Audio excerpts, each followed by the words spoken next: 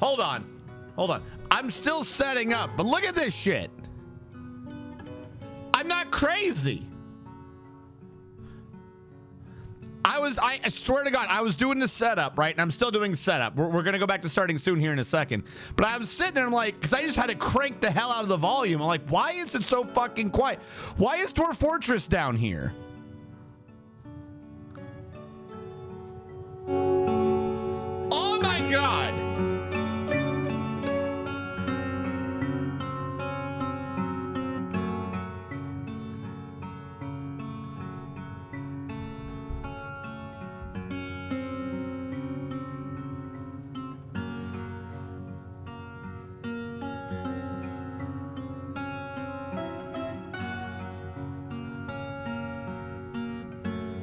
The dragon Pandasaurus Rex has come. A gigantic reptilian creature. She is magical and can breathe fire. I didn't put the short one in yet. These monsters can live for thousands of years. But that's right. I'm late because of Panda. It's all Panda's fault. Blame Panda. I don't have to take responsibility if I pass the buck.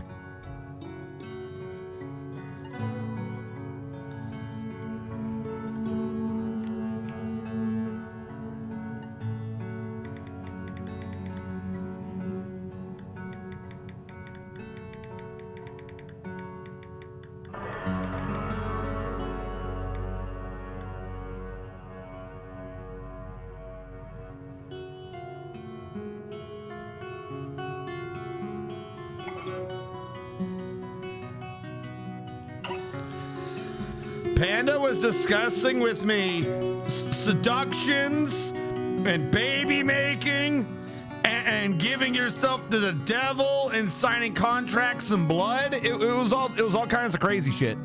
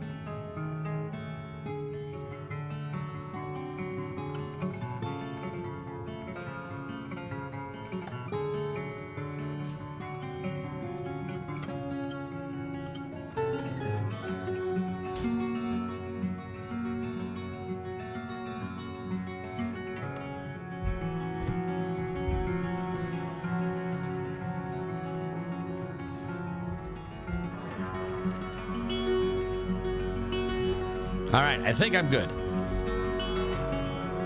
What the fuck? Why is this giving me a Sherlock Holmes pop-up? Sherlock Holmes is having a franchise sale. Terra Invicta is having a midweek sale. Why does Terra Invicta sound familiar? Are you on my wish list? Do I own you? What are you? I'm adding you to my wish list. I don't know why you're not on my... I don't know who you are. You sound familiar. Whatever, I'll come back to you.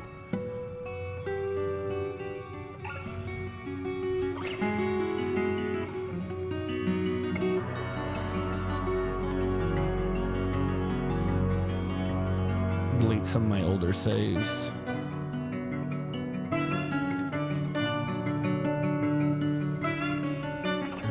Yeah, we got some old saves in here. Hold on. Meow meow meow. Meow, meow, meow, meow. Meow, meow, meow, meow. Meow, meow.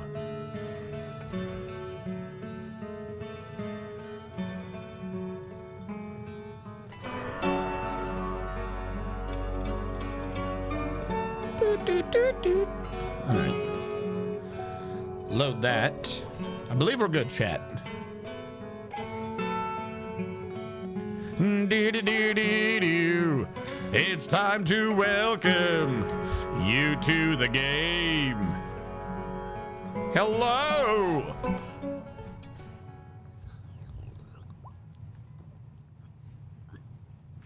I knew for a while that I was like, man, this game's getting quieter and quieter every time I'm playing it, and I don't know why. For some reason, it had a really low audio. Hide all your eucalyptus. I don't see why that would be true. Coca-Cola 5 has Maybe come. we'll actually hear music Koala again. We haven't herb. heard music in a while. Koala herb. Welcome in. Panda. Coca Koala. Jitterbug. Keladon. Sound effects for my cell phone. Admiral Wiley. Always ready to be like, you're late. I demand my payment back. Welcome. How goes? See, now suddenly the game's a bit Neither sharp loud. nor dull, Vorpalin comes galumphing in. Now I'm gonna have to reset to all those old numbers. Good thing I remember them. And who could forget the Vorpalim?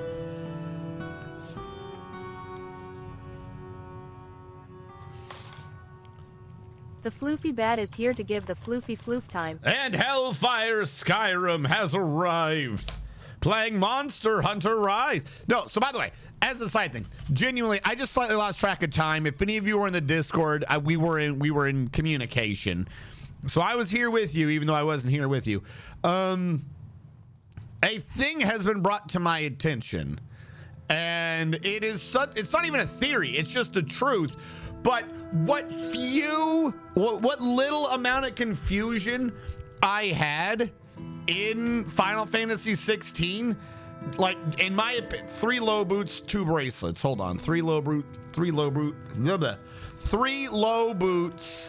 2 bracelets. 3 low boots, 2 bracelets.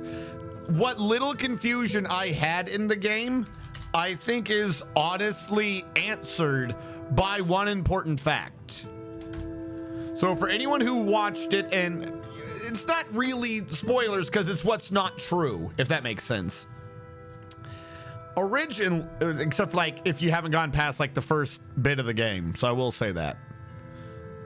I'll try to make this as careful as I can. One of the big summons in the game, Ifrit, was originally Diablo. In the early production of the game, Ifrit was not Ifrit. The whole game was designed around Diablo. Make it like that. Literally makes so much stuff click into place when you think about it. You're like, oh, like so much of the game, like the little details here and there where you're like, this doesn't, why, what is your reasoning, how would that even make sense? It snaps. It absolutely snaps once you're like, Ifrit wasn't supposed to be Ifrit. Ifrit was supposed to be Diablo. Makes way more sense. If any of you are in the Discord, I had the conversation in the Weeb Hole channel. It's so good. Like I said, it's not even like it's a like someone's back doing it. It's a conspiracy theory sort of a thing. Like, no, apparently early on, the game had Diablo. And they decided not to do that because they thought it might look like, it might be like the anime Devilman. That's it. Like, literally, they're like, we feel like right now this has kind of been done. So at some point in production or whatever, they changed the whole thing over to Ifrit. And suddenly a hell of a lot of that game makes way more sense.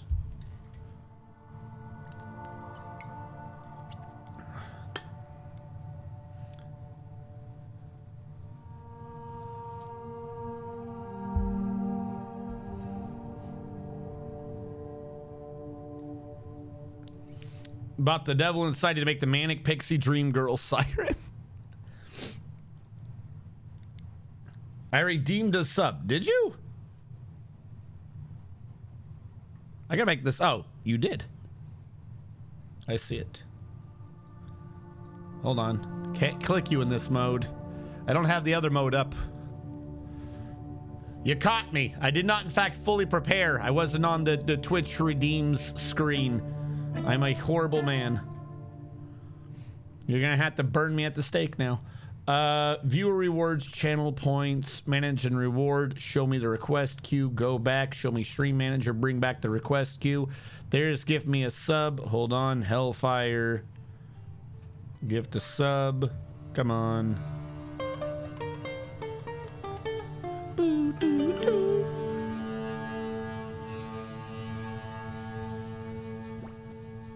And then back to the redeems, mark as complete.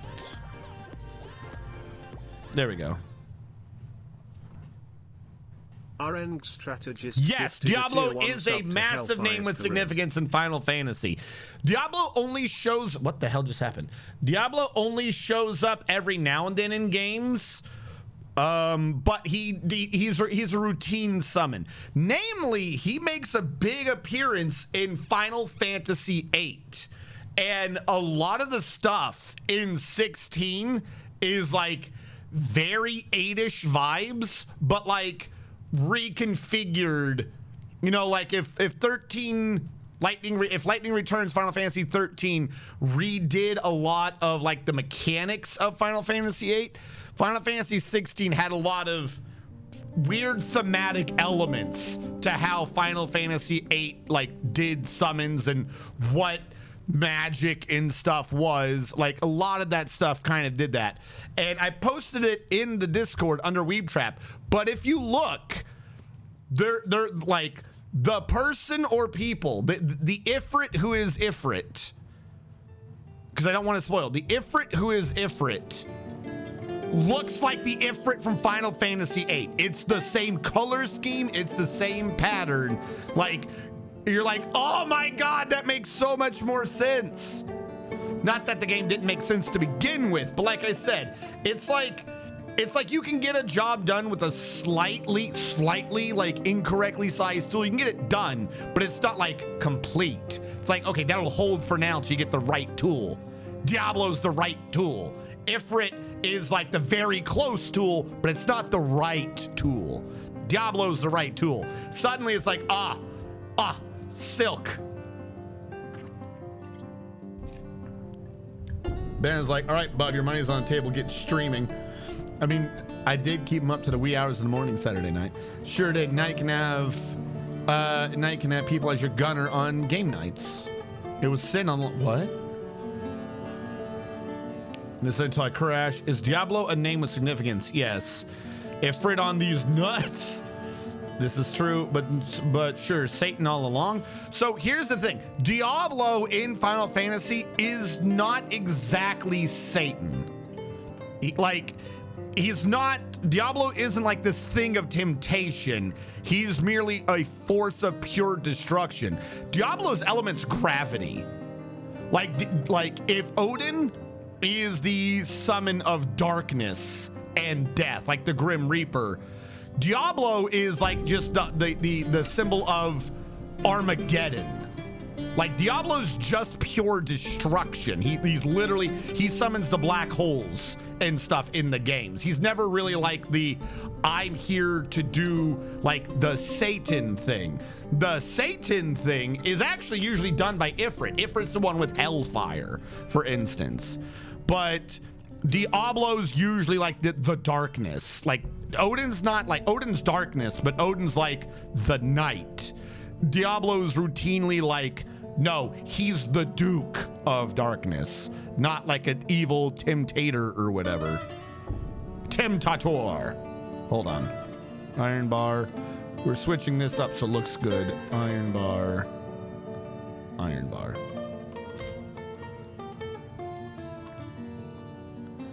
Seems to me the police department is missing something very important, glitching in and out of a very narrow red corridor.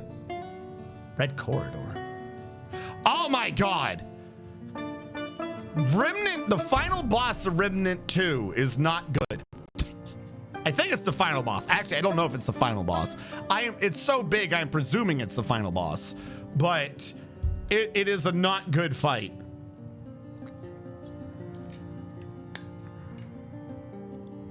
I don't see how that makes it make more sense. Like I said, I had the discussion in the Discord. I don't want to necessarily, like, if you're going on to the Discord, you know that we're going to be discussing games I've recently done. This can get uploaded and people can watch things out of order, if that makes sense. So I don't want to necessarily go over the minute details, at least not for a bit. Not just slam someone at the beginning of a video or stream with it. But there are a lot of things that the bad dude of the game is saying that they're using Ifrit for, and how like the icons are supposed to work together, that doesn't quite make sense the way it's written in the game. Like, you think like it's good theming, but if you think about it, you're like, why would this one be doing that? Why would that would, like, if you really think, well, like I said, we had this massive discussion at the end of 16 about how it really seemed that the bad guy was just stupid. Not like the plot was wrong, but like literally like that was like possibly, what do you mean building present? There's no building here. That like maybe the dude like was unable to understand free will or something. And there were some things he like the bad guy was hung up on. But if you read, what do you mean you're starving? If you redo the game with the idea of like who Ifrit is technically supposed to be, suddenly half the shit he's talking about, you're like, oh, that's right, we got a bunch of animals. You're like, oh, that now makes more sense. Because just like, okay, he's not, you know, the bad guy is not angry at an Ifrit not listening. It's like, well, why would you expect Ifrit to be doing this? He's angry at Diablo not doing it. Now that makes way more sense. He's like, well, I made you to do this. It's like genuinely thematically, if you made something to do something, right? Like, why would you do Ifrit? Mr. Man Doesn't is make here. sense. It is time for previews. Diablo make like I said, it's not even what you're doing that it makes your character make more sense. It makes a lot of the minor plot holes of the bad guy's story, like his motivation, his confusion. A lot more of it suddenly is like, I get what he's saying now. Like if the bad dude is talking as if he's talking to Diablos with his grand plans of the future, makes way the fuck more sense. Ifrit, you're like, okay, but why Ifrit? Like, why would you use Ifrit for this over literally anyone else? Like, wouldn't you use Odin for your plan? Why has it got to be Ifrit? This don't make sense. If the person is Diablos, way the fuck more sense.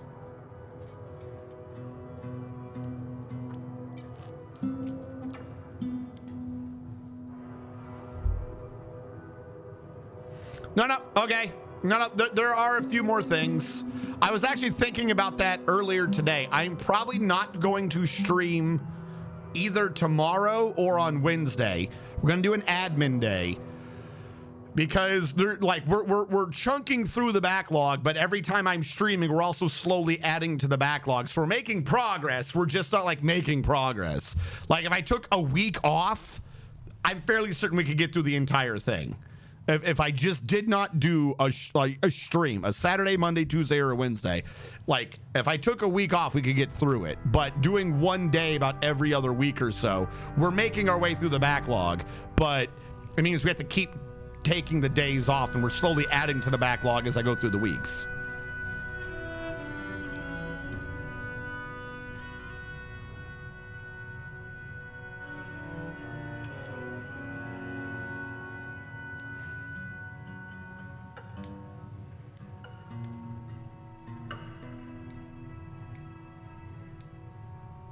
It's not even the bad. It's usually 98% of the entire population of a game are Teflon-induced brain damage to the extreme. What? Isn't the secret of it is that Ifrit is the ugly... So no! Like I said, like there are a lot of things about like, it's just how the hell do the icons work? That's really what it is the icons inter-iconal relationships don't make a whole lot of sense until you replace Ifrit with Diablos. Then it's like everyone's been like one square out of position, and once you realize that Diablos is like a different size shape to Ifrit, suddenly you put Ifrit in, and like Tetris, everything goes, oh, you rotate this one, click. You're like, and when that one's rotated, you freed up a 2x2, put that one in there, and now we freed up enough space to put in the 4 long one. Like literally, it doesn't fix too much, but what it does fix is like, you know, dawn breaks over Marblehead. I always forget the phrase from Star Trek, but someone and someone at Tanagra. Fucking, it makes everything go from being like very, very close and good to holy shit, like this is fantastic. But apparently they decided not to do Diablos because Devilman.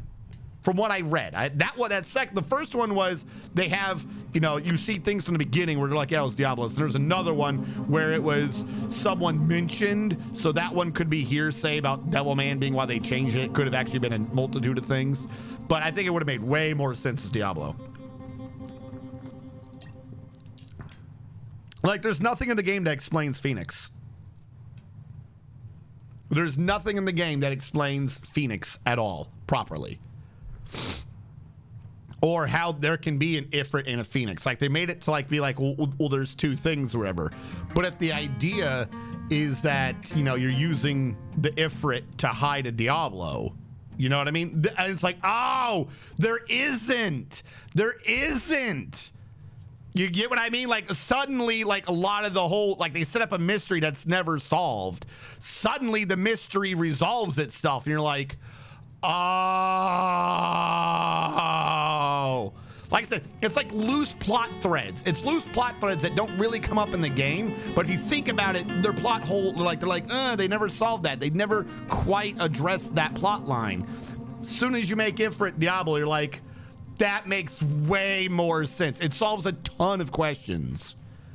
Like I almost feel like they just needed to do like one more story beat right before the end where like you reveal that it's Diablo, and it would have made would have solved the, like literally would have blown my mind, just gone.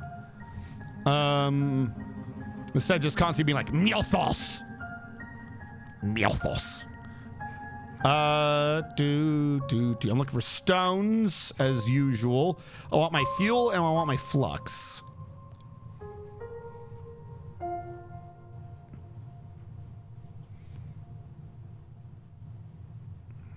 Lignite bituminous. I'm gonna sneeze now, and it's your fault. I don't know if I took my pills. Chalk limestone. I mean, like I said, the air's actually been like really clear after that big storm came through, so it's been mostly fine. The only issue I've been having today is my eyes won't stop crying. I keep having runny eyes.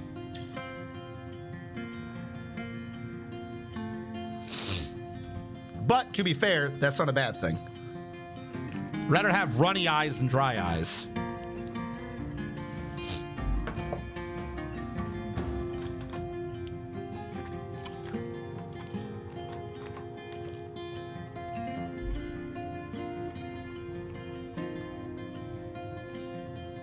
Take Diablo, set him on fire, get Ifrit. Bless you. And that's what he was all along. Diablo with Phoenix stuff. Like I'm saying, that's what would make sense. If you're like the idea of like, you know, they keep saying like Ifrit risen, right? Like if it wasn't Ifrit risen, but Ifrit. If you take a Diablo, you mix together a Phoenix, boom, you get a burning fireman with 4 wings.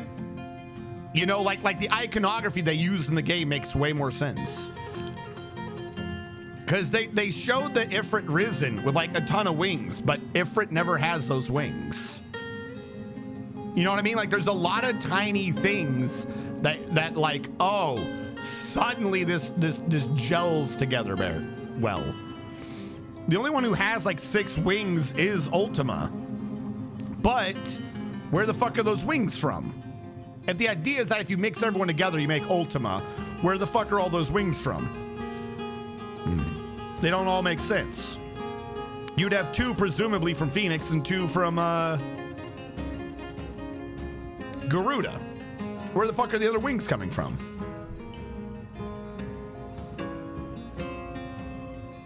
You need someone else with wings. 2 low boots.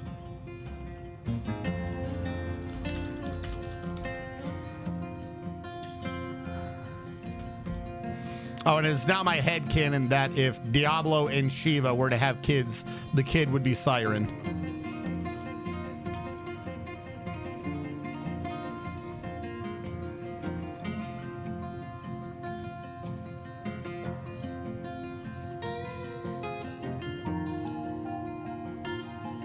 Did you see the news about Mario's voice actor effectively retiring his role? I mean, one dude has been Mario for a while. Hello, Celadon. Thank you so much for joining the Discord. Hold on. Mario voice actor retires. The iconic English language voice behind Mario, Luigi, Wario, and others is stepping back from playing those roles. I mean, this dude's been doing it for like 90 billion years. Like, I don't blame him. I'm like, flat out, I'm surprised he was able to do all those voices for this long.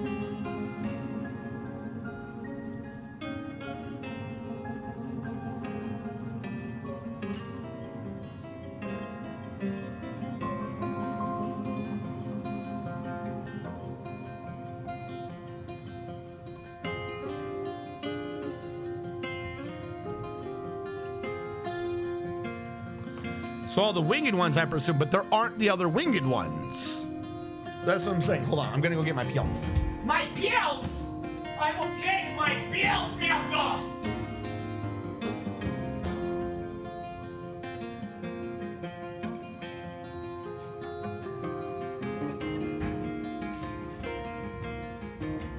Mjolnir, did you take your pills like I told you to?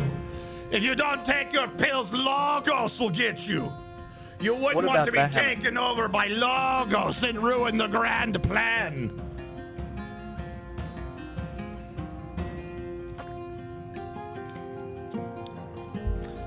What about Bahamut? Oh, you're saying as a wing because he's a dragon? No. The problem is they're not bat wings. Like, I'm talking about fluffy wings. If you look at... I had posted it in Discord. But if you look at the wings, none of them are really like Bahamut wings. He has 6 fluffy wings, and 4 of them are black. You had the Garuda wings. Who the fuck are these? Maybe 2 of these are the Phoenix wings, but every time he does a Phoenix power, they come out red. So, but maybe we'll say Phoenix wings. Who are these other wings? That ain't Bahamut. That is not a Bahamut wing. That's what I'm saying. The pill's killing me. That's what I'm saying. It's a minor thing. I'm not being like, oh, there's a major plot hole. I'm just saying, like, if you realize that the core structure is the Diablos, a bunch of things across how the icons worked and what their roles were and like what the grand plan was suddenly make a lot more sense. Because there's nothing in the game to even explain where the fuck Phoenix came from.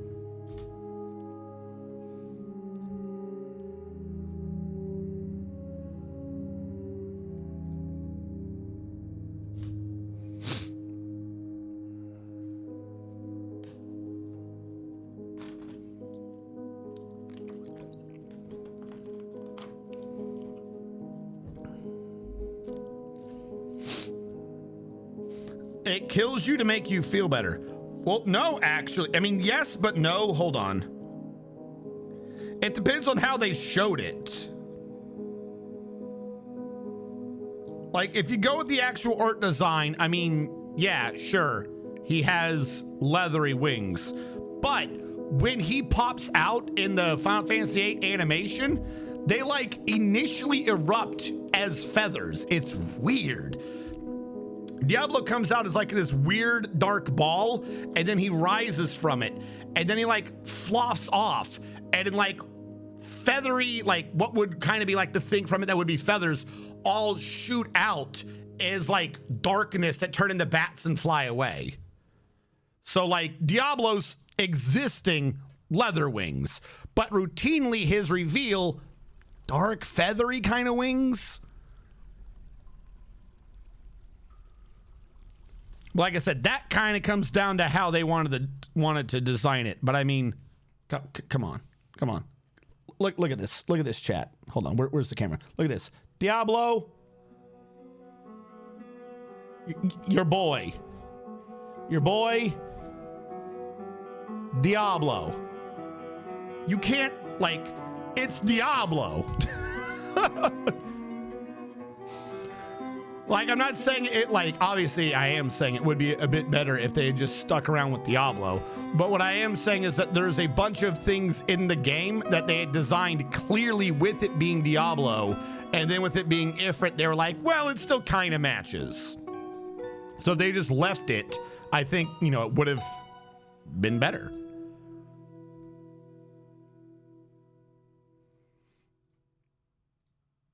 I don't have the things running again, do I? Hold on.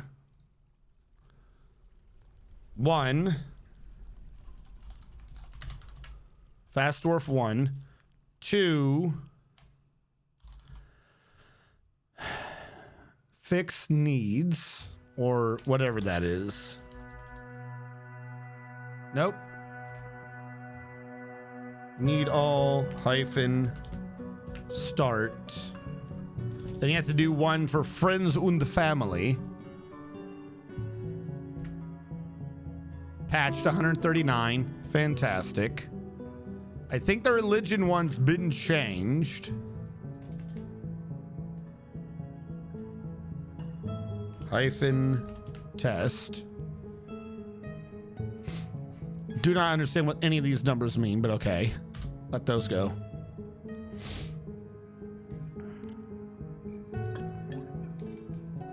Daddy was Diablo. Like, flat out, if that is what they went with, that would still make tons of shit make more sense in my head. You know what I mean? Like, I'm just saying the presence of Diablo in Clive's family. Like, even if Clive wasn't Diablo, but was in fact Ifrit. You know what I mean? Like, that would still work. Just if there was an idea of there was a Diablo. Like, if you took the idea, right? That, like, the big thing is that he wants Ifrit for still kind of weird. It's like, well, then where did Phoenix come from? Whatever. If, like, somehow in the fight, Ifrit, the idea of Ifrit Risen had split into two ideas, a Phoenix and a Diablo, like a Hellfire, like a, like, you know, destruction fire versus fire of rebirth. And then, you know, if the Diablo line, like, you know, you had the primary, like, it's like, well, why do they always have it? Well, maybe they're always having a Diablo. And then, like, the crazy bitch family, or maybe she had the Diablo the whole time. That would make mom make sense. Not even the dad, the mom. If the mom's family was doing a Diablo line the whole time, but because you were mixing together two fucking, like, icon bloodlines, if you do it with fire, you get Phoenix. Like, you're forcing a Phoenix out, but it's not the proper thing. It's like the antithesis that keeps shooting out. But if they actually mix together correctly, you finally get an Ifrit again. That would make sense. That would make the mom make fucking sense. As if it turned out the whole time her family was actually Diablo. You know what I mean? I'm telling you, Diablo being present in his family, depending upon where you fucking stick Diablo, makes the storyline just like gel well.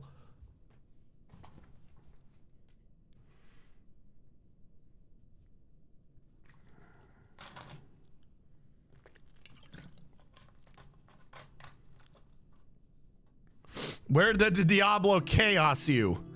Right here. Diablo chaos you right here in the dolls.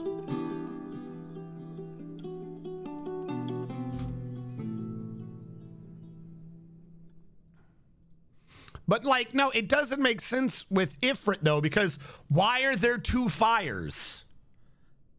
Like, that's a question the game never answers, right? Why are there two fires? That's a big thing about suddenly there's two fires. How the fuck do you have two fires?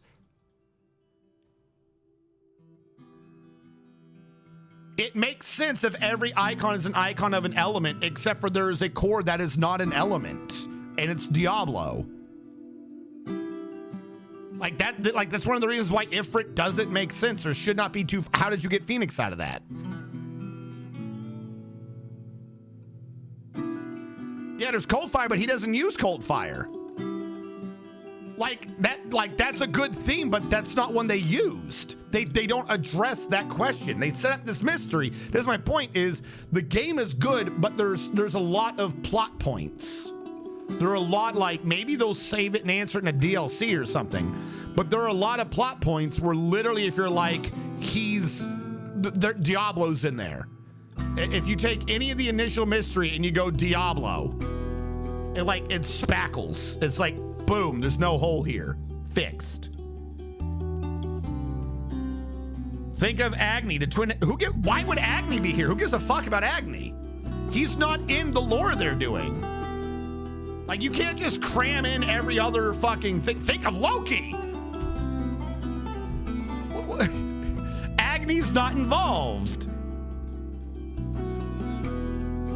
I'm talking about an actual, like, this is a Final Fantasy lore.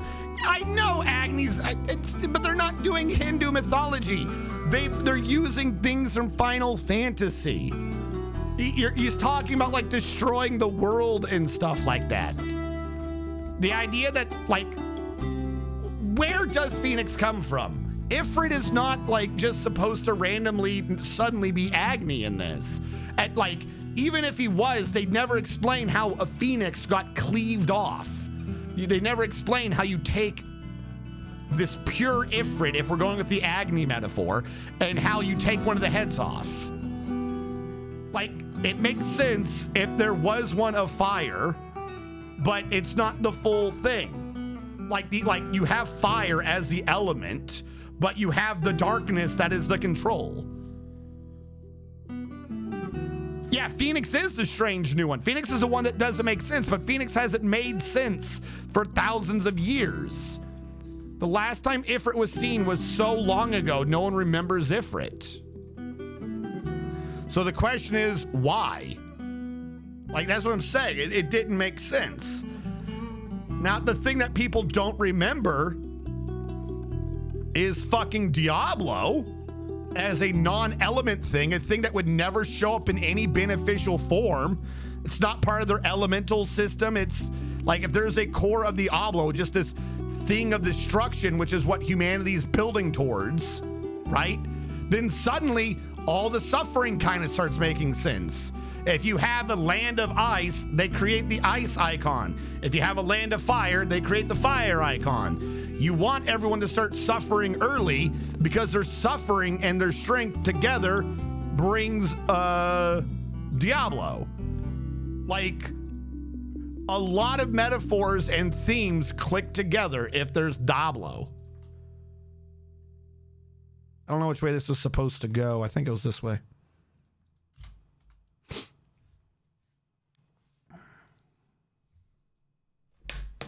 Maybe that's a similar schism to Leviathan disappearance in Shiva.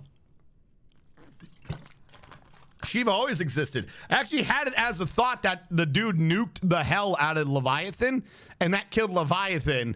But you have the energy of 8 icons. So the fucking automated system he tried to bring it back.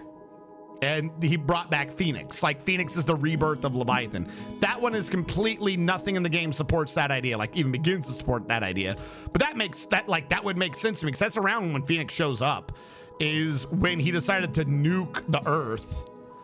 Auto suspend. Okay, auto suspend is going. When he decided to nuke the Earth, all of a sudden Phoenix showed up. It would make sense if it was like everyone was rallying behind Leviathan. Leviathan was fighting off everything, so he nuked out Leviathan.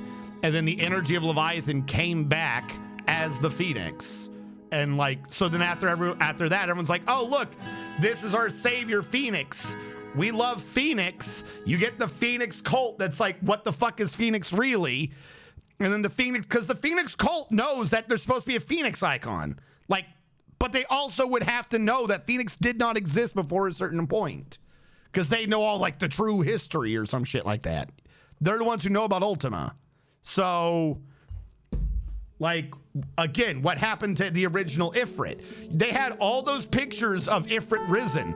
It says Ifrit Risen. Everyone from way back when knew Ifrit Risen. So why does no one know, like, how do they have a picture of Ifrit if he never existed until we had Ifrit? Unless, like, they just did a translation over a word, and instead of Ifrit Risen, everyone's been referencing Diablos, and you spend the whole game as this weird creature Ifrit, and then I mean, obviously the player would realize sooner, but you're like, oh, you realize that the Ifrit is just Diablos using Phoenix's abilities, because he's blessed by Phoenix. You know what I mean? Like, you know, he has the fireball shield thing. That's just gravity.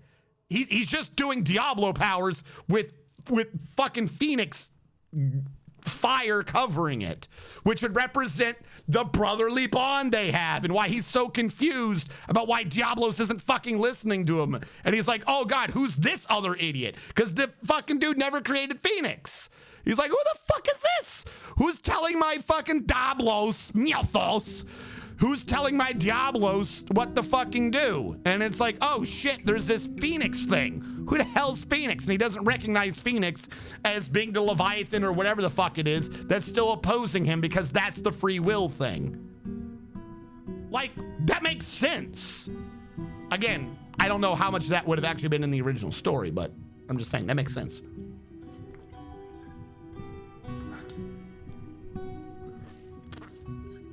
Ice isn't froze water in Final Fantasy.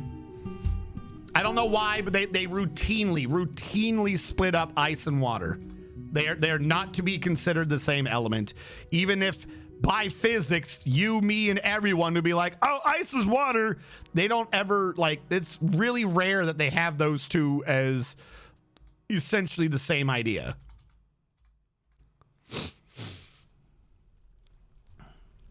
Yeah, so that's what I'm saying is if you take the Phoenix rebirth fire idea, right?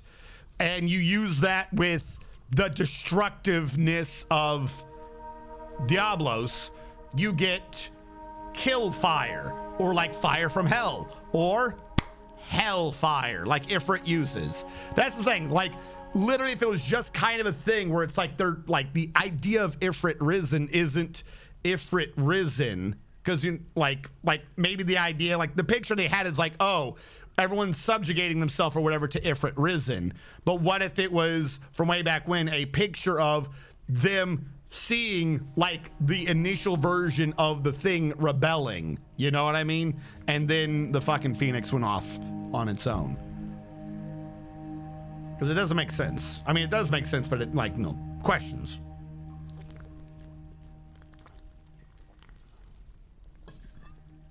Yeah.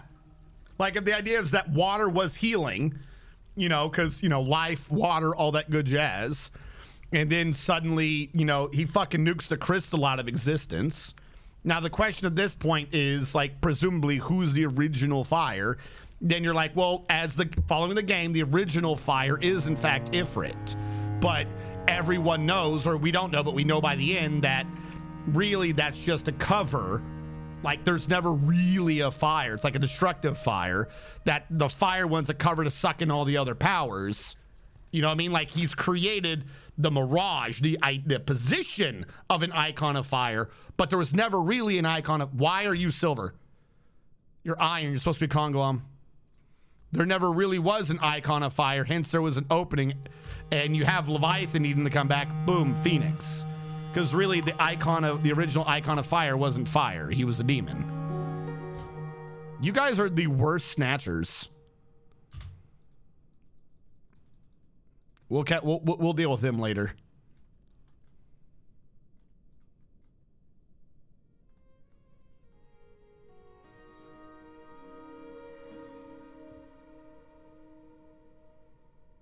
Is CJ here?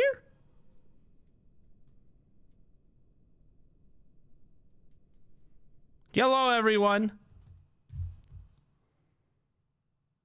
Oh. No, I don't remember. Excuse me. It's too far back. I do not remember these things. You were supposed to be Conglom.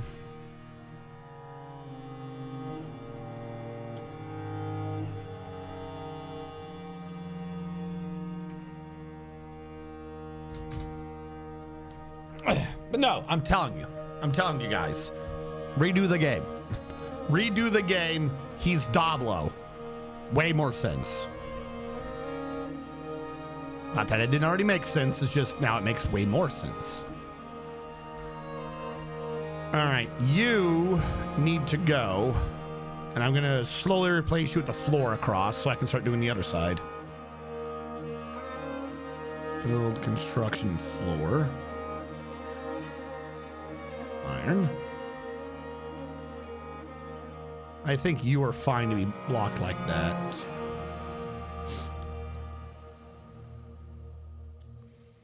I don't know. Whatever the reference was, I probably either or both.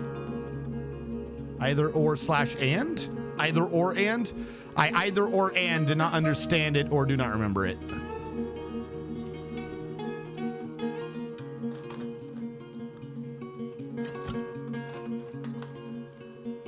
Also, hello, Silveraku. But yeah, no. So like I said, possibly even both Tuesday and Wednesday. Like if I can do a double process of getting the things from the Twitch to the YouTube and then processing the YouTube thing out, we can have an actual just moving of stuff out of the damn way.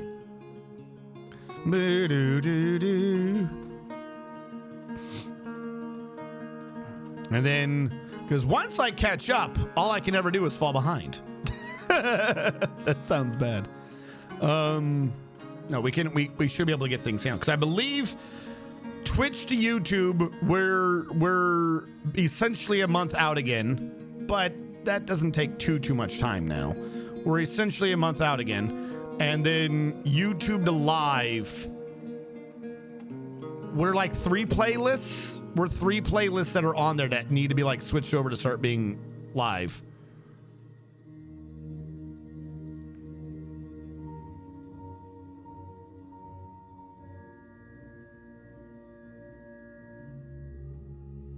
All right, and we shall start doing this room. We have been here before, apparently. Nathaniel has mandated the construction of certain goods. Of course he has. If I remove that one square, we can make this go faster. What have you mandated? 3 quivers. All right, I don't agree with the idea, but I'll go with it. Sure. Other quiver. 3.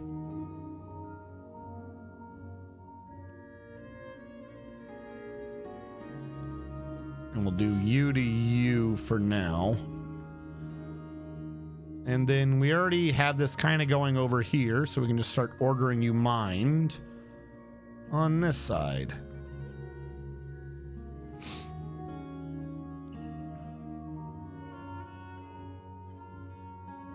Making up some good titles. Yeah. Just yeah.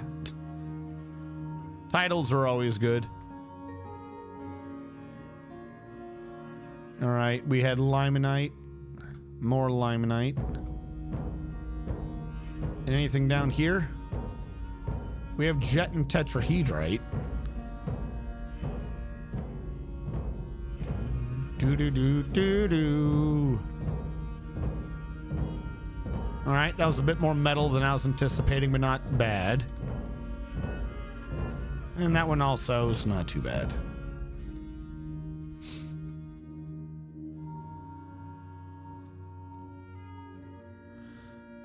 You to you, Conglom. This one's getting done relatively well. Oh, I got to start up.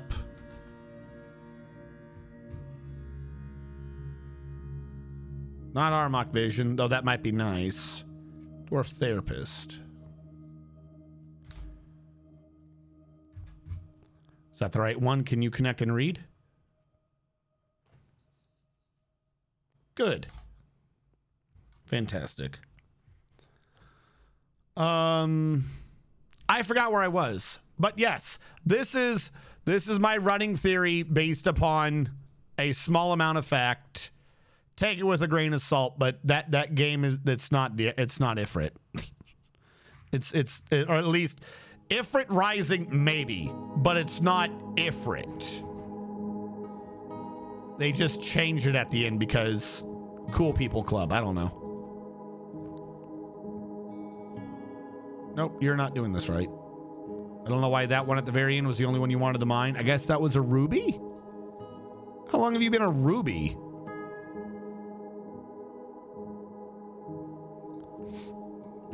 Why are you like that?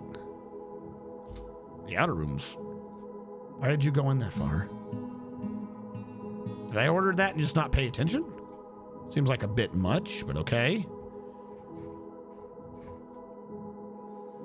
We are actually going to have to probably make more Conglom today, chat.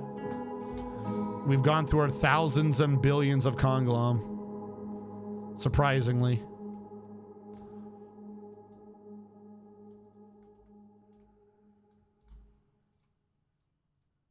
UTU Conglom. UTU Conglom. We're probably going to start banning a bunch of things too. Just because I have a lot of bars showing up that I really don't care about. I probably traded for them for weight, but now they're kind of in the way in my list.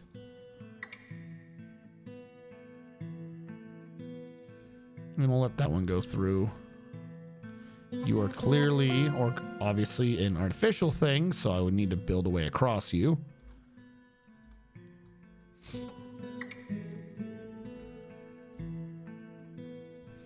But yes, how did your weekends go with that? By the way, if anyone, secondary thing, which was brought up earlier, if any of you are playing Remnant 2, get ready to have seizures. I love the game. I've been doing the game up to the very end, which with what I believe is the last boss. I didn't really have too much to say or complain about it. Then you get to the last boss. And the last boss, and the first phase of the last boss isn't even that bad. The last boss keeps regularly switching back and forth between two different battlefields. And one of them is like neon and red. And one of them isn't. So, felt like I was stroking out or some shit playing it. Every time, like, it would do a change, like, where, what just happened? Where, who? And it just keeps switching back and forth. And it's, like, not great at all. I don't know. Maybe I'm just being old. I'm like, this is visual crap. I cannot tell what the hell's going on in this fight. Apparently, what I've seen is that the trick to the fight is you're supposed to turn off the music and listen to the audio cues, like I'm doing. Was it Lightning? Was it that one boss fight in Lightning Returns? Or no, was that Tin 2? I can't remember which one's which. One of those, I think it was Lightning Returns. The one boss fight versus the dude who was dead but not dead because God killed him but didn't kill him so that he could be back to life because God died without dying. You know, that guy. Bunny Venezuela and the surprise dungeon 4-hour boss fight. Yeah. No, I was talking about the boss fight before that where it's Odin. Your horse is Odin. I was talking about that one. Where at the end, there's just like, you're doing the fight against him and he's playing it like he's in the original Final Fantasy 13 series. Like he's playing a completely different game than you've been playing up to this point, and you just have to go off of the sounds of the hits to know when you can do shit.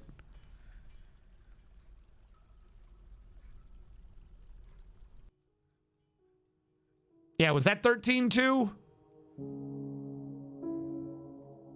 I thought that was Lightning Returns. Like the map where the Chocobo is Odin for lightning and Zaz is not allowed to be happy again because for some reason that game series hated Zaz.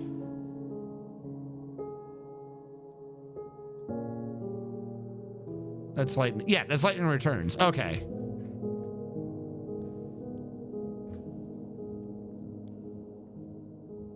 Let it not be said that I am never not confused, but no, that was Lightning Returns. Yeah, Choco Odin was definitely Lightning Returns. Yeah, remember when we went through the fight, the dungeon behind the reveal, or right before the reveal of Choco Odin, and the one dude who was like, please kill me in 13.2. He's like, if you kill me, the god will die. And then you're like, no, I won't do it. So you kill him and then God dies. And then everyone dies because your characters are that fucking stupid. Yeah, no, that fight. Remember the one that you could not tell what was going on unless you were just listening to the sound effects? From what I've understood, that's basically what the final boss is in Remnant 2, which is not a first-person shooter. It is a third-person shooter, Dark Souls. So what you want in a Dark Souls game is a game where you just can't be using the visuals at all because you have no clue what's going on. Like it switches back and forth way too much.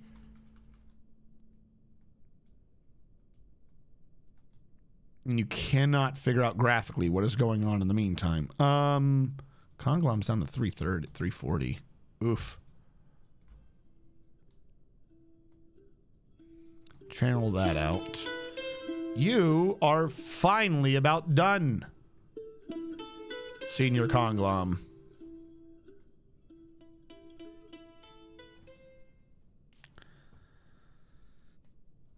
So like Kerbal, another Mass Effect win.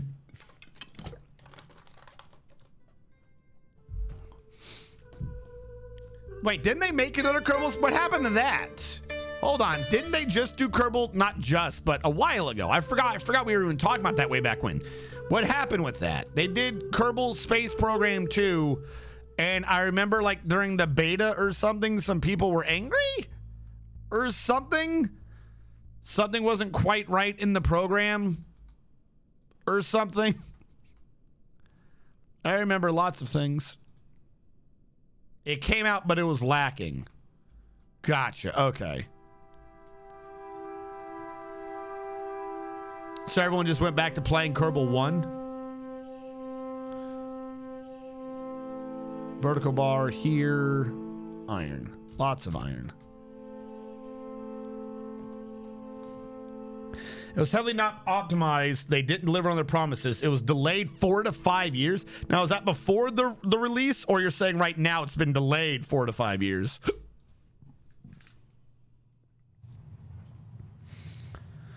Kerbling Panda, I'm vaguely scared. It was lacking basic features. That's the thing you should never do. Just as a rule, kind of. You should never not have features your base game had. Obviously, your sequel's always going to be compared to the base game. You should always make sure to maintain that.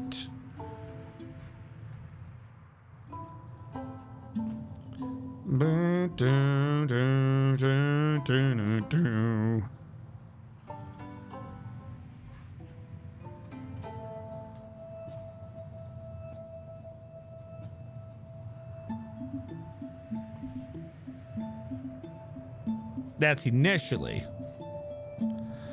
I can't fly in Kerbal either. Here's the trick to Kerbal Space Program. Why are you wrong? Oh, here's the trick to Kerbal Space Program. You don't fly a ship. Like, I think I'm completely serious. I think a lot of people could wrap their minds, could move the ship better if they just get it out of their head that they're moving a ship. Like, if you stop thinking of it like a ship that you're moving and more of a method of drawing circles, I swear to God, I'm not even joking, as a method of drawing circles, they can, like, a lot of it snaps into position. Because you, like, when you accelerate, you're used to, like, a lot of people are used to a game where you're here I didn't know it was that. You're here, and you want to go that way. You know, the rocket knows where it is by knowing where it isn't. Well, the problem is a lot of people get confused in Kerbal and other games because they're like, oh, I'm here, vroom, vroom, vroom, vroom. And they're like, nothing's happening. And they're like trying to get over here or some shit. So they're like, oh, I want to go this way, and then I want to, you know, turn and shoot this way. And you know, that's not gonna work. That's never how this works. I've done this horribly wrong. That's never how this works.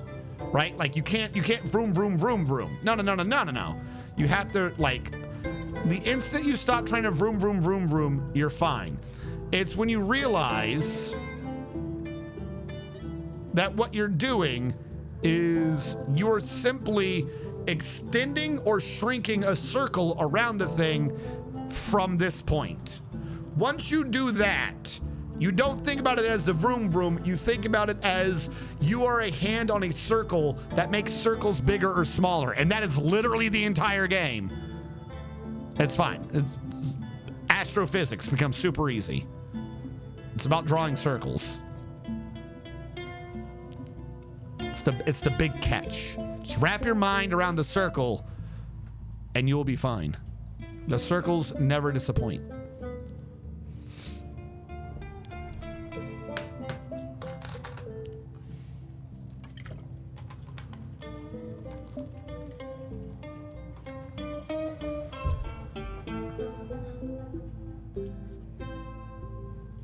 That's the orbital game on Orbits on Rails. Yes. No circle. Yes, circle. Yes, circle. That's how you get it these done. Squares make a circle. Squares make a circle. This is actual physics. It's just about circles. Why did I use iron again? It's just about circles. That's all it is. That's why those idiots were like, oh, we never landed on the moon. I swear to God, they failed geometry. It's like, it's a fucking circle. It was never a question about getting to the moon. It's about being ballsy enough to, like, risk a human life trying to do it. The hardest shit's getting off the planet and fucking landing, but we have missiles that do that all the time, and no one questions the missiles.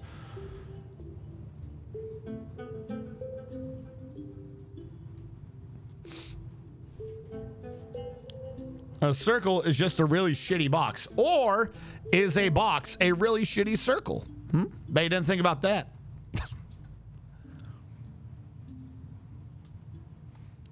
Once you realize that all would do better with circles, the world will be a better place. Build construction wall. This one's now kind of good. Backtrack it.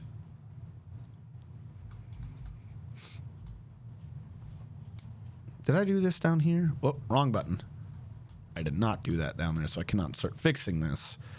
You to you, here to here, here to here. What are you? Limonite. Sweet. Missiles are just birds, and birds are bees, and bees are fish. Ask Panda. She's in California, where they made that shit up.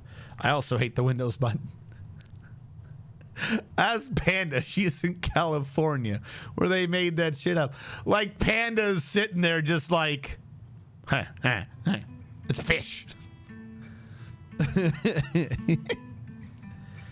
Panda's from Cali? No. Yes, we did in fact make up fish. I knew it. Panda is from extreme western New York. There you go. Oh, I mean, if I look down the hall, I suppose I can see her hair and say she is. Say she's in Cali, or say that she's a fish. I have gazed upon your hair, and I can declare affirmatively, thou art a fish. Thou art an aquatic creature, inappropriately designated. I hath won. All right, drag that out.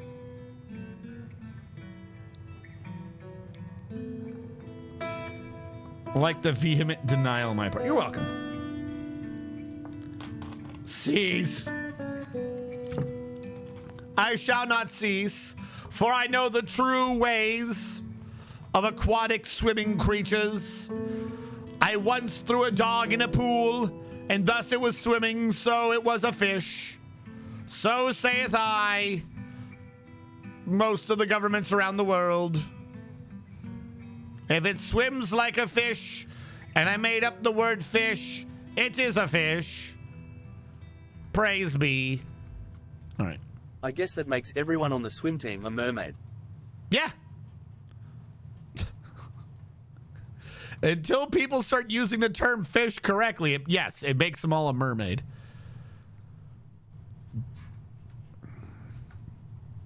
Where is my conglom? What am I doing back here? There you are. It is the weirdest, pettiest fucking conspiracy theory hill to die on. But I'm going to forever die on the idea that there's no such thing as a fish. And we need to fucking correct our language. Not that there's no such thing swimming in the water or swimming in the ocean or that vertebrates, invertebrates, crabs, or anything don't exist. I'm not denying the existence of any individual creature. Just the terminology, the verbiage of fish doesn't exist. It's a stupid word. I hate it. I like my shit being defined, and fish defines nothing. And they're all fishy. How can you turn on chat again like Horizon? No, I guess that makes sense. What would you call the things then? Oh, they all have actual proper names. Like if you go and look up any creature that you think of as a fish, they have like a certain name. Like they fit. Like there's not like a thing of animal called fish. You have like piscine and shit, but piscine is like a certain type of creature. But the term fish is applied like an umbrella term to anything that swims and you eat in a restaurant. Like fish is a culinary term. It's not a scientific term, but we've always just used the fish. Now, I'm not saying at one point there wasn't a reason to use the word fish, which is kind of the issue, but then we came up with better words. And we never stopped using the word fish and switched to the better words. So it would be like, it would be similar to using the word like for everything, but as if it was the only definition. Or not like, but very. So it's like, oh, he's very angry. We have a word for very angry. They're very sad. We have a word, he's very happy. We have a word for, he's very fast. We have a word for that.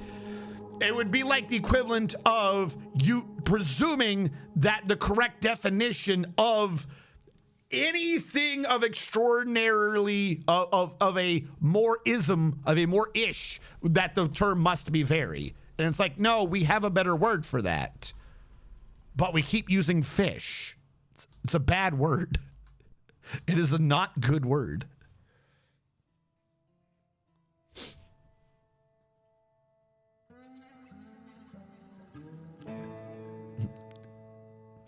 Hi, hey, hello there. We really like to make sure you know there's... Yeah, apparently, if you live in California, everything can kill you. But if you don't live in California, you're fine.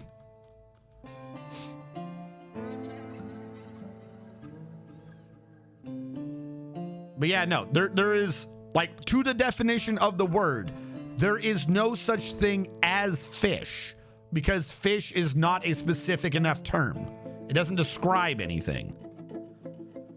That I did iron again. We use fish to describe anything that swims in the water. Basically, anything that swims and lives in water, we go, oh, that's a fish. That'd be like describing everything that flies as a bird. It's not right. It's like that's a really simple way of defining something. It's not great. There are better ways to do it. But if it's in the water and it swims, like everyone they do that petty thing, like, oh, that's not a fish, that's a dolphin. A dolphin's a mammal. But they only do it for like dolphins and whales. When it's like, yeah, that's also not a fish, that's a this. That's not a fish, that's a this. That's not a fish, that's a crab. Crab are not fish. A crab is not a fish. You know what I mean? Like that's my point. Like you have these people who pettily be like, a dolphin's not a fish, you're wrong. And it's like, well, yeah, none of them are fish, you're wrong. It's not a fish. It's a bad word. It's literally just a word that you use when you have no clue what it actually is, other than it's in the water and it swims. Like, I'm completely serious on this. I will die on this hill. I have brought this fight up this hill up multiple times. This is the hill I will die on. There's no such thing as a fish. The animals exist, but they're not a fish. Whatever you're thinking is a fish is not a fish. It's just something else. Perhaps if they narrowed down fish to the term fish to reference only specific things, I would allow the term. I would accept the term. But as it stands right now, fish is too generic. It doesn't describe anything.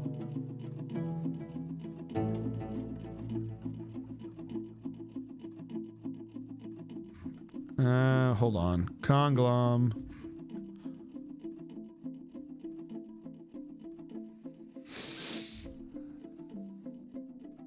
If they could, they would try to figure out how to label air, and they would be correct. We do already, Pinky. Aquatic vertebrates with gills. So it's generally quantized by constituents.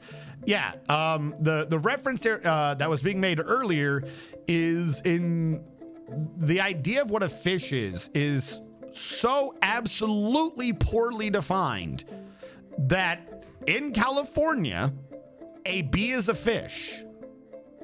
This has been argued and won in court that the definition of what a fish is, as the states try to define a fish, is still so absolutely vague that bees counted for environmental protection because they were in fact fish, and California had laws for protecting fish, and bees counted because the definition of a fish in California, and I'm not saying that California's the only one with a bad definition, I'm just using this as a real world example of what I'm talking about. The definition is so vague and pointless that a bee counted as a fish and they won in court. Bees are fish. Like, if there's nothing else, and you'd be like, oh, that's just California. But no, my point is that that's the same sort of definitional issue. If the idea of what you're thinking of is a fish, as a fish, is like, what are you talking about? I'm thinking of a fish, that's a fish, fish is fish. The actual definition that, like, nobody has a good definition on it. That the definition is so vague, a bee is a fish. A bee is a fish. That is how poor the word fish is. A bee is a fish. We don't have a definition for it. Scientifically, taxonomically, there's no such thing as a fish. It's an insane word.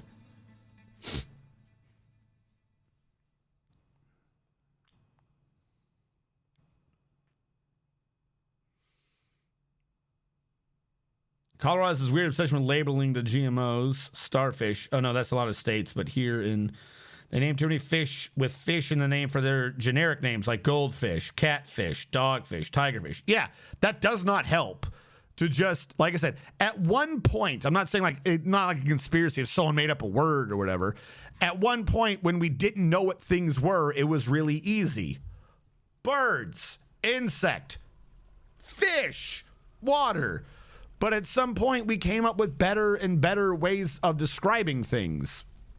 And every other thing kind of got replaced. Where it's like, oh, I don't know if it's real, but, there's the theory of, we may have tracked down what a unicorn was, and it's a rhino. Stupid nonsense like that. Where at some point, you figure out what is being described or what is being said, and you realize that there is a new, more modern word. You're like, X is Y. Y is a better way to reference this. I will use Y. We never did that with fish.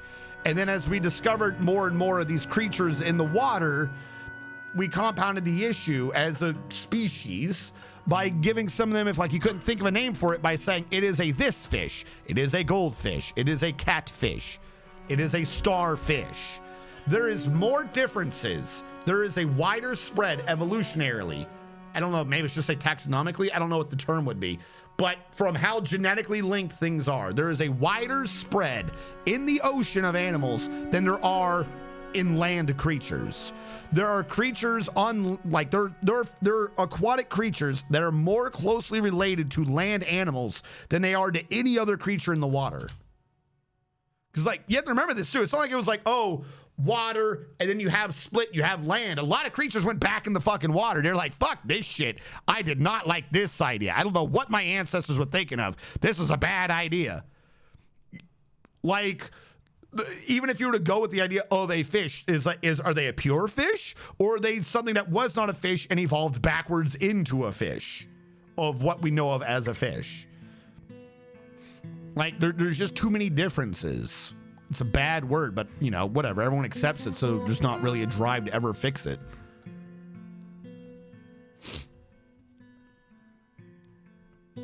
Angler, those are his favorite. Sunfish. Quote ad, a bee is a fish or efficient. Lands on to be fucked up, go back. It basically, like I said, it's just the real main reason why I stick to this, why this is such an obnoxious thing, is that the oceans, the percentage of usable space in the world is predominantly what's in the water. Having one word to describe the majority of everything and the majority of the available space on the planet is absurd. Like, we're so specific about like the 1% of the 1% of the 1% of the 1% of the 1% of like the amount of species in the world, and you get like the 90% of the 99%, and we go, ish. What? It doesn't make sense. We need more aquatic scientists. We need more aquatic scientists to pick up my crusade and go around the world correcting people so that we can all be educated together and stop using the damn word fish. Because the thing is, I use the word fish. Like, everyone uses the word fish because it's just so damn common, but realistically, no such thing as a fish.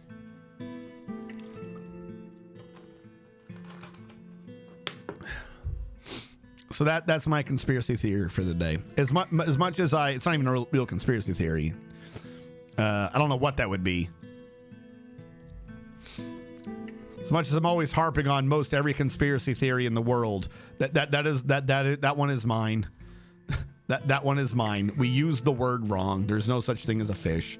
The majority of humanity is wrong and refuses to correct themselves. I need to make more conglom blocks. So I'm going to just start cranking out conglom blocks. Whoa. Now go. Repeat. Blocks, choose, conglom, repeat. Blocks, choose, conglom, repeat. Blocks, choose, conglom, repeat. And lastly, blocks, choose, conglom, repeat. Between 5 people assigned to this, it should get done.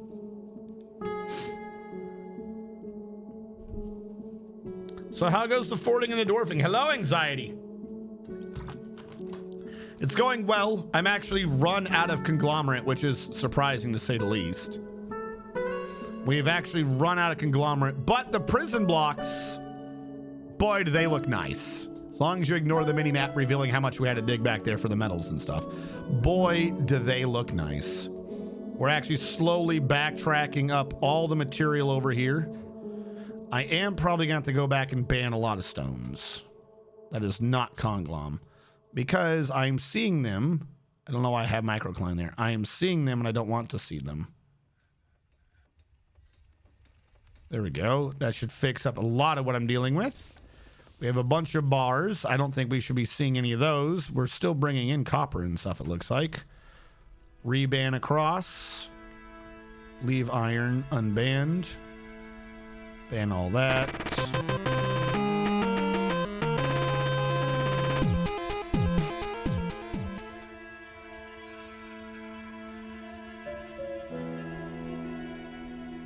Why didn't the text-to-speech work? I want my microcline. No. Please don't get rid of my microcline. It's the only thing I live for. Thank you for the resub.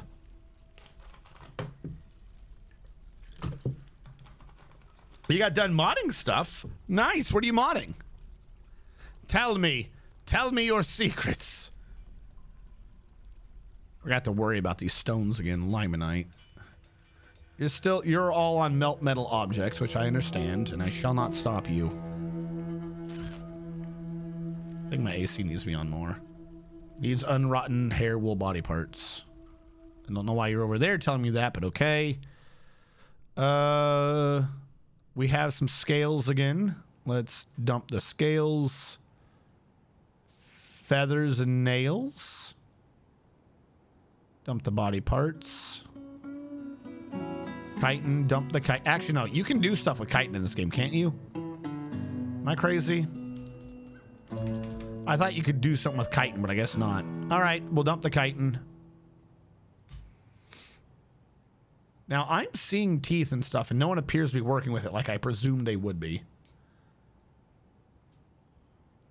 I'm adding big monsters that are demons based on Warhammer into the game. Which game? This game? I made a big mega beast plague monster designed to turn dwarves' homes into death traps. Oh, shit. Okay.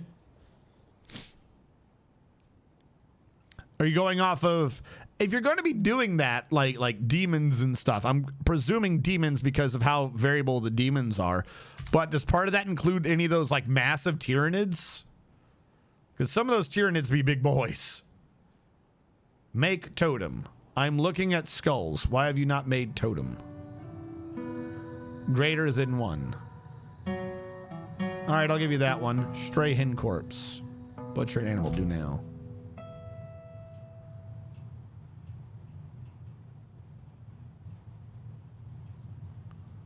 Why is nobody butchering? If we're going to have a hen corpse, I want it butchered. Butchering is under butchery. Slaughterhouse. Not everyone in my slaughterhouse has that on for some reason. Do not know why. But it has... What?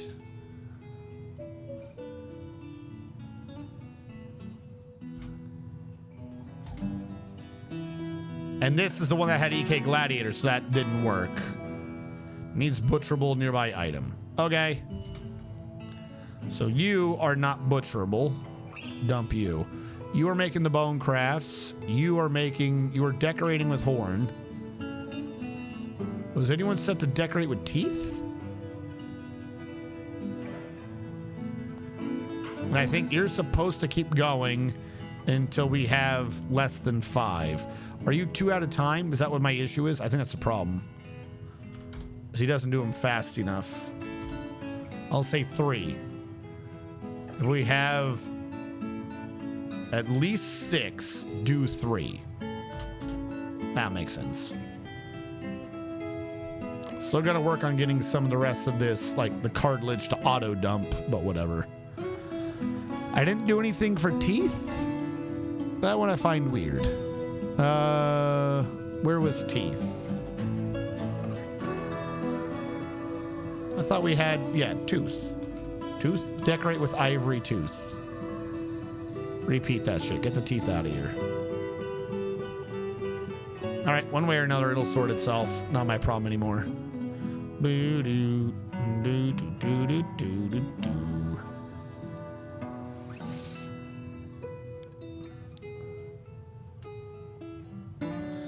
How do you save to a separate timeline for Fort without causing it to break?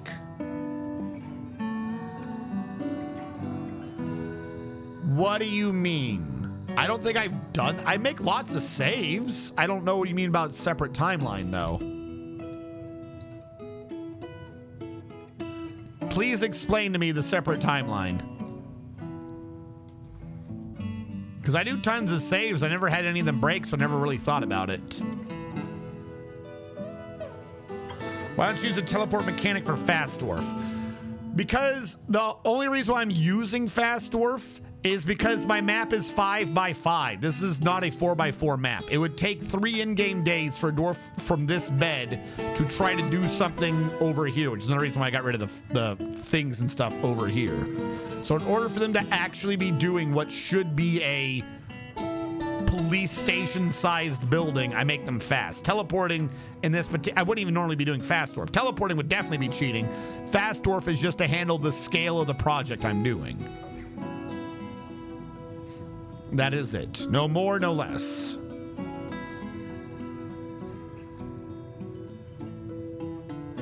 bunch of wood that's blocking me. All right. What are you? Are you the macadamia? You are.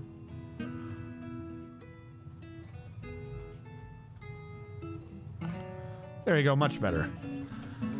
Kaolinite and limestone are still causing me a problem, but they are essentially handled. Kaolinite and limestone.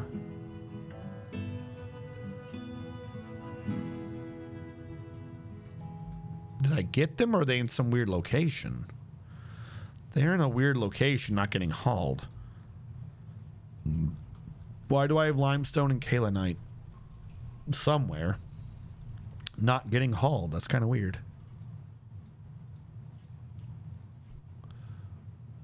There we go. We're starting to slowly climb back up in Conglom. Where do I have kaolinite hanging around? I see obsidian. I would understand if obsidian was in the list. Kaolinite's over here. That's what it is. I didn't actually reban kaolinite. And what was the other one?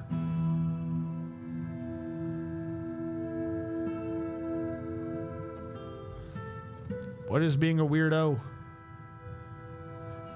Limestone. Did I trade for limestone and not have a place to put it? No, there's limestone somewhere. Just where it is, I don't remember. Rocks and stones? Stones. All right, you're on the left. Do I just need to reban limestone? Because I'm not doing steel right now. There we go. Problem solved. Macadamia. We have some wooden blocks hanging around. Conglom, I obviously can't ban if I'm trying to make more Conglom blocks.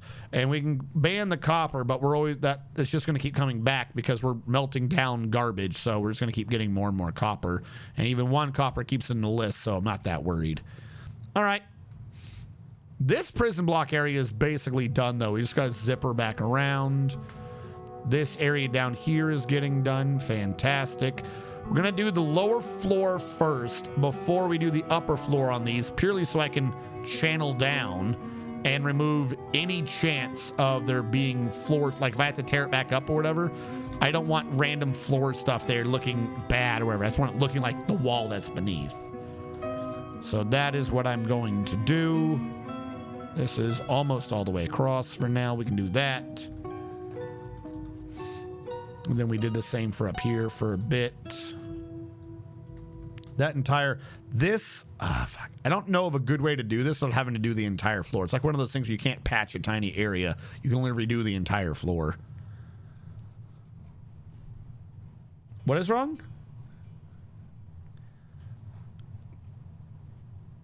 I can show some sprites. I do have a server. It should work. I'm butcherable. The button below the video should still work. His bots are having a tizzy and we haven't fixed it in weeks. Shh. I forget what I'm doing. I fix a lot of things when I remember. Things update and get fixed in batches. Why don't you use a teleport mechanic? So when you go to save and continue, it has the option to save to alternate timeline.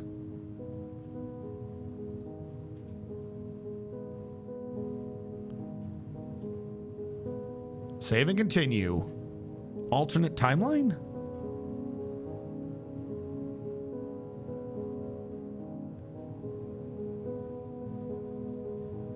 So, I do manual saves all the time.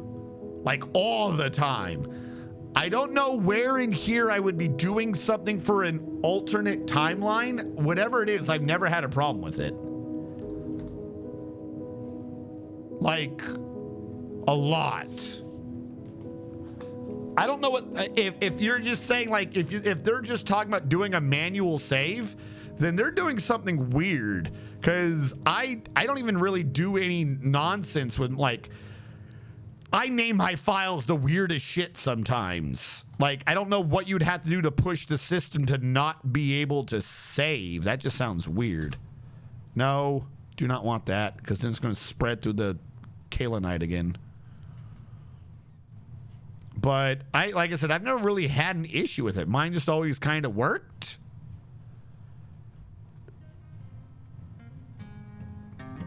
I think this area is stone.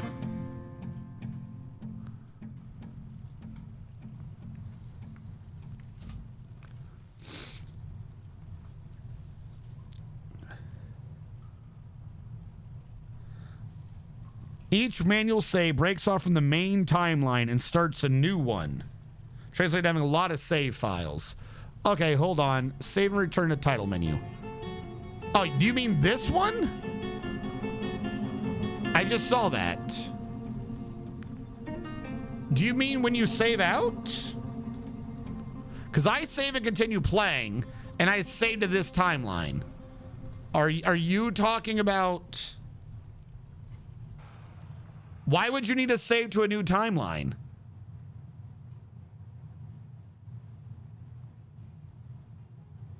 Like, hold on. Save to this timeline recommended. I don't know why you would ever need... I don't know what that button does. I don't know why you'd click it. Bear with me. If you want to keep the old save for like a bug, just do a manual save. Causes separate instances of the same fort? Like I said, I do manual saves all the time. I've never had separate instances of anything. If you save to a new timeline, that creates a new timeline, right? I'm presuming that what you're referencing is here, where if you save to a new timeline, you would have two folders, right? Like, isn't that what you wanted? Like, I'm being serious. I'm trying to figure out what save to a new timeline would be that doesn't sound like exactly what you want by doing that.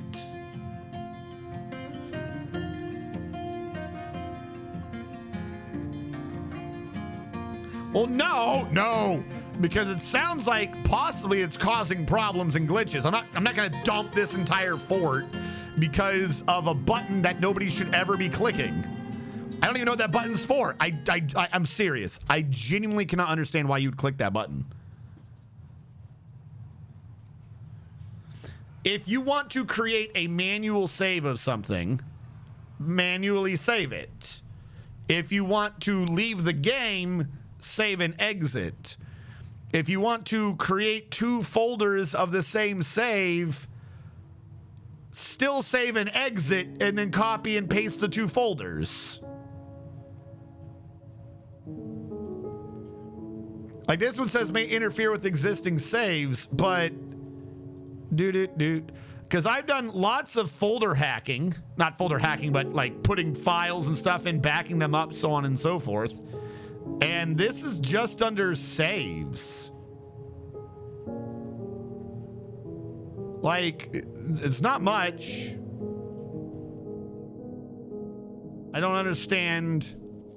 Just do a manual save, go in here, name it Armory 4, and then be like, all right, cut or copy it, put the folder somewhere else.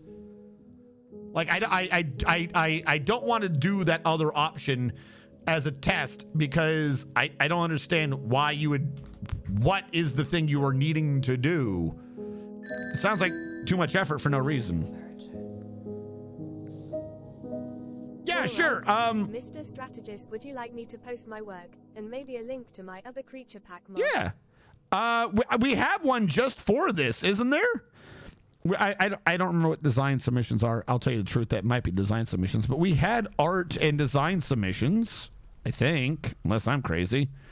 I've been filling art with our Forgotten Beast Fight Club, but we have art, and I believe we have design submissions, but nobody's ever used design submissions. So I don't know what design submissions is for anymore. I'm gonna tell you the truth. I just realized that one still exists. I have some people that says I need more channels, but I have like half my channels never get used. So I don't know.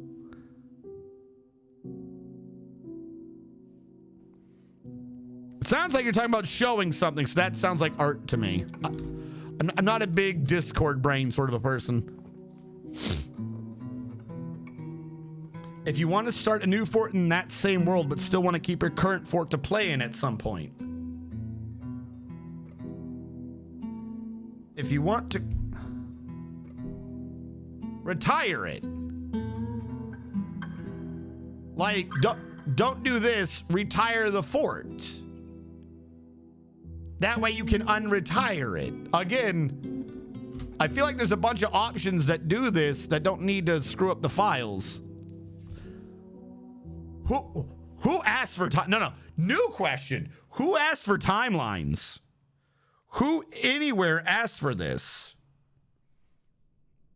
What are New Dwarf Fortress timelines? I'm gonna tell you the truth. It sounds like to me like we just need to get rid of this. Reddit, take advantage of the save the alternate timelines option. For what? When you save the fort, you have the option now to save it to an alternate timeline. Technically, you could do this before with careful use of save files. This shows you what's going on pretty clearly. I'm sure there's a lot of ways you could use it, but the one that immediately jumped out to me was Legends mode. You still can't access Legends mode in an active world. Well, what you can do is retire your fort in an alternate timeline, then copy and paste a folder. Jesus. What you do is retire your fort. No one does backups anymore. Start game existing world and go into Legends mode. This is how I figured out that 3 of my doors suddenly becoming nobles at the same time was due to nearly 2k Goblin Battle out of capital. For newbies, it's also jumping off point for stories. Your starter doors don't have a history, but your migrants do. Why did Lorba migrate to your fort and leave her husband behind? Yep, and using this for that, I found out a lot of... Okay, so save the timelines is for people who don't know what computers are.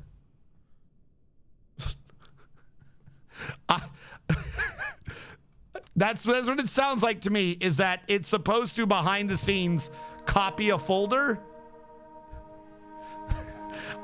I know that sounds slightly mean, because I always come off as slightly mean, but if that's what it's used for, back up your save. I don't know. This sounds like it, like, I don't even think we had that. Was that ever an option in the old version of Dwarf Fortress? I'm not sure how to fix it, because I'm gonna tell you the truth, I don't understand why you would use it. It's kind of like the auto labor in Dwarf Fortress. If I want to fuck around with my files, I want to be fucking around with my files. I don't want the game fucking around with my files. Jesus Christ, for automating out copying a folder.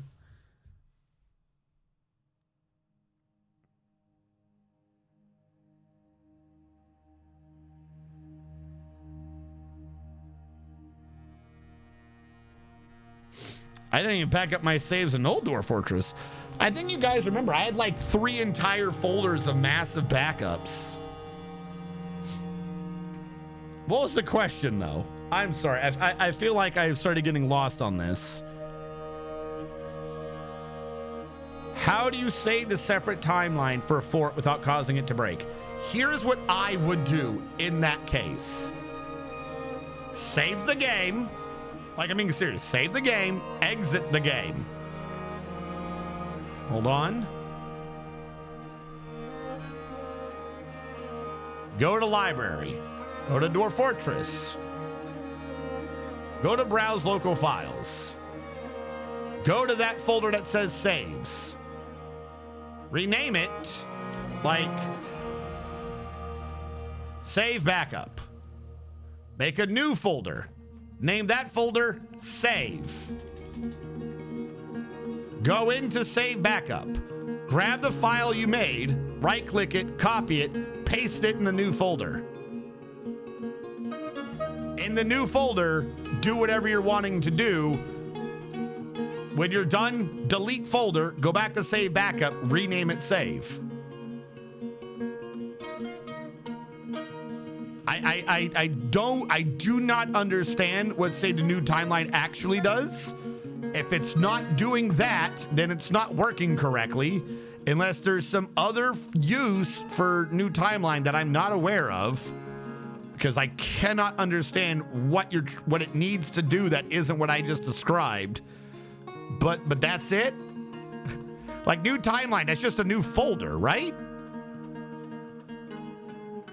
I don't know how that creates 2 worlds or double fort. I don't know what that means. Maybe New Timeline when it creates a new folder, maybe it updates the game to know to read from both folders? And that confuses people? Like, maybe that's what's going on? Oh, we exited the game.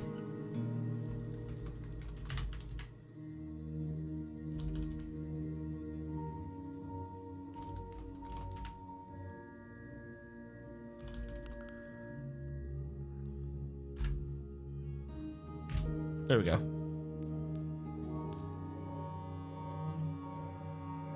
Oh yeah, sorry, I got distracted. The pictures. All right, y'all getting big. Ooh.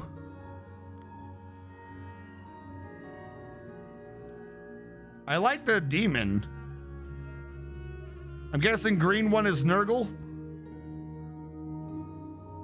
Papa Nurgle wants to give you a hug. I'm guessing lower right corner is Zinch. Not Zinch, but a Zinch demon.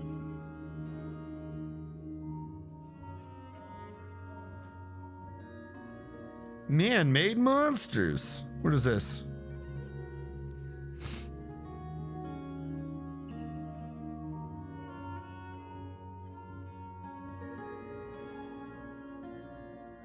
It looks like a meat dragon. Did you finish your meat dragon, Carl? Well, that's nice. Open. Zoom. My phone won't let me zoom. Hold on. I gotta eyeball this. I see 4 monsters in a dungeon. I think 2 opposing golems. A goo elemental? I'm not sure, the lower right corner. Hurting my eyeball to strain. I don't know why Steam, the little Steam one won't let me zoom that picture in. Green is Nurgle. The fail state to pull an image, thus often a pink or purple square.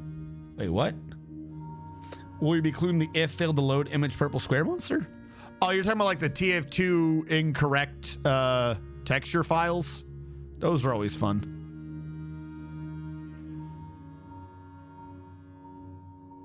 What are you? Oh, you're saltpeter.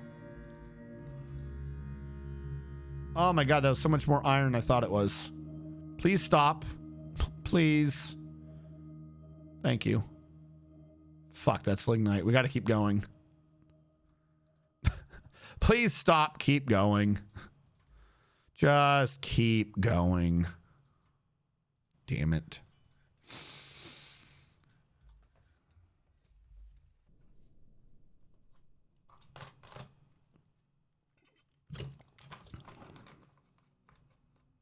No. The mod is good. I was making fun of Steam because, hold on. So you can see it on my phone. I clicked your link and some of the pictures Steam worked with correctly, but when I tried to make that picture bigger and I click it, it just loads it the same size and it wasn't letting me zoom it in. So I was making a joke about Steam for some reason not letting you zoom. It's like, thanks. Literally just the exact same size. Like, great, thank you. That has helped me so much, Steam. No, I was making fun of Steam.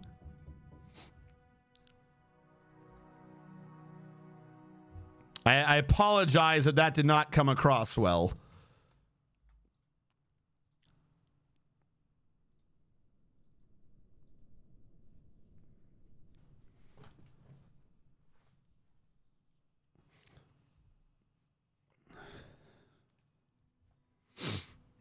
Oh, that was bigger than I thought it was. How much lignite is there? Holy crap. Well, I know for a fact we now need to mine that out. Oh my god, please stop. Oh my god, please stop. How big is this lignite vein? Oh, it's still going.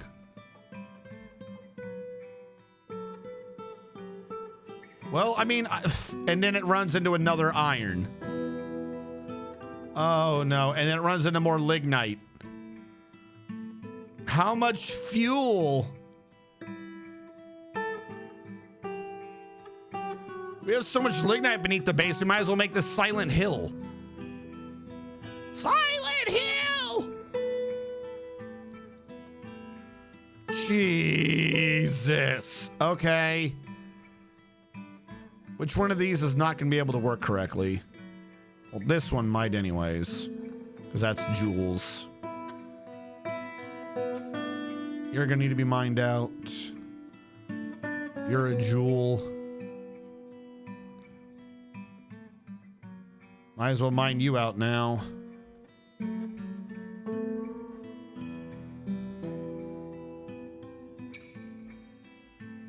That's so much to fill in, and it's so fiddly. It's so damn fiddly. Oh yeah, we just have all that conglom lying around. Let me tell you. Build construction wall.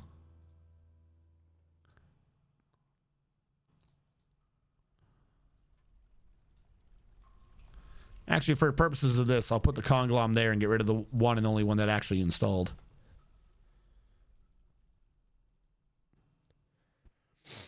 They're not going to be done right now, Anxiety. If for nothing else, then I'm sticking with this file for a minute. Why did you... No, free my man. Please? Min? The forgotten beast, Lietha, has come. A huge feathered serpent. It has a short trunk and it undulates rhythmically. Beware its poisonous bite. All right, hold on. Wait, no, we don't have Forgotten. Wait, do we? No, we do not have a Forgotten Beast Fight Club. Remember, last time they had both died. So this guy is just going to have to be a de facto champion. We do have two, but the other guy is in prison. He's our announcer. So Lietha is just our de facto champion. I'll try to feed this into the Discord.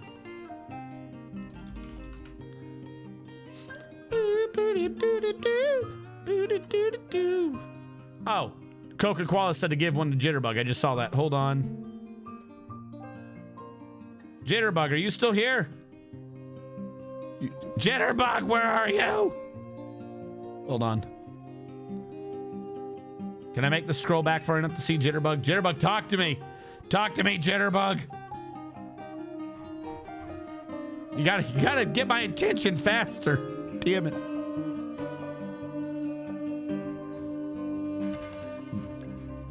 Hey, listen. Where are you? Back to the bottom. Okay, there he is. Thank you. There we go.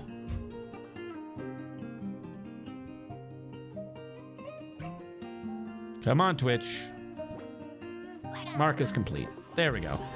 We do have two pushes, but this one I don't think counts, since there will not be a Forgotten Beast Fight Club. RN Strategist gifted a tier 1 sub. I gotta make it do a custom one where if I'm gifting it, I gotta get to not say R-ing, but the chat has gifted.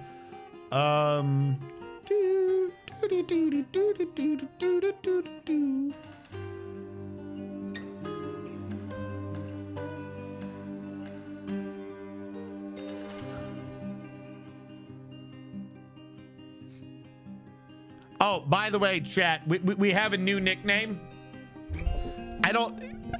For whenever Uncle Danny next shows up. We were joking last time about Uncle Danny. We were joking in Horizon Zero Dawn that Uncle Danny was like, how are you gonna make Terraria late? Feed him to the fishes. And Uncle Danny has updated me that apparently Uncle Danny requesting the files for Souls Mod has lit a fire under everyone, and he shared some things, and that apparently they're all really working on that mod now. So Uncle Danny is just now known as the mod father. I like the speed with which he called in a favor to get access to the code, and then apparently that made everyone be like, why is Uncle Danny asking about these files? We got to make sure they're all good. Uncle Danny is here after the mod father. Moving on. Give me a sec. / imagine prompt.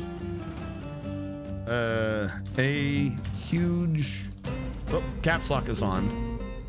Oh no. A huge feathered serpent. It has a short trunk and it undulates rhythmically. Beware its poisonous bite. The mod father like the Terraria zone. You gotta think of a mod name for zone. A huge feathered serpent has a short trunk and it undulates rhythmically. Beware its poisonous bite. Is that literally all it has? I guess that's its description. All right, it's not gonna be very imaginative. I'm willing to bet that right now. What do you mean do push? There's no fight. What? You want me to do the push with no fight? He doesn't have anyone to fight. I think. There's only 2 forgotten beasts and the other one's behind a tree. We have Guzmol, the announcer, which, by the way, let's change his nickname. Imprisoned Beast. He's not imprisoned. That's me. He's the announcer. He's the announcer. RNG strategist. There you go. We have the announcer. He's not fighting. The announcer can't get out. There is no other... I mean, he's going to fight the invader, but that's about it. That is not really feather. Oh, the lower left one is. I'll take that one.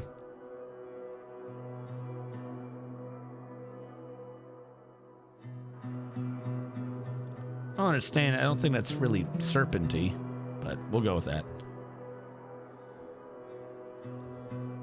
How do you do that? Can I? I'll do that shit right now if I can figure out how to do it. I don't know how that works. He might even be on the server right now. He pops in and out. Does he have to be online? Nope, I didn't want help. I thought, oh, also, hello, anxiety. I have waved to you. And, Kay. I don't know. I can't do the full name right now because apparently I'm in streamer mode and I've forgotten how to turn that off. And that concatenates everyone's name, so I don't know what's going on anymore. I don't even know how to see the member list. There we go.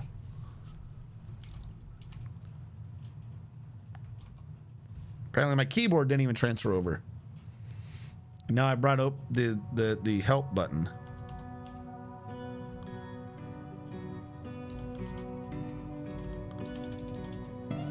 I don't even think he's in my server. He's in a ton of servers. Yeah, I don't think he's in our server. My man is too busy. All right, get rid of this help screen. I didn't need you. But as I was saying, there's nothing for it to fight. There's no Forgotten Beast Fight Club. What do you want it to do? The closest we're gonna get is maybe this one spear woman, which I do not think will win.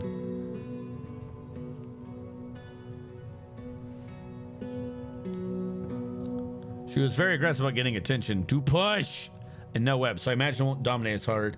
His nickname on the Discord server going to be Modfather. You want to see what its bite does? That's a fairly heft and prestigious title. I know the Modfather is Linux Guru Gamer, who's adopted, adapted, and fixed hundreds of mods for Kerbal. And I was thinking, why don't we give it a scale like the size of 10 Lord of the Ring dwarves? How do I tell what the scale is, though? Like, I could do it in a thing, like, if I could figure out what the volume is, right? Like, if I load up the wiki, we know a rock is like 2 million volume, and a dwarf is like 6,000. Is there a way using DF hack to find the volume? Like, I am fine with that. I just don't know how in-game to get the volume. I can get its weight after it died. I know what the weight of its corp is. That's how I've been using it to get the size. But other than that, I don't know.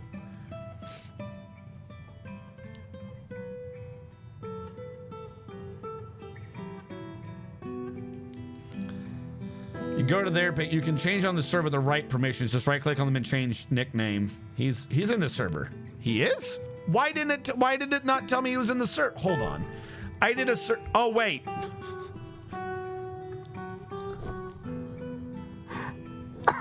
I tried looking for official Uncle Danny, but I'm still in streamer mode. So a bunch of people's names are concatenated, but not everyone's? Like Hellfire Skyrim, I think it's Hellfire, it's just Fluffy Bat. In Spirit is in spirit, but some of you are like K ... I see Uncle Danny now. Up top, I did search Uncle Danny. I found nothing. How do I do this? Right click. Add friend nickname? Where's server nickname? Change nickname.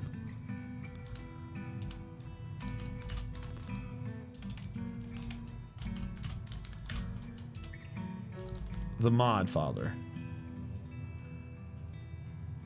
Well, tell him I've done that?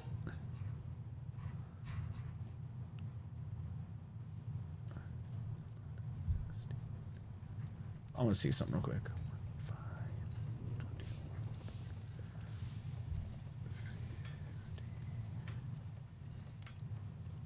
All right, we'll see how well that works. Fuck it, I don't know. I know how to get out of it. I think I went back in. I don't know how I did it, but I've ended up back in. I think it might have been because I was going to be loading it up, like actual loading it up for Planet Side. And then after that, I forgot what I was doing again. Just because you help me clean something up, don't mean I won't make a mess out of it like 5 minutes later. I'm just saying. But now I actually know that streamer mode exists, so in my brain I can work around it. Our animal pile is filled. I need to move this somewhere else, but for right now, this will have to do. Actually, no, not even there. Here's what we gotta do this. The animal pile will be back here. We gotta cut down this tree. This will be the animal stockpile back here for the cages. We'll work on it from there.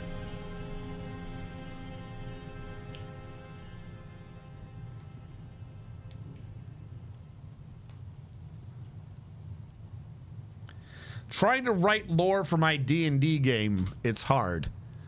All right. What do you mean by lore? Because I do a fair amount of it, but I don't know if my lore and what you're considering lore would be like the same thing. Mine would be like more society. Are you talking about individual lore, mythological lore? What are we getting at here with this lore?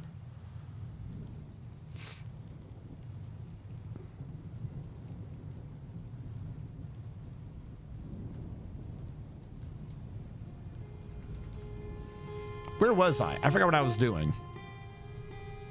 Yeah, world lore, town lore. What are we doing, Smalls?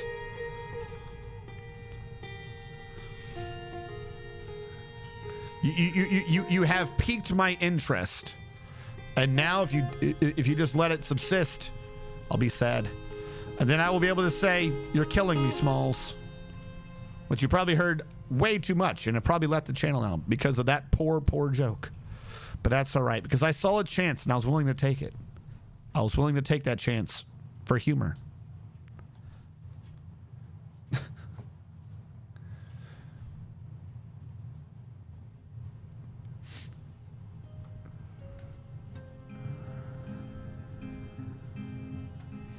Like, is this a new world or is this like for a plot thing?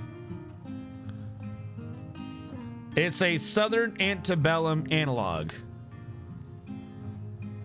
Okay. Hold on.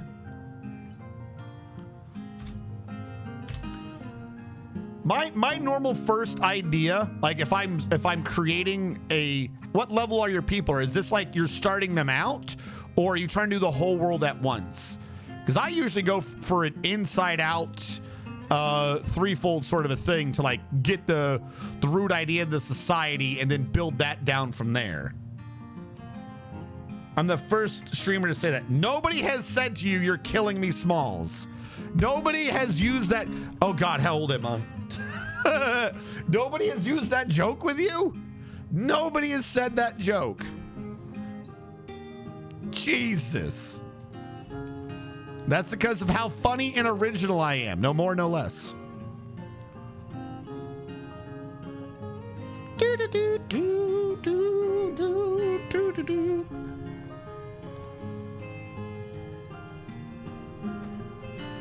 Also, you're one of the first in a long time to pop in with the snowflake. What snowflake? There's snowflakes?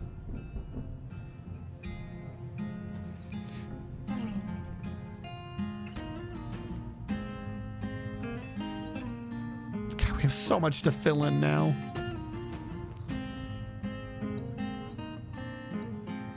Well, we're back over 1,000, so that's good.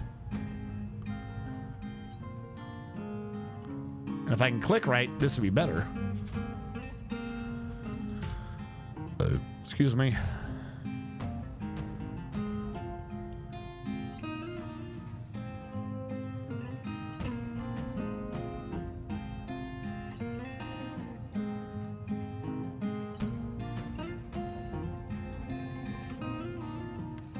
I think if it's a straight line, I can go 3 thick. So thick.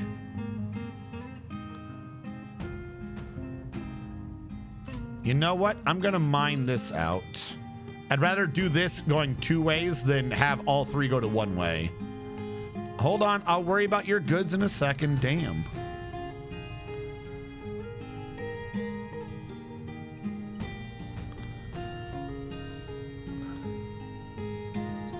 So where are you in this, Smalls? I love me lore discussions. Where are you in your lore creation? Are you having like you're having like a writer's block or something? Do you know what your players already are? Because if you know what your players already are, you can also do a story into lore sort of a situation. Do do do do do do do do do do do do do do.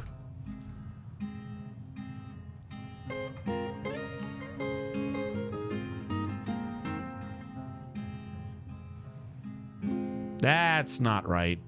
Okay, there we go. I was about to say each of them are presuming the other one would do it.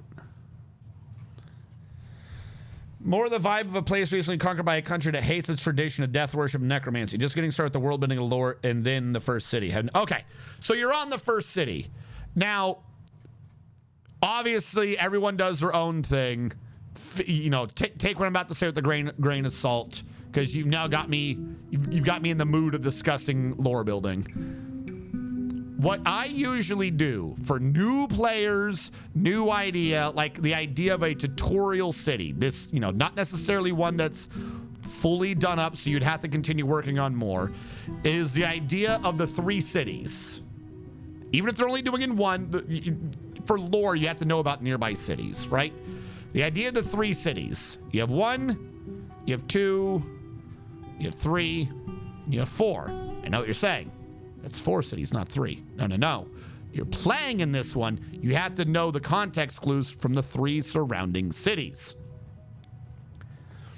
From the 3 surrounding cities. Here's what you work with. Step 1. What does city A do, right? This is city A. This is the most important city. This is where your players are playing, right? What does it do? And I'm like, fuck everything else. Not what does the society do, not what does the empire ruling it do. At its core, before whatever just happened, right? Like before they got invaded the country, why does this city exist? Like, what?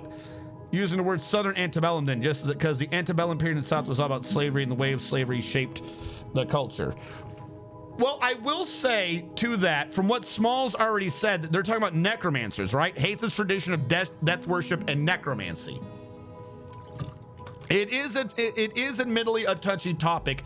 However, if you're going to be questioning the morality of slavery, you're going to be on similar themes for sure. Now, obviously, you know, be careful about it. You don't want to do anything bad, but I think I get what he was going with, or they. I'm sorry, I don't actually know. I'm just still stuck on the idea of Smalls. I get what they were going with, the idea of slavery. You know, it'd be, you know, bad, good, all that good. Not bad, good, but you get what I'm saying. I think that's what they were referencing, not actual slavery. 1, 2, 3, 4, 5. 1, 2, 3. 1, 2, 3. Doesn't really matter, but there we go. This is true. Like I said, that's story. that's all story. But here's the thing: if you're going to create one, you need to like quickly jot down over an hour or two, like quick things that's going to have consequences or whatever. Here's what you do: you figure out what the primary city's for. Like, no, like this is a big thing a lot of people gloss over in fantasy stories and such, right? Why does the city exist? It has to have a primary export, a military importance, geographical for trade importance. There's some reason why this city was built here. People came from somewhere and said that they wanted to build this city. Now, normally you'd be worried about whether or not it's the secondary city that's helping another city or whatever. But if your players are going to be there, you can just make the assumption that this is the primary city in its local region. If you don't want to, then swap out the city for one of the others. If you're starting in one of the other cities, you still have to answer it as though you're doing this. We build this city on rock and roll. We build it on rock and roll. So it really, wait, what's going on? I got the reflux. I'm a Tums. Okay. Tums up that reflux.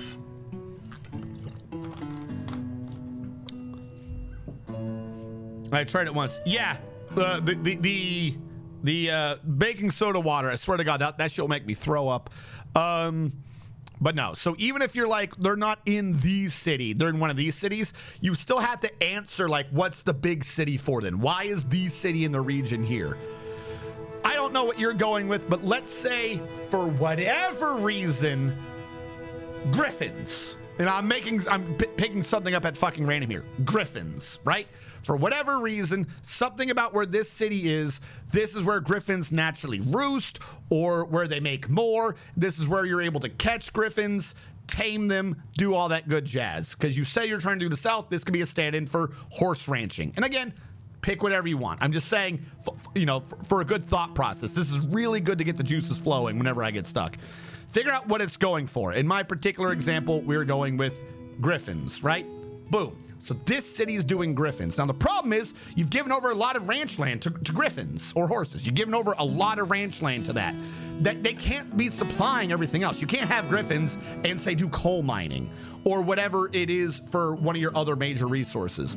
So you need to figure out what the three major resources are that this city is not easily doing due to its exorbitant amount of Griffin ranching, horse ranching, whatever. Again, figure out what the resource is that you actually want the main city. Why does that city exist? If it's a trade city, then that means that because everything's going in and out, then you need to figure out what the three local resources are. But in this case, again, we're going with the primary one, doing Griffin ranching. Well, if they're doing Griffin ranching, right, they're probably giving over a lot of their own food towards food for the Griffins. And they probably already have a bit of food for the people. But like I said, you can't do land stuff. You know, they're not going to be doing lots and lots of mining here. They're not going to be doing lots of gold. They're not going to be doing lots of resources. And a lot of the fancier trades they're probably not going to be doing. But they will probably be doing lots of leather. So you know what the export list is. They're exporting Griffins. They're exporting feather. They're exporting leather. They're exporting textiles. They have to figure out what they are importing. They have to be probably importing water. Like, there's going to be water around, but that's probably given over to Griffin. Water or some other food stuffs. They're going to be needing to export irons and metals, right? Irons and metals, and then make the third one be something like predominantly magical. Two of these are regular. The third one is a magical one, right? Whatever that is, whatever it is for magic. Wizard books, like they have a wizard school or whatever. These three resources, you divvy them out. Which one of these smaller cities does that? They export that resource to the primary city. The primary city exports out whatever it is. Leather, Griffins, feathers, you know, pillows, fucking wheat, I don't know, things like that. This gives you a good thing. Like literally just that alone off the rip will help you figure out what it is everyone's even there for. Like if people are doing trade, you already know that the primary things in trade are going to be one of those four things. The people doing the Griffin shit, that's not likely to be in the trade market. If there's anything related to that resource, you're going to have to go out to the farms because the people there are packaging it up and doing that trade in the other cities. They're not going to sit there in their own place. They're going out to export it. The thing here is for the three things they're importing. You get what I'm saying? You start figuring out what's in demand, what's not in demand. This is purely economic so far, but you can start extrapolating this out. Like, okay, so the nearby areas, you know what's likely to be out there. So if they're doing griffin ranching, a lot of your help wanted signs are going to be the sort of animals that are going to pose problems to griffins. You know, they're going to figure out what it is that's wanting griffins. If there's people having issues, like if there's something that's happened due to the recent takeover and you're talking about death society and stuff like that, is this place the center of the local religious thing? Like, do they have the big church here for that? Because I feel like that might be a church thing. It might not be. If it's not a church thing, then that's a college in necromancy, right?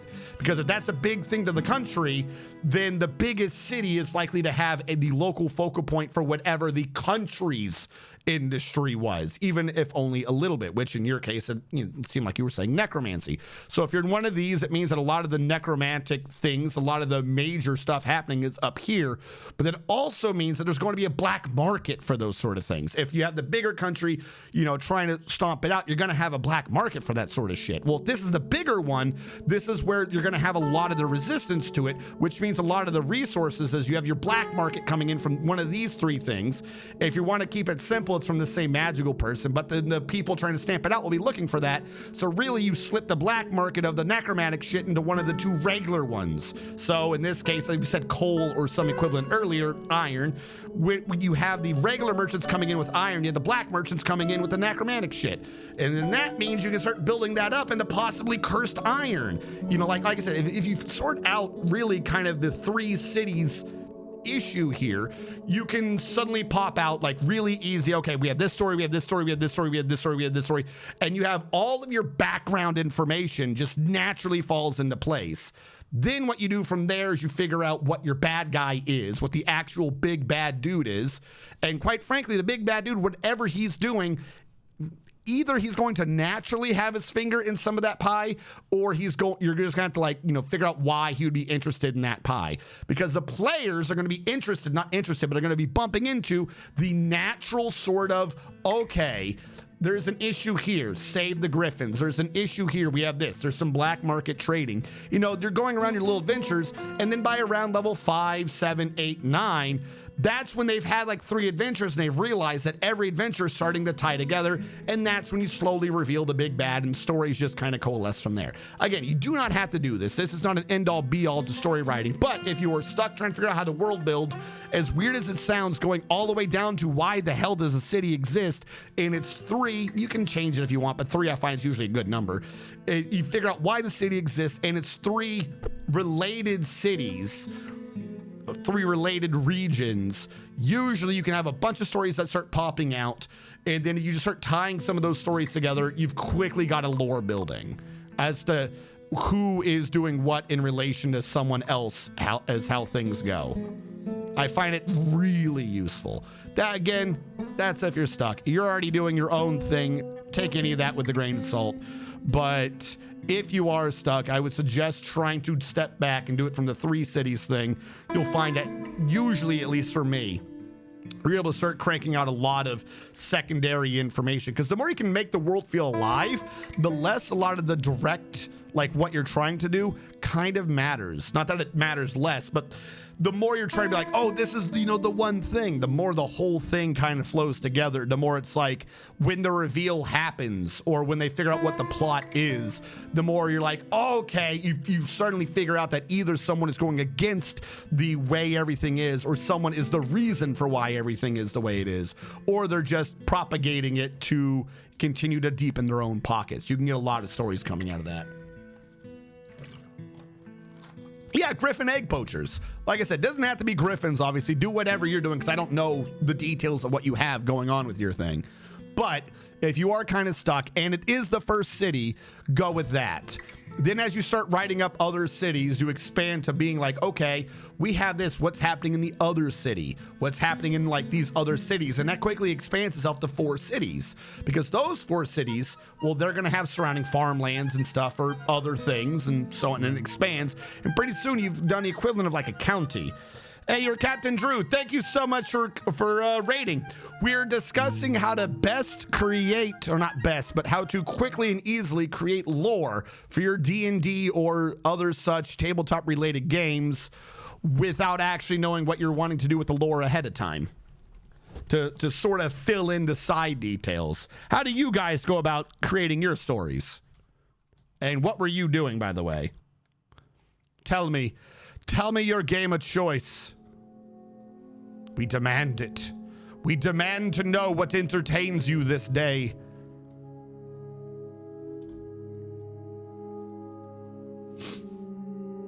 Great attacker. Oh, Overcooked. I've seen a bit of Overcooked. I've never played Overcooked, though.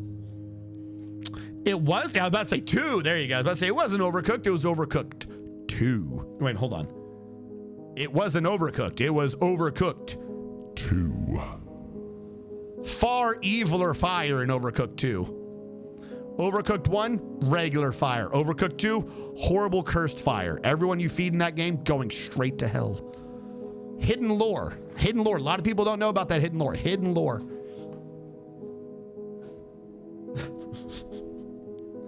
It's such fun. Now, that's multiplayer, yes? Like, in order to really, truly do it, I believe it's multiplayer. I could be wrong.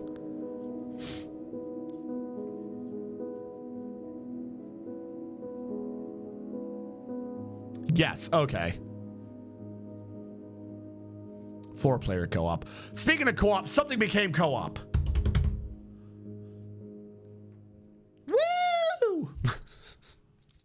The game you guys had me play way back when, it recently updated the co-op. And I just wanted to give them credit for that because they did it in the way that makes sense, but no one ever does it anymore. Vampire Survivors. Vampire Survivors recently released 4-player co-op. I think it's LAN, but I could be wrong. It might just be on the same screen, but they did say they're going to be looking into it. More games need to do multiplayer, but not online multiplayer. I don't know where or why we lost this like great fabled arcane knowledge of just having LAN parties, but we need to bring that shit back.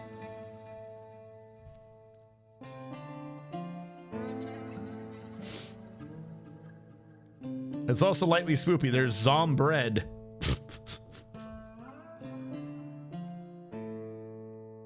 Really? It's a spooky game. There's Zombread. Oh, I see. The highest of spoop. I'm sorry, guys. I can no longer talk anymore, for I have been spooped to the max. I did not foresee being this spooked today. I will never be able to recover from the spooping.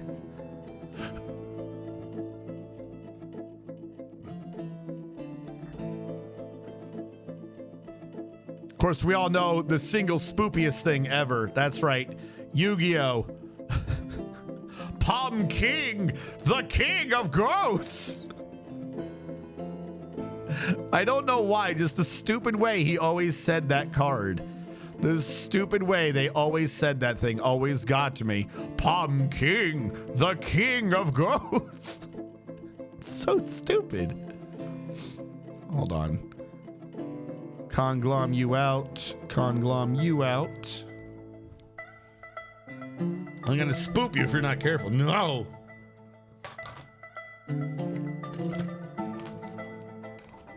King of the Castle got updated at some point. Factions can now be loyalists to their own claimant after they. That sounds pretty good. I will say though, I'm not gonna lie. I liked playing King of the Castle with you guys, but kind of at the end of the day, I don't think that you're playing King of the Castle. At least I don't think the streamer is. You know what I mean? Like, King of the Castle to me is a bit of a weird one. I did enjoy it, but after I kind of like figured out the game, it kind of dawned on me that I never played King of the Castle.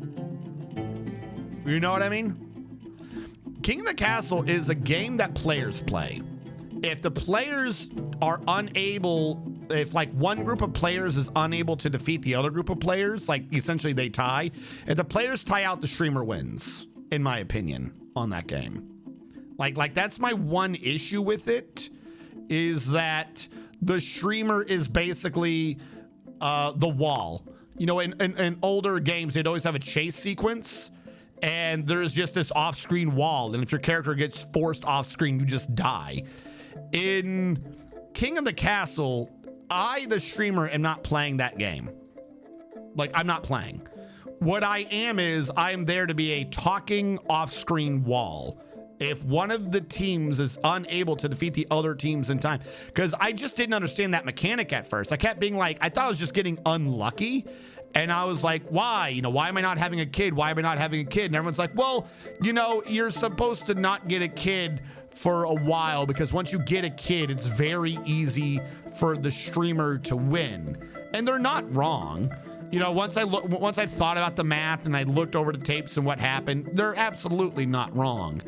But what that really just means is that the game is only as long as it takes for them to finally give me that kid. So I thought I wasn't winning in the first couple of rounds, but it's not that I wasn't winning in the first couple of rounds. Like, I thought like maybe it was a competition, but it's not a competition for me. It's a competition for you guys, if that makes sense.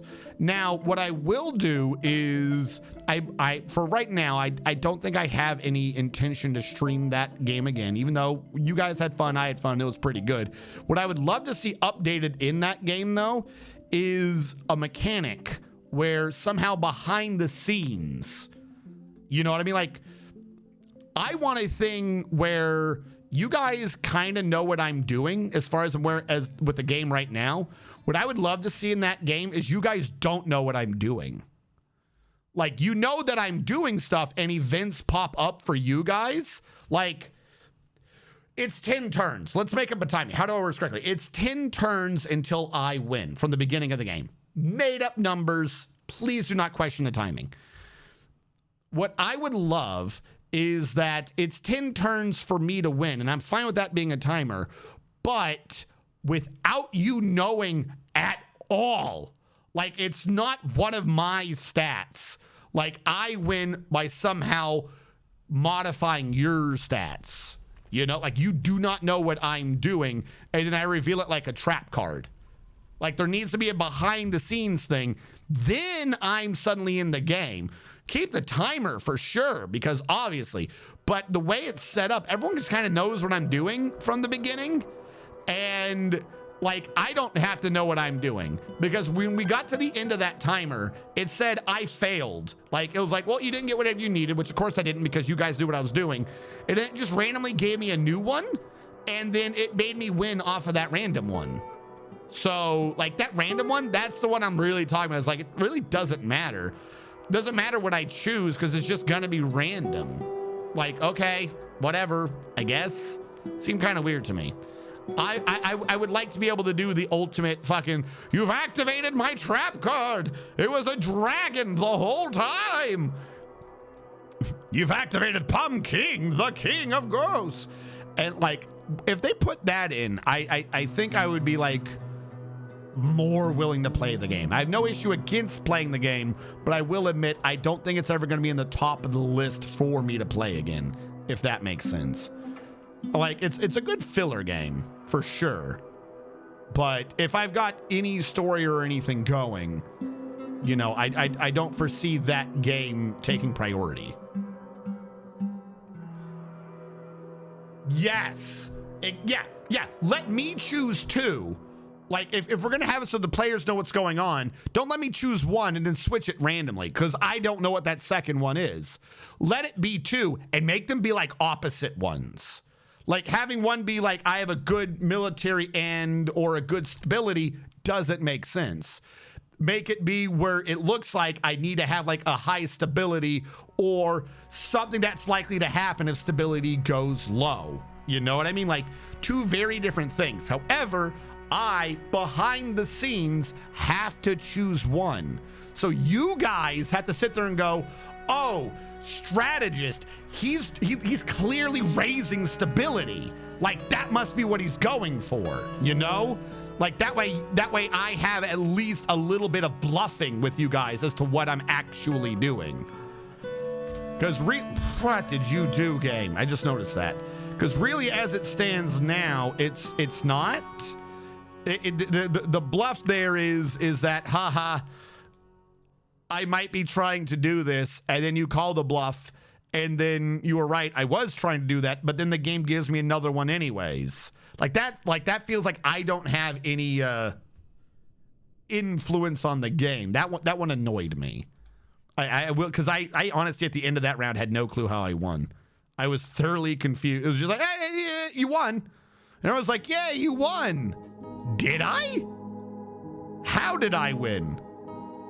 Oh, you rolled the number. For what? Why am I rolling numbers?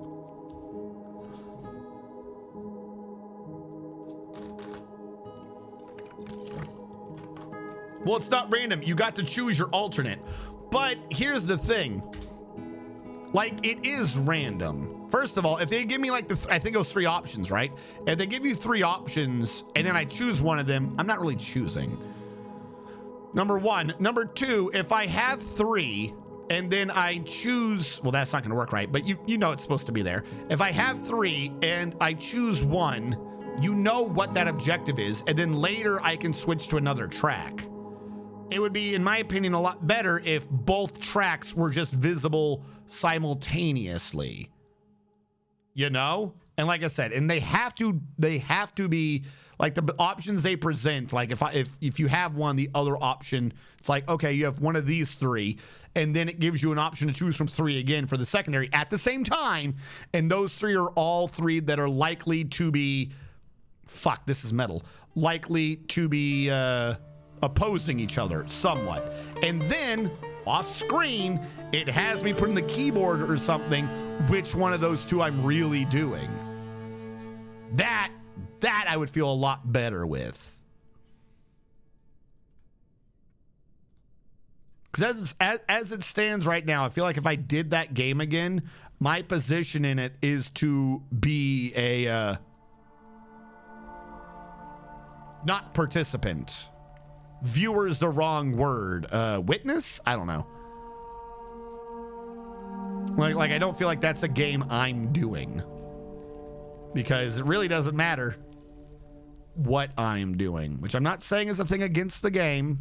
Like I said, the game is fun. I would love a little bit more. Why can't I remember the word right now? Ability to affect my own life. I keep wanting to say maintenance, but it's not maintenance. Agency, thank you. Yes. I would like a little bit more agency as the streamer. Hey, listen. Yeah, agency.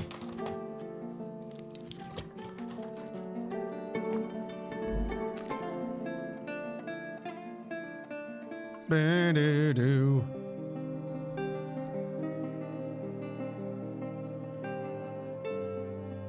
I do like that factions can now be loyalists to their own claimant, though. That one does seem useful. Because it seemed kind of weird where they were like, oh, hey, we put you on the throne. We hate you. You put me here.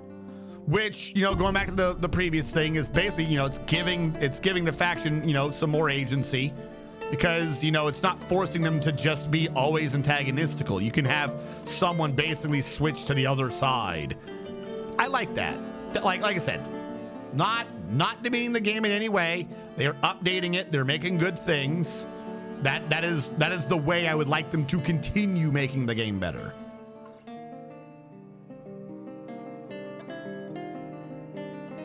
So much nonsense. Can I go around the corner like this? I think so.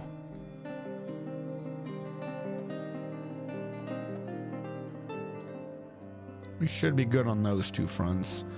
I think I filled in any square gap. The rest of this should just be slowly filled in. That is getting filled in. The basement out here is wall up to this point. So this can all be channeled back out. Remove that nonsense. This one, oh, we're getting so close.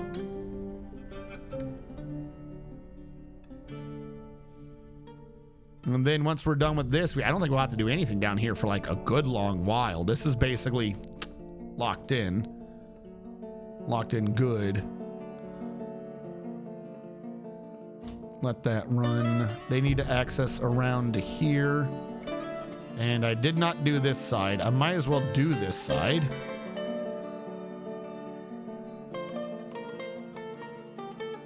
Might as well get ready to do that side right now. And I forgot I was filling you in. Whoopsie. And then I'll just slowly channel and build the wall here like I'm supposed to. And we can go from there. Also had new schemes for factory, I guess, amounts to new writing and advancement via alternate stats. That's good. That's good. It reminds me of another game, but it's like a board game. But like I said, that one's more like a legacy game. Like the game kind of has a legacy-ish mode built in, but right now it kind of doesn't.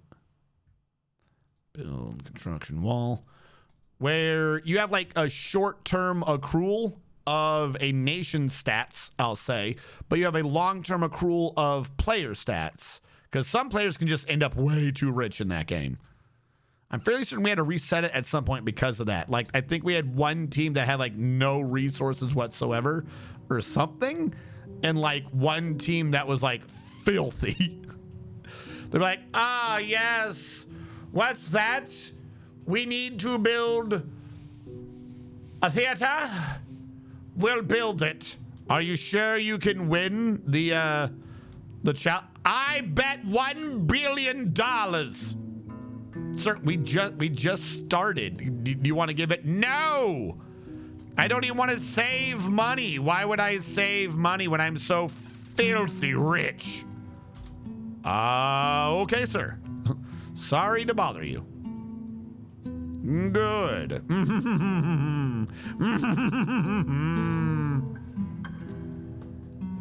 You reset right after my successful coup. Look, I'm not saying the idea of you being the leader doesn't terrify me and make me just want to quit the game. But, you know, sometimes you have to think, you know, whether or not some leaders should just not have their worlds exist anymore. You know how it is. It's all on the up and up. Conglomerate. Mandated construction of certain goods. Of course he has. Ah! I don't understand. Why are we screaming? Also, we needed to change up some of the cities anyways. We had already seen like all the kind of, I think it was like blue, red, and someone else events. We had to see what some of those other events were. Because like we changed it up a bit and like two of the teams ended up with like a similar stat, didn't they? So suddenly like they were kind of competing each other to be the team with that stat. I can't remember what the stat was though. I think we had vampires.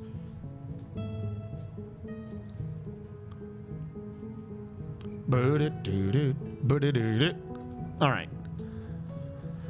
Real quick, drag you back. We are nearly done. I know we've been just staring at the prison complex for a long time, but what the fuck?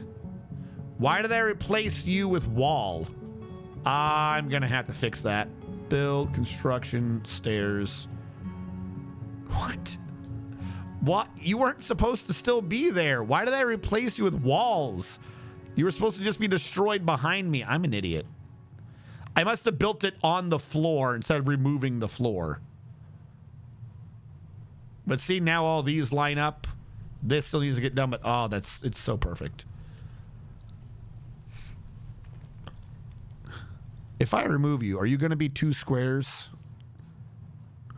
Are you going to be 2 blocks because I'm an idiot? Yep, okay. Here's what we're going to do. You're going to ban, unban, ban, unban. And I'm going to use those conglom blocks to just build a floor right now so I can fix what I already screwed up.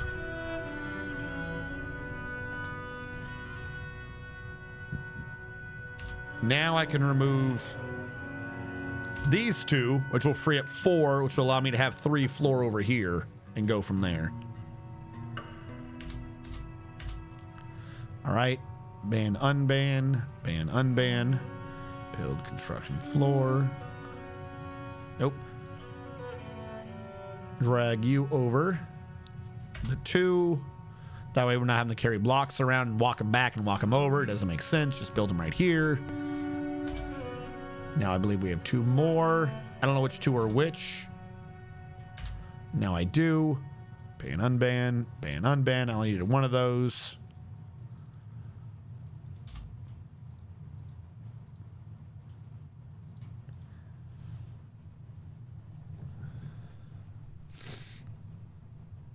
But I think we got this. Wait, hold on. What led into that? Hold on. What were you cooking in over? Tell me. Were you playing with someone in Overcooked 2? He probably already left. I'm sorry. I've got the attention span of a coked out mongoose.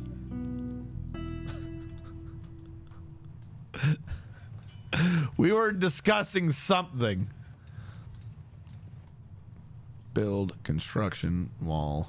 You to here. Conglom. All right. I think that'll work. I hope that'll work. You to you. You to you. Let those get done. Luckily, this is for the most part straight, like not crazy, except for that part.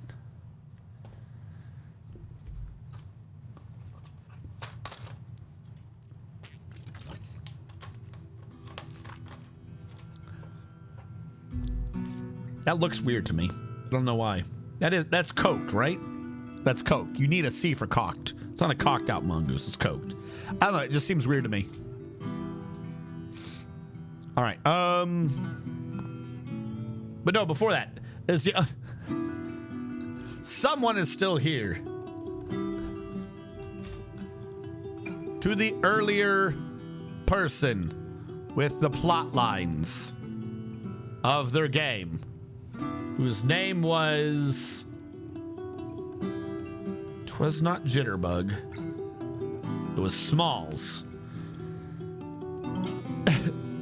Hello, Smalls.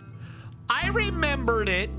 Look, I get names eventually after 19 times. I get the name eventually.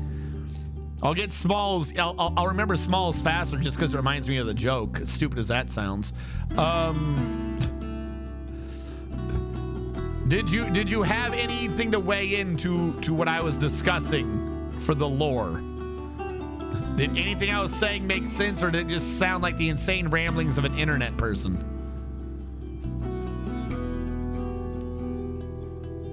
Okay. I wasn't sure if I needed to answer any questions about how something would work or what I was actually talking about. Because I know sometimes I talk and after like 20 minutes, everyone in chat's like, what? Were we supposed to be taking notes? What did any of that just mean? None of that was words. We're all now dumber for having heard it.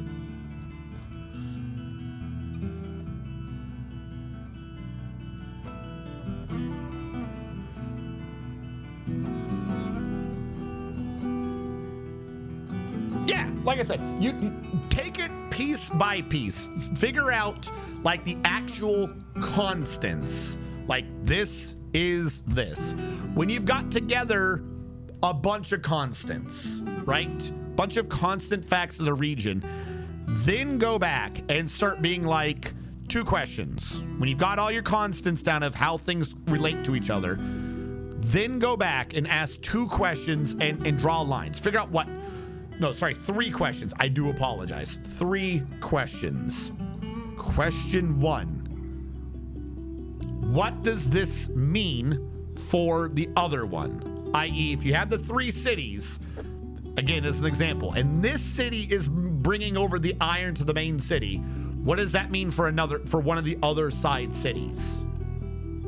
Basically, this is like the idea of economic disparities. If one city in this example is bringing the iron, because I believe we mentioned iron earlier, the iron's probably going for a fair price, meaning that they're going to be having the better leather or whatever. So what does that mean for the, or the magic one might actually be getting the lion's share. Like one of the 3 cities is going to be getting less benefit out of this entire deal than the other two.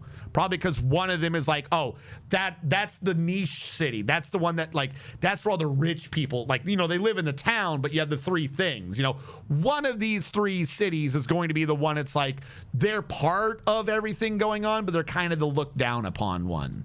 You know, like, oh, you only bring over the coal.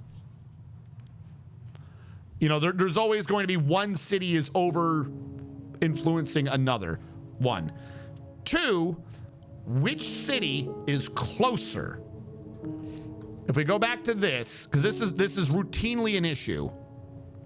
This is routinely an issue IRL in how city work and stuff happens, right? I drew 3 cities. They're not equidistant. They're not. So this city wants to protect all 3 if there's a war or anything happening. This city, the people running the primary city know that they're dependent on the 3 other cities. However, terrain is always a major problem. If anything happens, this city, if it's closer, is able to be, and it does not have to be the ones that do the most money. One of the, if it's like the city that's like, this is the one that's kind of getting the raw end of the deal, it could be one of the closer ones to actually be getting protection. It does not have to be the same city. But 2 of these cities are going to be closer than the 3rd city. If you're going to be expending your soldiers or whatever to do something, you're going to be able to easily, in your sphere, affect 2 of the cities, and one of them's likely to be further away.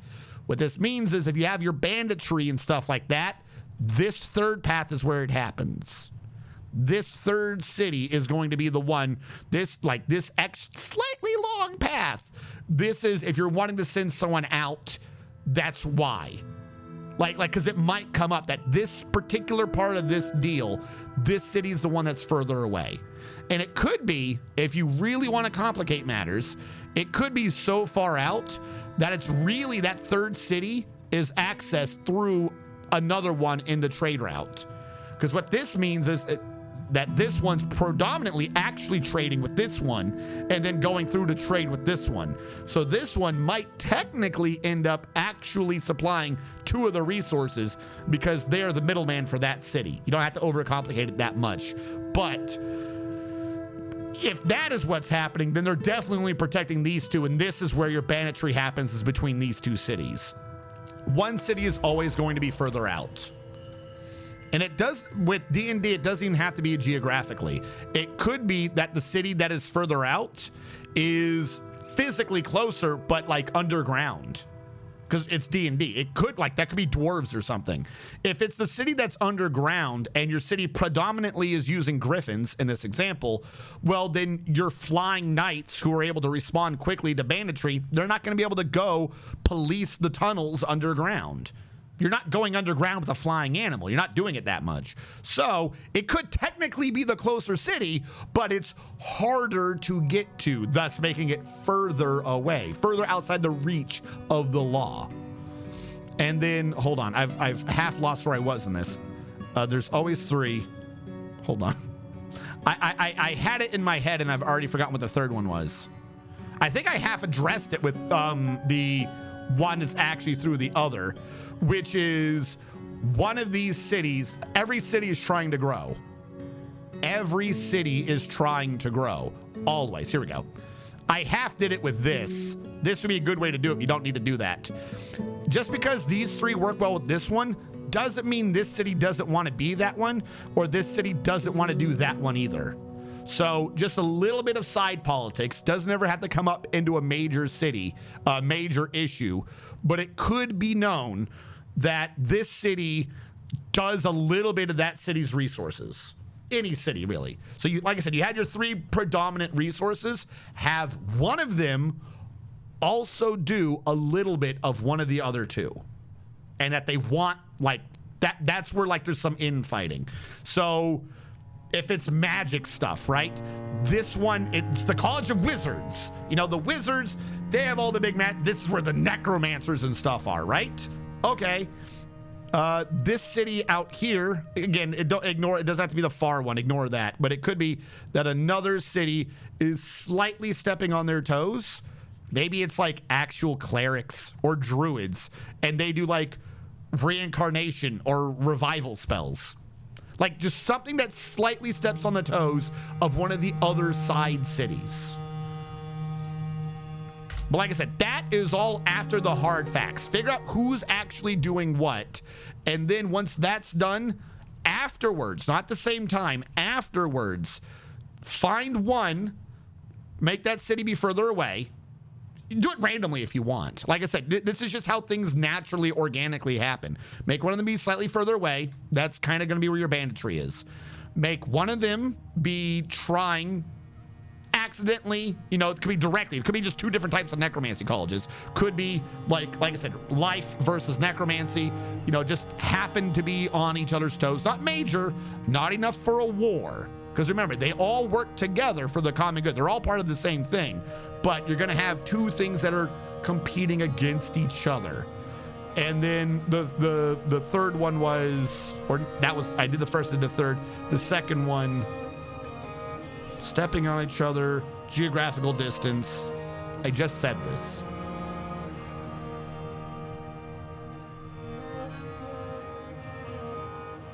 I forgot what the third one was, whatever I said earlier. I have this down when I sit down and do it. Now that I'm trying to say anything to you guys live, I can never remember the words. Whatever it was, I already forgot. You're right, there is a mood. They're moving, so they must be fine. But like I said, you don't even have to do those three things. Trade routes, thank you. You don't have to do those three things. Like, you don't have to go by letter. But my point is, similar to the cities of 3. You create the cities, you create your rules, you figure out how they're working. Then when you're done, come up with 3 complications and apply each complication to a different one of those cities, because you're just making them be more lively. Zugler Rakusht Koves, the Dwarven Child, has created Deg Thimshur, a jet toy hammer. They offer it to the treaties of Hushing. Yay, he made a hammer.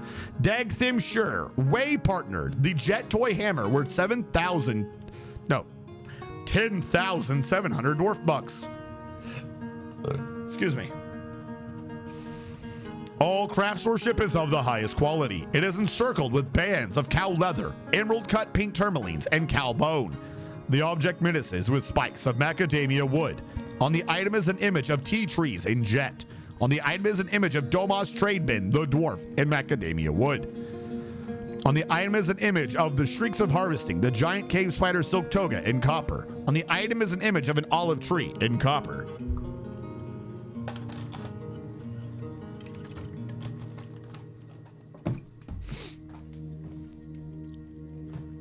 But yeah, like I said, it doesn't have to be any of my default suggested sort of complications. But like I said, the idea is you're coming from one primary idea, 3 supporting ideas, 3 competing ideas. Get all that, figure out how to fluff it, right? And then if you want, like, kind of do it again. If your world gets that big, right? If they're actually like going out of that, do not do this all in one go. You're going to lose your mind, because you're probably going to want your players to play a little bit, and then you'll naturally feel for some of these other issues. But hold on, 4 out. 1, 2, 3, 4. If you're doing what I've said, and you're naturally, like, you've done the 3, you've done the complications, whatever, right? At some point deep into the campaign, they've probably gone to these towns a little bit, right? They've probably gone to these towns a little bit. Things are happening. At some point, they might be in one of these towns a little bit more. What you do is, similar idea, except instead of a town or a city with some towns, they're now towns with individual, like, farmlands. If this is the one doing iron, oak, or metals, all right, that means big in this town would be whoever has the biggest iron mine. If this is doing magic, well, then probably one of the 3 primary things of this town is whoever's supplying the paper for the scrolls or the magic ink. Again, do not do this all at once. But you take what you had earlier, you start like doing a fractal with it. This is your primary. These are that. You've done that. Do not think about the smaller ones yet. You do the 3 rules. You do the 3 complications. Later All on, hail as your Wales. players have played on, from that point, in one of these towns, have they gone there regularly, from that one, you do the same thing, but you go smaller. That's like, then you start adding in the details. You don't need tons of details. You just need enough details so it feels like a fleshed out world. Hell, you could probably end up doing those details, like literally just make it, like completely make it up on the fly. Because if it sounds like in the middle of a game that your players ask a question and you have to sit there and wait and think about it, you know, it could be bad. You know, it's like, all right, whatever, it slows down the game, right? If you just say the first thing that comes to your mind in that, make it the rule afterwards. Oh, who's doing this? Oh, Bob the builder. He makes the metal. Okay, then you've now filled up one of the 3 slots. You know what I mean? You don't, like, when you get to that level of details, you don't have to think of that stuff ahead of time. You can just, as long as you've created the gap for the detail to be filled, fill that gap as you go. But you know that there was a gap. You know, as long as you plan for the gap, filling up the gap's not a problem. Because you're like, okay, I know when they get to this town, I'm going to need 3 industries. The players talk wherever their natural gaming brings them to. There you go. Because here's the thing. If you try doing it the other way, you're going to need to have so many NPCs and so many details, and your players are going to ignore 90% of them. So just know that you need 3 gaps. And then whenever the player goes to talk to one, there's one of your gaps. There you go. Fill it in. Oh, they wanted to talk to the coppersmith. Right, yeah, no, the dude who leads the Copper Guild, you know, you can preset some names early if you want, but you don't have to fill in what they're actually doing. I'm like, oh, okay, this is what this. Did I fill that with copper because I said copper? We'll have to keep an eye on this one. But like I said, you like create the gaps. Then once about 2 of those gaps have been filled, figure out a complication, put them between those 2. Then when they figure out the next solid bit of tiny information, like shortly afterwards, fill in the complication between that guy in one and that guy in the other one. There's your 3 complications. You'll be able to get plenty of story off of 3 primary characters in a side story of the 3 primary stories of those towns to the primary city. Like by that point, and you're only like 9 NPCs in. Like we have, like you, like if you're worried about like this is what's creating your life. You're literally, it's like 3, 3, 3. You're 9 NPCs in. You don't know who's really doing any of the other industries, but suddenly you've got way more fucking detail in. I knew I was doing copper. I knew I screwed that up because I said copper in my head. You suddenly got way more detail. Then when all of that is done, like I said, all right, who's leading the town? Then you start going into like the actual nit and gritty. But like I said, presumably your players might not even ever talk to those people. It's a lot of effort wasted for things that might never come up. And that's what tends to make people start trying to railroad, because they made certain characters and they want the players to do them. Well, don't make the characters. Make the slots. You know you're going to need some slots for the plot points. Create some ideas of plot points. All right, there's going to be an industry having an issue with this complication between the towns. If there's a complication between towns that affects this industry, you know there's an issue with an industry. If the players don't bother with it, well, then that's just a background information. If they bother with it, suddenly that's one of the 3 important industries. The industry is important because the player made it important. If the player's not ever going to talk to it, it doesn't need to be important. It's a lot of stress and headache for no reason.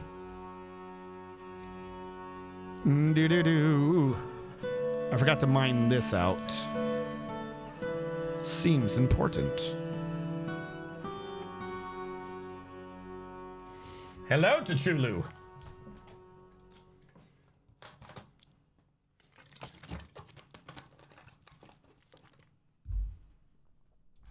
And then conversely, secondarily, this is like big brain think here, right? Legit big brain think. You're doing your first game as I've described. Again, don't have to do it exactly as I've said. You don't have to use those industries. Do whatever you want. But my point is, you fleshed out a world big to small for your first game with them, right?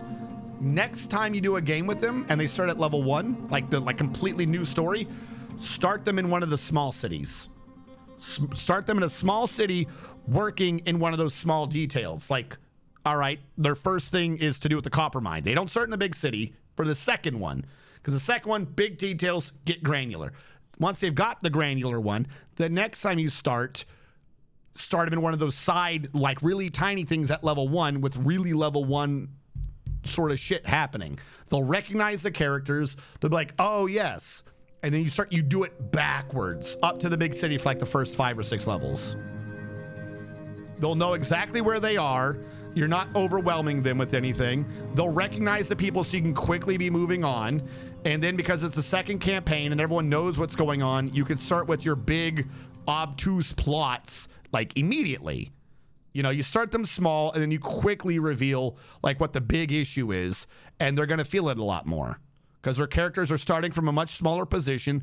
But now, instead of having to worry about suddenly having tons and tons and tons of details, all the players already have the details. If it's the same players, they already recognize the world because, well, they've just helped create it, essentially. That's iron. They've just helped create it, essentially. So they're going to recognize it, and you're not going to need to worry too much.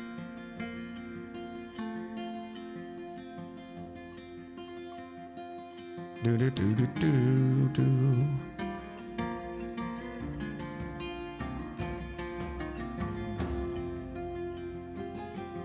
But like I said, that one you definitely don't need to worry about now for your first game. That is like super long-term, big brain think.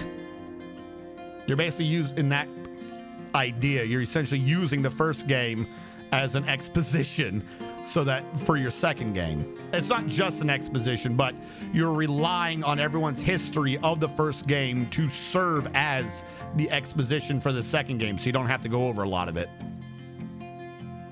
And the players will recognize it and they'll feel more lived in.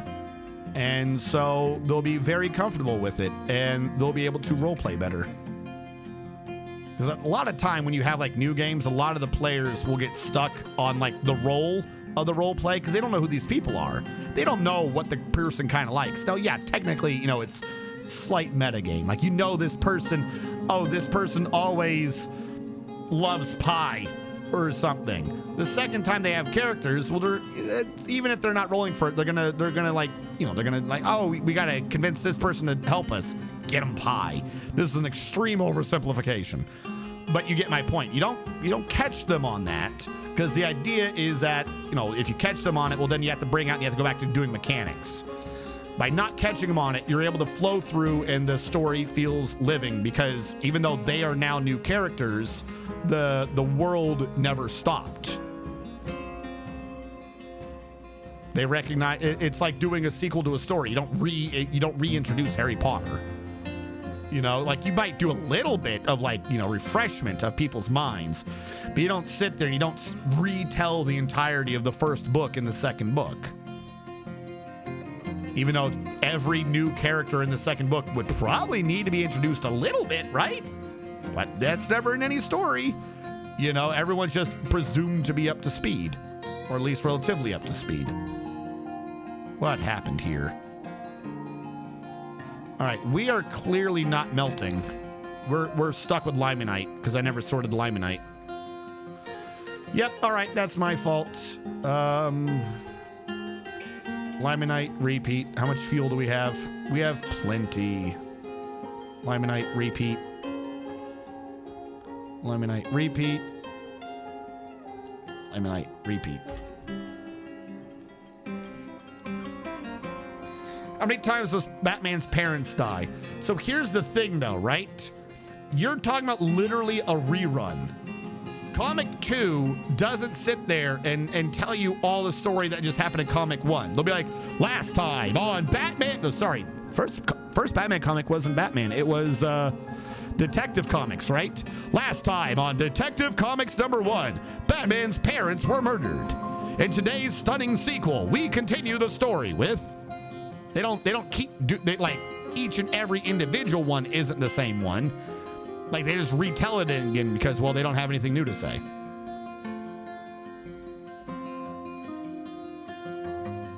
Lignite. Alright, too many is cool. Neato.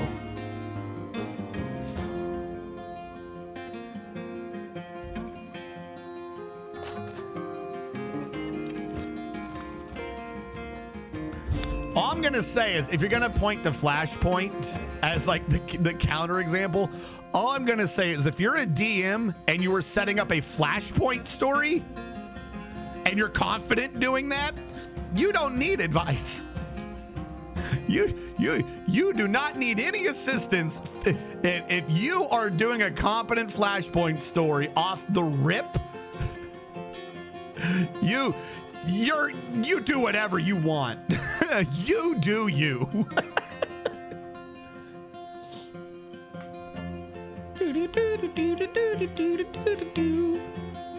Like, you are allowed to just make up your own rules. I'm not going to question it.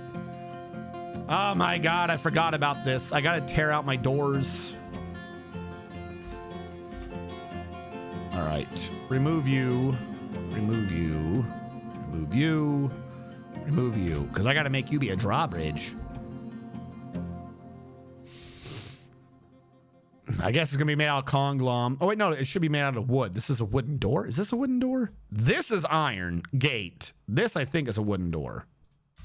So build bridge. I haven't done a bridge in a minute. Where are bridges? Bridge that raises up here to here, made of, I don't have enough cashew wood blocks. Hold on. I'm about to say, there's no way I am out of cashew wood.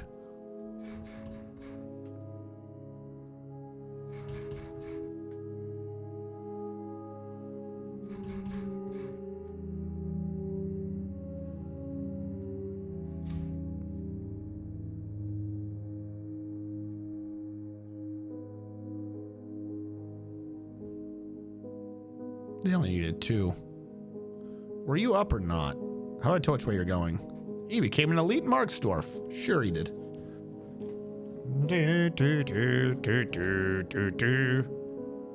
What are you doing? Oh, they're moving the items over.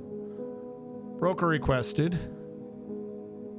He's meditating on volcanoes right now. He's a little busy. That's right. I'll probably just forget that I even have a merchant here.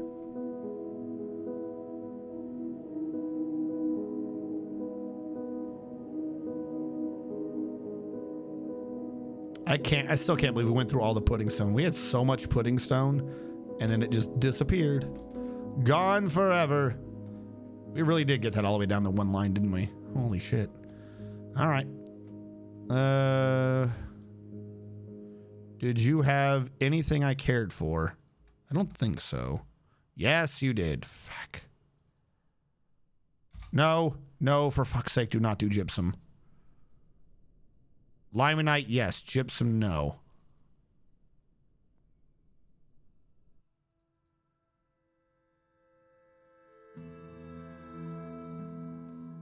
We do not need economic gypsum. I just want the metals.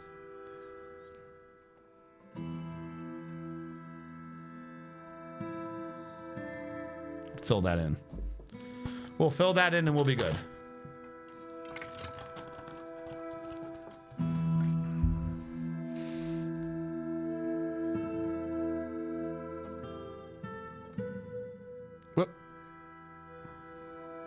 Now, of course, everything I've just said before, that's if you don't know what your players are doing. If you know what they're doing, you can throw in more complicated stuff, but that really starts getting weird. Like that would require an entire another stream to get into that level of nonsense. Damn it, the gypsum tricked me. The gypsum tricked me!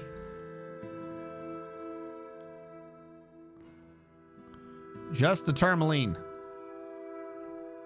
Just the gems. Just the iron. Okay, not anhydrite. Satin spar. I don't know what you are. What? I want the same thing as every time. I don't know why you guys make this complicated. I want the rock or stone, which I always forget what it's called.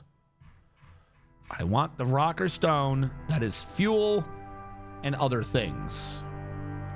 Stone. You know what? Just fuel. How about that? Because I'm going to be going through a ton of it soon. Lignite and bituminous. There you go. That's all I want. That's all I want in life. Have a good one. How does that get weird? Well, because you have to sit there and start breaking down what every class is capable of. You know what I mean? Because at that point, what you're doing is you're trying to sit there and figure out, okay, I need a bad guy for every character. You need a bad guy for every character, and then you need a bad guy for all characters. The bad guys for every character is like the low-level things. You want them to have a recurring character that is memorable, but that they're not the problem. It's, if you've ever done the Yakuza games, it's Majima. Majima's not the bad guy. He's not like, as far as I remember, I didn't see the whole game, but he's not like the big bad. But you have to keep fighting Majima because, you know, Majima wants you to be stronger, ignoring his motivations. You get the point. It's like, oh, God, it's Majima again. You need a recurring character that's not necessarily a comedic relief. So in order for it to be a recurring character and actually pose to be something where your players are like, oh, here we go again, he has to be essentially designed not to counter a character, but to be a problem that one character solves above all else. Now, in 5th edition and stuff, this is a bit harder to do since everyone just has essentially the same number, but it can still be done. You just have to figure out how to work around the different rule sets. So it starts getting really complicated because essentially you are designing either a complementary character or a purely antagonistical character to your players. You would need to know what sort of players they are. Are they min-maxers? Are they just role players? Because you're basically having to predict how they're going to build their character from level 1 to level 20. So that can get a bit complicated. I've done it a few times, not to toot my own horn, but I will tell you the truth, that shit be exhausting.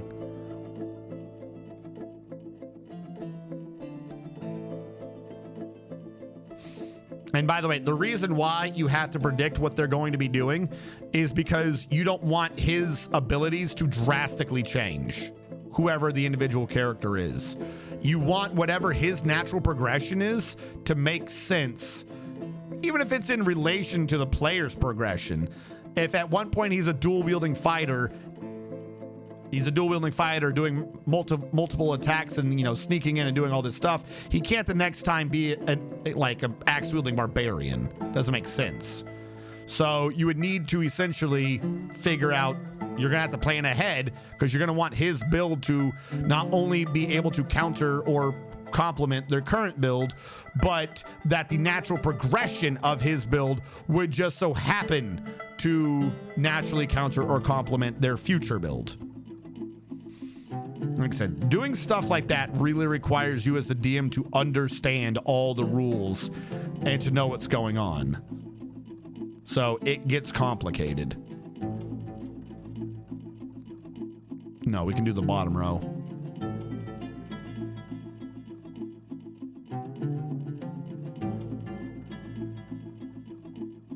Oh, and it does end up with a lot of if-then statements for how certain encounters would go. Because everything I've just mentioned is how the character would be built, not how the character would be played as.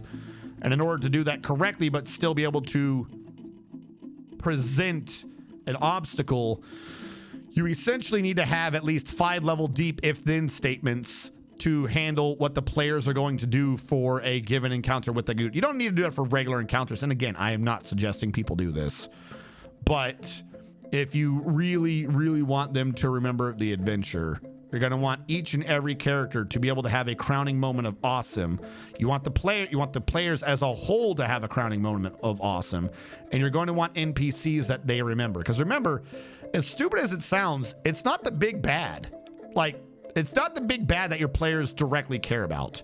You can make him memorable and they will care about him. Don't make a mistake about it. But as stories come and go, it's not going to be that one time that they did the big bad that's going to be the one that they're always remembering and bringing back up in future games. It's going to be that side dude. It's going to be the side dude at level 15. They're going to be like, oh my God, when he kept showing up, I can't believe it. Oh, and then, yeah, sure. You know, we beat him with the net the one time, and sure enough, the next time we see him, he's got 5 nets everywhere, and he's just flinging acid. Again, he's not supposed to be like the actual big bad, so don't make him like, it wouldn't be someone who's like actively directly fighting him. But that was the example I went with. I don't know why, but it's just something to go off the characters.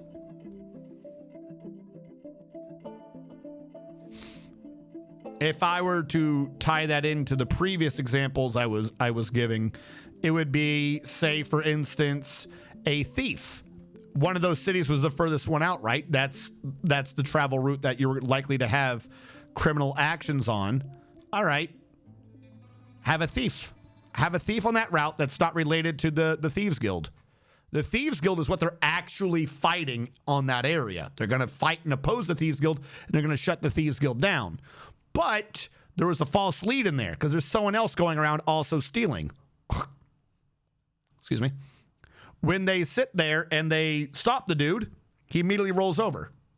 Oh, he'll give them information on the Thieves Guild. Oh, no, I'm sorry. I'm a good old honest thief. You know, he's a thief that the players' investigations inevitably bring them to, and they stop him. But at the end of it, either he escapes or he just immediately rolls over. You know, he like, because he has to show up again. It doesn't have to be like he's some great mastermind. He could literally just be a coward. But the problem is that every time the players, not every time, but routinely when the players are doing something, somehow this dude just happens to be the one that keeps me like, why is it you again? You know, like what are you doing here? I thought you said that you were going to get better. Niles DK, thank you so much for rating. We're discussing DMing role-playing games. What were you doing, my good sir? This does assume you are building the villains with PC creation rules. You should always build the villains with PC creation rules. Only the big bad or direct lieutenants of the big bad or the big oppositional force should ever not be using PC creation rules. The more every antagonist is not using the same rules that your players are, the more they're not going to care. If he is doing the exact same rules, then he'll feel naturally at part of the thing. Quite frankly, the fact that these little minor antagonists are using the player creation rules makes them stronger than most any other character. Nobody is supposed to be as strong up as your players are. Like, that's not how regular NPCs are. But going back to like the coward or whatever, and you don't want it to such a degree that it's like, well, how is he doing all this? Just like, oh, he got in over his head. Like literally every time, not every time, because he's not the whole big bad, but 2 or 3 times they're following the major rogue guild or whatever at some point. Like perhaps what he's doing is he's committing fraud.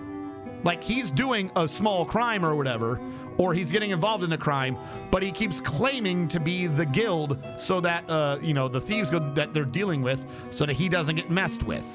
You know, like, oh, you wouldn't want to piss off think Kung Fu Hustle. They pretended that they were, the main character pretended that they were part of the Axe Guild. I think like twice. So like every time they're doing it, it's the dude shows up. The reason why you have the if-thens, though, is you need to come up with what the plot would be for that point, where it is him and where it isn't him. Because if you throw in about twice as many little minor things going on for that part of your story, you don't necessarily need to know ahead of time which one he's doing as a DM. The fact of the matter is, to the player, there is, we'll say, 4 units of crime happening in an area, right? That's what the players are interested in. There are 4 units of crime. At level 5, if they're doing a storyline involving the Thieves Guild, right? They just need to know that there are 4 units of crime and they're doing it. One of those units of crime invariably ends up being the dude. You know this. The players, if this is their second or third time doing it, they suspect that he's going to be showing up again. They know. Perhaps they believe that he's in jail this time or whatever. If they truly suspect that this is his thing and they don't want to respond to it because they think it's him and a waste of time, guess what? That's what the crime's doing. Which is why you need an if-then. If it is done by him, Y is what happens. If it is not done by him, X is what happens. That way you have the variability to throw him into the plot to be a recurring character, but this also means naturally that you have to write, fuck, it was too long. You have to write the story as if he's competent. Because again, he's not comic relief. You have to write the story as if he's competent, because you don't know if you, the DM, do not know if that's the story that's actually the real crime happening. It's just if they happen to catch him, like I said, in this case, he's a coward, he'll roll over. He'll be like, yeah, no. Is that really what's going on? I didn't mean to do that. Like, there could have been actual crime activities going on. Something the players did got the real criminals out of the area, and then he filled the void. So if someone was black marketing, in this case, necromantic rods, because there's necromancy going on, right? You had the Rogues Guild actually doing this. They're the black market for the rods. The players catch them by doing A and B. They get, like, they happen to catch an agent doing it. They know about C. They finally go to find C down, and the dude's not, like, he's got wands, but they're not necromantic. Like, or they're necromantic magic, but they're not, like, zombies. You know, they're the other necromancy spells, lower level necromancy spells. So he's been caught up in it. He's like, oh, well, I sourced this from, and then you point them to Route D, which they were ignoring earlier, and makes Route D seem more important, and he just ends up kind of being a middleman. He's not fighting them. He's just wanting to do something in this case. So they turn him into authorities. He gets arrested. Say he works with the paladins or the police a little bit. He gets let off early. You know, maybe he actually shows up a little bit. He helps the players with some other, like, hey, you're our inside man. Then he disappears for a couple levels. He comes back at level 15 doing a crime again. Like he got involved again. He's like, well, I worked off my debt to society, but I don't have any other skills. You know, and again, like I said, he's not a comic relief. It's just like, he you know, in this particular example, he pops up again and again and again. And in this case, he needs, like, if we're doing a rogue, you'd be using a rogue if your players were dealing with a rogues guild. But specifically, you would need to be using him as a rogue if you have a skill monkey in the group who's really into role-playing the investigation. Because the idea is you want him to be a thorn in the player's side. He's not there to fight, so he's not a problem in that sense. He needs to be the thorn in the player's side because they've done all this investigating, and it didn't lead to, like, the Thieves Guild. It led to Tommy Two Shoes again. Like, Tommy, we went over this. Stop fucking doing crime. I'm gonna bring you in now. Aw, damn it. All right, whatever, fine. Then he rolls over. They work with him. Tommy Two Shoes disappears for a while. When they least expect it, it's Tommy Two Shoes again. Like I said, so this means that if you're going this complicated, this is why I said this is fucking complicated. If you're going down this, you're gonna need to write a full thing as if it is the bad guild. You're gonna need to write multiple events, because this is the storyline that the players are following along, multiple events that they're going through, and you need to, at some point, switch one of them out with Tommy Two Shoes. It's up to you to figure out when you switch in Tommy Two Shoes, but you need to switch out, and it's not, well, it wasn't him the whole time, so it was a lie. No, that's what I'm saying, is you have to think of every event. If you're gonna do 4 different events, you're gonna do 4 different events, and you gotta sit there and go, okay, what is at this location if it is Tommy Two Shoes and if it isn't Tommy Two Shoes, right? And you need the evidence for these locations to be able to at least hint maybe that one is the Tommy Two Shoes one. At some point, there will be a Tommy Two Shoes event. Like I said, if the players are ignoring one flat out because somehow they feel that one is definitely Tommy Two Shoes, one, is probably implies that maybe you put a little too much evidence that Tommy Two Shoes was doing that one. But also, what this now means is that one can't be Tommy Two Shoes. How would you make this make sense in the story?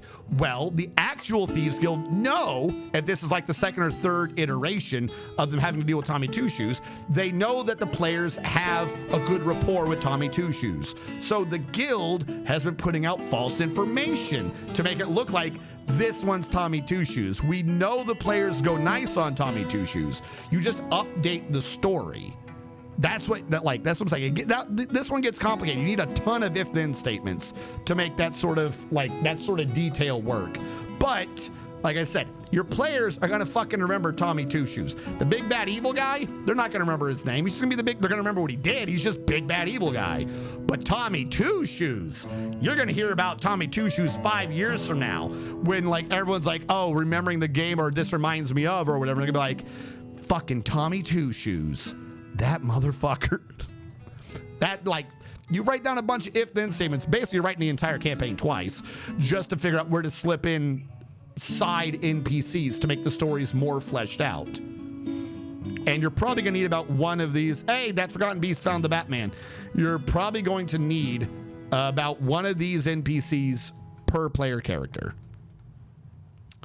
Because every player character should probably be having at least a minor side story so that they can be directly, individually the hero, have their own individual crowning moment of awesome. So you are going to need an NPC for every single one of their stories. Like I said, they don't even have to be antagonistical either. They do not have to be antagonistical. They can be supporting characters. But again, you got to figure out what, and for every part of that side story, at what point, what if we had a supporting character here, and what if we didn't have a supporting character here? If you have someone, if your supporting character is for a wizard, you know, let's say we have a abjurer opposing the necromancers. You know, if you have an abjurer opposing the necromancers, you would use an abjurer if one of the players was an abjurer. And so their mentor shows up every now and then. Okay, well, you now need to have two things. One, you need to quickly be able to adapt the fight, or think of how the fight would work if suddenly there was a much higher level abjurer around. Or if you were getting information on it, you would need to be able to figure out, okay, what would they know going into this fight if the mentor was not there to help them with this? Because they should not be constantly going back. If you're doing information, they should not be constantly going back to the mentor, right? Like they're likely not to be doing that. And if they are doing that, you might need to figure out a way to pull the mentor out of the story. But if they're really stuck on something, they might go talk to the mentor like every now and then, right?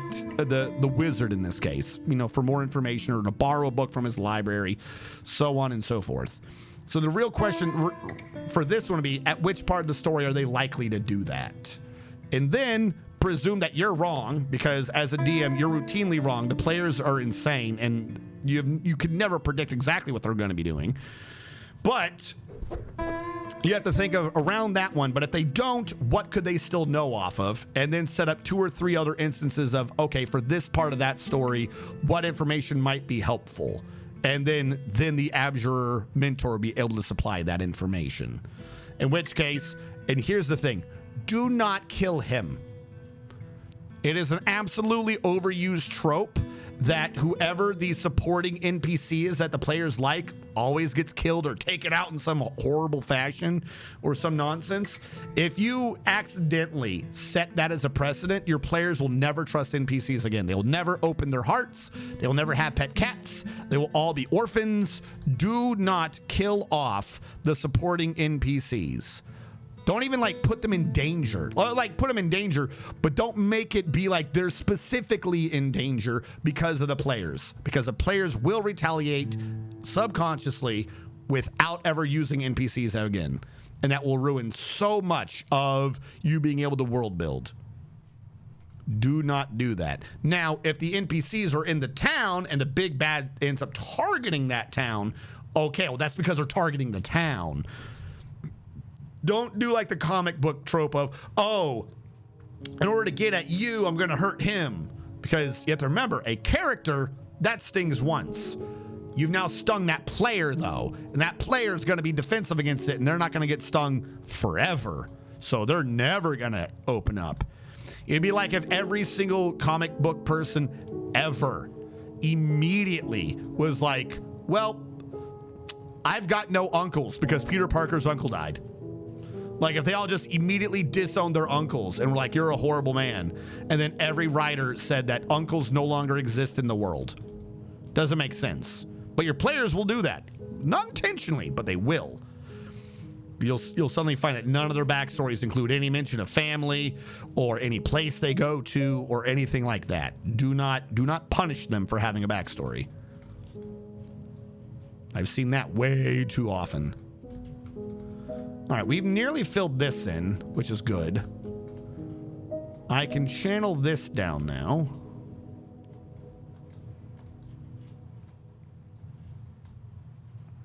This one I can't, but that's all right.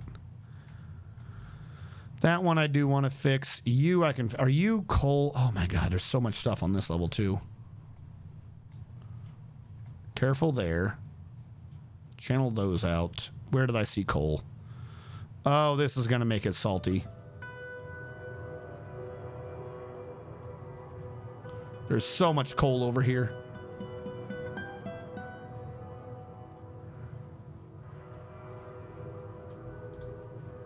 What the hell? I didn't know you were going to go that far.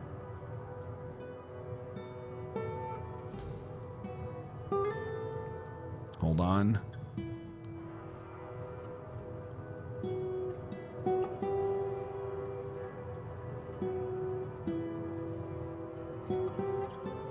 There we go. Mentors do tend to die a lot for a reason. Schrodinger's comic relief, quantum works. The more work that it needs to do for a small amount of gain. Like I said, the idea is, if everything else was not too clear, the idea of all of this is to realize that what you need to do is not to write out every single detail of a new game. What you need to do is write out the possibility of some of the details for a new game. That's it. Create the possibilities, let the players naturally cause it to be filled in through their role playing, and you're going to have a much easier and fun time dealing with it.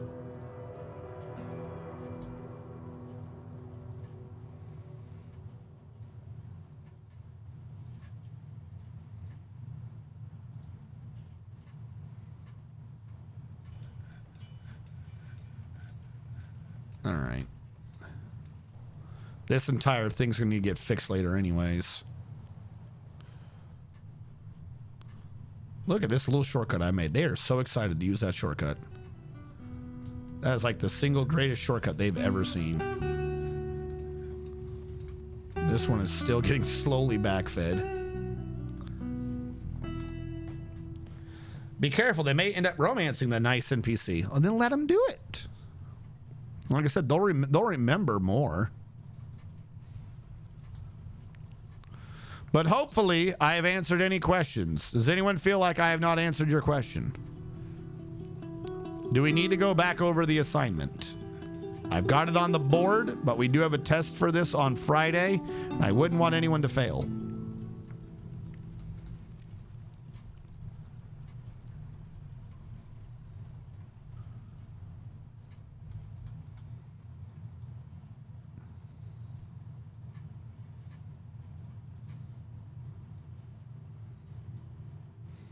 Mandated the construction of certain goods. Alrighty then, we'll let them get mandated.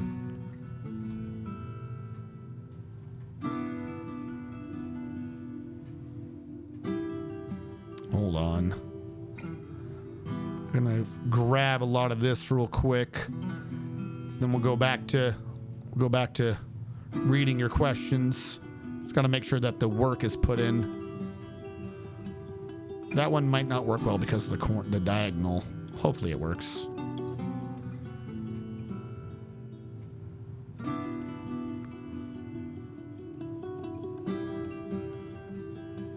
All right. I'm always happy to listen to more world building, campaign building talk.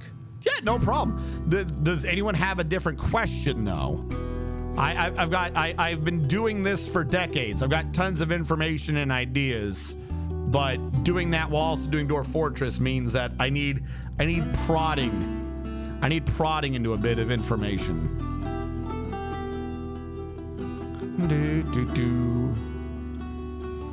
Otherwise, it's just me saying random nonsense that helps no one. Like, don't use a deck of many things. I think it's a known thing not to use that deck, but don't use that deck. That deck is cursed.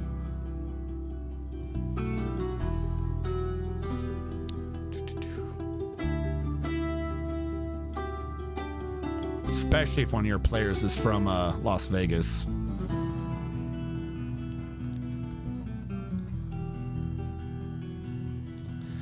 How does all this work if you're trying to make maps for something like Foundry VTT? I'm not quite sure what you mean. Nothing I've discussed so far involves maps. Like, I know what Foundry VTT is, and I understand the idea of making maps in it. I just don't know how does all this work for Foundry. If you're talking about how would you change it, well, then what you have is you have two different groups of NPC tokens that are hidden, and you reveal the ones you need to for the fight. If you're talking about if you have two different areas, if you really want to go complicated, make it be two different maps. Have an A and a B map, if that's what your question is. Other than that, I'm not entirely sure. I mean, quite frankly, if you wanted to mix them together to make it be something, going back to the thief example, even if it's not the thief, he could be there. Like, literally, he could have accidentally gotten caught in. If you decide that this is not a him event, but it's the actual Thieves Guild event, and you want to do this on Foundry, just make a map where he's there. Like literally, he happens to be there. If it is a him event, right, then they walk in and you have the actual guild trying to attack him, then they protect him, in which case it's like, what are you fucking doing? Or if it's the other way around and it is them, the players walk in, they go and stop the guild, and maybe, it's not like a common thing, maybe they catch him hiding in a thing. And he was like, whoops. I wanted to scope out what the new merch was or something.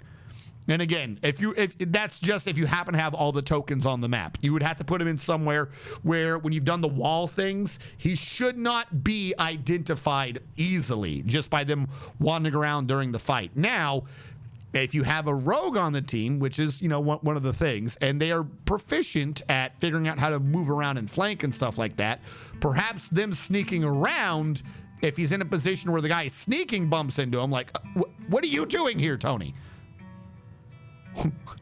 Don't mind me. And then they go about the fight just knowing that Tony's actually hiding in a corner. You know what I mean? And then possibly near the end of the fight, you have everyone do a spot check and you see Tony fucking booking it. When it's looking like there's actually an opening that he'll be able to get out on. He might not want to run if it looks like it's going to go against the players because the guild might catch him. But if it looks like it's going with the players, he's probably going to run because he knows the players aren't going to kill him if they catch him again. Again, this presumes not the first time you encounter him, but it could be the first time you encounter him too, where, depending upon what they have in the party, he's like, well, they're not going to, if they do decide to chase me down, they're not going to kill me. Whereas the guild probably would. So he wouldn't move until it looks like it's definitely going in the player's side. In which case, like literally the instant it switches to the player's side, you just have him book it. Like noticeably. Because it's like, well, it's the player's turn. He had a ready to action. He just has a ready to action the entire fight, right? Like, he's looking for an opportunity to run. Literally, the first time he's like, oh, okay, this is in the player's way. Oh, you dropped your third guard or whatever. Suddenly, Tony's booking it out the door. Like, he just has a ready to action the entire time. That's literally what he's doing. He's literally waiting for an opportunity to run. The instant it happens, even if it's not presumably his turn, he fucking runs. He just does. Planning for locations without railroading. I mean, again, the whole idea is just not to do it. Like I said, railroading is it's kind of like fish. Railroading is a slightly overused idea, like of a thing you don't want to do. Did they leave already? I think they just immediately booked it. Of like this thing you do not want to do when Weeb Trap is throwing a temper tantrum. Why is Weeb Trap throwing a temper tantrum? When really the big thing about railroading is purely whether or not it is the player's decision. That's it. If the player feels like that they don't have where is he? Weeb Trap is presumably here. That's Claiborne. Is Weeb Trap dead? Why do you tell me to go here for Weeb Trap? That's Claiborne.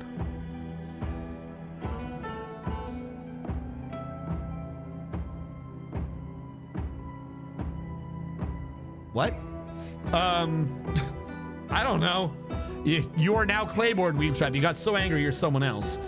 The whole thing with railroading, right, is if your players feel like that you are forcing them what to do, right? The idea of railroading is, okay, I'm very angry because you are making me do... Why am I not... Oh, it's because of this. This is what the players don't like. This is absolutely what the players do not like. However, you as a DM know you need to hit here, you need to hit here, and you need to hit here to get from here to there, right? Like this is the issue, is that as a DM, you need them to do these three things to get to there. Like, for your story, if this is what you're trying to do. First of all, it's not hardly ever going to work, but, you know, okay.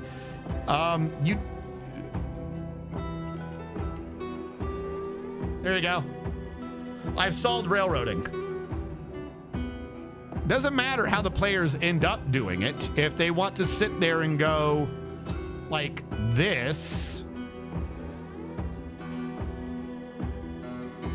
to get there, you know, one way or another, these three things are what they're going to have to do. The real issue is what causes railroading is you presume this needs to happen before this needs to happen before that. Now, the only reason why that actively pops up as like A has to happen before B is if a character would be responding to them. Like, okay, once you have stopped the bad guy's thing, then at this other location, he would be doing something, right? In response to the players getting rid of the evil crystal, he goes to a different area and he's like, well, I don't have the evil crystal, but now I have the other MacGuffin or whatever, right? Like this is the idea, right? That your idea for whatever C is in relation to them doing A. But is it really? Like in the example I've given, which is one of a great many examples, and the example I've given, what your thing is that because they interrupted A, the bad guy would be found doing C. But quite literally, if your bad guy, if this is your big bad guy, wouldn't your bad guy already be doing C? C is the second option. Radu with the resub, thank you so much. Hold on, Radu. I will discuss to you in a second. I am in the middle of a thought process. If the idea of the railroad is that they're doing C because of A, but your bad guys should all reasonably be like one of the smartest people in the room, even if their intelligence does not match it up. If their intelligence isn't directly matching it up, then they're not probably going to be the big bad guy, are they? They're going to have already been doing C because they would know that there's a chance A might not work. So if they hit C before A, they're still doing C. It's just instead of being like, it's you again, they're like, who the hell are you? In which case, when they do it in this order, now A is the one that has extra reinforcements or something because they did C. Because now when they go to A, instead of like it being like, when you catch them at C being like, oh, they stopped my plan, I'll not let you stop my backup plan. Now when they get to A second, they're like, you may have gotten rid of my safety net, but you never figured out about the real plan. And now they just seem more Machiavellian. Like, you don't, like, railroading only feels like railroading when it's literally a straight line like 13. If the idea of what you have is that you know that there are a bunch of events that they've got to do, you don't need every event to happen in the same order. You just got to change up kind of how the NPC's talking. That's all it really is. And the only time this doesn't really work is if you're like, okay, but C is where they would go because they barely escape from B because they got horribly messed up. You can still have them horribly messed up at C. It's just instead of the reasoning changes. Instead of them being horribly messed up because the players stopped them at B or whatever, now they're horribly messed up because whatever they're doing is that fucking dangerous. Like, if suddenly they get to C first, Like, C does not have to be before D, by the way. If they get to C first, instead of it being like, oh, they're messed up because of B and are angry and are doing some crazy new strategy, they're doing this weird strategy because of how badly they got messed up, setting up the whole evil event. Not everything's going the bad guy's way. Your players aren't the only ones trying to stop them, after all. There is like the government and the gods trying to stop them, or whatever the big bad evil event is. So you catch them at C first, you know, whatever. They're messed up. You're dealing with this guy who's obviously acting injured and doing like this weird nonsense. And then later you catch him at B, and he's healed a bit from what happened at C. Because, you know, presumably he was going to always somehow have been getting out of C if he needed to be there at D. So now that you catch him at B, now when he's doing a regular fight, you know, your players are on edge for the weird shit he was doing at C to overcome him being injured. But now that they're fighting him at B, you know, he's going straight for the kill. You know, he like, as a matter of fact, he's probably more angry now. He's like, I remember you when I was weak. Now I'm at full strength. Let's do this. So it really comes down to you change how he's talking to the players. You don't need to change anything they're doing. Like that's it. That's how you cut off a railroad. Is, again, it's a bunch of if-thens. If they've done B first, he would be sounding like this. You don't have to literally write it down as an if-then statement, but you have to think like, okay, presumably they would have done B. He would be feeling this way towards the players, and he would sound like this. If they have not done B yet, why is he injured here? Like, if the players didn't cause it, in your story, he's already injured. Something else injured him and made him that way. And again, if you do this, it makes the world feel more fleshed out again. Like, your players are the heroes, but they're not Atlas. There's this term, I forget what it is, but it's like the Atlas effect, where nothing in a video game happens unless it's happening around the player. So unconsciously, like, the player feels like Atlas, like everything is revolving around them. When in a tabletop game, as weird as it sounds, the best thing you can do is to try to strip away the Atlas effect. You want your players not to feel weak, but not to feel like they are the only reason the world exists. So if someone else is doing something, it's like, okay, I'm the one being the most effective, but, you know, everyone in the world's not an idiot. Like, either his plan went wrong or the police caused something in a different fight. Suddenly it fleshes it out. Because if he gets out of that, right, your player's like, okay, we did good. Wait a sec. He was that fucked up because of the town guard. The town guard probably knows something now. Like, the town guard or the paladin set up a sting or something. Let's go talk to the town guard or them. And when they go to the town guard, player idea, the town guard goes, yeah, we were trying to get information about B, which would have preceded C, but on the way there, we had a fight in the hallway or, you know, some other nonsense. So now they go to B. Like, you can just easily nudge them back onto B to try to fix the order, but it's the players that wanted to do that. So you did not railroad them. If they decide not to go to B, well, then they're somehow going to find out about A, depending on how out of order this nonsense is. They'll find out about A, they go to A, and then it's like, all right, we stopped them here, we stopped them here. They're trying to figure out information, but the only information they have left, because they've been trimming down his possibilities. Wait, didn't the guards mention that they were trying to track him down at B? I'm willing to bet that we got rid of 2 of his warehouses. He's going to be at B now. And so then they go to B. Like I said, you set up the locations, just don't set up when they happen. As long as it's the players that decide to go do it, you're not railroading. It will not feel like even if they know what you're doing, it won't feel like a railroad, because the players know that the reason why it happened the way it happened is because of their actions. You can flat out tell them after the game exactly what you did, and maybe if they're not thinking it through like the first couple of times, or like, you know, if it's like one of the first times playing, they'll be like, oh, you were railroading or something. They'll do it, but no. Like, more often than not, it's going to be like, oh, wow, I can't believe, like, oh, shit, during the A fight, that was because, you know, it's because we did this? Oh, shit, yeah. You just need the events. You don't need the timeline. That's the whole railroading issue. Just get rid of the direct cause and effect and just come up with a series of causes that could cause the effects, and you're fine. Radu, how goes it? Also, my AC is not as on as I would like it to be. How goes it, Radu?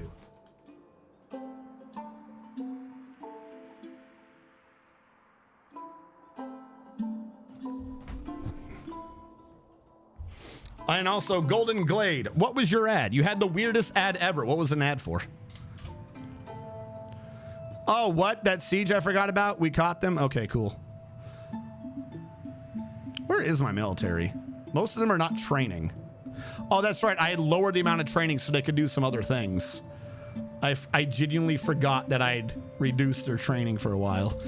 All right. Hopefully this made them happy. Wait. No. What is going on with Weeb Trap? Hold on. Now it's Claiborne. Maybe I just kept clicking Claiborne and I wasn't paying attention. Weeb Trap, why are you throwing a temper tantrum? He wants to craft object. He wants to do martial training. Civ Gym. Schedule. They're not set to train. That's why we're having an issue. I don't know why they're not set to train, but there you go. Now the Civ Gym works, I guess. Are they still... They were set to train down here, weren't they? I thought they were. Where did I tell... Oh, up here? Is this Civ Gym? There you go. Civ Gym should now start being active. Yeah, that was my fault. I did not set up the gym correctly. That should start handling a lot of the training needs. Still know what's going on with crafting. I feel like they went crazy with the crafting. We told them to do that before, but I did something wrong.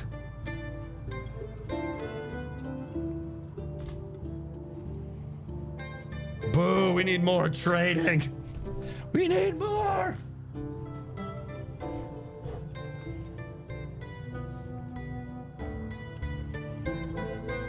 It is hard to have pre-made maps and not railroad at the same time. I mean, yes and no. Because, like, I do, especially with Foundry and stuff, I do like just using pre-made maps and, like, drawing out the lines and stuff for the walls. But again, the pre-made maps are just terrain. You know? Like, you using a pre-made map is just you using terrain. It matters where you've put guys on it. You can use a pre-made map from an adventure to do your own custom adventure. You don't have to put people where they say to put them. You just change out where people are and why they're there for, and you should be good.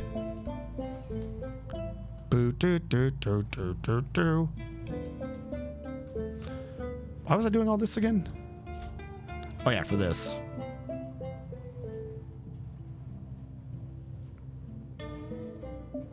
That is a lot of jet, though. Don't worry, Weeb Trap. I'm sure you'll be fine. So wait, the real question is, why is this dude so angry? Claiborne, your only need is to craft an object? Why does this have you that angry?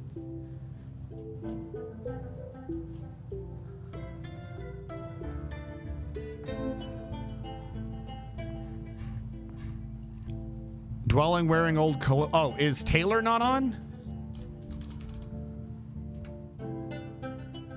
Taylor is enabled. No one should be in old clothing. Radu has become a weaver.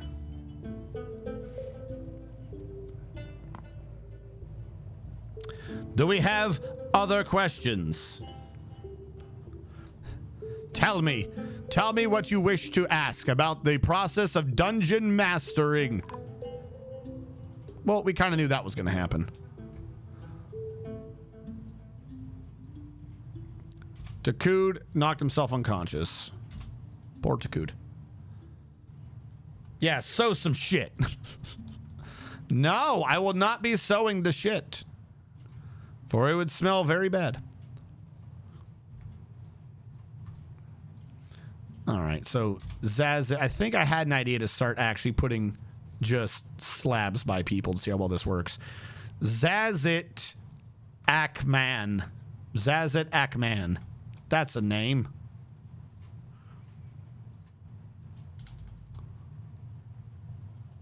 Zazit Akman. Entombed, no slaves engraved. Slabs.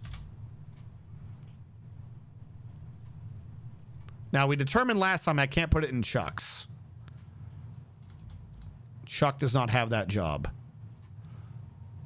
I can put it down here, though.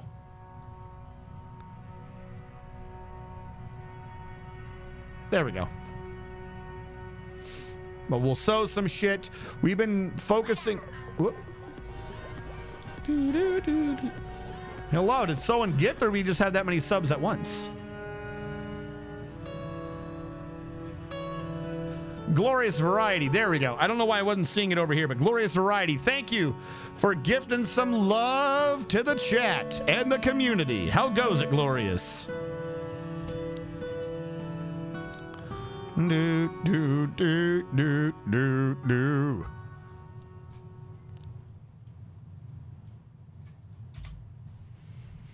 I'm surviving at work. Could you describe Glorious Variety, Dwarf? No. Sure. If you're surviving at work, it must be good if we're going with Glorious Variety.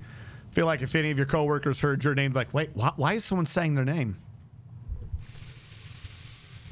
Glorious Variety. You are currently storing an owned item. You're amazingly agile, absolutely inexhaustible, basically unbreakable, and unbelievably strong. But you're very slow to heal and really susceptible to disease. Your fourth finger on your right hand is broken. Your fourth finger on your right hand is smashed open. Apparently you've decided you don't need medical treatment for this. Because you have a stunning feel for spatial relationships, unbreakable focus, uncanny intuition, a great kinesthetic sense, and an iron will. But you have an iffy memory, poor analytical abilities, an iffy sense for music, little linguistic ability, and little patience. When you're nervous, you sometimes crack your knuckles. You like saltpeter, rose gold, tiger iron, the color mint green, scepters, ballista parts, giant sloths slow movement, and the words of the flutes of music. When possible, you prefer to consume leaves and fruit, flounder, parsnip plants, white Malay beer, reindeer milk, and longling grass seeds. You love to eat longling grass seeds. No, that makes no sense. You absolutely detest snails. Dwarf 20 for your favorite normie. Of all the normies I know, you would be my favorite. 17, 18, 19, 20. That's a baby. That's a child. That's a child. That's the Metal Workers Guild. Here you go. My favorite normie. Did I spell that right? Favor. Yeah, the British U. You do have the British U. Normie. The first in the Metal Workers Guild.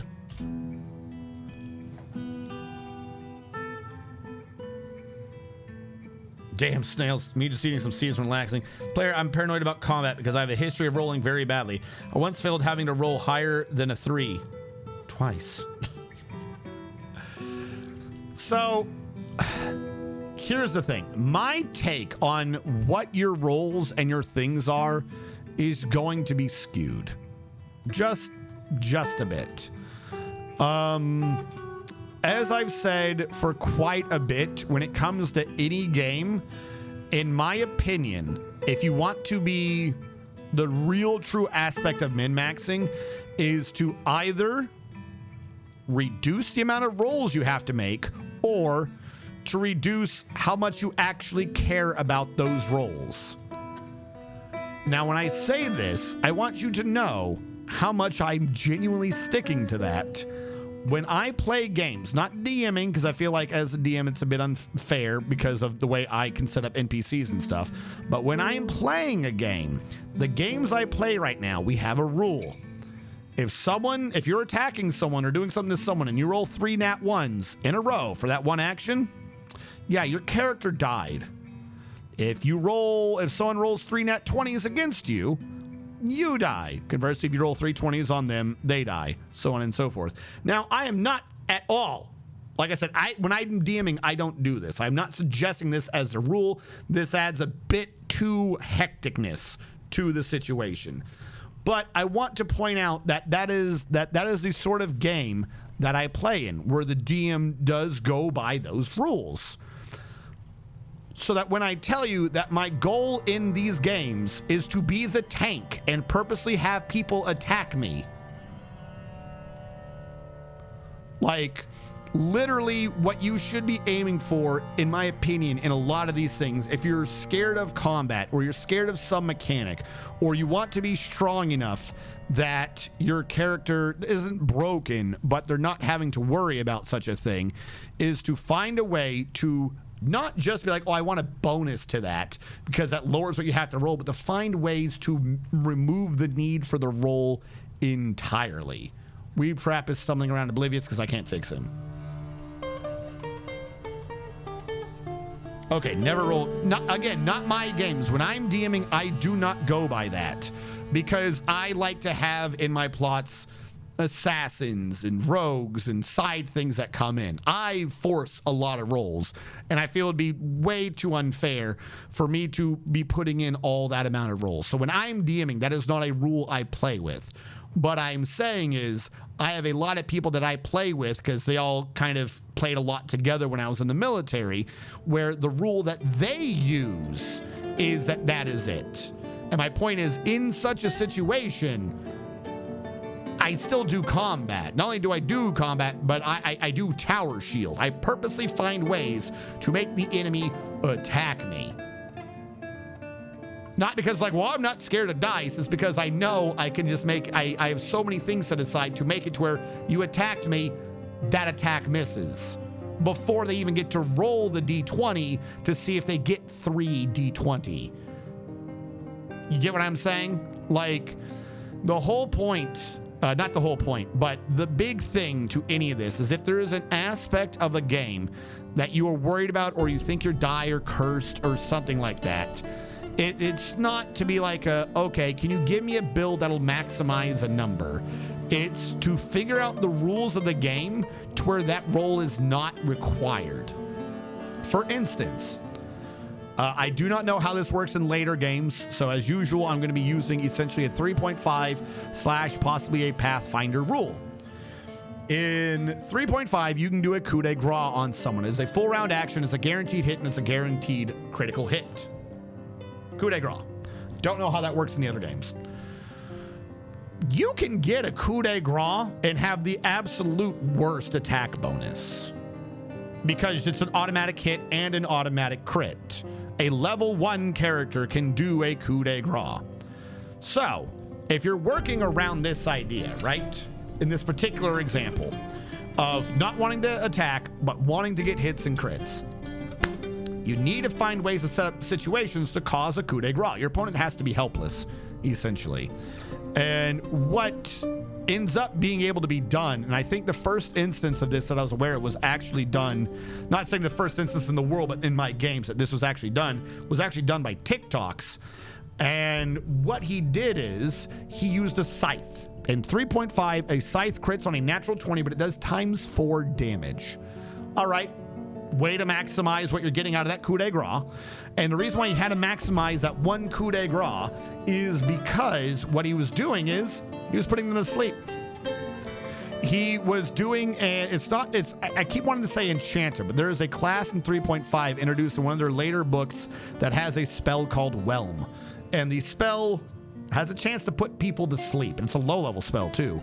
So what he would do is he had his scythe written down as if it was a ranged weapon, and underneath ammunition, he said 20 minutes or something like that, because that was the amount of time you were asleep. It wasn't 20 or 20 rounds, whatever it was, because that was the amount of time you were asleep. So what he would do is he would find ways to get someone asleep. If you're asleep, you're helpless.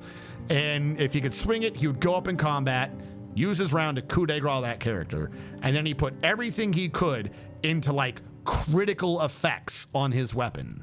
So things that would only trigger on a critical effect, but that were happening way more than you would think. And it's like, well, is he crit fishing or anything? No, you can do critical effect builds without even crit fishing in the game, because he just kept coup de gracing people. He kept finding ways to set up to do coup de grace with the scythe, which is a ×4 thing, and he had a whole bunch of extra damage die and shit if you were to happen to crit or other such effects.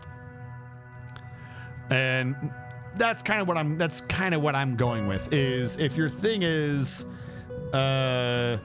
you're paranoid about combat because you have a history of rolling, all right, genuine statement, find some way through all the classes, all the characters in whatever game you're playing to do combat without rolling.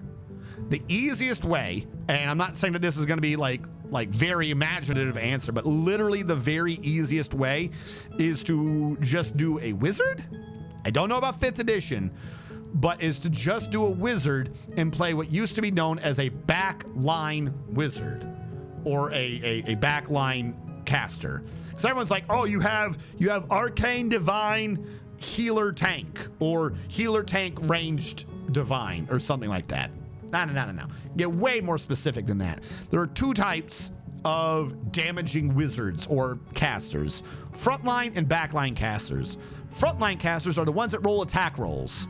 They're the ones that roll a d20 to hit you with a ray or something. Forgotten Beast. We're gonna have Forgotten Beast Fight Club for this one now. The backline caster is the one that does like a fireball and forces you to roll when you get hit. So if you're, I don't know what they do in 5th edition or whatever. I don't think you have to do an attack roll for fireball. But if what you're going for is that you don't like rolling in combat, then don't. Make a character that forces the DM to do all the rolls in combat. And then you don't have to roll. You don't have to worry about if you can't roll above a 3. Hell, you can use a coin. Use a coin for your character. Only a 1 or a 2. It doesn't matter because you're not the one rolling. Figure out what rule you don't want to play with, and then find a way to not play with that rule. Make everyone else play with that rule. Make them roll. It's not your fault, or it's not your responsibility. It's their responsibility. I don't need a roll. I'm putting a fireball there. That area is now fire. It doesn't involve me. It just happens to be a natural state-based effect that is around me. I would like you to please roll and see if you've been hit. Things like that. But if the DM rolls and they can cheat more. So here's the thing.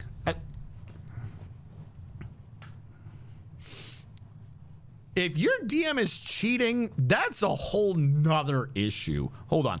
The Forgotten Beast, Golmoth, has come. A huge eyeless pterosaur. It has a stubby tail and has a gaunt appearance. Beware its deadly spit. I completely forgot that we were trying to make a picture earlier. If your DM is genuinely cheating, then that is a whole nother, that's a whole nother aspect. If the DM is rolling behind the DM screen, it gives them the opportunity to, fudge the rolls, to try to up the excitement or lower the excitement as seen fit. However, it should only ever be like a small amount, like to try to tweak the assignment. It should never feel like they're cheating if they are, in fact, fudging some of the rolls for narrative purposes. That being said, if you have a DM that, like, I tend to do a lot of my rolls out in the open. I feel like what the roll is what the roll is, come good or come bad. But, some people don't. They'd rather reserve the dice for the ability to fudge it, again, for narrative purposes. Hold on. The other picture never came in well, by the way. Every time anything mentions feathers, I think the fucking bot freaks the hell out with our settings. Half the time I'm getting weird statues or birds. It does not understand the idea of a feathered serpent, and I was not paying attention to it the whole time, so it never really made one correctly. The most I think I have is 2 up in here. Hell, I'll even upscale that in case that's the one we're going with. It seems to want to do a serpent as like a statue for some reason. Like, it absolutely has no clue what a feathered serpent is. Talking about a God Wizard, or is that a different playstyle? God Wizard is Battlefield Control Wizard. That is a different playstyle. That's not even rear line. A God Wizard should never be doing anything that requires anyone to make a roll. A God Wizard is a enchanter, is a battlefield terrain changing. You causing a circle of mud is like a god, like, oh no, you swamp or whatever. That's not directly making them do a roll. They're doing a roll every time they're in it. A fireball is not a God Wizard. It is a rear line caster who is doing damage. A God Wizard is you have bull strength and the enemy is entangled. You're causing massive modifications to all the rolls, not doing a one-time effect that would cause an enemy to do a roll. 2 different things. Yeah, if you're worried that the DM is genuinely cheating, you need a new DM. Feathered serpent. The thing heard feathered serpent is making a bunch of griffins. I think the bot listens to me. This thing really has no clue what the fuck a serpent is, does it? It really cannot figure that out. All right. I'm going to start typing in the new one. I think we've given this one enough opportunities to figure out what's going on. It for some reason it thinks the feathered serpent should be a statue. Uninvited guest. Apparently this one flies. All right, hold on. We finished some of those pictures so I can type in the description. / imagine a huge eyeless pterosaur. It has a stubby tail and it has a gaunt appearance. Beware, it's deadly. Spittle. Haven't we seen spittle and spit as two different options? All right, hold on. What the fuck was that picture?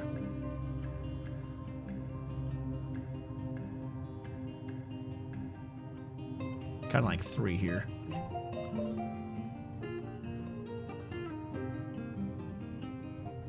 One of these pictures got Overwatch emblem put on it. All right, we're gonna let that one go. While it's generating, I believe someone had earlier redeemed push, so I will do push.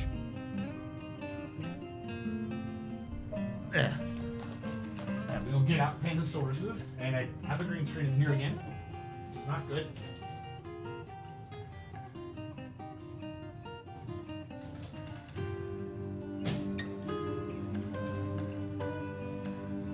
All right. The push-ups as requested by chat. I believe. Did it switch? It did switch. All right.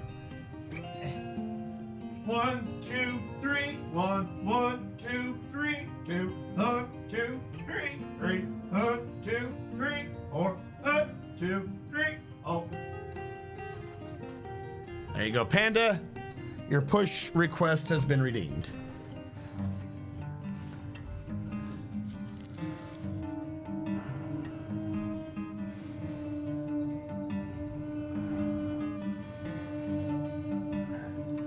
Hold on. Pterosaur came in. Feathered serpent with a short trunk. Why have you given it wings? I'm gonna tell you the truth, I don't think I like any of those pictures. I'm gonna have to go with this one. Save image.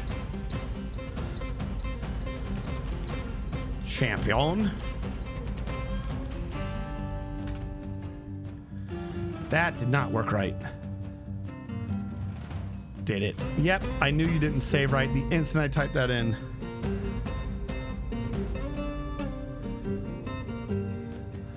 All right, hold on, because I need to mix up champion and challenger. All right. And the new pick. Huge eyeless pterosaur, stubby tail, and gaunt. Huge eyeless pterosaur, stubby tail.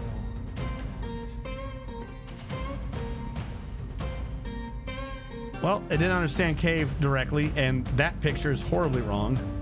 So I'll go with number 1. All right.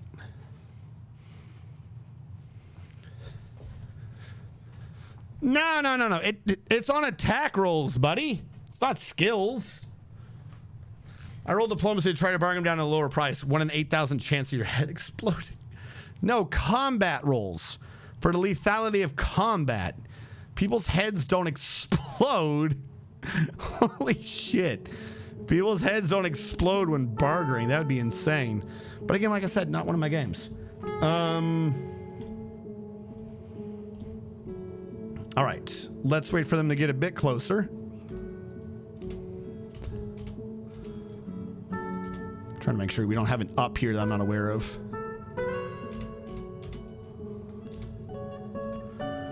Where are you going, buddy?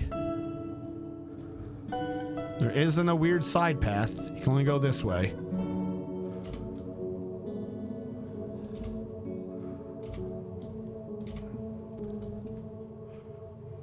Where's the other one?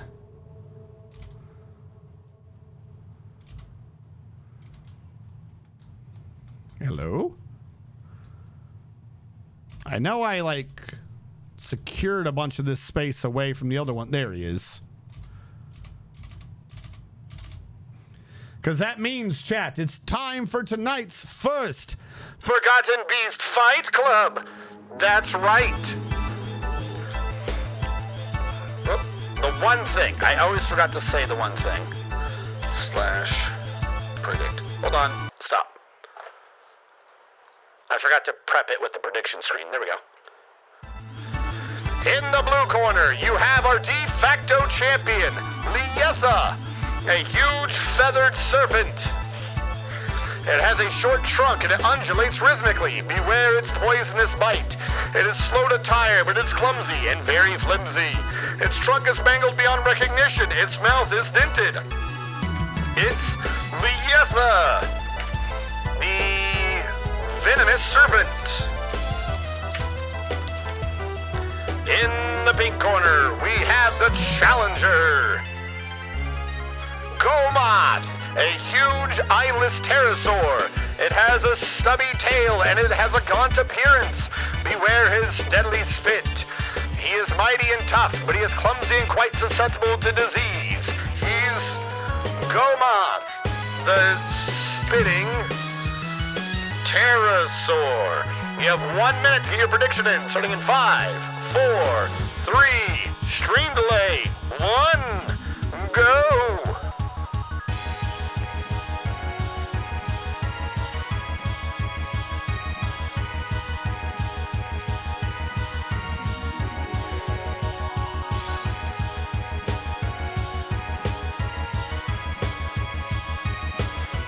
Yeah. Yeah, it was glorious. Sometimes as a DM, like, there's no need on success.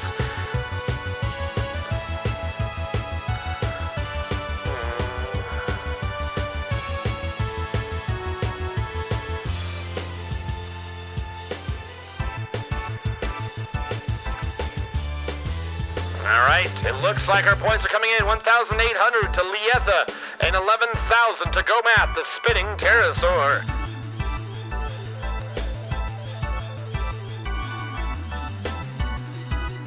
Tentacles and grease. You could say snake. It looks like we're closing out at 1,800 to 11,000. Let the battle begin. Pictures. I remembered. And the first hit goes to Liesa, drawing a pool of Gomath's forgotten beast blood. He's got heavy bleeding as his neck is cut open and is spouting his blood everywhere. There's been a counterattack of Liesa's blood is now everywhere. They've got heavy bleeding. Their body is bruised, their tail is bruised, their trunk is mangled. Their head is running with their own blood and their mouth is dented. Gomath is running away in terror, only to turn around with a counterattack. They were luring Liesa into a false sense of security. They're crossing sides. They're joustling. Gomath's first toe is cut off. Liesa's trunk has been cut off. Something else just got cut off somewhere. I don't know where that went. It's gone now. There's another body part. Liesa is enraged at all enemies. Gomath isn't really feeling anything, apparently.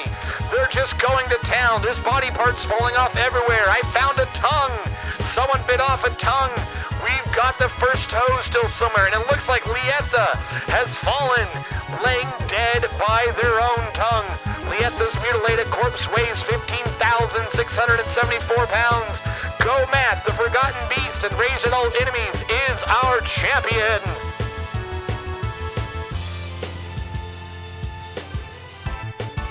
Which means, hold on, we need to do a changing of the guard. Hold on, I did this wrong. I've done it wrong, chat. Work with me game. Save image. And switch out. I need an animation for that. There you go. The challenger has become the champion. Go Math, the forgotten beast.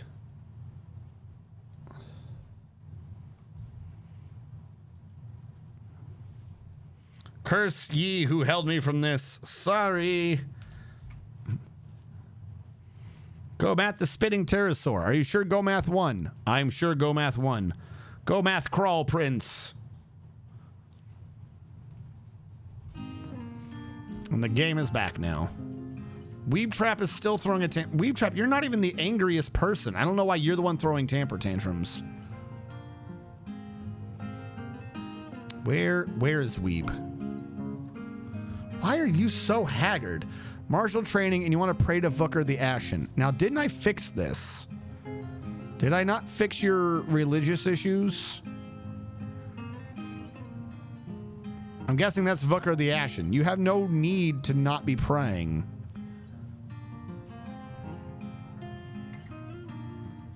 Like, I'm genuinely kind of confused right now why you're having a problem.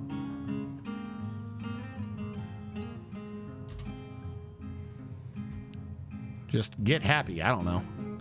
Dead bird. Doodly.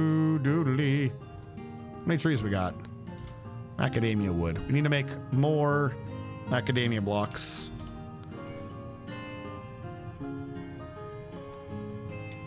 $14. It's not gonna be a lot of blocks.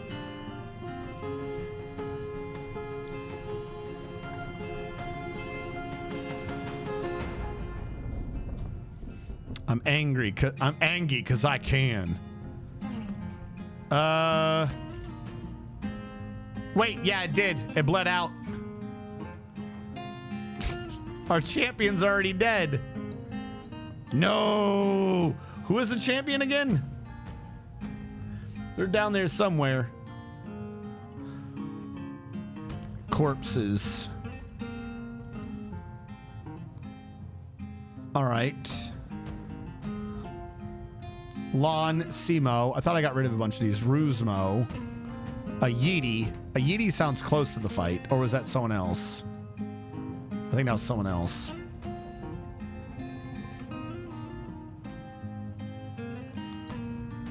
Where's the corpses? Right in front of me.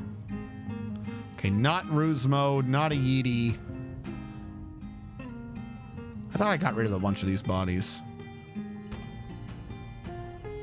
Ongosp? It's not Ongosp. It's not a raven. Gomath. Yep, Gomath is dead. Gomath bled out a few feet away from Liethi. Name your new Forgotten Beast champion. I'm going to have to refund that anxiety. They didn't live either. They just happen to be the last one to die. Their split carotid artery cost them a lifetime of being a champion. We are back to being a championless people. Boo doo doo doo doo boo doo doo doo doo. I am refunding your request, anxiety, and marking complete as the first push.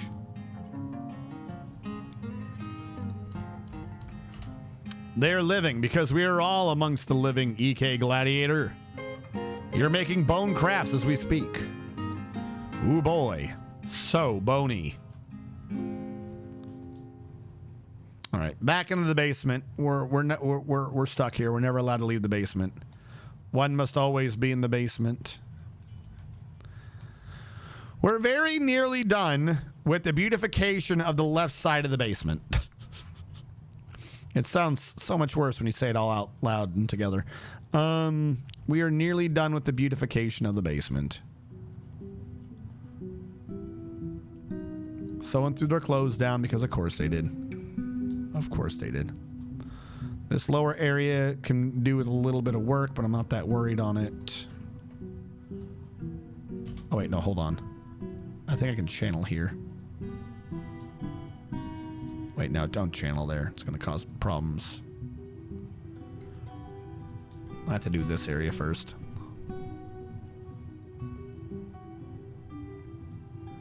Don't want to cause any cave-ins. If I may make a dumb but fun suggestion, this is a police station style thing, right? Yes and no. This is the Raccoon Police Department from Resident Evil 2. So while it is a police station, it's also made of insane nonsense with the weirdest tunnels everywhere, because apparently the guy who made it made the mansion and they made insane things. The dog pen exists. We just have to show it love. This is the dog pen.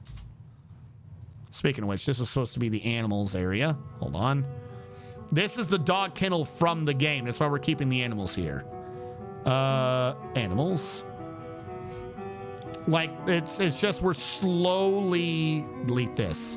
We are slowly overhauling the basement to look nice. But it is part of the basement segment that we have the animals pin. Like, this is where the morgue was. It needs to also get a little bit of love in terms of its workshops, but this is where the morgue was. That needs to be filled in so they, you know, they'll have to go around the long way, but whatever. But we do, in fact, have a dog pen. The problem is we don't have any dogs. Like, that's the real issue. Hold on. I'm looking at the wrong one. Animals. We have a lot of tame, very pretty birds. Do we even have any dogs, or they just all mysteriously died? Yeah, we don't have any dogs. That's our actual issue. We have alpacas. We like to treat our alpacas like anyone would treat a dog, I guess.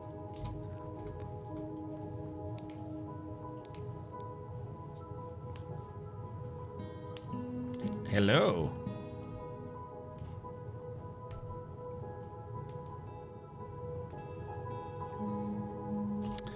If you catch a mega beast, may I make a suggestion to add the whole thing of hidden secret bioweapon containment chamber? So we have one caught, but it's caught in a... That's why one of the creatures says RNG strategist, the announcer.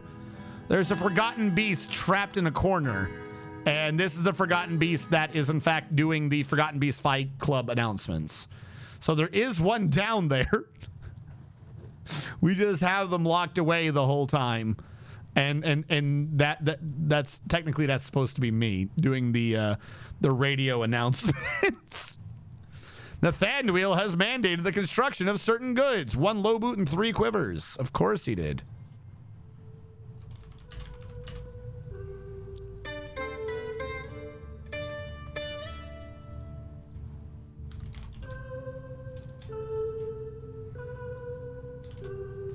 But as much as I would like to make a room around him, that would take a bit of effort.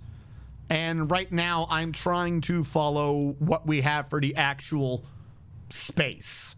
Because if you remember, in you might not have even played it, but in Resident Evil 2, there is the remake at the very least, there is actually this area where, hold on, when you adventure around the police station enough, you come back to the statue. You have to collect 3 different tokens from different areas of the game, and you put them right here, and in front of the statue's plinth, it lowers to reveal this secret room.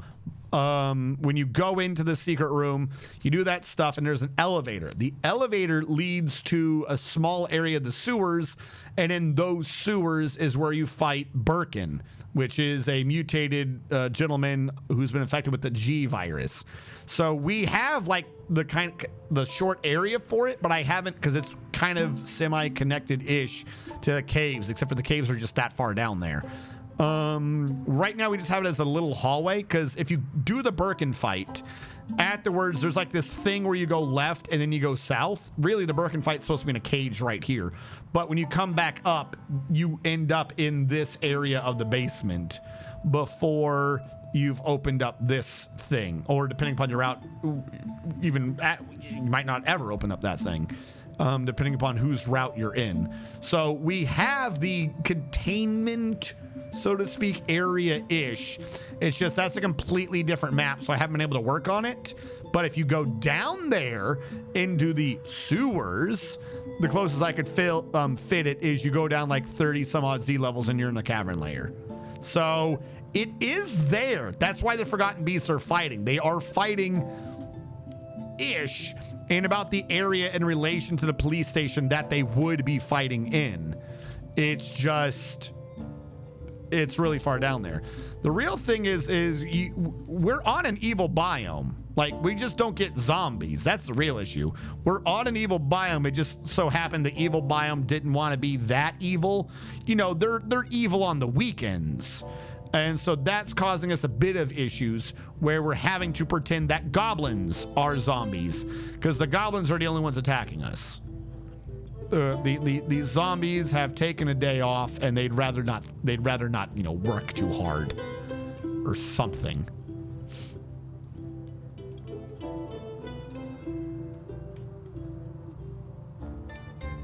Goblins?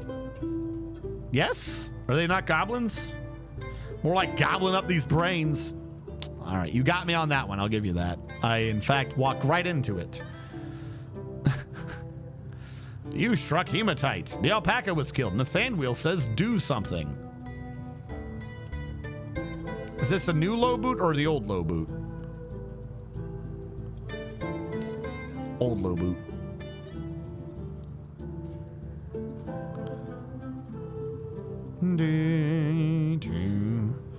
I have no clue why Claiborne is so angry. You want to craft, is that literally your only thought causing negativity? Like, the only thing angering you right now is literally nothing. You have unable to practice a craft. That's it. And I had that active for a minute. Like, everyone practiced craft. Everyone had done that. I do not understand what your problem is. I don't have enough crafts to work with you otherwise. What I can do, you know what I need to do? As much as I don't want to, I think I need to reinstate shells. So we can just do shell crafts for everyone's need to do a craft. As much as I do not want to do that. All right, how would that work?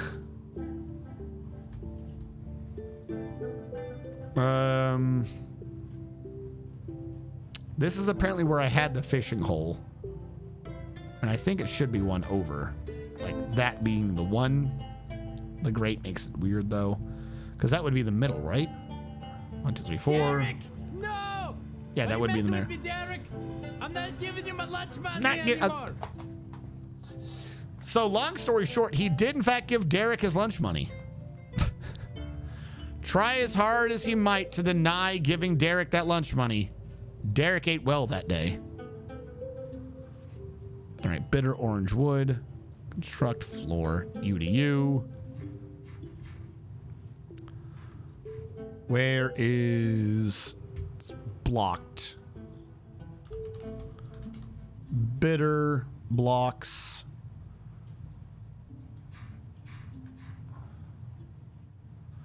One, 2,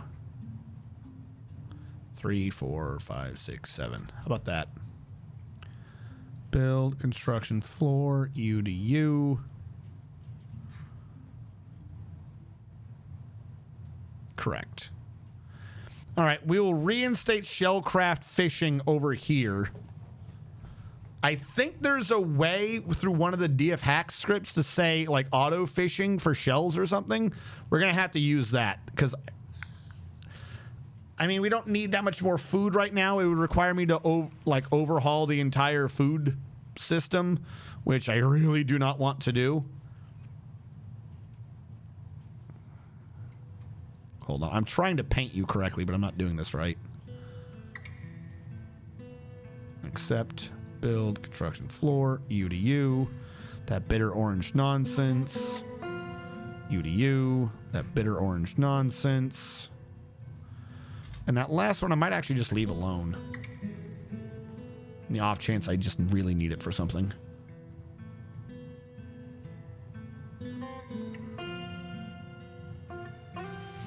It was the last time though. He did. I paid him money. In hell. All right, so this area is set up as my fishing zone when it should now be that area. I presume this entire area is a fishing zone. That I set as my water source. We're deleting that. Yeah, you are no longer my water source. My water source is the toilet. There you go. There's the water source.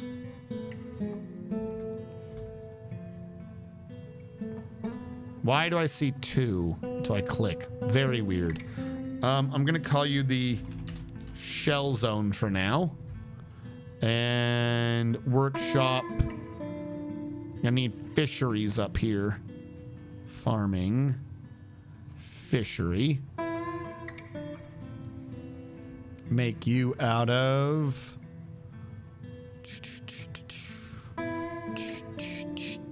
copper, because you're food. Fishery up here out of copper, and then build workshop. Crafting here. Copper.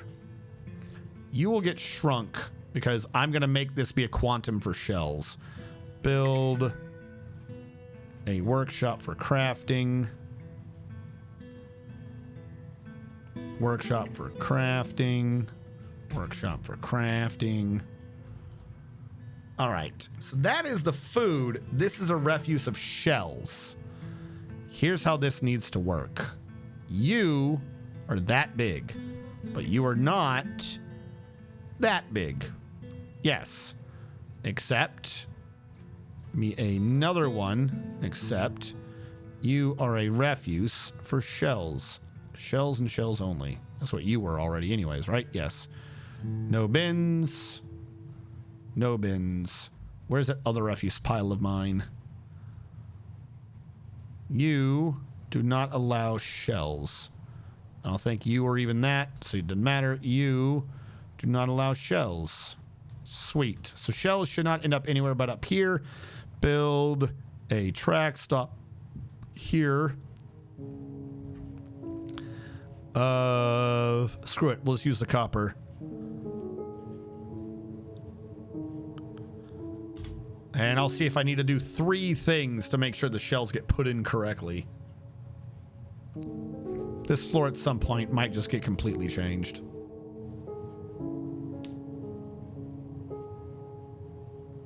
Oh, we've been building this base for a while. This is a really old base at this rate. Why did the fishery... Oh, because I don't actually have fisher orbs. We took them out for a while, didn't we?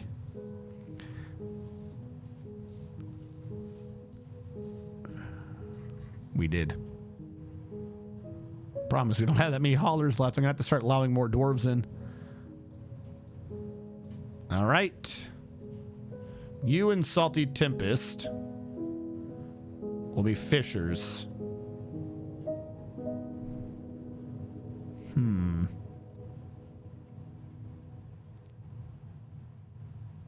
And fish cleaners. Commit that through. Probably not a fantastic idea, but that's what I'm going with. Now, the issue is I want to change one of these scripts. The script that tries to fix their need to craft.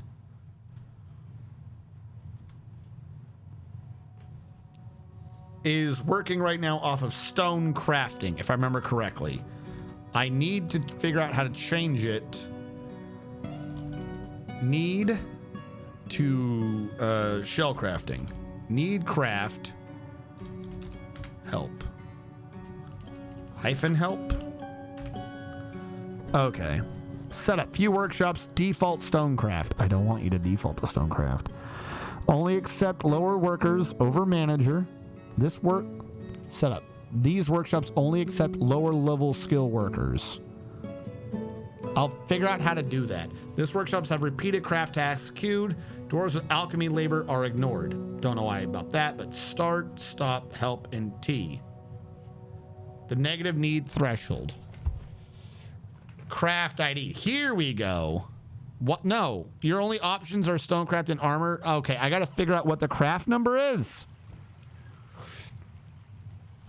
53 is stonecraft. 47 is armorsmith.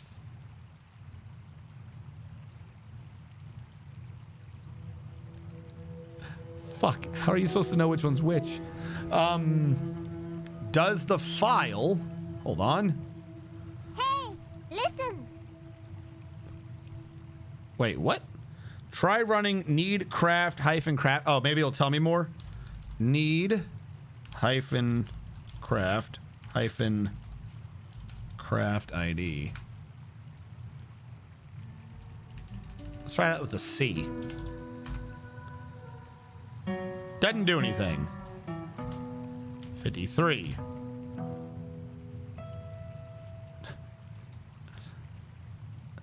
Why don't they show an example of it working?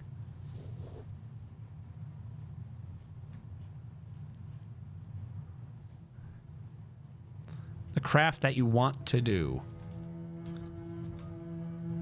Doesn't even say if it's changed.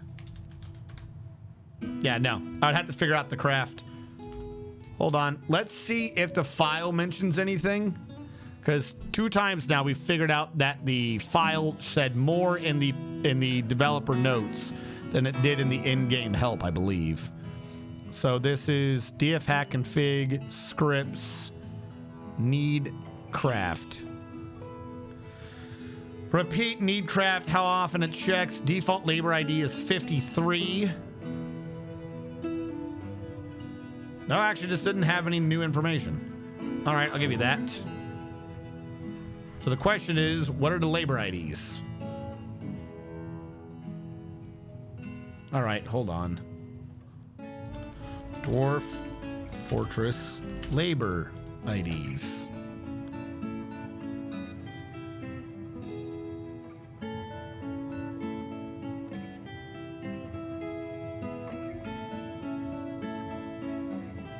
Does anyone have the labor IDs? How do they know what the labor IDs are? What file are they pulling from?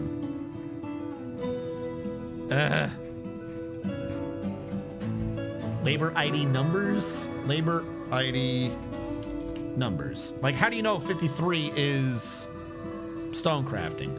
Dwarf Fortress stone crafting labor 53.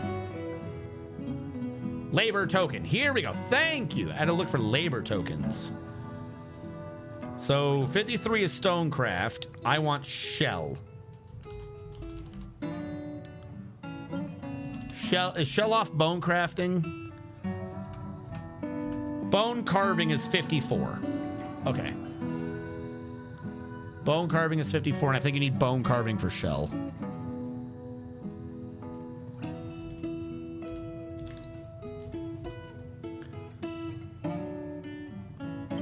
I'm 99% certain that that's bone carving. Hold on.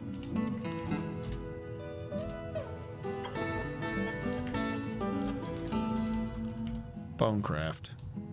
Put that in the file. See if this works. Save. Close.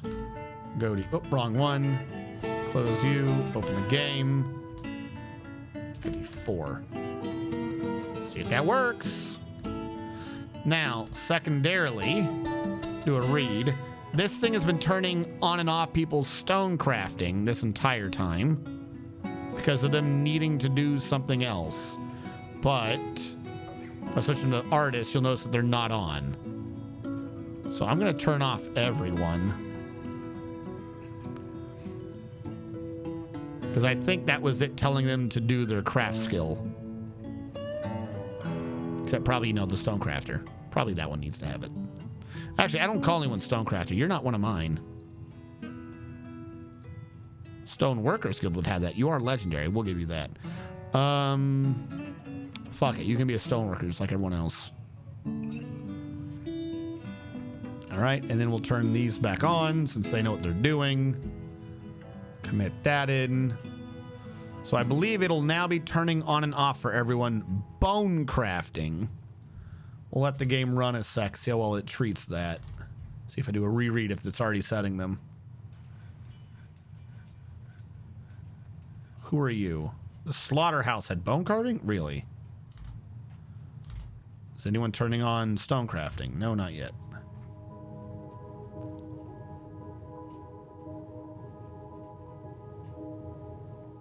They're still turning on stone crafting. Why are you still turning on stone crafting? I don't think that one command works. All right, maybe I've done it wrong. Commit that through. Like, I'm telling you what to do. Please understand me, DFAC. I want them to do stone crafting. Maybe I do 54. Doesn't know what that means. Do I do hyphen 54? Do I do space hyphen 54?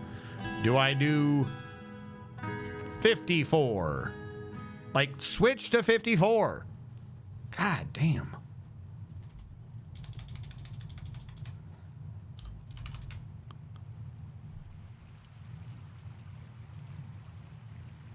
Like, that part of it saved correctly. Hey, listen. I already changed the default number in the file. Like, this says default, but that's because I didn't change the word. I might need to stop the game and reload it to reload the default to set it correctly. Hold on. DFAT config, scripts, craft. I changed it from 53 to 54, default labor ID. I don't know what that means. Local ignore flag, craft label, corner craft, something few workshops, blah, blah, blah, blah, blah. I changed it to 53. Like I said, this was just for the help screen.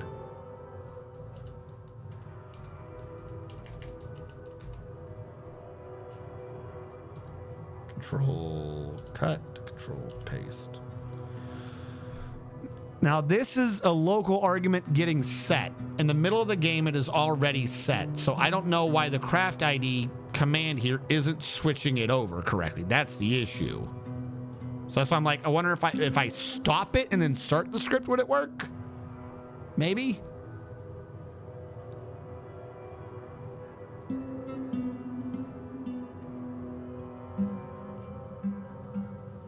If a labor that fulfills a need is already active on the first start of this script, the dwarf labor is ignored. Well, that's good.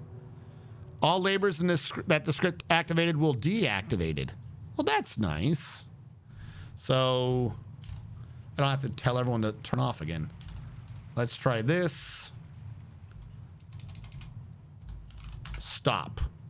Need craft, stop. 1, 2, 3, 4, 5, 6, 7, 8, 9, 10. Let's see if you've lied to me.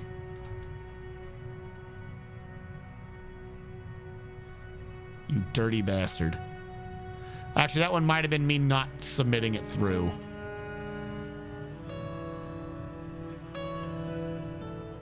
Actually, no, that should have been off because they said that they would turn it off.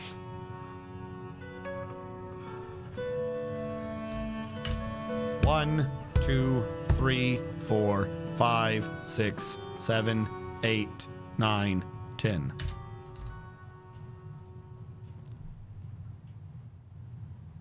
All right, we're doing good so far. It did not turn it back on. Animal training's from a different thing.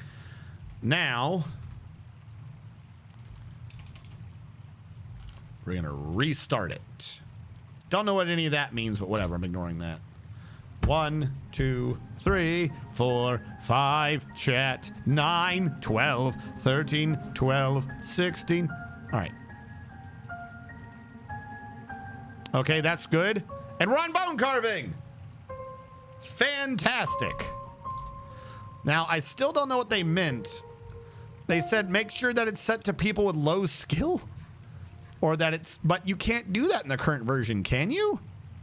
I honestly do not know of a way in the current version to set the skill level. I would love to. I would absolutely love to. That is asked for in this. Few workshops, bone crafting. This workshop only accepts lower skill workers over manager. That's what confuses me. I don't think I've seen that right now. That's like an old version of the game, I guess, of the script. Because this need script is pre-Steam version. So that must just not be working. Set it to not accepting general orders. I mean, I do need to do that.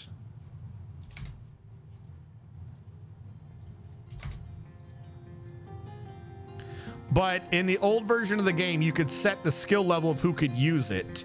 This script was made pre-Steam edition. I can only assume that that's what they mean. It has to have repeated tasks queued. Doors of alchemy labor are ignored. Now, question. Where are my fish? Why are we not fishing right now? Okay, no, wait. Labor, standing orders, fish. Why are you no fish? What have I done to make you no fish? You're a fisher. I don't know what that is. Maybe that was overriding something. Which means you should not be some of the other ones, but I'll ignore that for now. You're definitely not a hauler. And where's other fisher?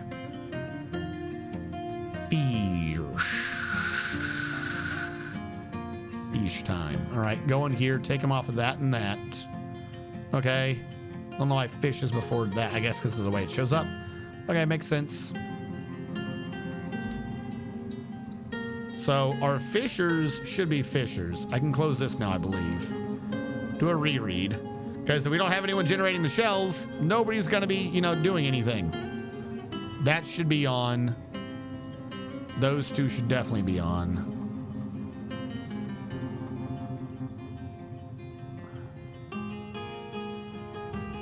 Hold on, hold on, hold on. I'm trying to update something before I forget. Customization, update Fisher. What's up? We had to queue up the shell crafts on repeat. That's a whole nother thing. Before we get to that point, I got to have like the hauling routes set up. Like that, like you're on like step 10. I'm not there yet.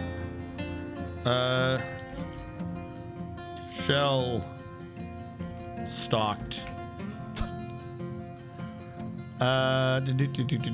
Refuse. Shells, all shells, including aardvark shells, especially aardvark shells.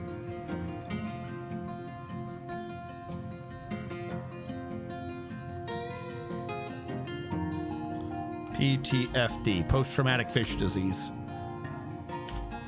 All right, we need our fishers to go fishing again.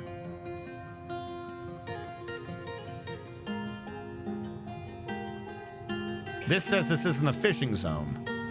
That's why. Why is this not a fishing zone? Is it because of the stockpile?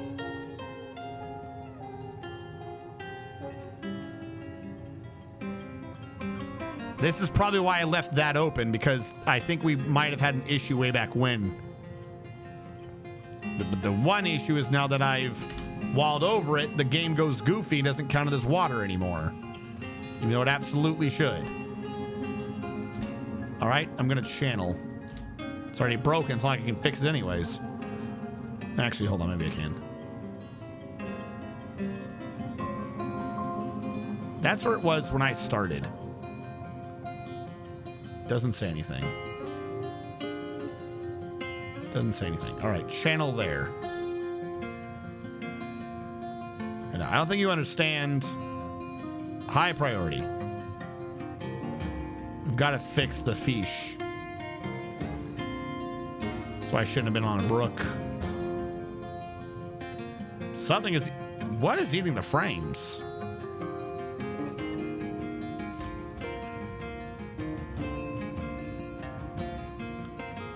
How is this not a fish zone?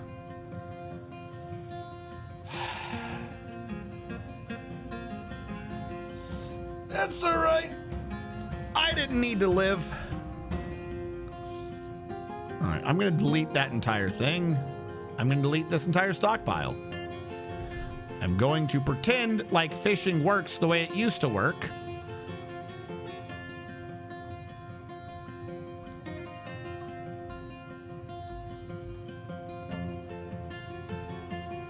We can't fish in this entire brook now. Why can we not fish in brook? What?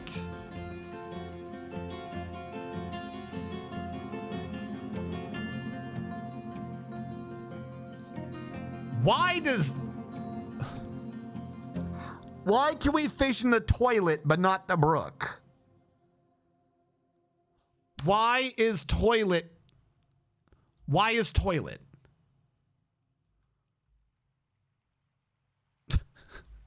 Hold on. You're fucking with me. Why is toilet? Hold on. First of all, let's do this at the toilet. Let's create the fish zone at the damn toilet. Click accept. Do it. Just do it. Well, you cleaned yourself. I mean, okay. You're cleaning the pus. Good job. This hurts my soul.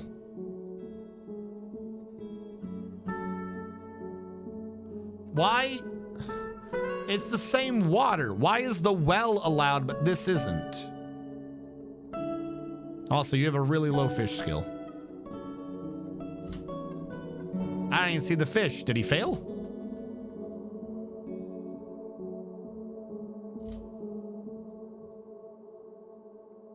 I'm going to create this, and I'm going to say unprepared fish. Food, unprepared fish, all unprepared fish. Someone come back and do the fishing. Nope, suddenly this updated to not allow fishing. This game gets weird. How are you now not a fishing zone? You were 100% a fishing zone before. You have autofish on? That's not...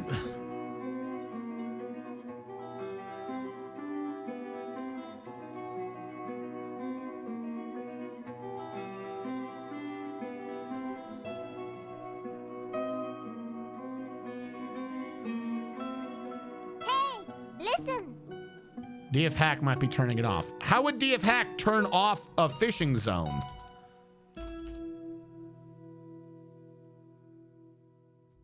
Is this on? Autofish is disabled. But even so, that's neither here nor there.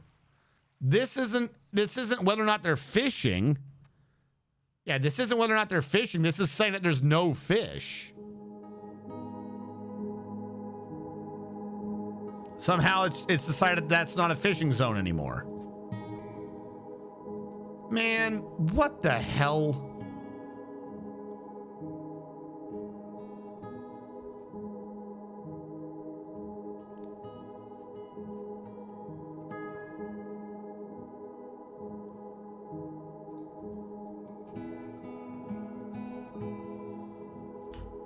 Do it. This is a fishing zone. Do it.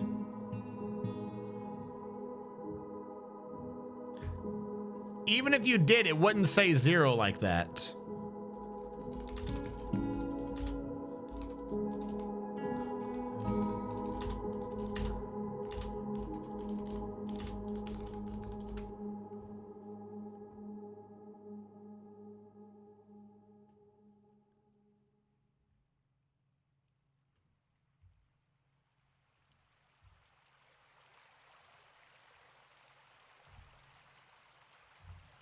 All right, what is happening here?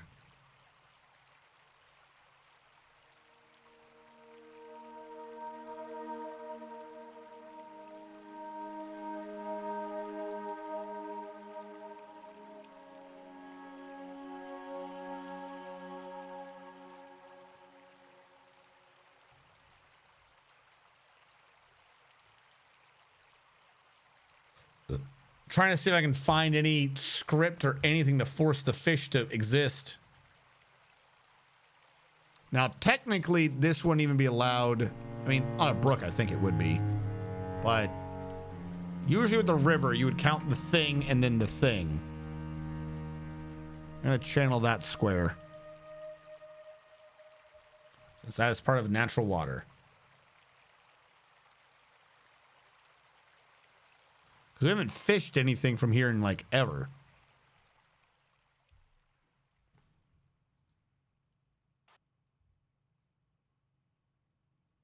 I don't trust that the audio cut out like that.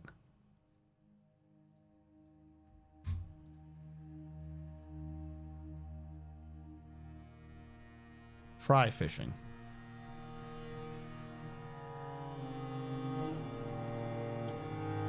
Like, I don't care if it says 0, just try anyways.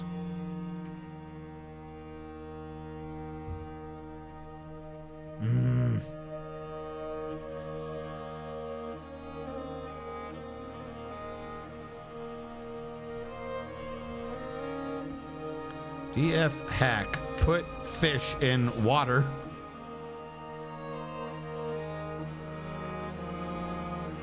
How do I use DF hack to fix fishing?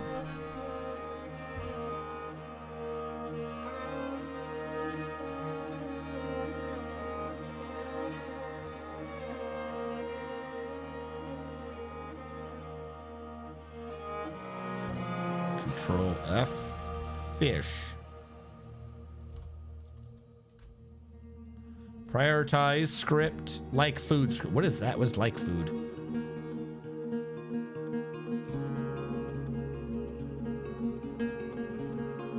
So for some reason we have no fish. There's never been a script to force fish in these damn things. Okay. Well, there you go. Fish are dead for whatever reason. The zombies ate them. There's just no fish now in an entire... Okay. Fish be dead, bro. No fish. None. That's so weird. Okay. Sure. What UI? There is no... I mean, I don't know, like... There is no UI. Oh, you're talking about the thing for the fish. It's 0. It's all 0. There is nothing going on. No matter where I click on any of the water, it is not a 1. This for a second said 0 plus 3, meaning that you're about to add in fish. When I clicked it, it updated the 3 plus 0. And then the guy looked at the water and said, I don't know what the hell you're talking about. And he left, and it's 0 now. Do I have a murky pond with which to test this on? Or have we gotten rid of all the murky ponds? I think we've gotten rid of all the murky ponds.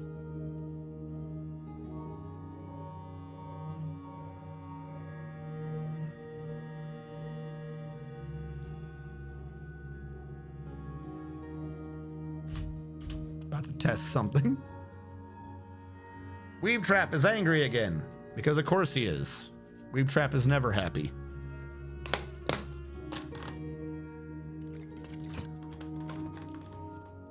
The caverns might have fish, but I don't want to go to the caverns for fish. That room was there because we were fishing there earlier, and then I turned fishing off. And now apparently we just are unable to turn fishing back on again.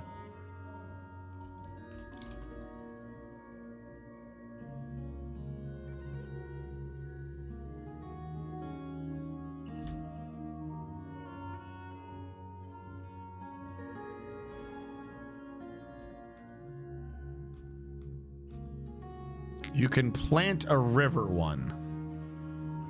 Interesting.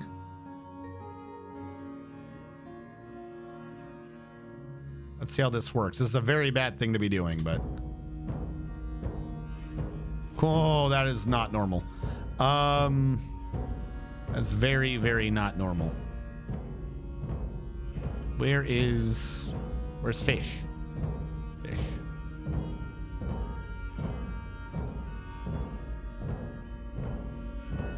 All right, I'm gonna tell you the truth. That's just freaking me out anyways. This is water now. Don't be whatever you were, because that was weird.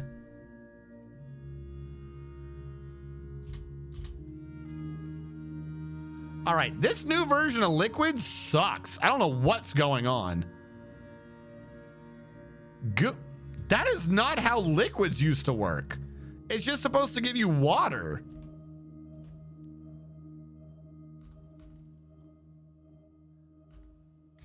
Yo. I don't even know how to get rid of this water down here.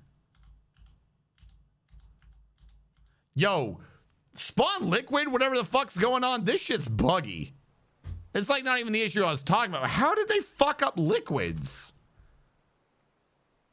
Hey, listen. Yeah, no. Decrease, yeah, but I can't decrease it below 1. And it shouldn't be in the ground. I have... Yeah, okay. I don't know what they did. They completely fucked up the entire Liquid command. That is weird.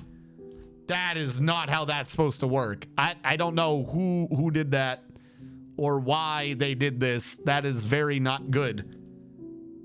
Change the mode. What? Change the mode from set. Remove. There you go. What is this doing? No, this is fucking up the game. This is not how liquids work. This is not how any liquid has ever worked in the history of Dwarf Fortress. Every time we touch anything, it just makes it worse. Clean? What is this? River source. Fuck. We're gonna have to load. I don't know when we last saved. We last saved about a full season ago. I don't know how to fix this now. God damn it. Yeah, no, I'm not keeping that. That's gonna crash the entire game. I don't know what that is. Nope, it's gone. Don't even don't even suggest things. No, because that was fucked. That was so fucked. There's no fixing that. No. The instant any of those blocks looks weird, the whole thing is fucked. I'm not even risking it, because even if we think we fixed it, 2 hours from now, game crash and be stuck crashing. Nope. That is one of those, we got leprosy, cut the arm off. We are not going to try to fix it. We are just going to realize that whoever made the liquids menu, the new version of it, sucks balls and doesn't work. How far back are we? Cool. How do I know how far back this is? Well, I haven't moved that yet. So very. That's a fishing zone. Supposedly that's a fishing zone.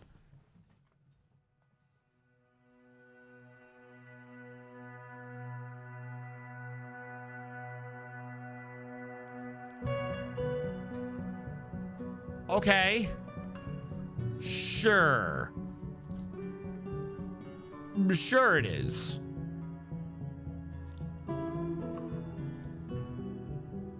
Now I don't have any fishers though.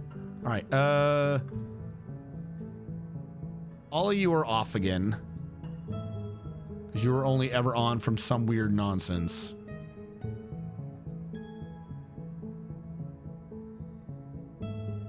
We lost someone who's a stoneworker.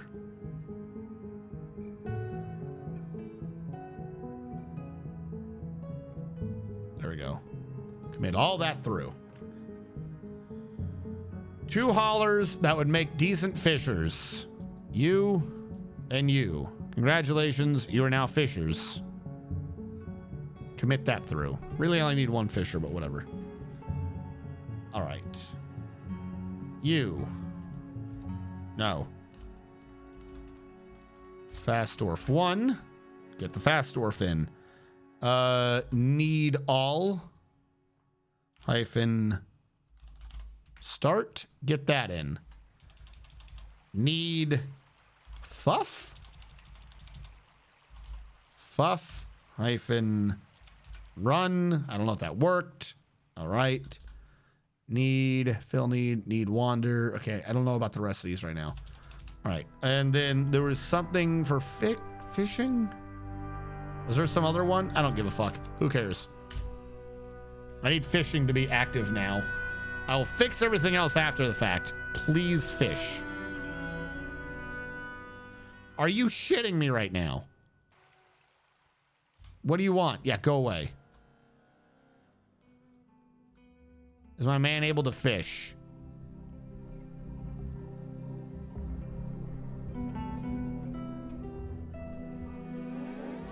Well, I didn't see any fish happen, but it still says it's a fishing zone.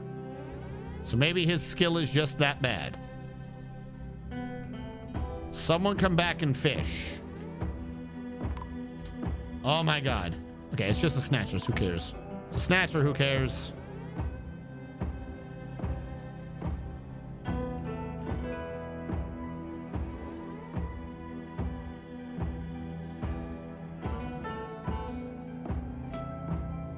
All right, well, it's not updating the say 0, which that's good.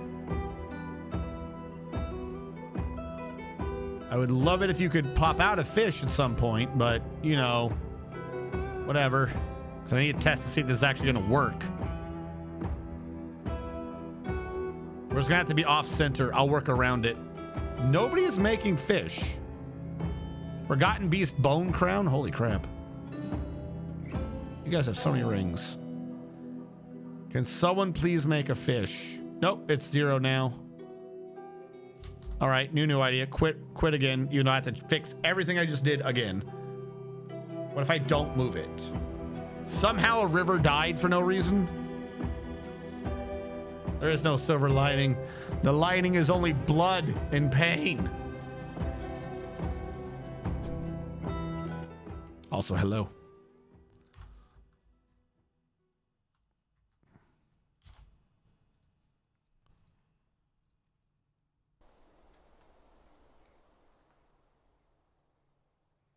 All right. Let me do it this way. Cast. Stone crafting.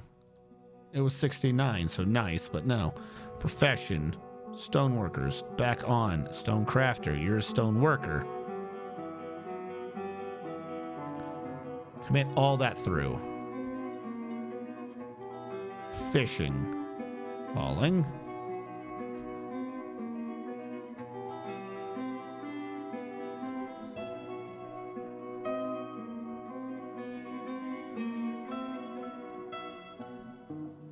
All right, without moving you. This is apparently where this used to work. Yeah, okay, buddy. I'm not that scared of you. Stop interrupting me. Oh my god, this crap again. Fast dwarf, go. Need all hyphen start. Did I not fast dwarf? I didn't type in a 1, did I? There we go. Dead bird. Please work. I am begging you to work. The fact that he just left without carrying anything tells me this did not work. So yeah, there's no more fishing now. For whatever reason, at some point the fish decided existence was pain.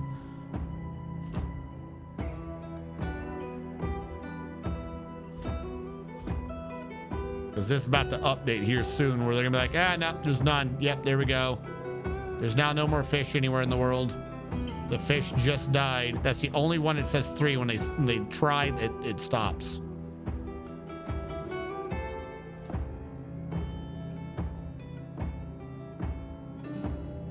All right, well, no fishers. Hello. I don't know why. I haven't done anything to that thing, but, you know, fish have decided that they don't need to exist. So no shit. So the entire thing of me switching to shellcrafts was pointless anyways, because the fishing has died. As for the caves, we don't have a wet cave right now. And even if we did, coming down here to do it would half defeat the purpose because they're coming out really, really far. That's our only wet cave, and I don't think we have access to it. Fuck. Is there a way to secure access to a wet cave without dying? First of all, do you say it can do fishing? You do. That's neato.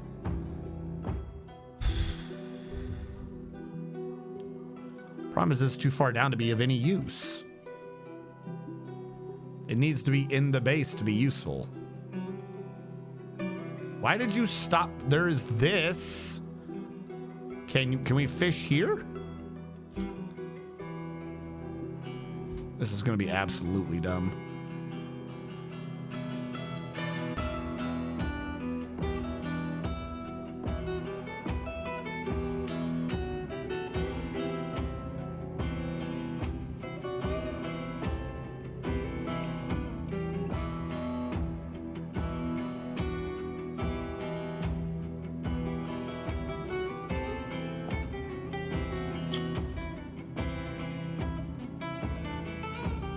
Nope. Fish be dead, yo. Don't know why, but they dead. All the fish have gotten together and decided, no. I don't think I will.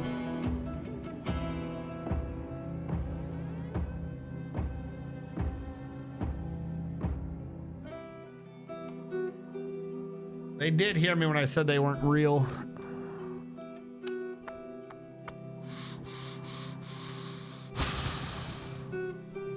That the need fix for crafting is not going to work. Because we tried it already and we ran out of like 1,000 stone. It's called pudding stone, right? Look how many crafts we have. 323 crafts, 323 bracelets, 307 crowns, 656 earrings. We literally went through thousands of pudding stone in like a minute. Oh my God. Are you saying I've gone through 2007 pudding stones? What is this trying to tell me here? I don't understand what you're trying to tell me. It's completely insane. All right, so whoever I just made fishers, joke's on you. You're a hauler. There's no such thing as fish. I'll also have to figure out about how we're going to help everyone's crafting need later. With some ridiculous amount of something. I don't know. But this is what happens when you try to help dwarves. You get a headache and things still don't work right. Conglom. Whoop. We would have been a much happier base not knowing. We could have lived a life of ignorance and bliss. But now we must know. We must know that the fish no longer wish to exist. And now you wish to join us. You wish to join us in our blissful ignorance of no fish. You have rolled a 10, 17, 16, 15, 14, 13, 12, 11. Management. Welcome to being a manager, Goat Swarm. You died. You died last time. To an article of clothing falling down gently on the breeze. You were like, that's way too gent for me. And you killed yourself.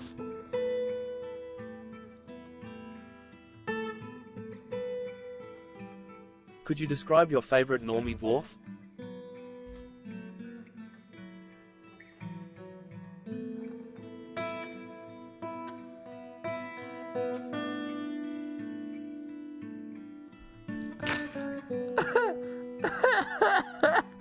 I love your name.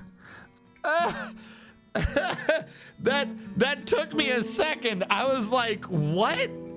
What do you mean my favorite normie dwarf? You were like, that's way too gent for me. And you killed yourself. Your favorite normie dwarf. Did I give you a dwarf? Could you describe your favorite normie Fuck, dwarf? you did get a dwarf.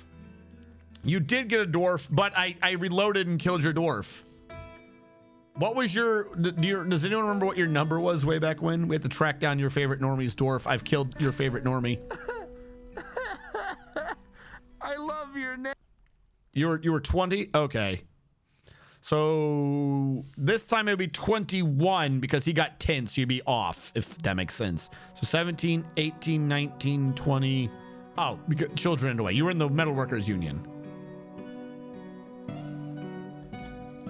Your favorite normie. The first? I don't remember if you were the first or not. All right, you said you wanted me to describe. Read my description. Your favorite normie is a short, sturdy creature fond of drink and industry who is corpulent. Was there another thing? Oh no, here, yeah. Who is strong but is slow to heal. You have very good focus and good memory, but you have a questionable spatial sense, poor empathy, little patience, very bad intuition, poor creativity, and little linguistic ability. You stiffen up when you're surprised, and you have a menacing stare when you're angry. You like Galena, tin, indigo tourmaline, sheep hoof, the color yellow, waves, maces, greaves, earrings, and the sound of the brighter blossoms. When possible, you prefer to consume unknown plants, bat ray, and sweet potato wine. You absolutely detest bark scorpions.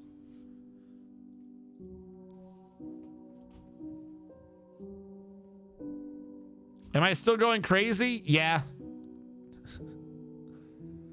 I don't know why. You really don't have like much of a thing, but nothing is solving you. Like, you still have an unmet need to pray to Vucker, which we actually have that fixed, so you have nothing stopping you from praying to Vucker. But you're like, no, fuck it, I won't do it. Now you have a need for excitement, which I think means you gotta get in trouble? Like, you gotta see someone die? And you have a need for martial training, which that's why you're in Civ Gym, but you're not doing that either. So I don't know what's going on there.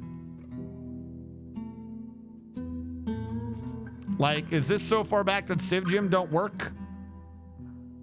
It says no special orders. This is that far back. Train.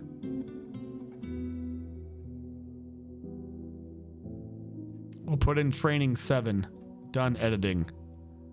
Constant training. Let's see if this solves your issue.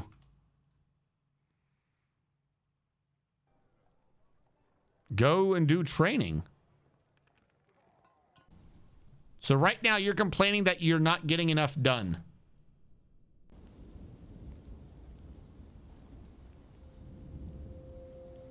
There we go. I tell you what, I think I'll join up. You just want to be in the regular military?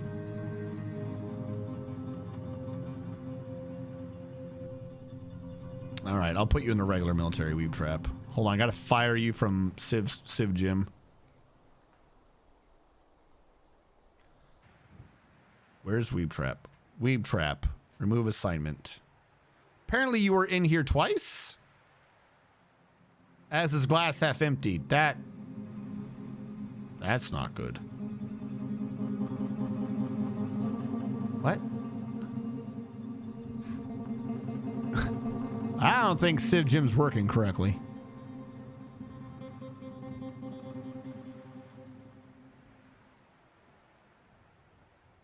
I already forgot what I was looking for. Weeb Trap.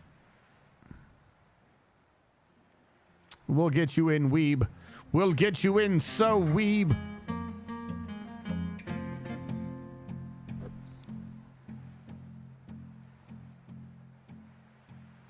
Where is Weeb Trap?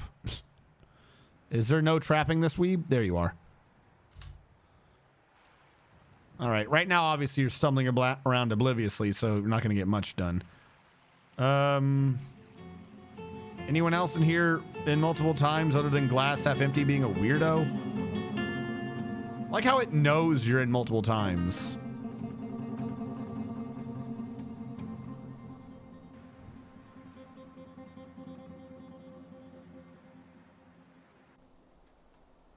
Crap, now I got to put him back in. Hold on. Where did glass half empty go? There you go. I think I put him back in. Nope, I've done something terribly wrong. Militia captain. Man, Civ Gym is buggy.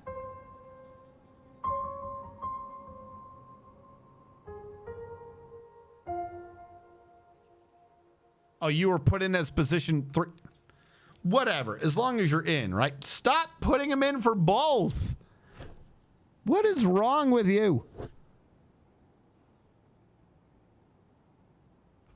Maybe it'll sort itself out. I don't know.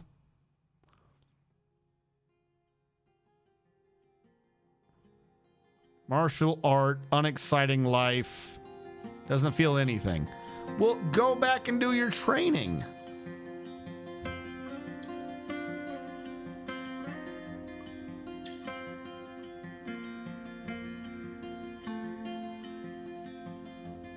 Felt something in my eye.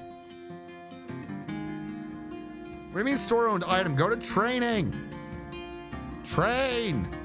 Everyone else trains. Actually, wait, no, there's an issue. I had lowered the training standards. Admiral Wiley would like you to build a statue to their specifications. Hold on, Admiral Wiley. We're trying to get everyone else to just not die.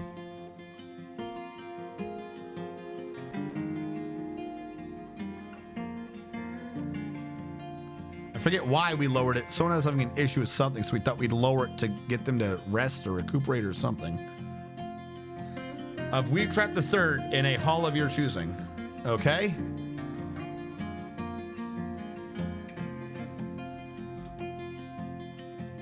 of Weeb Trap the Third, you say?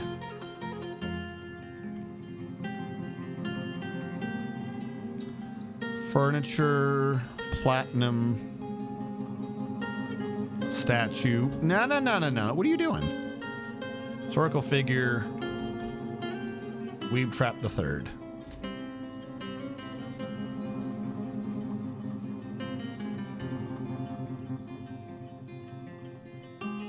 Me?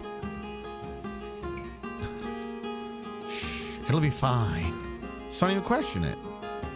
Don't even question it. Now, this is so far back, the old animals is still there, isn't it? Yes, it is. All right. Make you come out. The Thandwheel is mandated I do something. 2 low boots.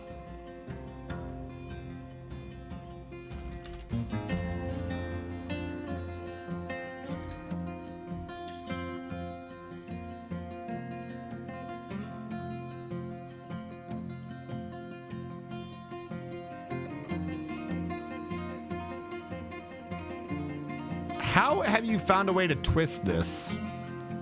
I thought I set this up pretty easily, but you've somehow twisted it to where you're having work order issues. How did you pull that off? Decorate with horn, right? Whenever these are at least 1. Okay, I'm gonna change this to at least 2. All right, there you go. Won't have to deal with that alert anymore, right? Right? This one was 3, win 6. Shouldn't be an issue. What were you? You're 1. I'm going to change this to a 2. Actually, greater than 1 should have done that, but whatever. At least 2. I don't want to see a thing over here being like, can't decorate with horn, because you shouldn't be trying to decorate with horn right now, you fecking idiots. Shouldn't be a bird corpse down here, but whatever.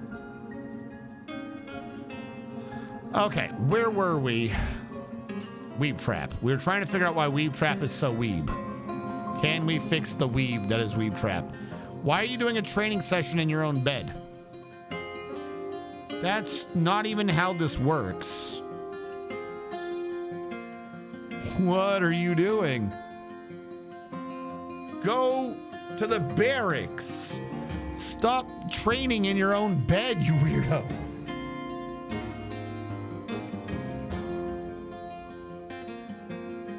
Oh, I also just realized that the other person who was in Civ Gym that was being buggy was glass half empty. Civ Weeb Trap's spouse.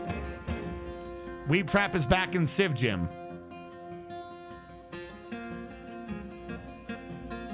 They're also in Bravo. I'm seeing an issue here.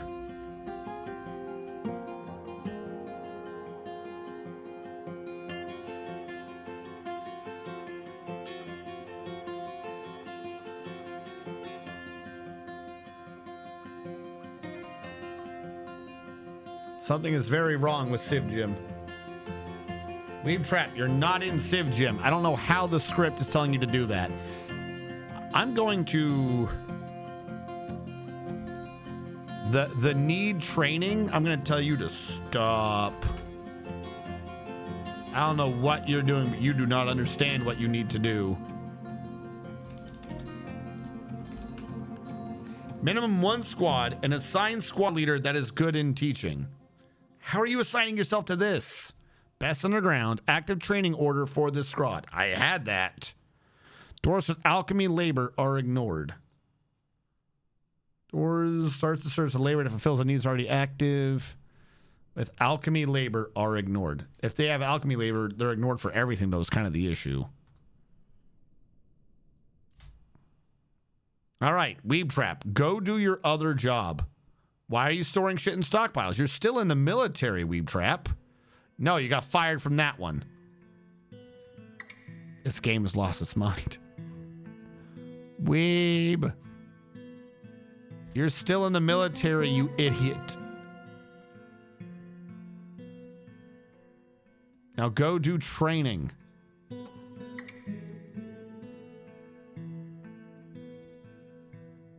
That does not look like training.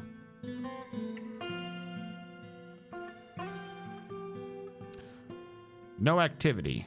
What do you mean no activity? Okay, there we go. Training. Yes. Now what I'm going to do is I'm going to let this need clear out. If the need clears out, we shouldn't have Weeb Trap getting an issue like that ever again.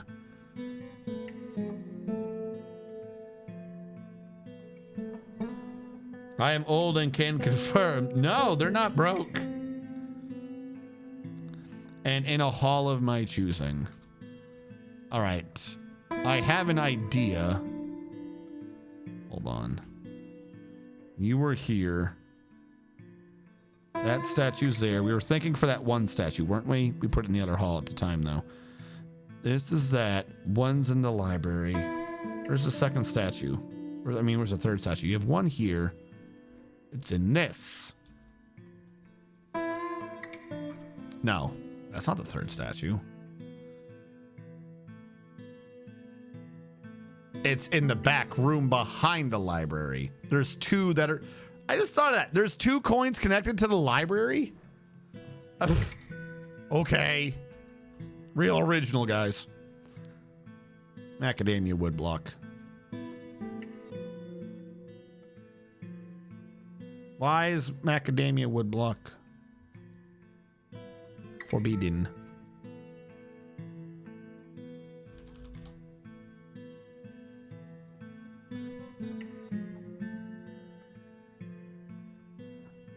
Stop killing the birds. What are you? You're a Leatherworks. Don't know why you're there, but I'm gonna ignore you. I'm trying to think. There are like some, there's like, is there a statue outside or is that a tree outside? I'm going to, for now, put that statue of Weeb Trap over here.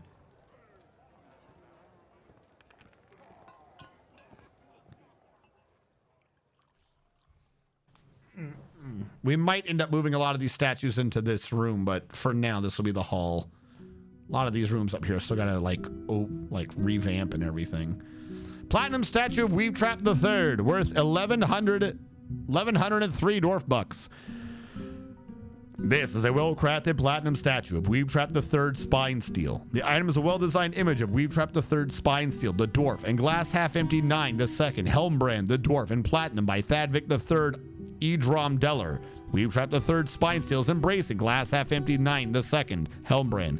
The orc relates to the marriage of the dwarf Weeb Trap the Third Spine Steel and the dwarf Glass Half Empty 9 the Second, Helmbrand, in the early spring of the year 102. I think we might actually have a Forgotten Beast Fight Club this time. No, we don't, because they both died. That's right. The Forgotten Beast, Bazin in Roos, or Tang Zak, has come. A gigantic one-eyed waxing. It's a verb, isn't it? It has a gigantic one-eyed wax wing. What? The hell's a wax wing? It has a pair of fan-like antennae and has a bloated body. Its moss green feathers are long and broad. Beware its noxious secretions. Yeah, I don't think we have another one right now. Oh, wait. No, we do. Hold on. Liitha's alive this time. Fuck, that load we did brought us back Liitha dying? Oh, I'm so annoyed. I cannot contain the rage. All right, that means I have to change a few pictures around. Hold on.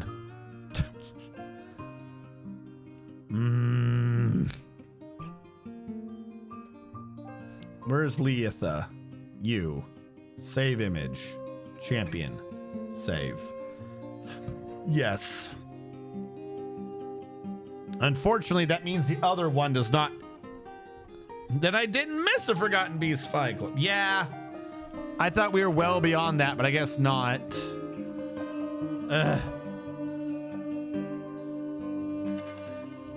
All right, where is the new one?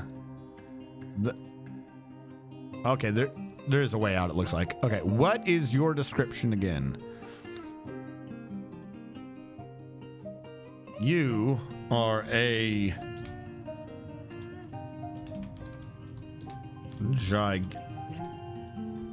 with the keyboard over here, I'm typing wrong. Motherfucker. Gigantic, one-eyed, waxwing, which is a word I definitely believe is real. It has a pair of fan-like antennae, and it has a bloated body. Its moss green feathers are long and broad. Beware its noxious secretions. All right. Well, it's trying to figure out what the hell of that. Oh my God, I didn't type in imagine before all that. Control X / imagine. Whatever.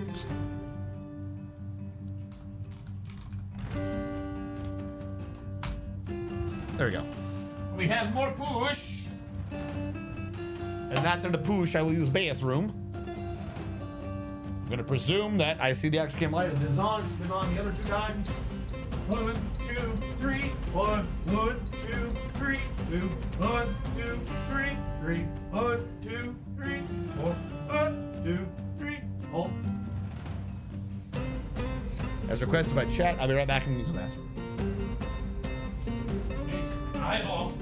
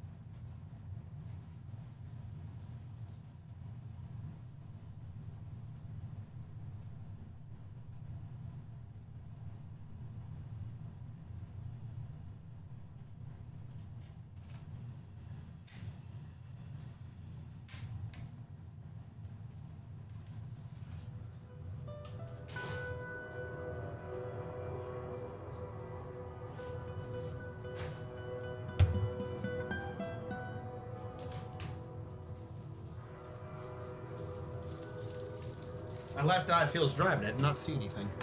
All right, what do we got? What the fuck? That is not gigantic, game or bot. I said gigantic and it put him on a little branch, so it looks like a regular tiny bird.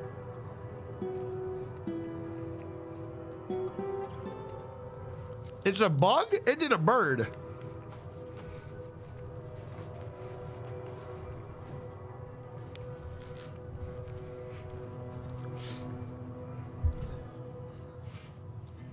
Yep, bird. But you said bug. You told me bug.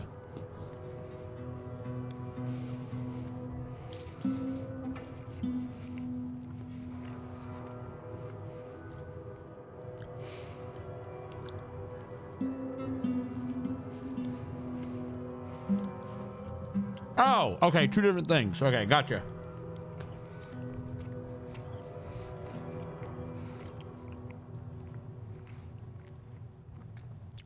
Fan-like antennae. I don't think it knows what that means. None of these are green feathers.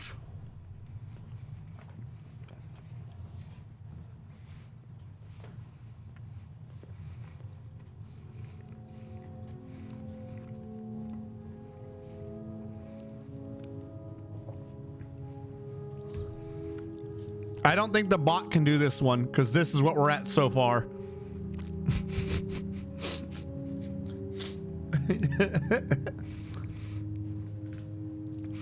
That's our gigantic one-eyed waxwing with fan-like antennae. I don't think it has any clue what any of those words means. Like, bird? Please stop asking me questions. I got bird. Is it bird? Bird.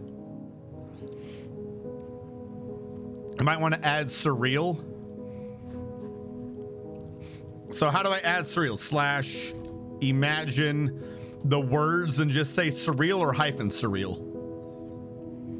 Can you use monstrous? I'll change out gigantic for monstrous.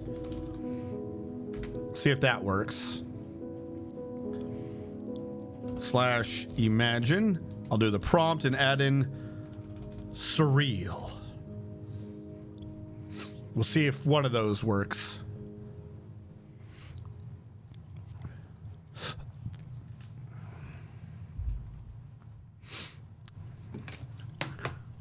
I can tell you one thing. No. With monstrous, it generated the exact same picture. Well, I say exact same, but I mean proportionally. It didn't do a damn thing. Here you go. Here's a monstrous version.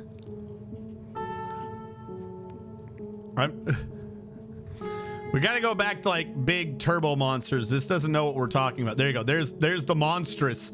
Ooh! Shield thine eyes, chat, for it is a monstrous waxwing here to assault us.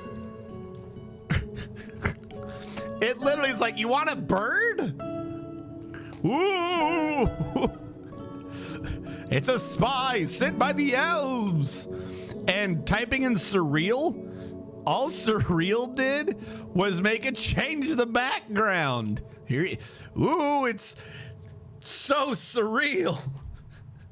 It just keeps generating the same bird.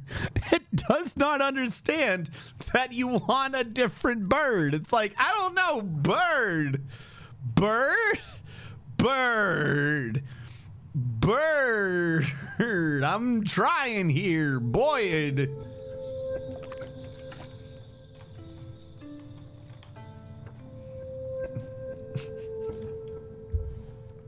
Boyd.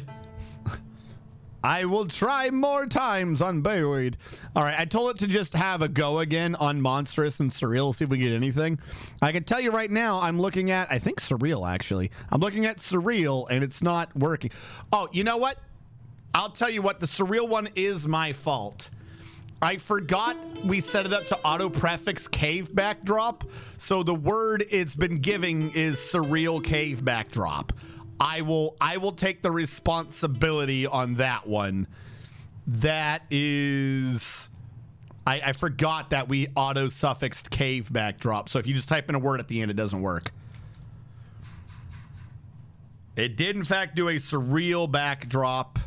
That is what we asked it for.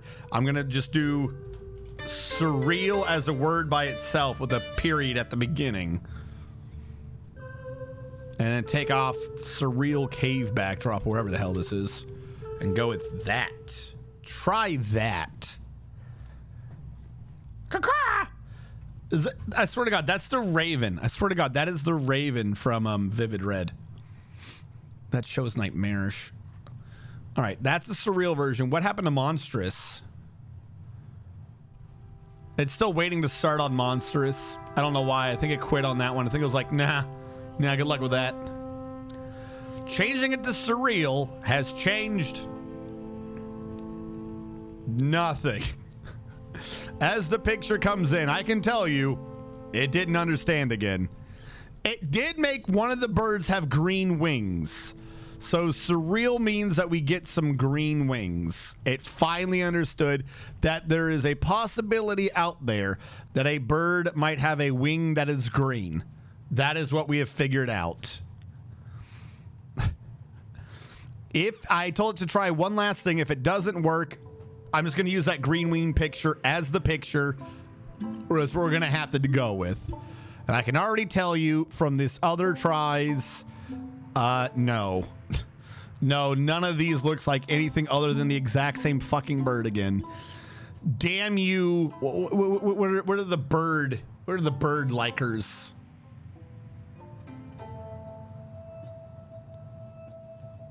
bird watcher. Fucking orny teenagers. No, orny.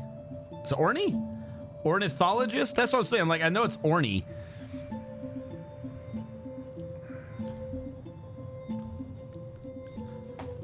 All right. We're going to use this one as our thing. Save image. Challenger. Save. Yes. That's what we're going to go with. Hold on. Yes. Okay. Yeah, ornithologist, ornithiliacs. I don't know. It's all the same thing. Spray poison, the cremated terror. It's another bird. He's a flying Boyd. He's gonna Boyd all over you.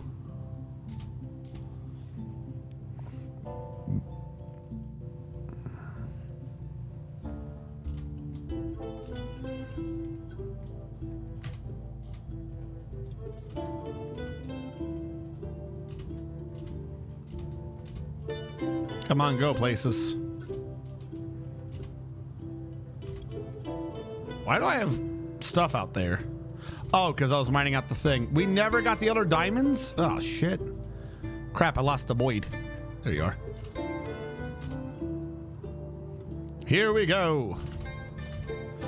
In the trees, it looks like it's time. For today's second Forgotten Beast Fight Club, in the left corner, we have Lietha, a huge feathered serpent with a short trunk that undulates rhythmically. Beware its poisonous bite. It's slow to tire, but it's clumsy and very flimsy. Its trunk is mangled beyond recognition and his mouth is dented. He may have lost in the past, but that was an alternate timeline. In the pink corner, we have the Challenger. Spray poison, the cremated terror, a gigantic one-eyed waxwing. It's terrifying, chat. With a pair of fan-like antennae, and it has a bloated body. It has a bloated body. Prediction. There we go. Sir, prediction. It has a bloated body. Its moss green feathers are long and broad. Beware its noxious secretions. It is agile, but it is weak and very flimsy. He is Bazin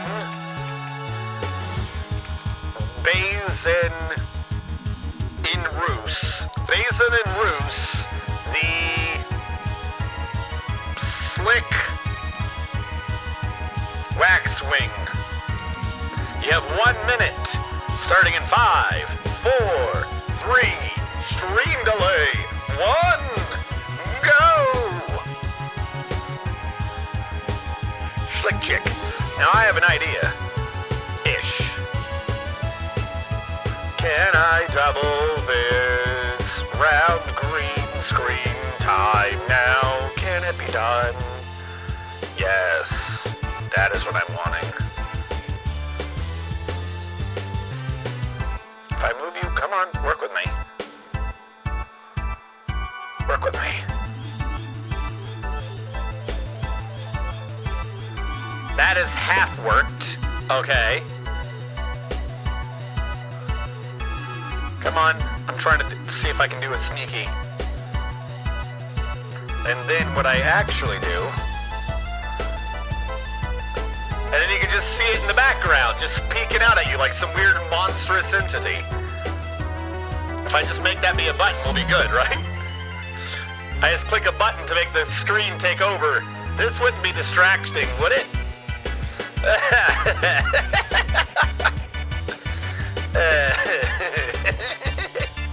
There we go. All right, it is time for the Forgotten Beast Fight Club. And immediately the bird has pounced up into the air above Lietha. Lietha doesn't appear to notice yet. The bird has landed on Lietha and smeared Lietha's blood everywhere. Spray poison's also been attacked and is bleeding heavily from its lower body being cut open and it being bruised. But don't forget, its secretions are rather slicky.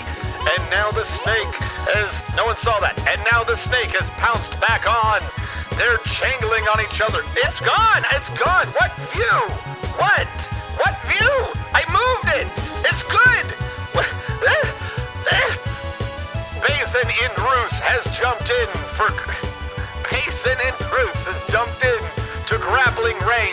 Can the bird or the snake come out victorious?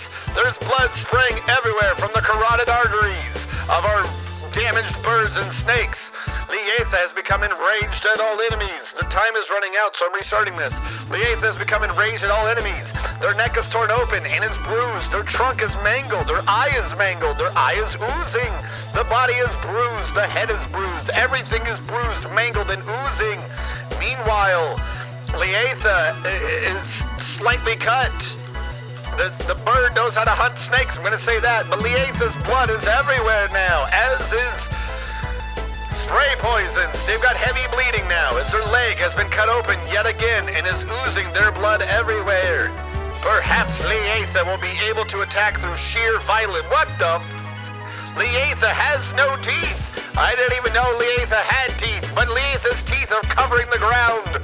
Lietha's teeth are gone. They're all gone. All teeth. All the teeth are gone. They're never coming back. You can't regenerate a tooth. Meanwhile, the bird is just still being a bird. Holy shit, your teeth are gone. What are you gonna do? It's gonna gum them to death. The snake is chasing the bird around. The bird is playing Ring Around the Rosie with the snake because it doesn't care about the fight and is dishonoring its opponent. It doesn't care to show any respect. The bird has jumped down from the air in an aerial strike because it knows it's fighting a snake with no teeth. I don't know what that means. It has no fangs, but it's not gonna get much done. Lietha is trying to go for the grapple attack, but you're grappling on a bird and you have no teeth. What are you going to do? There's more blood. There's more blood going everywhere. It's stuck in the grapple. It's bleeding. It's injured. It's winding. It's bleeding. It's injured. It can't get anything done. Meanwhile, the bird has nothing wrong with it, really. It doesn't care because it's a bird. We're coming to a draw, I suspect, because it's not paused right now. We're coming to a draw. They keep trying to do an attack, but they're both bleeding and injured. One of them is a bird with flimsy bones. The other one is a snake thing with no teeth. With no teeth, what are you gonna do? You can't get a bite in. There's still blood. We'll just beat each other through subdual damage. I will bruise you more than you will bruise me. And we'll see who will win this fight of regeneration. Oh my god, there's pools of blood forming everywhere. The rage of Nathan Dweel getting in my way knows no bounds. They're chasing each other around the arena, but no one is getting the upper edge. This is truly a fight of the incompetent versus blissfully unaware. There's more and more Lietha blood everywhere, but you're not bleeding. It's got no blood left to bleed. The regenerative capabilities of these forgotten beasts means that this is going to be a fight to end all fights. The roaring can be heard for miles around, and everyone's going, who's kind of angry right now? I'm not sure. It sounds like they're screaming, but they don't have any teeth in their mouth. The bird is chasing the snake away. The snake is trying to grapple the bird. This is the weirdest fight. I'm so confused. The snake is bleeding yet again. Everything is bruised, but the problem is they're forgotten beasts. They heal fast. Oh god, the bird is heavy bleeding and can't breathe. A serious wound has been afflicted upon the bird. The bird is grappling. Hopefully the wounds can heal. He's not bleeding anymore, but he still can't breathe. Breathing, nope, okay, he's not winded anymore. He's still got difficulty breathing. He can breathe now. His lungs have healed. He's just bleeding more blood. Who makes him bleed his own blood? We've literally run out of 2 fucking things of the fight music.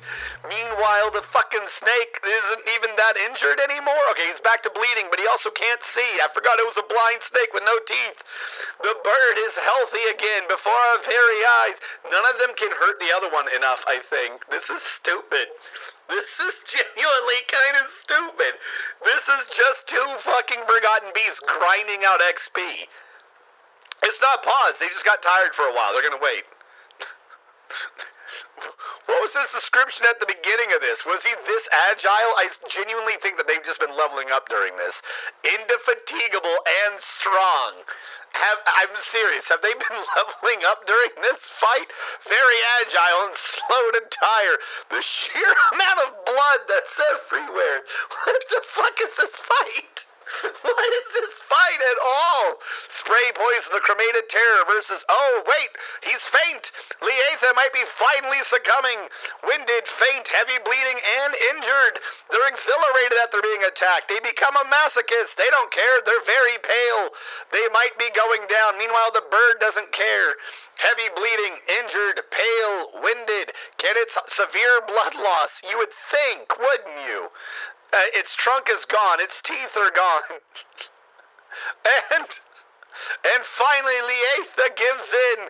Leatha's corpse weighing 19,156 pounds. Bazin in Rus. Spray Poison runs away the victor with no current health problems other than being severely pissed. Bazin in Rus is now our champion. Jesus Christ, that fight. Holy hell. That was a really long one. What was this bird at the beginning? Did this not upgrade a ton? I feel like we went from a bird that was like, I'm kind of clumsy to I am agility. I am atomic. Oh my God. I got to find a way to base boost my shit so I can be like, I am atomic. But Bazin in Rus has won. Stupid snake double loser. Thank you for clicking that. It looks like the majority of you thought they would win, but that was about a 50-50 thing. Holy crap. And we must now change this out so that, here we go. File, save image, champion, save. And there we go. Overwrite. There's your new champion. Bazin in Roosh, Orsha Tzankank, Gankalank, whose name now is, what is your name now? Is there a way to see what the name is now? I don't know. Whatever. Bird wins. Bird wins. Definitely deserved its champion position. I put a thing in the Discord, in art, in the Discord. How did you get that to work? That looks better than mine. What did you do to make it do that? And why didn't mine work? You probably changed the words, didn't you? You did like custom shit. I'm gonna take yours. Yours is much better than mine. Monster. Yeah, that's what I thought. Yeah, you had to put in a bunch of goofy code. Not goofy, but you had to put in a bunch of code words. Okay. But I see how this is supposed to work.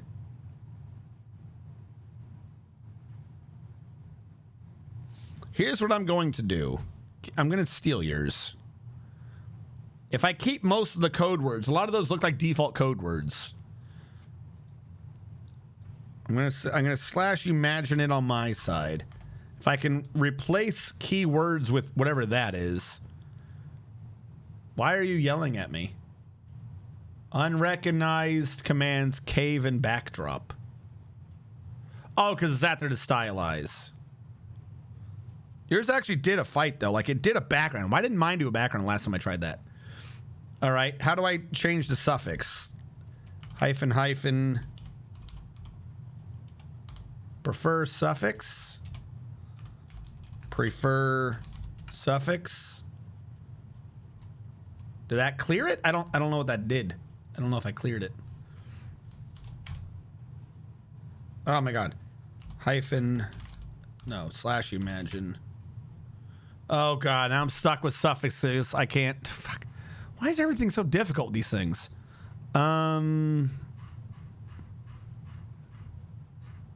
Where did I put in the suffix?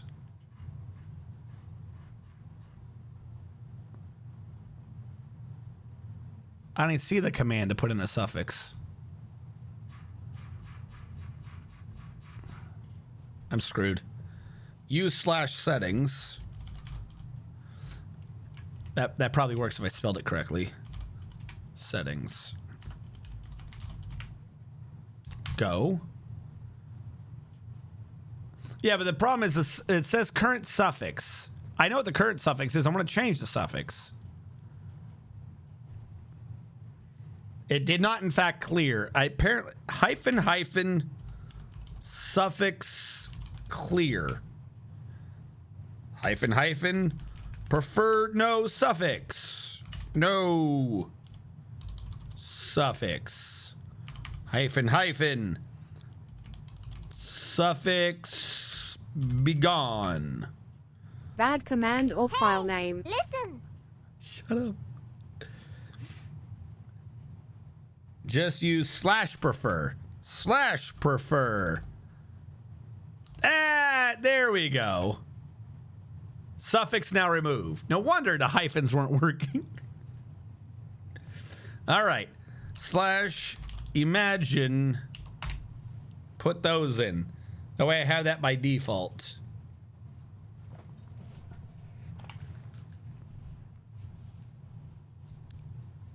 Now I have that to remember. All right, where were we? We're back. You got it. No hyphen. That is awesome.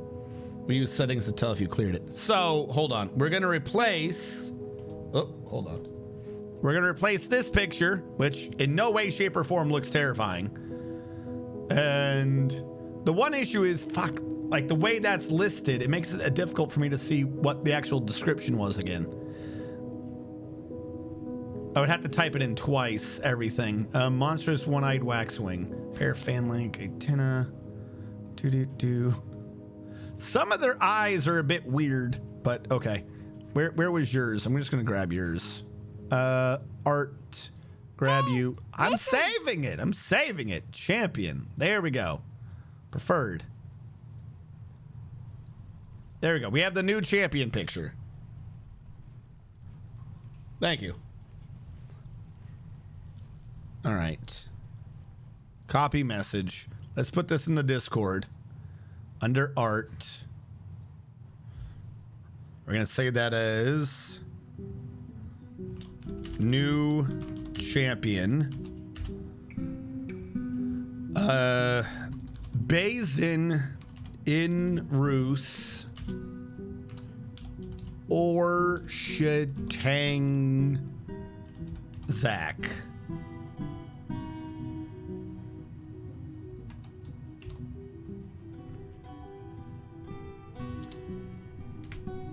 There we go. That way we keep the descriptions with the pictures. It's a far better picture than I was using. All right, we're good. I believe we are good now. Welcome, everyone. Welcome back to the fight that never ends. The fight against inhumanity. Now, Weeb Trap, are you still throwing a temper tantrum? Weeb Trap. Well, if nothing else, Weeb Trap is no longer like, I need to do things.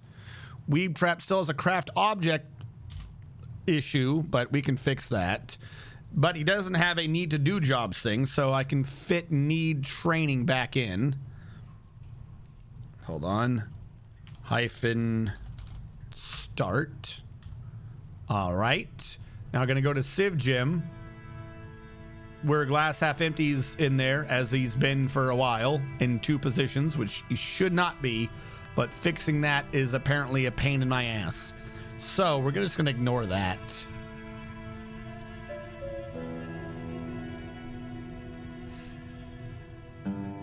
Bird.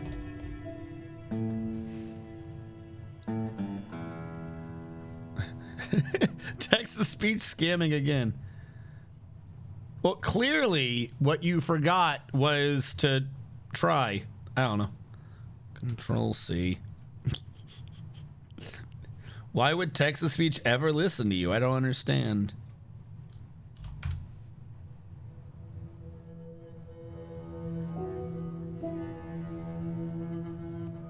The waxwings are 3 species of passerine birds classified in the genus Bombacilla. They are pinkish-brown and pale gray with distinctive smooth plumage in which many body feathers are not individually visible. A black and white eye stripe, a crest, a square-cut tail, and pointed wings. What is this? What is Liquidate? Why did you send... Who sent me this game? Is this like a horror game? Hold on. Grogrin. Grogrin recommending liquidators. I saw some of it. It looked like it was setting up for a horror game. It was a weird pause. I'm gonna assume you mean text-to-speech. I got distracted because my phone booped at me and said someone sent you a thing. And it was Grogrin talking about liquidators. Did we track? I don't know. The text-to-speech lady is insane. Every now and then she chooses the weirdest word to pause on. She doesn't know how to like jump from one sound to another. I wouldn't put too much worry into it when she's clearly just batty. Like clearly just batty. I completely forgot to keep this one going the entire time.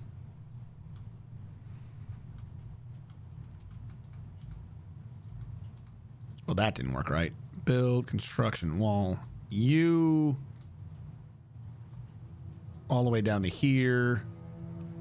Conglom. It's going to be the most perfect parking garage you've ever seen. Or my name isn't Conglom.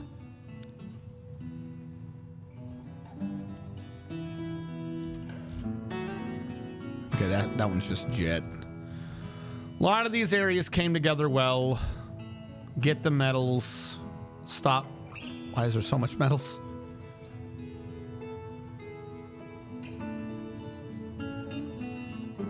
We should probably start increasing the amount of dwarves we have. Because everyone's kind of limited, and we should probably start having more. Apparently we can't fish, though. This is the one issue. Is they're like, oh, you can do, like, stone crafting, but, like, everyone needed to do it. Now, either it's everyone is just that backlogged on filling that need, which I think is insane, but possible.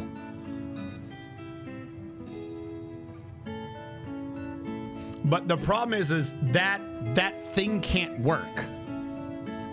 We would have to turn off stone crafting for everyone, including regular stone crafters, because like the limiting thing to it is supposed to be that you use your manager to say no one who's skilled at crafting can use this, i.e. it's a way to naturally limit the dwarves, because if they're just doing a craft here or there, they're not going to get skill.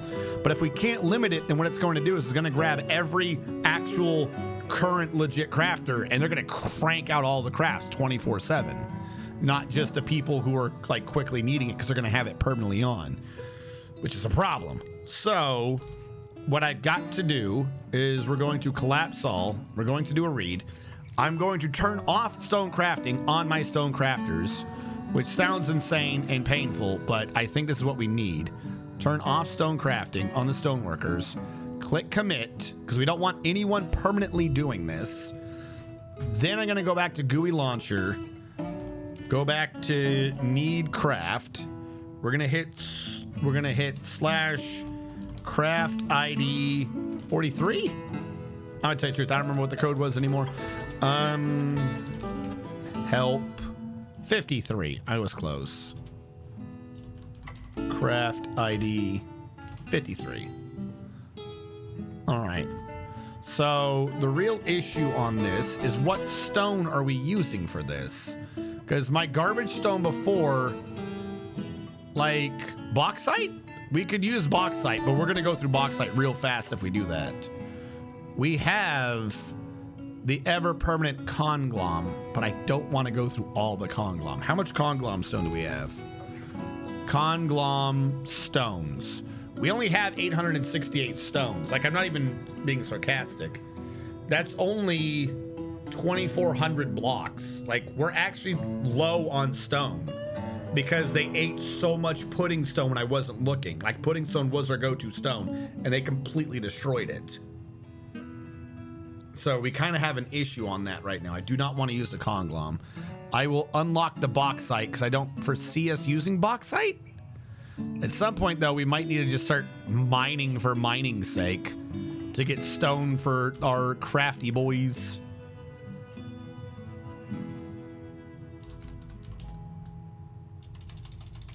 It's a stoneworker, it's not the craft shop. Rock, crafts, repeat.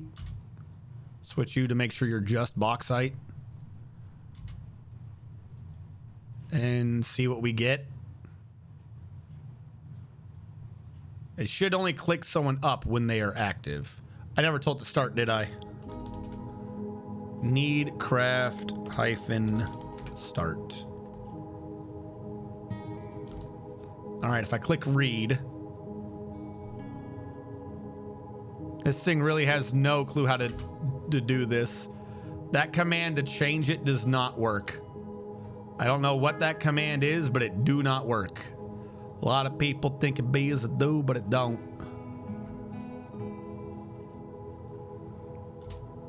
All right, so this means I'm gonna have to open up that file and manually change the setting, since the in-game command does not change the setting. So we're gonna browse back to local files, because the in-game command won't do it. dfhack, scripts, need craft. I had it switched to 54. We're gonna switch it to 53. We're gonna save. We're gonna click save. We're gonna close out. We're gonna close you. We're going to go to you. We're gonna stop. 1, 2, 3, 4. 1, 2, 9, 6, 3, 3, 2, 2. Then we pause.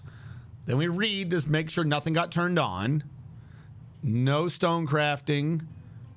The only bone carving is a siege engineer who probably just had that because they came in and they're not one of mine.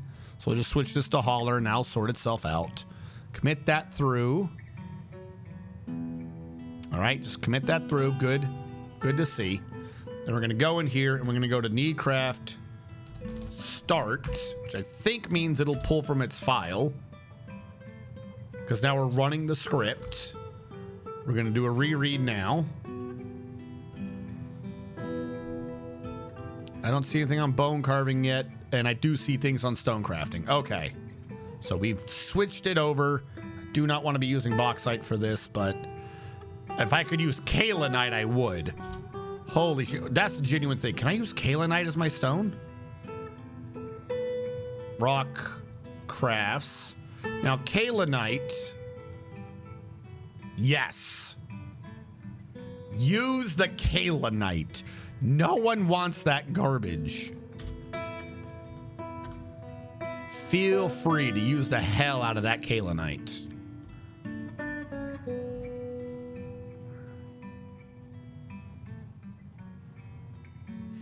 Why do your walls look like metal but they're stone? Because, quite frankly, in my opinion, the stone graphic is garbage. I don't like how irregular it is. It doesn't look like brick to me. So I went in there, I took the graphic for walls, stone, and I overwrote it for the file for walls, metal. I left everything else alone, so colors should still be there. It's just they look like a metal now. And I would switch them back to stone, because I honestly think that stone would probably be in some situations better looking than metal, but it needs to look like it's like brickwork or something, not like weird irregular nonsense. So that's why I just honestly did not like it that much. I was like, that looks dumb. Every other graphic I like. Stone walls though, I have no clue what the idea was behind stone walls. Like, what they had for Stonewall, I would understand as smooth stone, but smooth stone looks better than stone wall. Very weird. Like, smooth stone looks more stone wall than stone wall. Also, who does art? Okay, whatever, they're coming. Because you know obviously what the brickwork looks like. Why does smooth stone look kind of nice? Like, if that smooth stone was what we were dealing with without like the back end, like, it would look pretty good. I'd be fine with that. That makes sense. But if you do like a regular stone block, it's like, why does this look like we made it out of gravel? Looks weird. Yeah, I know. I straight brute forced the hell out of that.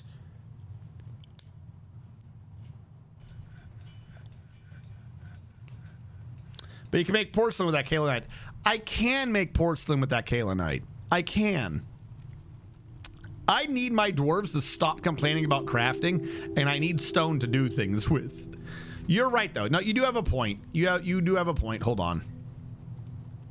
Why am I working on the kaolinite already when separately I know I should just probably get rid of the damn bauxite? So we'll have that on pause and we'll use bauxite first, but I've got kaolinite as a backup.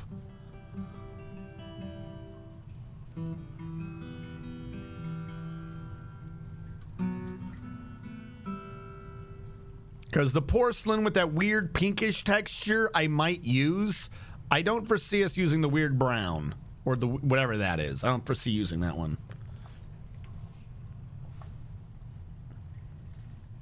Auto suspend should be base game. Like, so here's the thing. Yes. I don't know if it's like a legal thing or what, but I've seen a lot of games do that, where there's a version of the game that it gets heavily modded, and there's some like mods that's like, this is clearly what everyone uses, i.e. you should just take it at face value that that is somehow an improvement. You know, use that as a thing for how your players play it, that is what you should kind of be going with. And then when the thing happens, like the game doesn't take those updates. Dwarf Fortress did the same thing. So that's why I'm like, with a lot of the mods. So that's why I'm like, is that like a legal thing? Like maybe they don't want to do it and then be like, oh, you took my code on your code or something. But there are a lot of things that add a little bit of, you know, quality of service, quality of fun, quality of play, ease of use. Which buzzword do I want? That I feel like, you know, during the switch to Steam, it would be like, oh, this would be the time to get it in. But to be fair, the fact that the game was programmed so well with the idea of it being able to be modded now, what probably happened was, in this case, it was, there is a mod for it. I will make the mod run easier. And I believe, didn't he work a little bit with the mod makers? Am I crazy on that? Or is that Stardew Valley? I can't remember. But I think it was like, well, we have the mod and I can just make the game work really well with it. So with the amount of effort and work I'm doing, I can, you know, not be worried that much about a lot of the quality of life. That was the term earlier. A lot of these things that I'm dealing with. That might have also been it. But again, I'm not sure.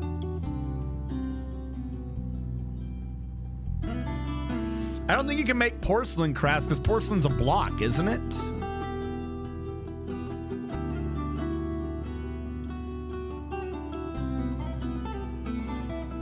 It used to be illegal for companies to write steal products that are modded community, but now they word their own legal system.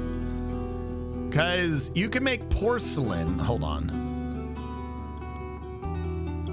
But I thought porcelain was blocks. There's work orders.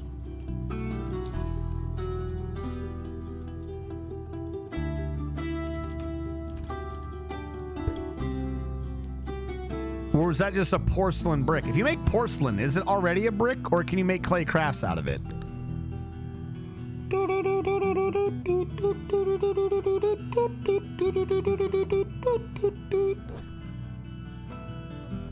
Because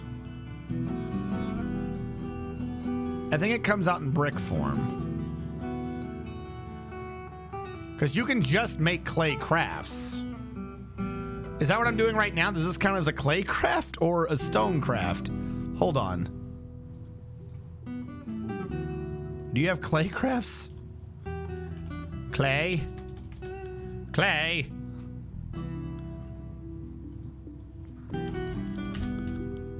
Who makes clay crafts? That is going to be a clay guy. It's gonna be the clay guy that does the clay crafts. Wouldn't that be a kiln? Does a kiln do the clay crafts? Also, how much copper did you just say? Jesus. That's all new bars they've been making from melting down the garbage. How's my fuel looking? Oh, we ran out of fuel. I'm glad I put a stop on that last one. All right, I'm going to say, no, there's going to be a fuel. Don't worry. I'm going to unban you. Now we have a fuel. Make coke from bituminous on repeat. Do now.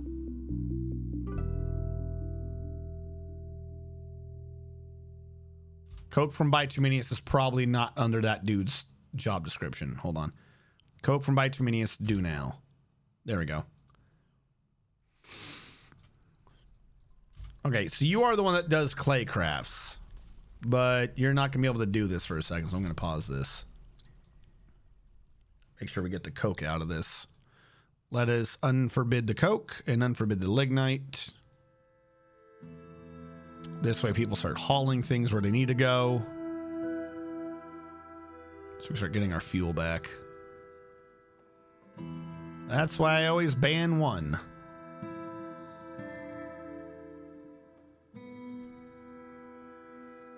Oh yeah, we can make tons of coke.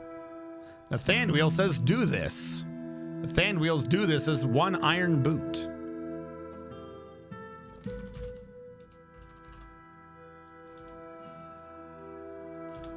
Iron low boot.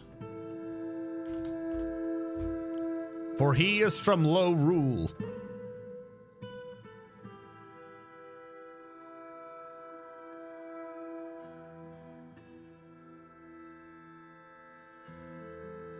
Now, what is... Who's doing this? Thadvik. Thadvik is doing this. All right. What job does Thadvik do? What job is doing this that I don't have on the other guys? He's in the Metalworkers Guild, and he has the same jobs that presumably the rest of the Metalworkers Guild has. So why didn't we see this activating? Coke from Bituminius. Go. Do now. Oh, okay. He was just being slow about it.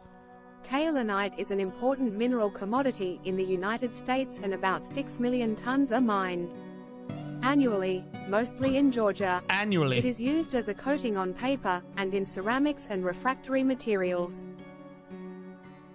Now, nobody has clay crafts.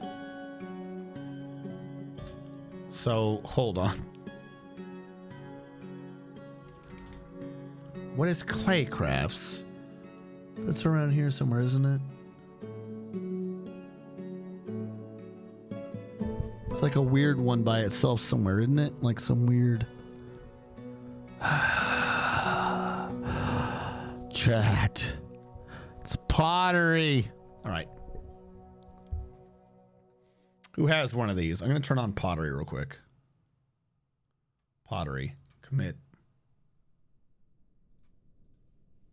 Because it's not glazing. I believe that's pottery. Is that glazing? No, glazing's a second. That's a separate step entirely. That should be pottery. Who's the man who had pottery?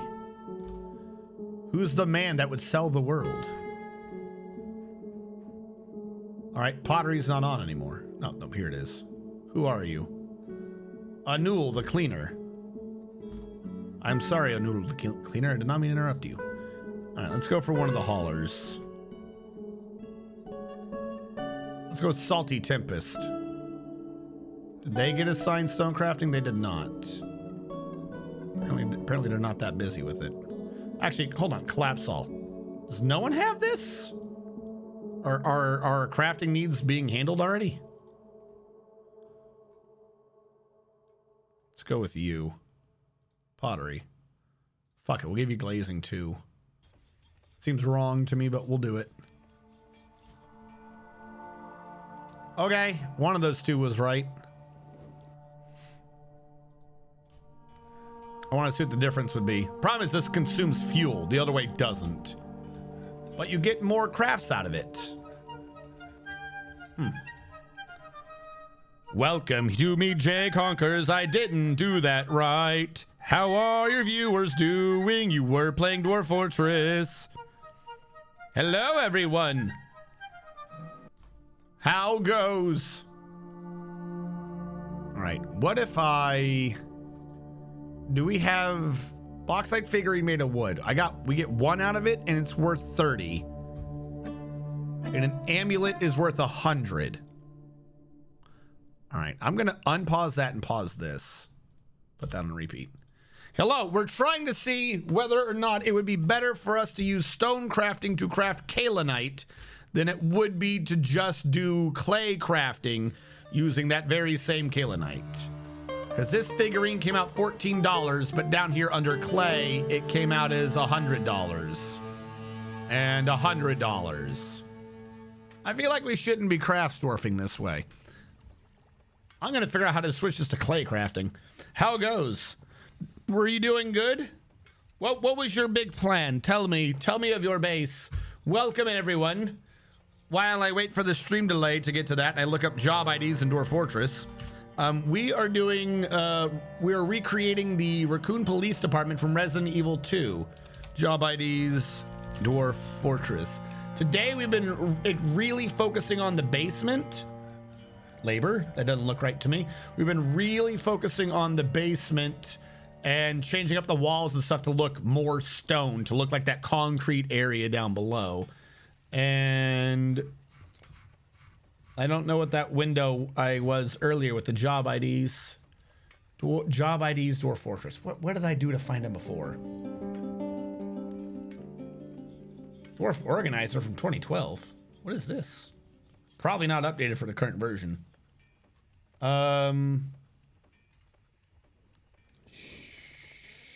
Shit. What was that command I did earlier to get this? If you are in Chrome, how do you see all your closed tabs? History, here we go. I'll say, I know this in the other one, but not Chrome. Doesn't look like there is one here. Cool. So all that thing I did earlier, it's gone forever. Yep, this is the wrong one. Dwarf Fortress job ID 43 or 53? 53 43. Come on. My plan is to launch attacks on goblins. Hell yeah, get ready for that shit. Because the porcelain's worth more. You look at the price of the building somehow. What? No. Kaolinite figurine, value 14. Porcelain ring, value 100. Much better idea. Raiding out is one of the few topics he doesn't have a vidya on, but the College of Dwarfology. Yes, this is true. Yeah, if you have any questions, Jay Conkers, feel free to ask, even if it is about your base. I'm here to assist. If any of you wish to be a dwarf, you got to go in the lower right corner, and it costs 1 channel point so I can dwarf you, because it's running a script, kind of like a Twitch integration sort of a thing, to help keep track of whether or not your dwarf is alive. If you don't do that, then I can't dwarf you, just because otherwise it could throw the script off and make it really confused. Right now, though, I'm trying to sit here. Thank you so much. Need craft. There are some DF hack things to help with some of the things right now that aren't balanced and don't make sense. It was 53. And I'm trying to figure out how to switch this craft script around. I'm editing the scripts from DF Hack semi-live, and I am trying to track down labor tokens. There we go. I'm going to star this webpage. I'm trying to track down what I need to get this done. Hold on. I will dwarf you. I hear it. Pottery is 68. 68 on pottery. All right. Oh, and I just got rid of that for some reason. 68 on pottery. Let's see if 68 will make this work. Before I set this up, let's get you in. Skip all the name dwarves. You have rolled dwarf 20. Ox Chiller Whale. Welcome. So this is 17, 18, 19, 20. We're skipping the children, though. I like to name adults first, because otherwise you're a child who will spend decades in game unable to do anything, which can cause issues. I believe your first thing is a 0, not an O. Please feel free to correct me, because if I die and type your name in, or if you die and I type your name in wrong, it will... No, it is fine, but it is not fine. Again, I need this to match your username in case you die, because like I said, it's there to keep track. Also, you're 24. Did I go to 24 or did I do 20? if I spell the name in wrong and you die, it won't update correctly. I like I said, I was not joking about that script thing. 17, 18, 19, 20, 21, 22, 23, 24. Skip the child, skip the child, skip the child, skip the child. You're a holler. But we'll throw you the other way around, medic, because I screwed up the first time. And I feel like you for medic over that. It is a 0. 0x chiller whale. Up the first. So yeah, for another point, if you click that same one, like try to redeem another dwarf. Want to look at PBT, PBT, PBT? I do not want to look at... They might have scars. All right, I'll help you. If you, seriously, if you try to redeem the same thing, it'll say whether or not you're alive. So I need to know exactly how it's spelled so I can kill you correctly. Which sounds really weird. All right. What do we got? Now the question is... You're not alive. Is that not one of my tier 3 scripts? Hold on. Bunch of my scripts are in different states of updating. Some of them tie in together and some of them don't. I thought seeing what your stat was a tier 3. Hold on. Did you say description or wounded? How wounded is my dwarf? How wounded is my dwarf?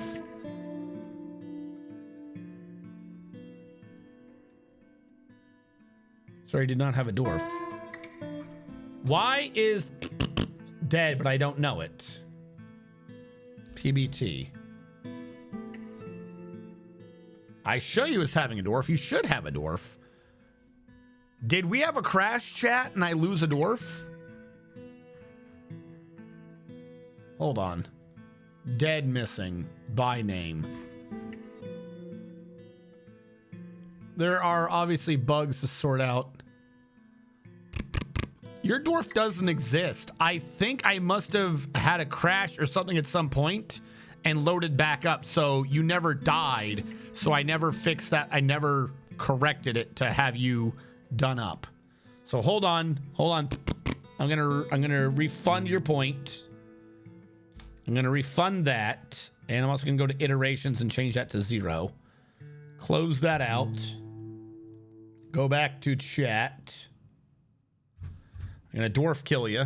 Actually, I shouldn't have to. I'm not going to dwarf kill you. Request a dwarf. It should work. I manually dwarf killed you, technically. I'm refunding your points. Oh, I just completed everything.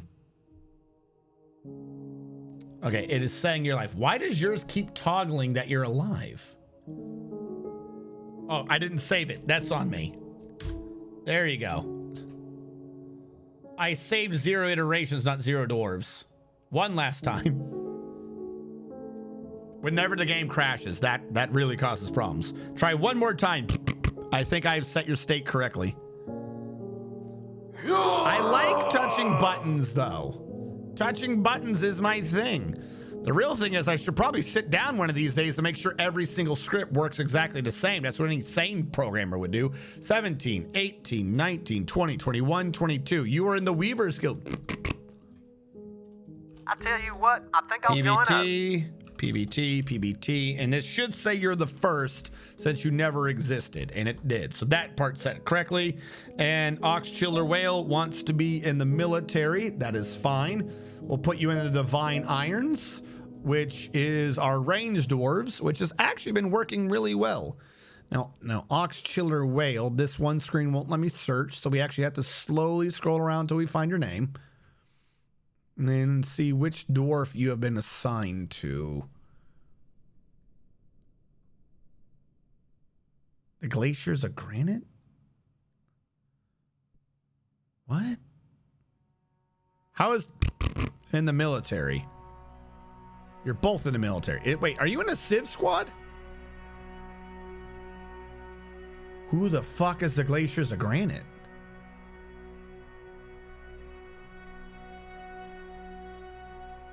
I think this entire game's gone crazy. Stars Alpha, Bravo, and the Divine Irons. Who's the Glaciers of Granite? I'm gonna kidnap you, Ox Chiller Whale. do not know what the Glaciers of Granite is. That seems weird. But you're in here now. Hold on. Chiller Whale. Military Squad. The Driving Irons. That makes sense. PBT was also in it. Very weird. PBT, where are you? Military Civ Gym.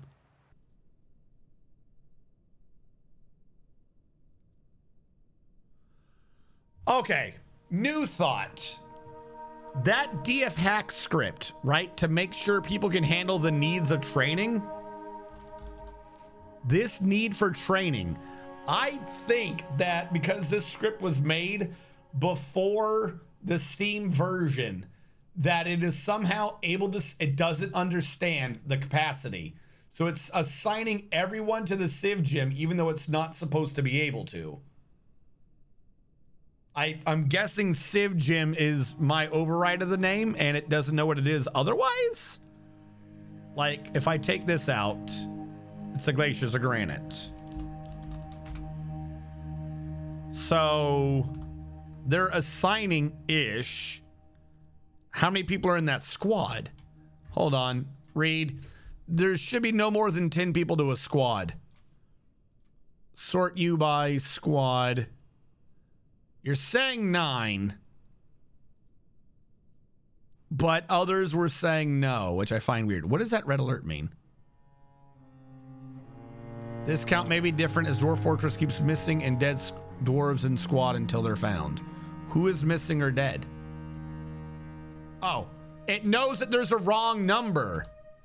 1, 2, 3, 4, 5, 6, 7, 8, 9, 10, 11, 12, 13, 14, 15, 16, 17. It knows that there's an incorrect amount of dwarves. That script is assigning everyone to the civilian gym, trying to get them done. And I don't think it's unassigning people. Some of these people have had their needs filled, right? Glass half empty. You're back again. Chuck's bucking snuck. Where's Chuck? If I have to update these scripts, I guess I'll do it. Chuck, you actually have a need for martial training. Please stop having a need for martial training. All right, new idea. I'm actually going to go to Civ Gym, and we're going to change its schedule a little bit up. We're going to go up to 8 people. That way, it has more people training so that they can get their need out of the way and be accomplished. So, like, you shouldn't have a martial training need. You just trained. Bored after being unable to fight. But what did you just do? You just trained. Yeah? New idea. The Civ training, you don't have a uniform. I anticipated that, but I'm confused that you had an issue. Should be training in grappling and shit. You should all be training together, not doing individual combat drills. All right. Perhaps I shouldn't have shared a barracks. So I'm going to make a new barracks for the Civ Gym. The barracks for the Civ Gym is back here. Maybe there's some weird nonsense going on. And we'll see if this sorts out whatever's going on. Training session, training session. Good, I think. Combat drills. All right, RDKI should not be in this Civ Gym anymore because they don't have a need to be in the Civ Gym. All right, so let's go into RDKI, who we filled up to 10, but RDKI has not been removed.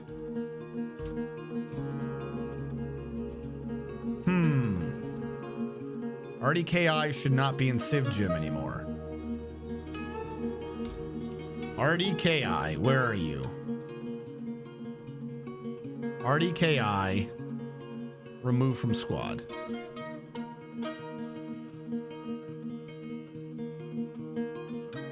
I don't think it can because of the way he's assigned. So clearly there's an issue with Civ Gym. Okay. Let's presume that at some point I did something or the game did something, and because it's over 10, it like everyone is outside of script, right? Let's assume this. I'm going to go to need training and I'm going to stop it. Now, does that automatically pull people out of the squad?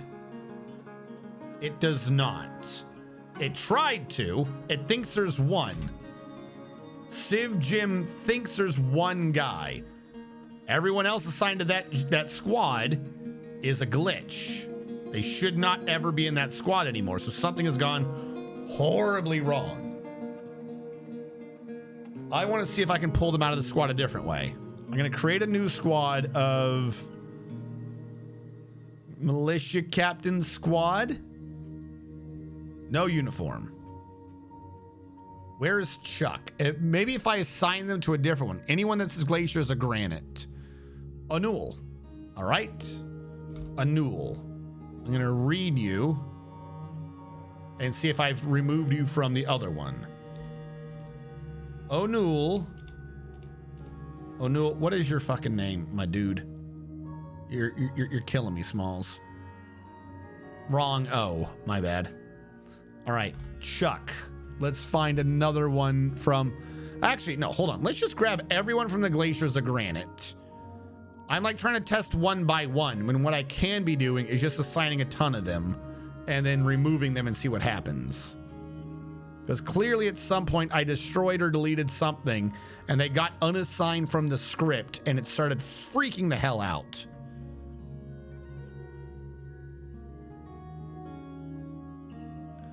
All right. Now at the full squad, let's see if Civ Jim is lowered by like 10. Yes, we've assigned them out of it so they no longer exist. So you remove. Now that we've correctly removed them from a squad, we should be good. Yes? Now, Anul's still going to be weird. It's not weird, but still going to be in the wrong squad, but I need a leader. So I'm still looking for anyone assigned to that weird glitch one, which is a Glaciers of Granite, and I'm not moving Glass Half Empty out yet.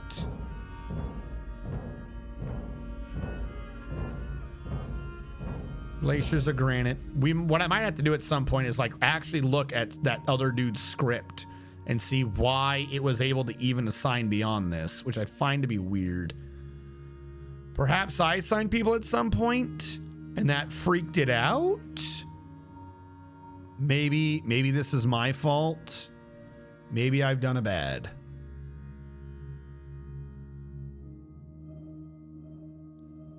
Glaciers of Granite. All right. I think I pulled everyone out of this except the commander. Nope. Shark Jumping Walrus is still in. Of course you would be. Glaciers of Granite. Golden Dunes, Glaciers of Granite. There you are, Shark Jumping. All right. So I have force pulled everyone out. This would also explain why Glass Half Empty was in twice. There's the time that he's in because he's in and the time that the script puts him in because it's putting him in the script. So you are now removed. Assignment. Remove all these. I'm going to delete Civ Jim. Like literally delete that entire thing because it is cursed. We're going to delete the soaked slings. Yep, that's fine. Civ Jim. Hold on. Glass Half Empty. Remove assignment. Now question. Does that pull him out or no? It does pull him out. Okay. His position was maintained because we were able to say leave. He was on the screen. Civ Jim, go away. Go away. New squad. Militia Captain Squad, vacant position. No uniform. Or whatever I just clicked. The leader, we're going back with who was the leader, and I've forgotten who, I believe it was Glass Half Empty. I think Glass Half Empty was our leader. You are Civ Jim. And now we will restart training. And this will be assigned to Civ Jim for training. And Civ Jim, we'll just let it go and see if it works correctly from here on out, if we've jump-started it. Also, hold on, let me save. Civ Jim. Spelled half right. Yeah, we tried to build too big. Like I said, something probably happened and we had people who were assigned to it but wasn't in the list. Or maybe I deleted an older Civ Gym and the script is just like, well, Civ Gym is Civ Gym. Like I didn't clear out the old squad. That might have been it too. Like the script knew who was in it. But now that we've sat there and meticulously looked at whether or not someone is assigned to it, I believe the script should relatively do fine on its own. It did before. It really loves assigning glass half empty. It should not be able to do that. That's the one that I find weird more than anything. That's assigning him twice. It knows that there's 10 though, but it also knows that there's only 1. So the other 9 people, it's assigning incorrectly. But as long as it only ever does that, we should be good. The question is, why does it keep putting glass half empty in when it really should not be able to do that? If it maintains the number around 10, we're fine. I'm good with that. But it's only ever got 8 guys training at once because one of them is glass half empty. Should not do that. Which I find absolutely baffling that it's doing that. In their script, it even says an assigned squad leader that is good in teaching. So why it should know not to pull from its own squad. Oh, it's probably not even assigned to training right now, is it? I just thought of that. Hold on. Schedule, train, edit. 8 for training. Done. There we go. There is a mood. He's claimed a craft. He's moving. He's moving, so he's got to be fine. That forgotten beast is killing a bat woman. That's what she gets for having children. Doesn't she know you can only be a bat person if you don't... Having children, having a parents. Don't you know you can't be a bat person if you have parents? It's a well-known fact. All right, take out the birds. Take out you. Is anyone going to attain that hide? Okay.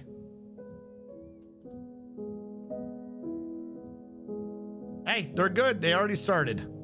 They had begun a mysterious construction. Read again. I want to see if it's assigning more people to this than it needs to.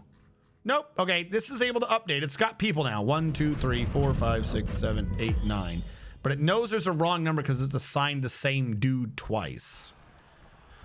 Unib Olin Lissat, the Dwarven Child, has created Serakashith, a fungi wood so sure. They offer it to the Treaty of Hushing, and someone is fighting.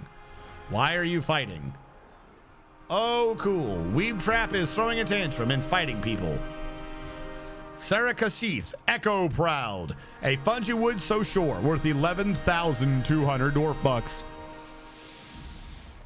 All craft workshop is of the highest quality. It is decorated with fungi wood and encircled with bands of platinum. On the item is an image of Zealot Leap, the alpaca wool braze, and pink jade. The Soshore is a tiny handheld metal wind instrument consisting of a central wind chest and 10 conical metal pipes. Fitted with free reeds, the musician selects the pitch by pressing keys to stop holes. The instrument has a 3.5 octave range, going from mid-high to an extremely high pitch. The instrument has a quavering, shrill timbre. Artifact instrument's not bad. The Weaver's Guild. Oh no, they're fighting Radu. Don't fight Radu. Radu knows better than you. You are all but mortal dwarves in the face of Radu Constantine, Lord of Derek.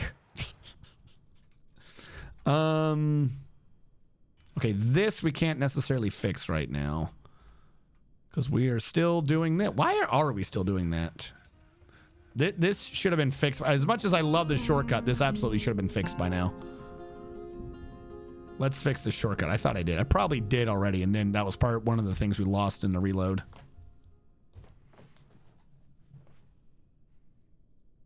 All right, load up the Conglom. Conglom away. Zoom out a little bit. Boy, do we have fuel. All right, we do not need more bituminous coal now. I always would like to save a little bit in case need it for something else, but thank you. That is a very small list, or very large, I mean small search bar. I had to switch the porcelain thing over. They're still trying to make kaolinite. Actually, they're doing the wrong crafts. I don't know how much kaolinite did we blow. We could have gotten so much more money out of that. I was doing something. The Civ Gem. Why are you grabbing glass half empty? You should not be grabbing him. All right, let me see something. I want to take a quick peek real quick. That's not repetitive. I want to take a peek real quick. There we go. We'll go with that. At config scripts training. I do like that this is apparently how the code works. I feel like I could do a lot of these. So just fixing others and trying to reverse engineer. I might just do my own at some point. Script name is need training. Local squad name, Civ Gym. Start, stop, help, T. Love it. Helper. Function, get all citizens. Okay, then all your local citizens becomes local citizen. It gives the civilian MyCiv DF from loading that. For N, unit in pairs, do the following. If their civilian ID is MyCiv and DF hack says that they are a citizen, then if their profession is not baby or child, and if they are not set to the ignore flag, then table.insert them into the list. Otherwise, increase the ignore count, I guess.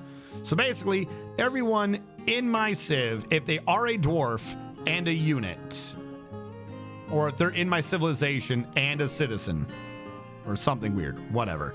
Return citizen, local citizen, get all citizens. That's this, okay.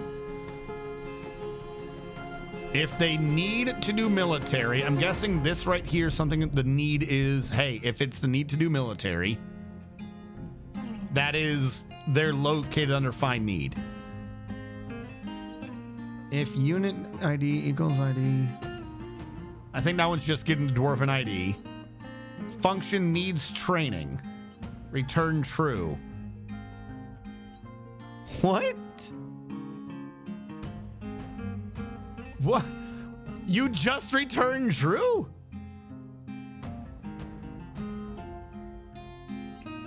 Am I missing something? Was this calling a needs training call? I'm guessing somewhere in here this is checking an if somehow. That just seems weird to me. It just blankly returns true. Okay. Find all training squads. Abort if no squads found. Function check squads.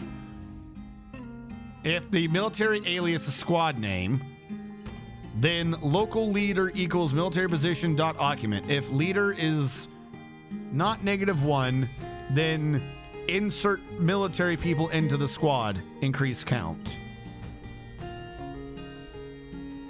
Okay, but you shouldn't be able to insert yourself. How are you inserting yourself? Like, the dude's in the military.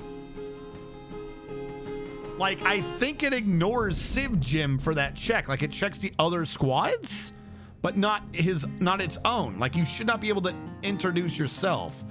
It'll say you need a squad that has an active squad leader with the name of the squad name. Makes sense. And then it adds people to the squad. You shouldn't be able to add yourself. That's so weird. And then this is where it removes things from training. Function remove training for squad and pairs. Squad do that. Do then squad position. Undo the setting him. So this is why it's getting angry. Is we're setting people to the squad, but it's not setting them to what it is. I guess I don't know. Remove all. Don't know what that is. Don't care. Function check. Needs focus is less than the threshold. Remove training squads. Okay, this is where it does all the calls. But like, why do you pull yourself? Should he not be in that squad? Is that the issue? No, he would have to be in the squad. I don't understand. If he is in the squad, then he is in the squad, which means he would have a military ID. Like, he would be set to being in the military. So it should know not to pull him. It doesn't pull anyone else who's in the military.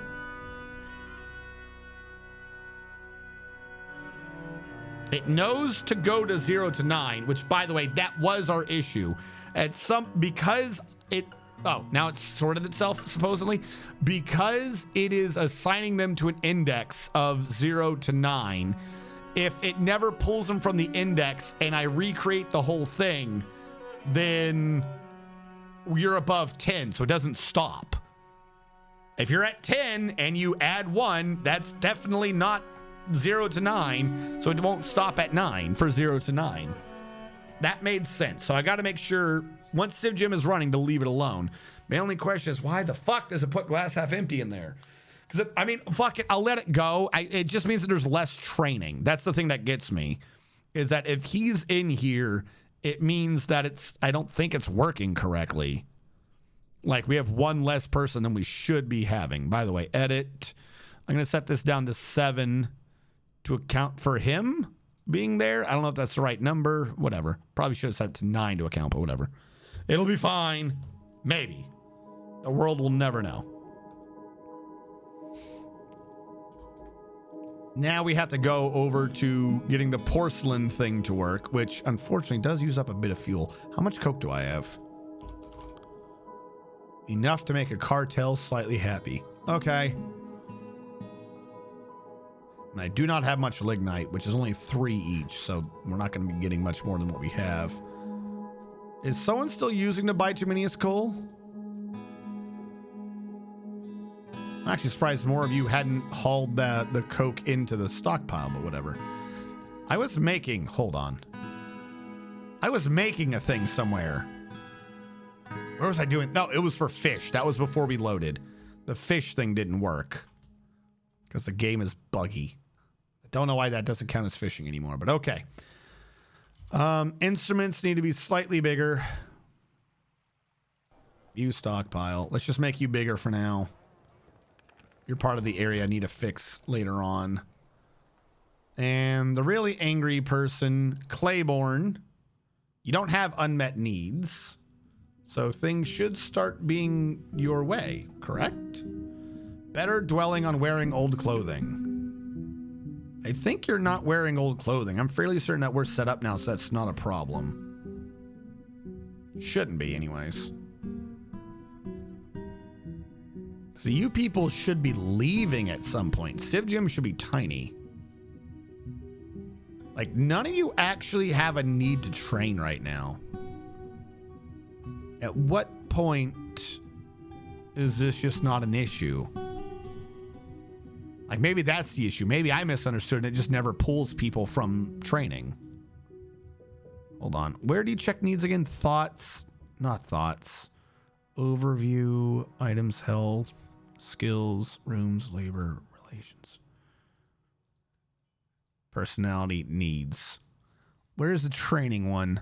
Somewhat focused, unexciting life, being unable to fight. Is that the training one? Being away from family.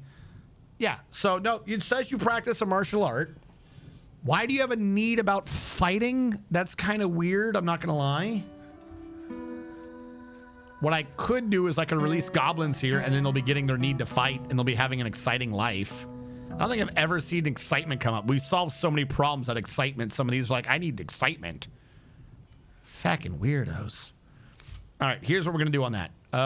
Build a cage here. What if we use goblins on our civilians? Naked goblins for sure. But what if we slowly release naked goblins into our Civ Gym? That way they get some excitement. They've had fighting when they were in the military, so they should not get the I'm a civilian weakling debuff. This also helps with the goblin issue. If we have so many people, hopping in, we can get, a lot of fighting in for a lot of excitement, right? Let's see if this works. We'll go with that many goblins for now. I know preferably we'd have the regular military here and or someone with weapons, but I'm going to solve 19 birds with one ball. I definitely didn't lose the track of that metaphor. I'm going to need you as a pin pasture. Nathaniel has mandated construction of certain goods. Nathaniel can just calm the fuck down. What do you need, Nathaniel? Low boots? I am so surprised, Nathaniel. Who could have seen low boots being in your repertoire of things to do? All right, first of all, forbid. No, not forbid, dump. This is where I had an issue last time. Okay, hold on. Hold on. I just came up with a new idea. I'm gonna make a double dump.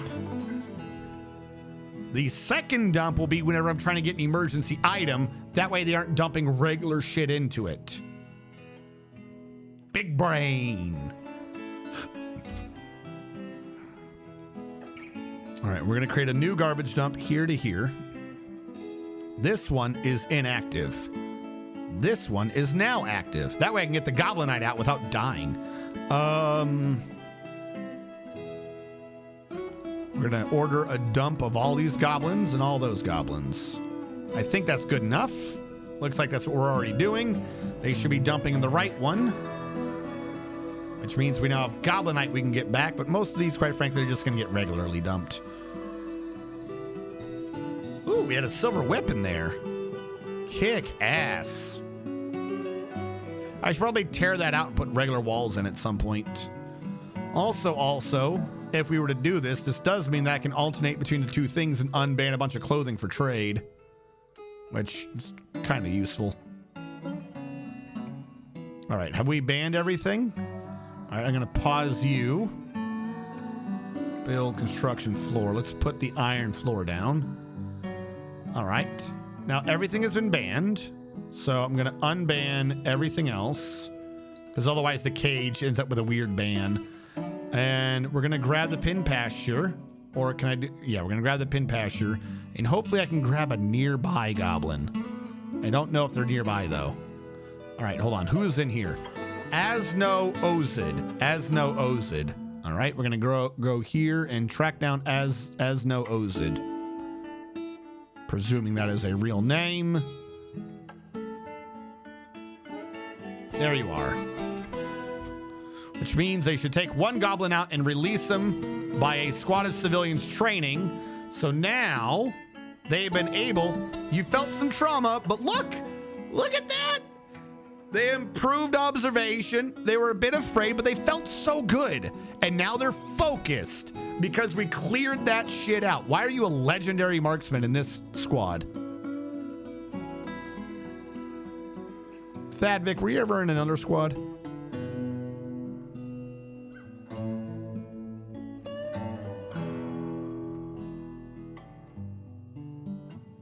Don't tell me they're pulling from any military. Users. Thadvik, were you in the military? Soldier? No. Okay. Thadvik just happens to be really good with bows. Good to know. Okay. Look, focused. That one still needs martial training, but I'll take focused. Look at this man with no needs. Where was needs? Thoughts, personality, needs. Quite focused. They did something exciting. They did fighting. That's all. That's how you do it. That's how you make people happy. You just bring them innocent goblins, stripped bare naked, unable to defend themselves, and you have everyone kill them in a drunken brawl. I solved it. Fuck the Dwarven Geneva Conventions. What is on the floor banned, though? How did you still have a cloak on you, I wonder?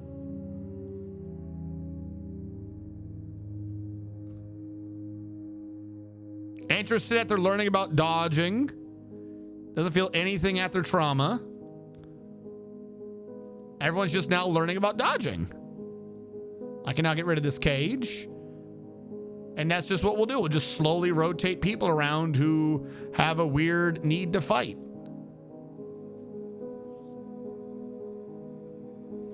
Like, I wonder if I can do the same thing over here, actually. Hold on. If I drop them in here, we should be able to get a quick fight out of this. Where is... Not animal training. Pin pasture. Right here. Boom. Next goblin up is a slut. All right. Scroll down. Find a slut. There's a slut. There we go. So someone should bring them all the way over here. And then they get to fight. And now no one should have a need for fighting. Look at this. We're actually clearing out needs. Holy shit.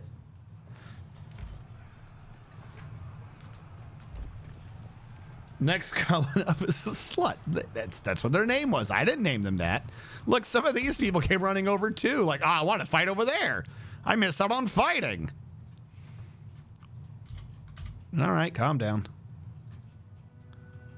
Now, why are the cages not being brought back down to the animals? Where were you?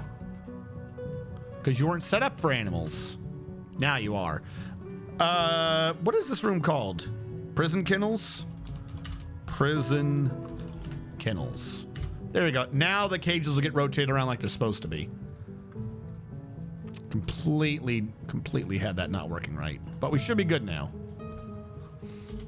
All right. That one's getting called Zolak. Zolak, it is time for you to meet the ways of the dwarves, Zolak. Zolak Dostengosp. Yeah. All right, Zolak. There you go. And none of these people are on active duty, so if they need to go get medical treatment, they can. Look at that. The fact that we actually have people with like not a full list of needs is insane to me. Okay. Utez, do you guys still need to fight over here? You wish to screw? You wish to pray, but no one has a fighting need. All right, weird idea. Do any of you have a need to fight? You guys fight a lot, so I don't think so. How do you have a need to argue and cause trouble? What? How are all your needs so handled that you're like, shit, I need to yell at people? I need to do decent meals again. I don't know how to get that working. Being unable to acquire something. Unable to make merry or admire art. Hear eloquent speech, being away from friends, family, practice a craft. Unable to take it easy. Okay. I gotta work on the food quality, sort of an issue, but hey, if we're getting people happy about fighting, you know what I mean? Get it working. Who's next? Utez. All right, you. Because the guys upstairs actually go out and fight, so I don't think that they have a real, like, they've not been a pressing need to learn how to go fight.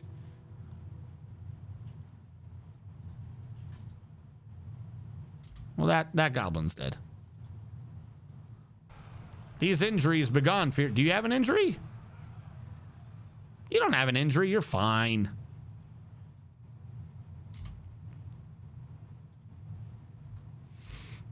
All right. Next goblin to shoot is Oznoon. All right, we killed a slut. Now we're going to kill a nun. Where is Oznun? There's Oznun.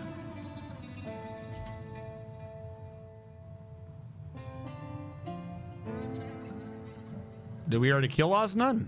No.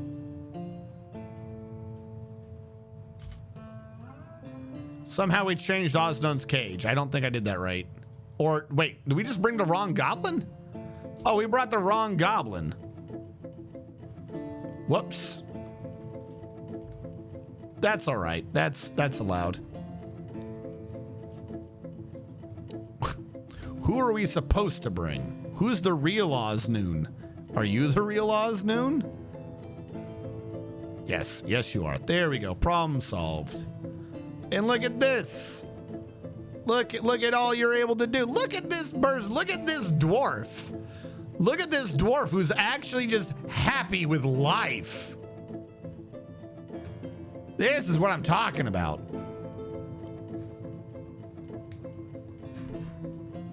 How do we have two red people? What is wrong? Claiborne. Socialize, cause trouble. What does the cause trouble need? I'm separated from Godin. Who's Godin? Is this a lover of yours? Who's Godin? God, I hope it's not a cousin. Please do not be making love to your cousin. Who's Godin? I'm separated from Godin wire covers. Who is Godin? All right, hold on. Is that a friends and family thing again? Need friends and family. Patched 132. I don't know if that fixed anything. I'm genuinely concerned about you being... Art is life.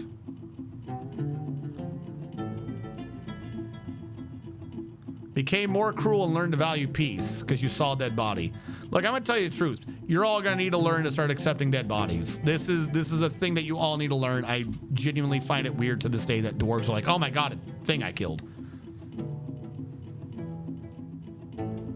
Well, he is Southern and we know how they treat their sisters. No. All right. Because like you're having this mood while in the military, so you should get over this relatively fast. Who is behind you? Nobody is behind you. Who is this? Nyam Cutesmobobo. Nyam Cutesmobobo. Where's Nyam Cutesmobobo? There we go.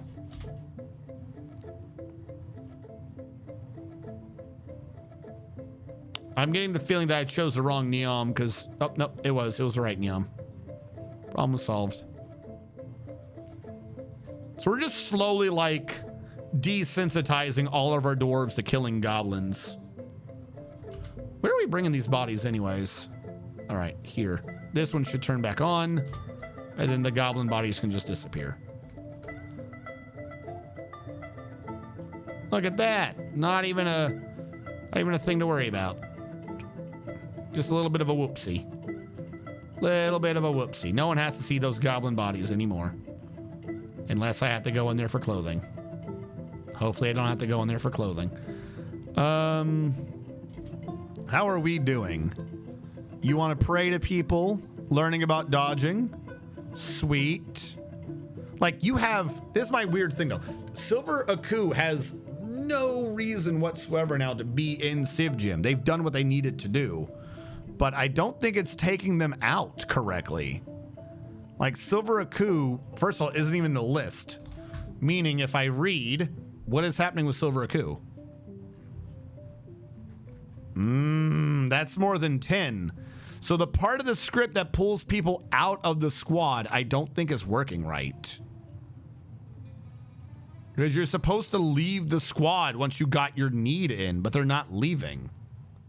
They should not be in the squad. The 0 to 9 thing, something is wrong with the indexing. Have a good evening, EK Gladiator.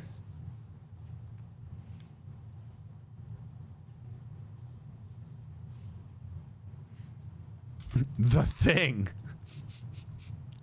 It sounds so ominous. Hey, the next time I'm talking about a guy who needs to wear concrete boots. You're the guy. You tell me, okay? All right, Stozu. If you are the right one.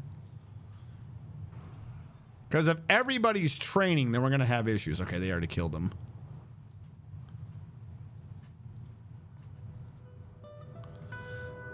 Do I have any other goblin things? Goblin cages? No. Furniture. No, is it construct? The cages. Oh, cages. Cages under cages. Goblin, cage, goblin, cage, goblin, cage. Honey badger. Lead. Nothing under 10. Sawero, goblin. How dare you hide from me? Copper. Cashew, nickel, Nickel's cage. All right. I'ma think him good. So good to make Panda a little jelly. Mushroom, mushroom, mushroom. All right. So like 1, 2, 3. How many people are here? 1, 2, 3, 4, 5, 6, 7, 8, 9, 10, 11, 12, 13, 14, 15, 16 people are here training or doing other things. There should not be 16 people here. Something is going terribly wrong with that script. There should not be that many people here. Now, question. If I go in here and say, need training hyphen stop, that appeared earlier to pull them out. If I do, or at least a number of them. Okay, this immediately says only one. But the actual part of the script that's supposed to pull them from the index, I don't think is working. Like they should not all be saying Civ Gym still. So the part of the script that pulls you from the squad when you're done is not working. So I'm gonna create a new squad with the vacant position, no uniform. I'm gonna call you Cheat Day. Cheat Day. I'm going to use this to pull them from Civ Gym, and I might look at that script later myself. Golden Dunes. Are you... I'm going to guess Civ Gym's the Golden Dunes. Hellfire, Skyrim. Are you in the Golden Dunes, Hellfire? Nope, that's Stars Bravo. Please hold on to their real names. Not Admiral Wiley. Who's in a lot of these? The Plain Sabers. I feel like it's gonna be the Plain Sabers. Zan. Either way, he's gonna be in the Plain Sabers. All right, the Plain Sabers is who we're killing. Anyone in the Plain Sabers goes away, except for the commander, I guess, because something has gone terribly wrong with that code. The Plain Sabers. The Plain Sabers. Plain Sabers. I don't like that it moves you up one a little bit. Or apparently all the way up.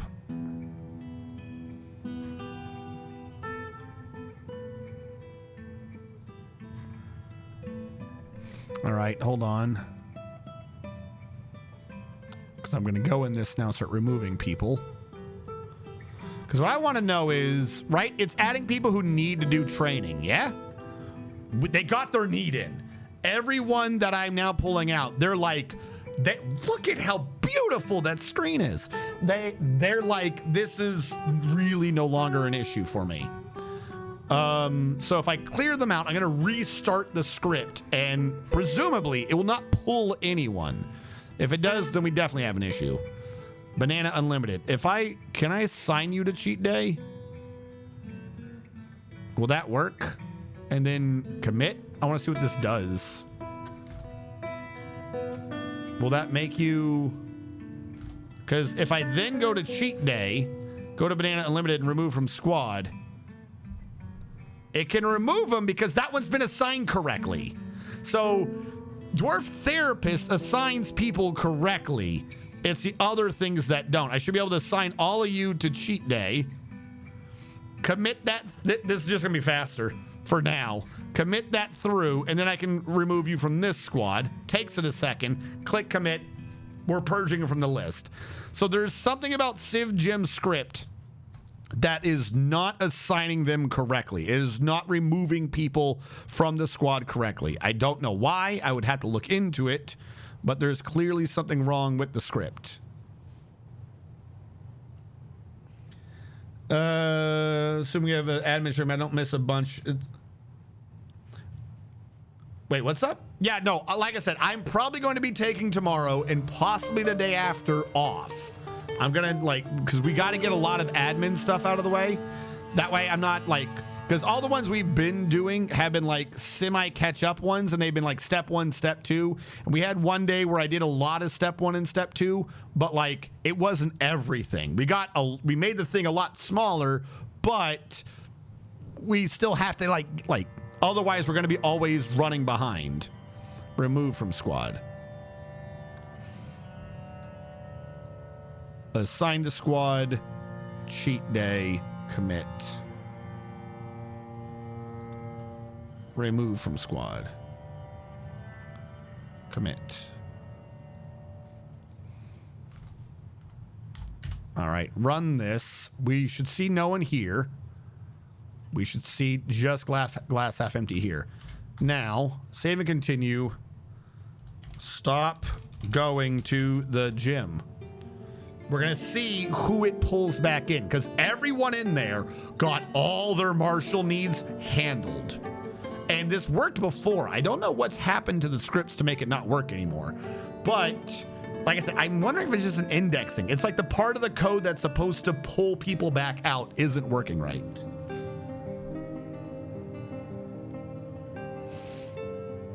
Yeah, I'm not doing like an admin stream. I'm not streaming. I should be clear. I'm taking an admin day to get things out.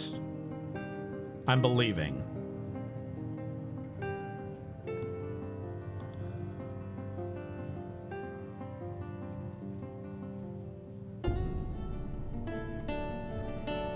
Yeah, definitely catch up with school, my man.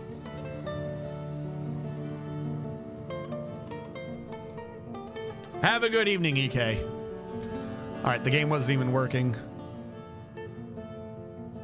Who are you? Oh, you're the person who's now in the other one or something. All right, we have a Forgotten Beast. Nothing has triggered that yet. All right, we're going to test to see if I can make this work. The Forgotten Beast Seakel has come, an enormous one-eyed pangolin. It has a short trunk and it squirms and fidgets. Hold on. Let's go back up to Whispering. And it squirms, stylized 500. Now, I feel like a bunch of that could be done as a suffix.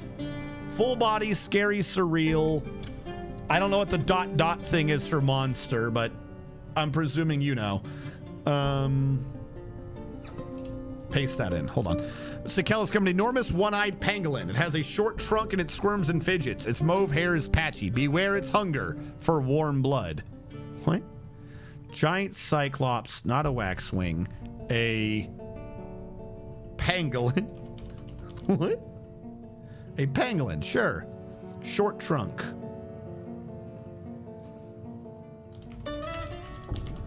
Short trunk. Squirms and fidgets. Can't really get squirms and fidgets in. It does not have a bloated body. Giant cyclops pangolin, no bloated body. Mauve hair is patchy though. Mauve hair is patchy. Not noxious secretions. Hunger for blood.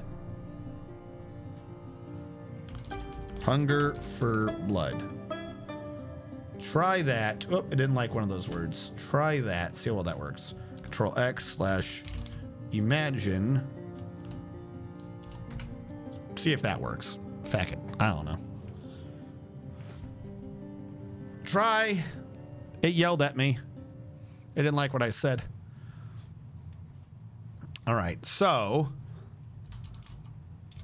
Sorry, chat. Like I said, this will get smoother when I get used to what I'm trying to do here.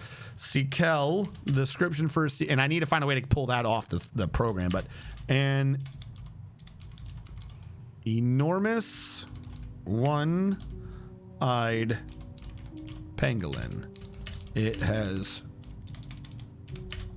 a short trunk and it squirms and fidgets. It's mauve. Hair is patchy. Beware its hunger for blood. All right. What do you got for me? Is that a pangolin? None of that looks like it has hair. It did say short and patchy. The hell's a pangolin? That does, I don't know what a pangolin is, but I don't think it knows what a pangolin is, chat. Chat. Sorry, not that one. Which of these looks like a pangolin? What's a pangolin?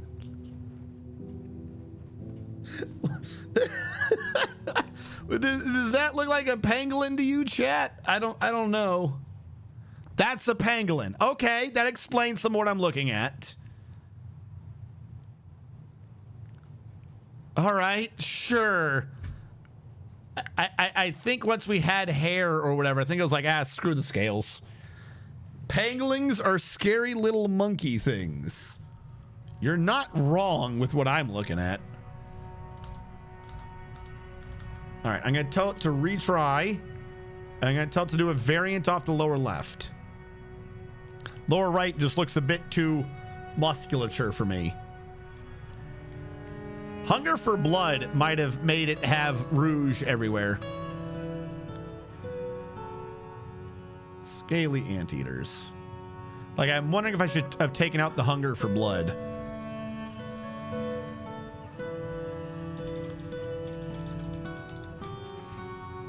I'm wondering if that's... Ooh, what are you doing? All right, it thinks a pangolin's a bird. I know that.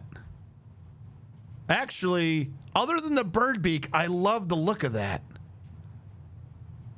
Because it is like a little anteater face. Hold on. Chat. Upper right corner. Upper right corner. You feeling that one, chat? I'm going to tell it to do a variant of those. I want to see if we can tweak that a little bit. But I'm loving the upper right corner there. Otherwise, what I'm looking at is, I think upper right corner again, oddly enough. Save image. I'm thinking this one upper right corner as well.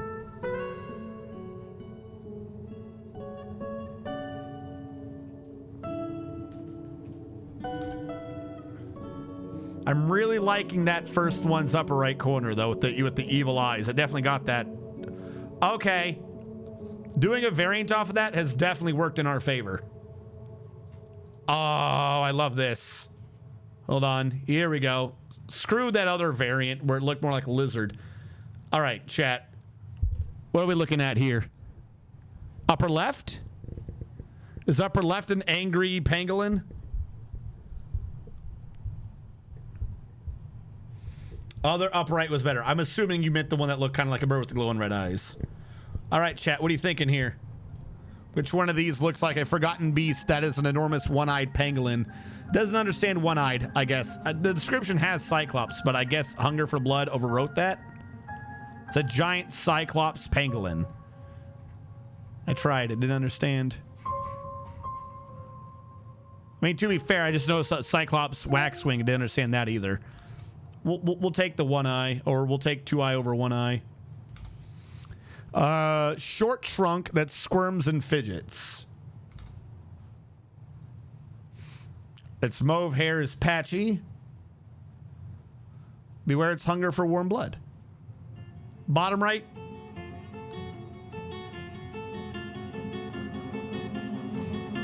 All right, I'll blow up bottom right.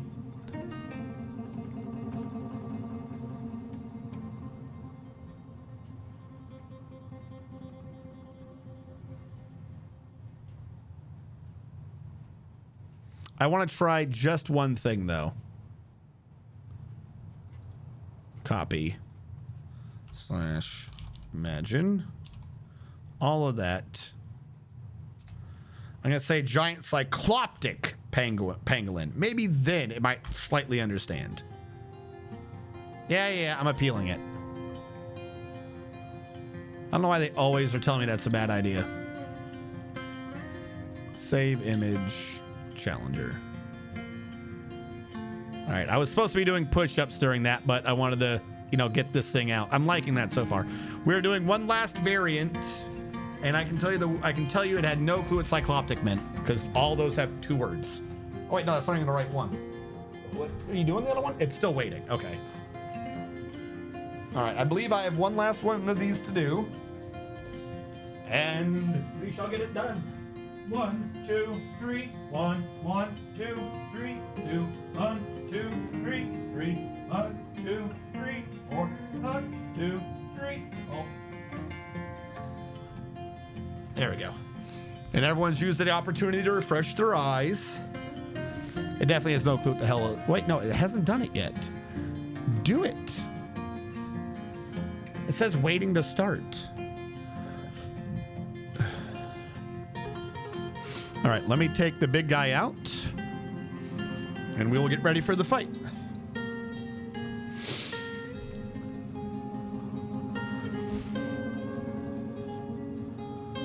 I will say that is a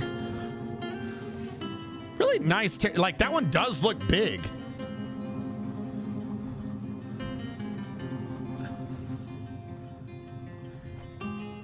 You know, what we're gonna probably just end up doing is just start trying to have Panda just do it for me.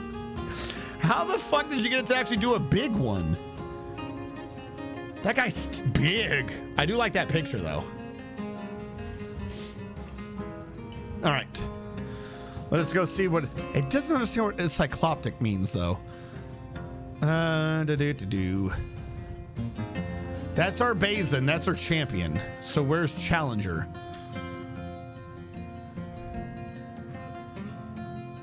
Where is he?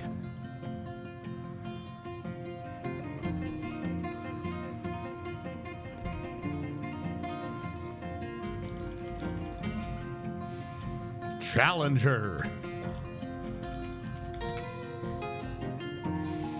Wait, is there a part of the map I don't see? Oh my God, there's still a part of the map I don't see. Are you kidding me?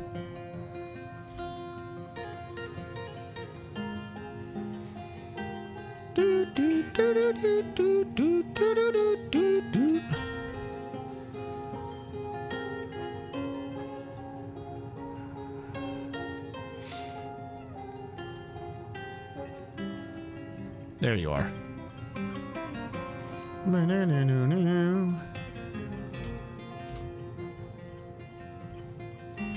You must go to the other forgotten beast, the beast of ages and the beast of time. Legend of Zelda, Oracle of Seasons and Oracle of Time was one of the better Legends of Zelda there's ever been. You can't tell me otherwise. Where are you going? There we go. It looks like it is finally time, chat, for tonight's third Forgotten Beast Fight Club. Hold on. In the left corner, I didn't click the button right. / prediction. There we go. Start prediction. In the blue corner, we have our champion, Spray Poison, the Cremated Terror. He is a gigantic one-eyed waxwing. He has a pair of fan-like antennae and he has a bloated body. Its moss-green feathers are long and broad. Beware his noxious secretions. He is extremely agile and he's slow to tire. His left antennae is mangled beyond recognition. His left floating rib is mangled beyond recognition. He's Spray Poison. Also known as Bazin Roos, the Slick Waxwing. In the pink corner, we have our challenger, Seakel, an enormous one-eyed pangolin. It has a short trunk and it squirms and fidgets. Its mauve hair is patchy. Beware his hunger for warm blood. He is tough, but he is weak and quite clumsy. He is Seakel, the ravenous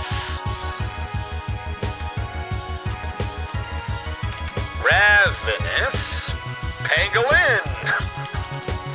You have 1 minute to start your predictions, or to get your predictions in, starting in 5, 4, 3, stream delay, 1, go!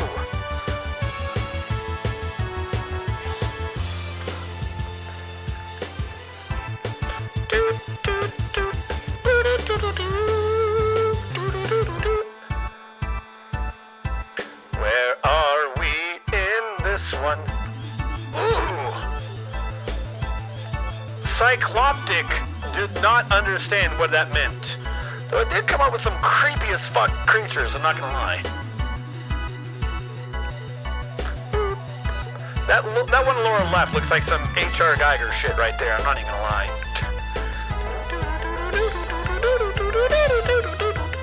Alright. Where are we? We have 99 points on our Waxwing versus 1,480 on our Ravenous Pangolin. Hopefully, he'll be able to put up a fight. I don't know, you guys, Waxwing put up a big fight last time, I'm just saying. And the fight begins. with the bird, the waxwing jumping in the air to try to pounce down on top of Sikel, and his pouncing attack has hit. Sikel's immediately lost his left rear toe. Everything is completely bruised, including his lung. The bird laughs at you, being unable to resist his dive attack, though he did bruise his wing. He comes down for another dive. Sikel bleeds more. Oh my god, I hate these pictures. Sikel bleeds more. The bird goes back in the air. It's getting ready for a dive. I think he's actually sitting on the cliff. Are you flying right now? I don't know what he's doing. He's stuck in the air. At some point, he's at an elevation higher than Sikel, which is never a good position to be if you're on the bottom. Sikel has trouble breathing, and he's bleeding profusely, as everything on him has been bruised and is bleeding. Meanwhile, Spray Poison is standing on top of him with an inability to stand. He's bleeding heavily, and he has tons of bruises and damages. He's trying to flank around him, but the bird has come down to Sikel's level. Why would you do that? Sikel might beat you in a ground pound attack, I'm just saying. He's up in the air again. He realized he wants elevation on Sikel. Nathanduil has imposed a ban on certain exports. The Forgotten Beast, while he is injured, he got plenty of agility and training on the last Forgotten Beast. Meanwhile, Sikel doesn't know what regeneration is. Sikel's just getting repeatedly attacked by this bird that will not give up. He's trying to counterattack, but he can't quite reach him half the time while he's up there. The music had stopped. The bird went down a level for some reason. He's become injured and is bleeding profusely. Will his regeneration keep him through? Who knows? Sikel has trouble breathing and he can't see anything. He has a lot of shit damaged on him. Holy crap. But he's hoping that his normal pangolin hide will keep him safe as he bleeds occasionally. The bird is still going in for attacks. Really, the question is how the bird able to maintain his elevation that high? He can't stand. He needs diagnoses. He's bleeding heavily. He's gone back down for a ground attack. But every time he does that, the lizard gets one up on him. And the lizard climbs the wall and jumps off the top rope. The lizard has landed on the bird. The bird is winded and is bleeding heavily everywhere. The lizard is trying to pull back because he is winded. He needs to feel how to breathe. Suddenly, teeth everywhere. Teeth. It is Sikel's teeth. Sikel's teeth are gone. Somehow the bird has a teeth elimination attack. 2 for 2. He's done it. He's done his signature move. The signature move of teeth begone. Sikel is having to pull back. It's hard being a pangolin when you've got no teeth. I didn't know they had teeth, but apparently they do. The bird has no ability to fly or stand. He's hoping that he can just pull back from this and let his natural recovery carry him over. What? Check the syndromes. What, do you think syndromes are going to get rid of teeth? Is there an anti-tooth syndrome I'm not aware of? What is this doing right now? I don't understand. That's Simo. Sikel has a syndrome. It makes you sleepy. Apparently the bird's special ability is to put you to sleep. Meanwhile, Sikel is ravenous. I don't honestly know what the hell that meant for anything. Syndromes.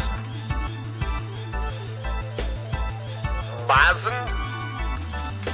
Spray? All units. B. Okay. Where's the Forgotten Beast in this list? What would B-A? It's not an A, it's the issue. B-A-S. Can't you just do S-E-N? I don't think that's the same dude. I have no clue it's going the other way because I can't spell his name. He's got a weird letter for some damn reason. Anyways, the fighting continues. This break has been brought to you by Sensodyne. Are your teeth feeling in pain when it's spread over the ground? Buy Sensodyne, and maybe the bird won't peck your eyes out. The lizard and the bird are grappling. The lizard trying to get elevation on the bird unable to fly, but the bird has already removed Sikel's teeth. It's going to be hard to do any damage when your teeth are gone. The bird just keeps going back in and jabbing and moving in, but the bird is faint. He's got heavy bleeding. He's injured. He's literally running out his life clock. Sikel is winded and can't breathe. But what's going to give out first? It's going to be an inability to breathe. As Bazin Roos or Shatangzi, the champion, Spray Poison, the Cremated Terror, wins his second fight. Champion 2X with his patented Teeth Be Gone attack. Seakel's corpse weighs 10,229 pounds.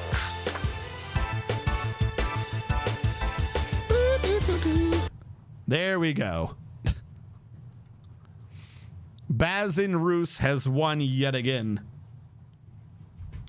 What do we got? I think most of you didn't have even any faith in Bazin. Am I correct? Did a bunch of you, 72% of you went with Seakel. 28% of you went with Bazin Roos at a rate of return of 1 to 3.56. Bazin Roos has won this. Are you sure Bazin Roos won? Yes, the Slick Waxwing has won this. Our champion, folks, for the second time, Bazin Roos has defeated the Pangolin, and he falls. I wanted the vampiric pangolin to win. It's kind of hard to be vampiric when you got no fangs, I'm not going to lie. That's literally the second fight in a row, though. This bird has done something to pop those teeth out. I don't know what it does or why it loves them teeth, but it does. By the way, were we fighting upstairs? There was a lot of combat logs. Looked like it involved dwarves. That's probably just them constantly fighting the goblins. But Bazin Roos has won yet again. Never shall he fall, for he is the bird almighty. All right, where was I before all that happened? I was doing, oh yeah, we were killing goblins. I was about to test what happens if I re-enable the training. Need training hyphen start. Ignore 4. Train 9. Queue 12.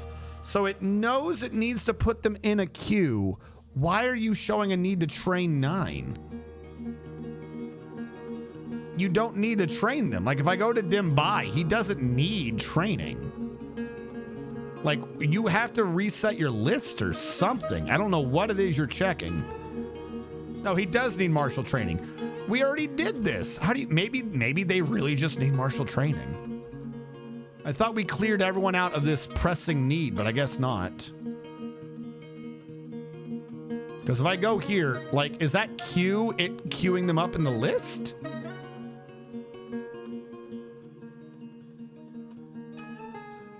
Because look, even on this, it's like it knows that 9 are in, but they've not been slotted completely correctly. There we go. Now it has the 10. I'm going to guess they're going to start showing up some point soon. Think abstractly, craft objects, stay occupied. What? It's Mohawk. It's stiffening. Oh, it's still there. Burb is staring into my soul. I currently... Burb has feathers coated in sedatives. What have we made? Here's the thing. You made that? That looks kind of like one of mine. I don't know why, but my second thing, that's what I was like, that looks really fucking Geiger-esque. Hold on. Let me send you mine. How are you doing these links? Can you just link it directly from Discord? Yeah, okay. Fucking copy message? How do I copy the stamp text? Open in browser. Copy link. This is what I got, I swear to God. Straight up, I was like, why are you doing that? It reminds me of, oh, what is that game? There was a game where you had to go through a carnival to get to like the nether realm, and there was a maze through the mirrors. And it was like these aliens, they don't like you or something, and they killed your girlfriend after they made her cheat on you or some weird nonsense. So not you, but the main character was like Dawkins or something like that. It was like, what the fuck is this plot? Because like everyone in the game was mean to you. They had a dude who's like the strong man and stuff like that. And you could do something in the nether world and it would make the real life versions of them like be better or something, but then they would routinely end up dead. It was weird. So we have some people in a training session. Maybe I give up too early. Bored after being unable to practice some. What are you doing right now but practicing a martial art? You cannot be bored after not practicing a martial art when that is literally what you're doing.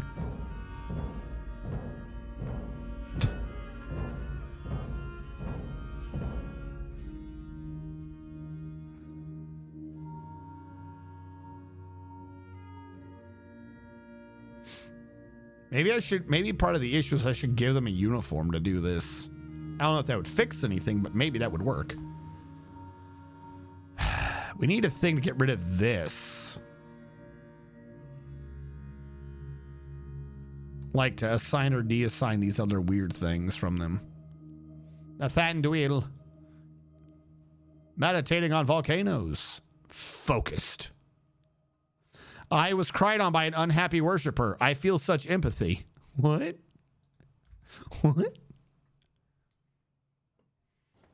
These two. Click, click. Oh, nope, didn't click. Click. There we go. Why is it doing these big caves? What does that have to do with pangolins? I don't understand. I don't understand why it was like, hey, you know what? You know what make a terrifying pangolin? What if I made it a cave? What? That doesn't solve anything. All right, so here's what I was going to try to do. I'm going to try to make this shit be pottery. So we're going to need to start and stop this script again, but need craft. I believe it's already stopped. I believe it is.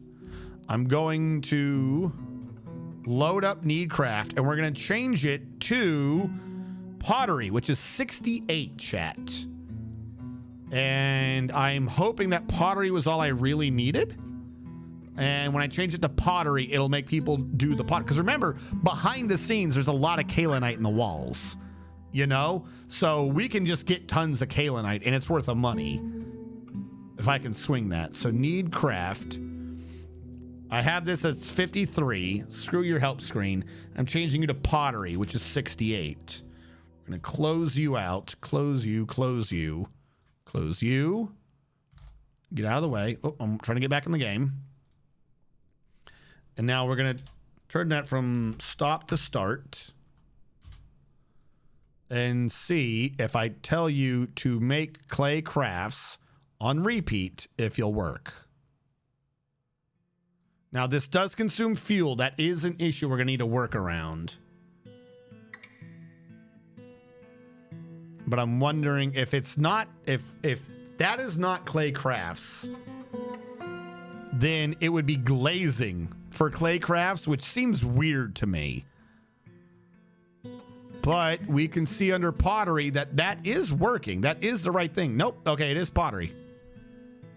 So you do kaolinite and coke, and you make lots of accessories. Holy crap. Each worth over 100.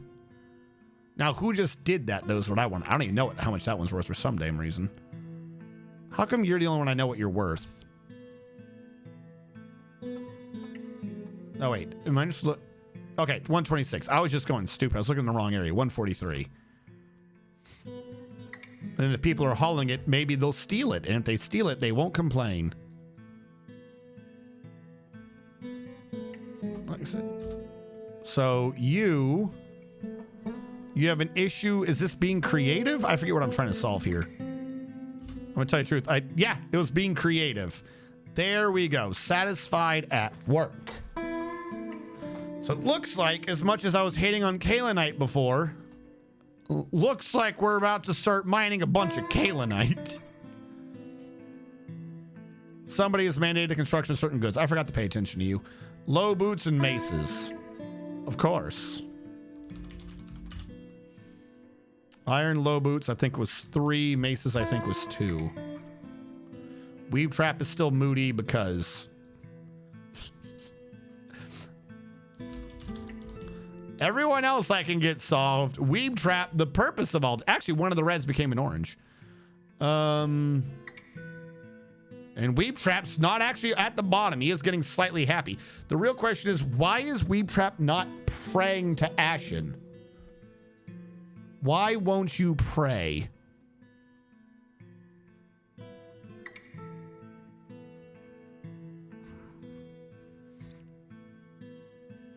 Is Vooker Ibrook not Vooker the Ashen?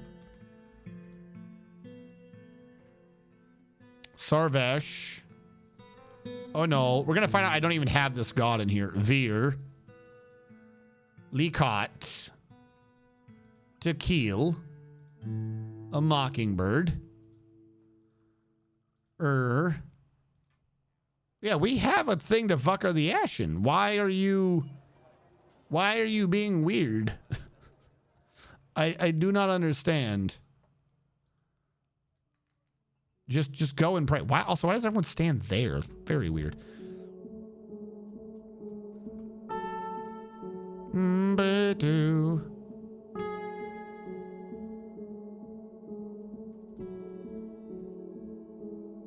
How much bitter orange do I have?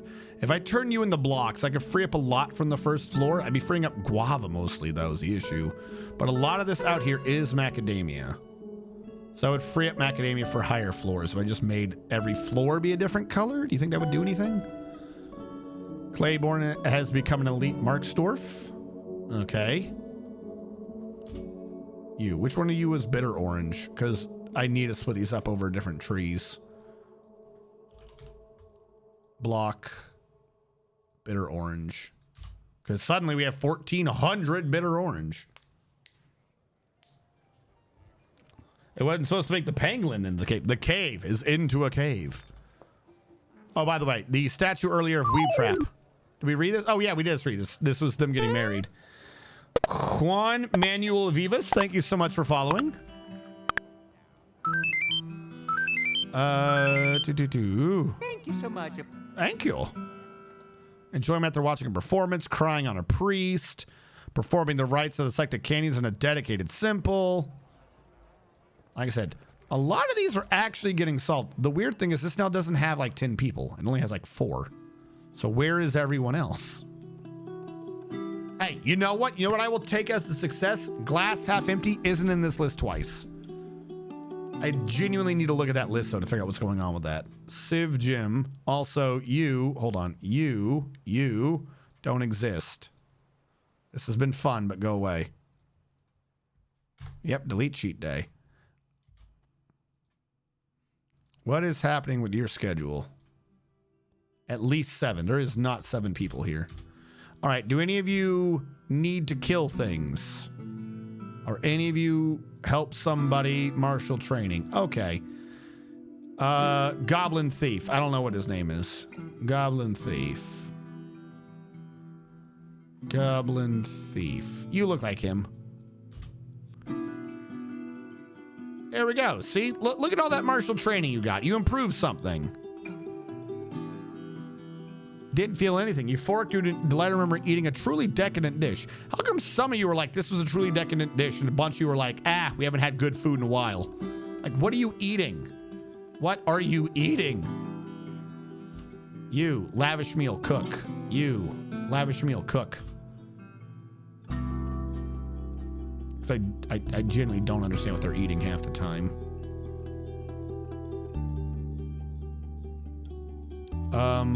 Dump a hoof. The hoof thing is like the one thing I still have issues dumping. Getting that separated. I have a gorilla? Why do I have a gorilla? Hold on. Is this a wild gorilla? Why do I have a gorilla? All right, new thing. Where was I taming animals or training them? This was the animal training zone. Guess what? That is not the animal training zone no more. There's no reason to go that high. You, pin pasture, are going to lose this area down here. Because this area down here is the animal training zone. That way they don't have to go quite so far. So I feel like that could cause problems. 1. 2. When did I catch a gorilla? What does this do? Available as a pet. I like the nice little collection of birds we're getting. I want to tame a gorilla. Please. I would like to tame a gorilla now. You did not tell me that there would be opportunities to tame a gorilla. Wild animal. Any trainer. feel free to tame. Do I have an animal trainer right now in all this nonsense we're doing? Because I think we got rid of like the rangers or something. Profession, collapse. We had like a rancher before. Hauler. Animal training. Why do a bunch of you have animal training active? Oh, because of that weird help thing.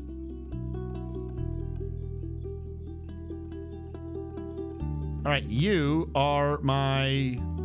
Who was an animal trainer in this nonsense? I might have gotten rid of that job, quite frankly.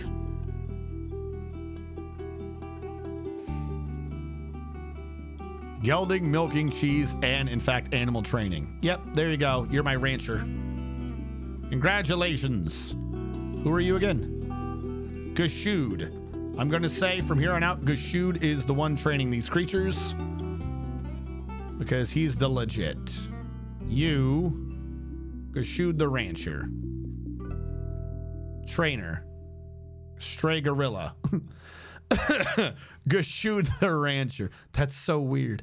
Any other creatures for training? I'm looking under pets. Semi-wild, others. You, Gashud the rancher. You, Gashud the rancher. You, Gashud the rancher. Gashud the rancher will train all gorillas until we are masterful at it. Oh, and we're not dumping things in here anymore, so I might as well pick these back up. Pick them up safely.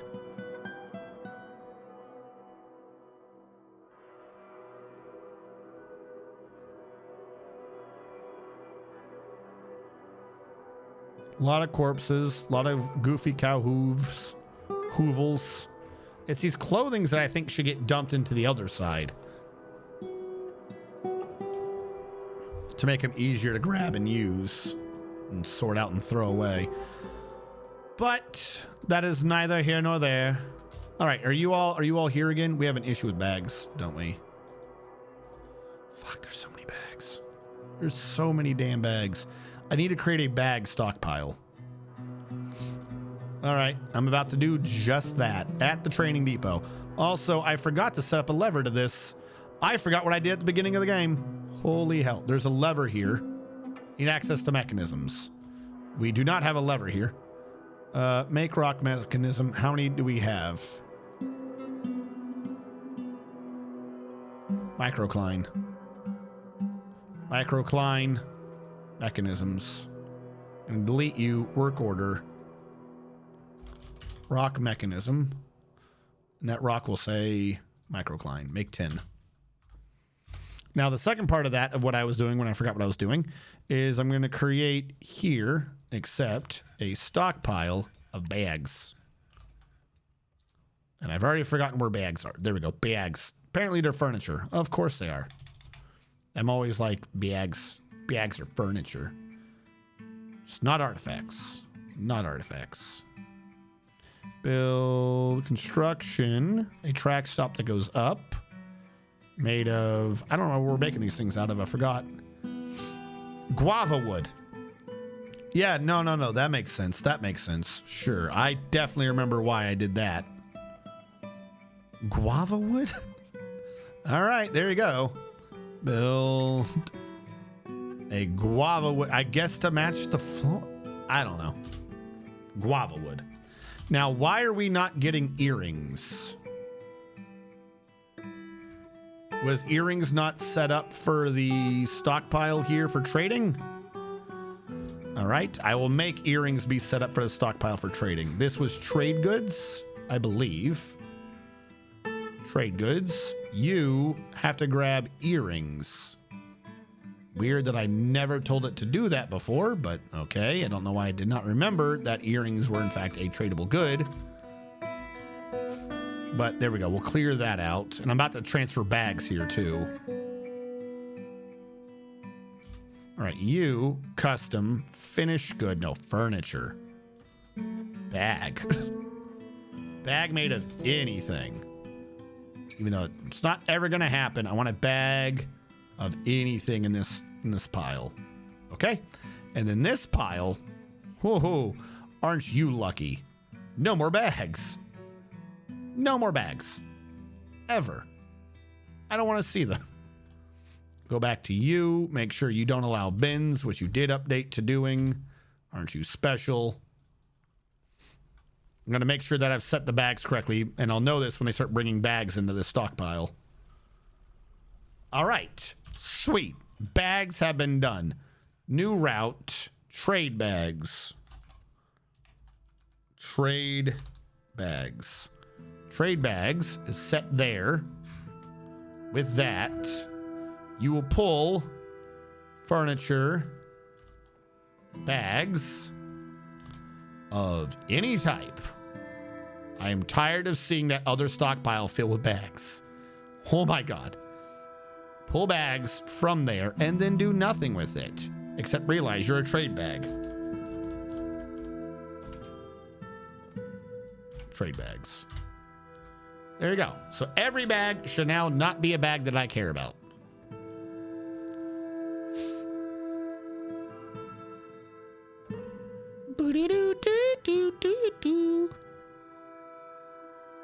Weird hiccup there. Save and continue. Trade bag, because it had a hiccup. All right. All right. All right. All right. All right. All right. All right. All right. The funny thing is, one, why didn't I just do that before? But two, the bags are like 90% of that other stockpile. Like, I've been putting off redoing that one room because of how obnoxious all those items are going to be to, like, sort out. And I've just realized that, like, all those items are bags. It's just bags. Like, when the bags are gone, we'll have, like, hardly anything in there. Low boots 3, maces 2. I feel like I told those to be done. Okay. They're just taking their sweet time, I guess.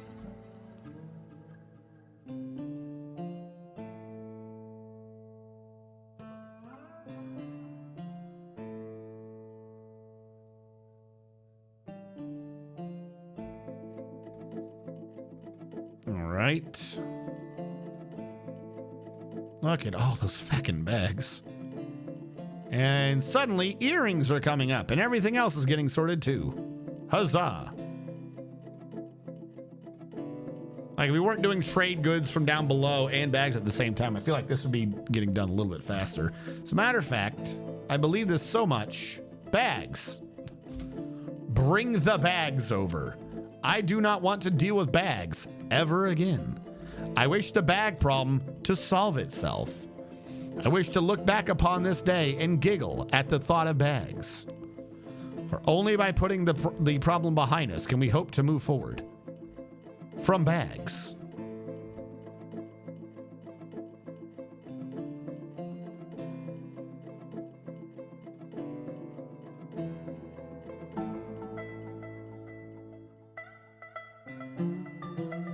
All right. We have like...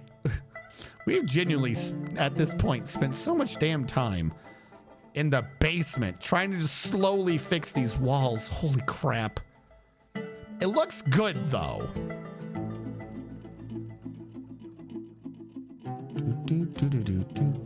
Like, we got the doors set up. All this is good. The floor might get changed out at some point. But, like, it'll look good. The only thing is those and that probably needs to get changed out at some point.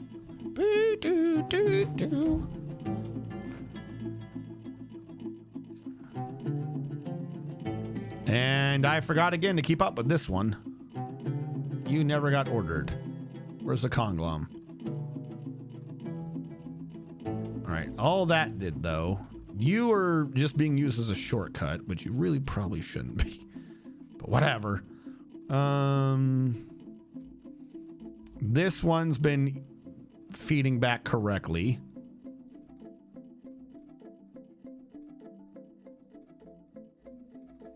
This one cannot easily feed back until it's done. That part can be completed though, I think.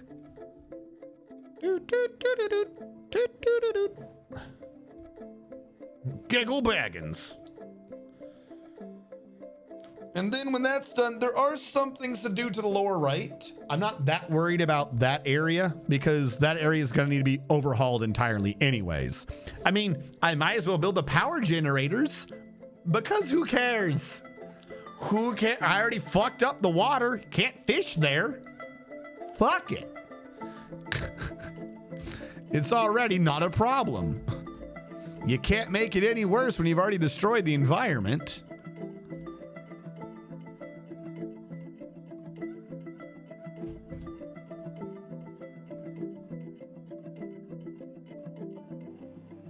A vile force of darkness has arrived, you say?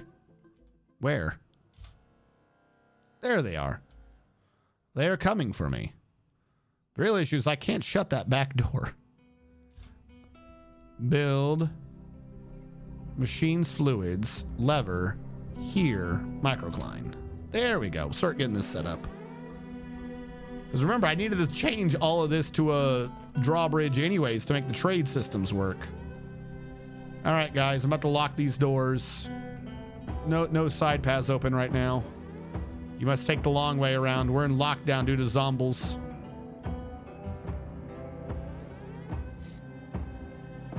Like, I wonder if, like, you just hook them all up to one thing.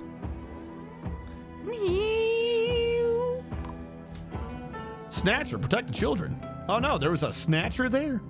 Snatcher, no snatching. All right, where is it Divine Order? Yeah, you are, or Mark Dwarves. You get assigned to there. No, hold on. One over. You get assigned to there. Since I really like that being your position. The funny thing is all that, like, I love this. Hold on. I got to ban it, though. Ban. I don't want anyone trying to get these cage traps during this. This just ensures that these guys aren't out of position for the main military when the main military gets here. Speaking of main military, where are you idiots? You are taking the longest time. You are the tiniest little invasion. You're a siege?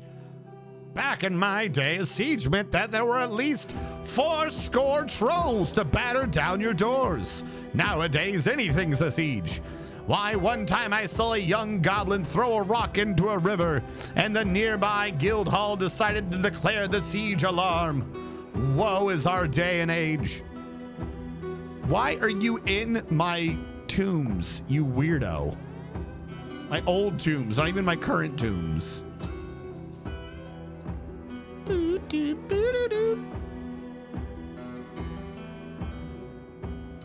Link lever to that bridge.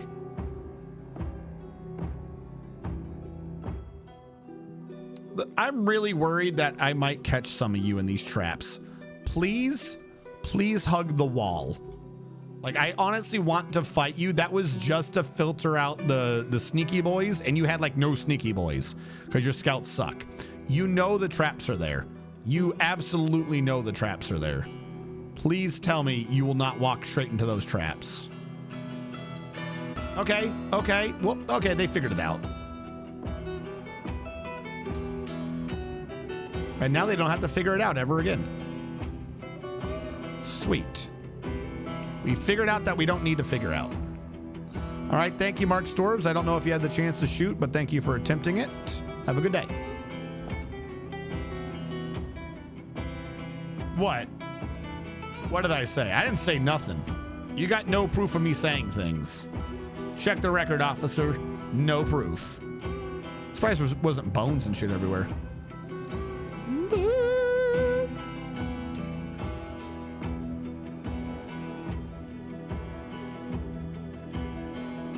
What? Seriously though, what did I say?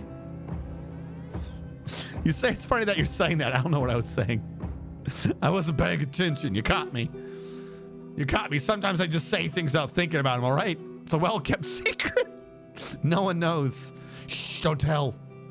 It'll ruin my fantastic internet persona.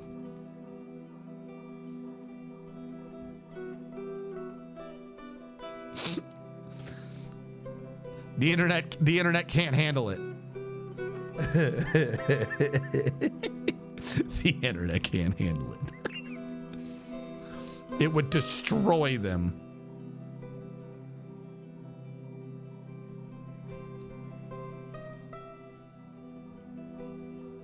It can't get worse once you destroy the environment. Oh, gotcha. This is true. I mean, after all, you can always just watch the nearby dinos do everything. All right. Clear that out. You do that. You do that. Where's the room I was in? Was it up here? It was up here. All right. So see, like, there's no one in Civ Gym anymore, but they are. Like, no one's showing up for training, but there should be 7. So does that mean that it thinks that they're not there anymore? Like, what? Civ Gym's really weird. Like, Civ Gym is really weird. Squad. Hey, I will say, maybe it sorts itself. This one is saying that there's only 10. Like, that it's registered. There's only 10 people there. Things make sense. So maybe if you just let them train enough, it does kind of sort through. Dimbai, do you have a need to be in Civ Gym?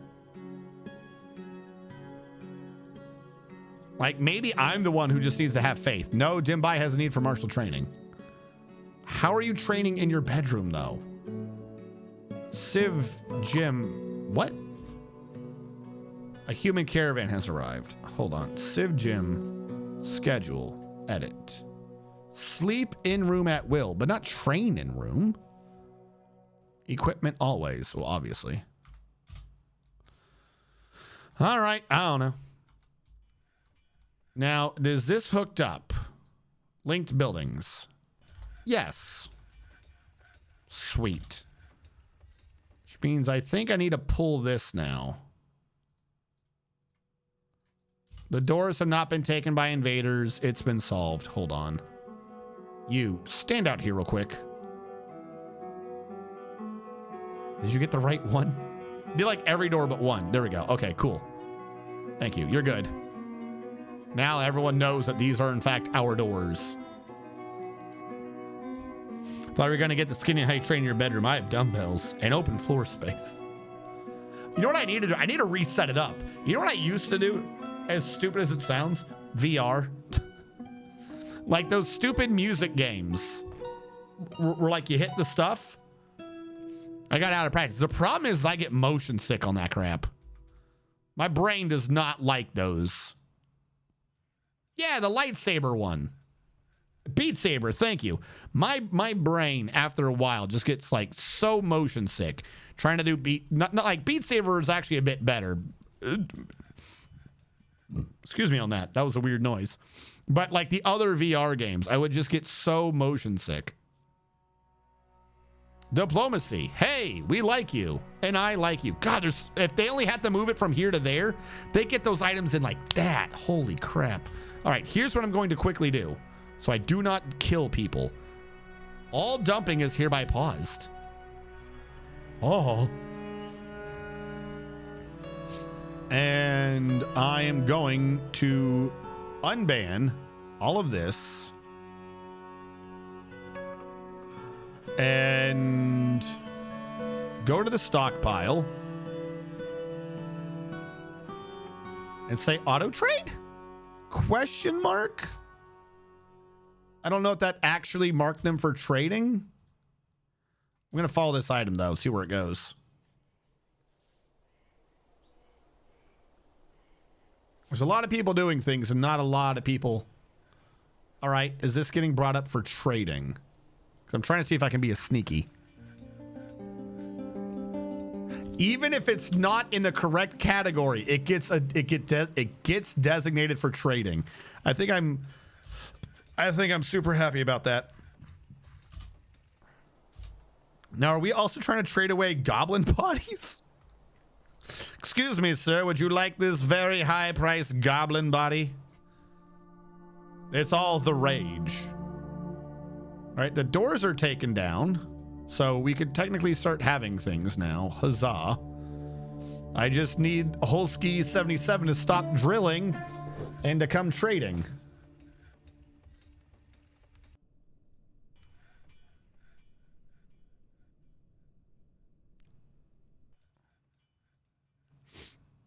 Please come back.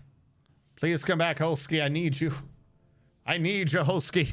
Don't you know I need you? I'm about to do a lot of trade. Come on, seriously, Holsky. Holsky. Holsky. You're going to screw me on this. Yeah, they even brought out, I believe, the dead bodies. Holy crap. How are bolts in here? Hold on, this dump is paused. How did you get a bolt in you? View stockpile. I'm going to unmark it for trading now. Nothing should be marked for trading anymore. Whatever goes in here stays in here.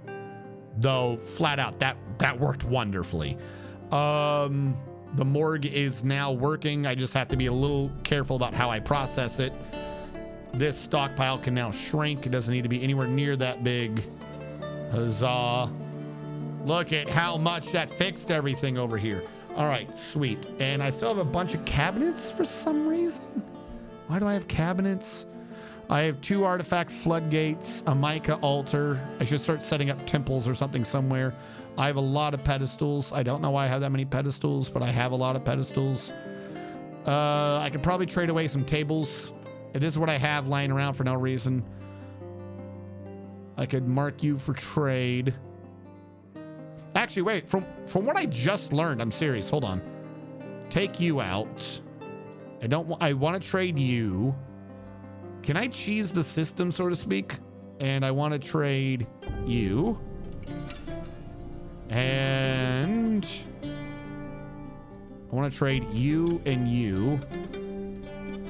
And all of you. Because what I'm going to do is I'm going to create a stockpile with nothing in it. Or no category in it, I should say. Assign you, grab you, and grab you. Except auto trade. Go. And they're in the stockpile. There's nothing assigned to it, so they should be marked for trading. That is so awesome. That is so awesome. And then when that's done, delete it. Oh, they didn't grab it. Whatever. They were already marked for trading, so it should be fine. As soon as my trader gets here, Holsky, you can only drill for so long. This is priority. How long do I have on this caravan? 14 days. Holsky, you have half a month to get here. Please do not take up the whole half a month. I'm begging you. I get motion sick after watching so much jiggle physics on furry people tales. The fuck are you? Mine just has things moving at me. Why are you getting... Like, I'm in some weird null space with shit moving at me. Or at least it was. I haven't played it in a minute, admittedly. I really should set that up. I got drilled them into the wall. The little sensor things. Otherwise, I'm just putting them in weird areas on tables and crap. Please, Holsky, I'm begging you, do your job. This is like the best trade I think I'm going to get in a minute. Let's get this crap off the field.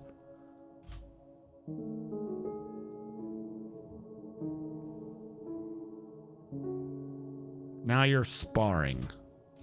Please stop sparring.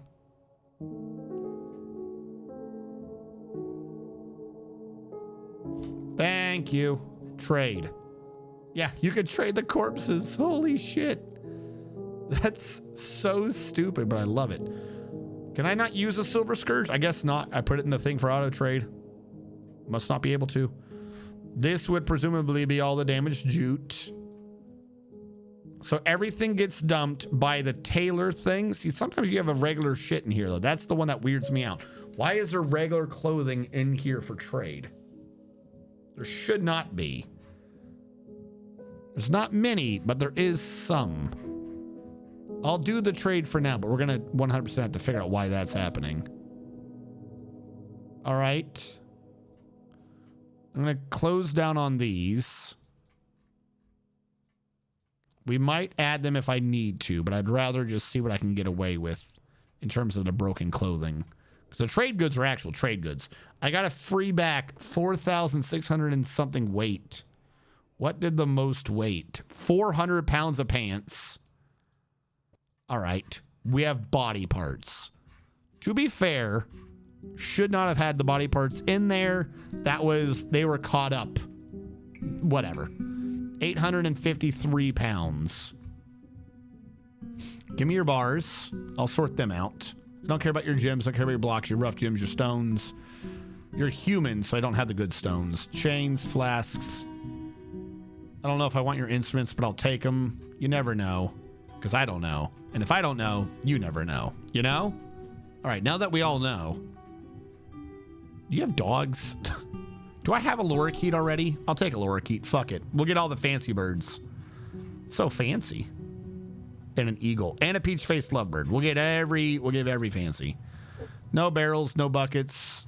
Copper whip.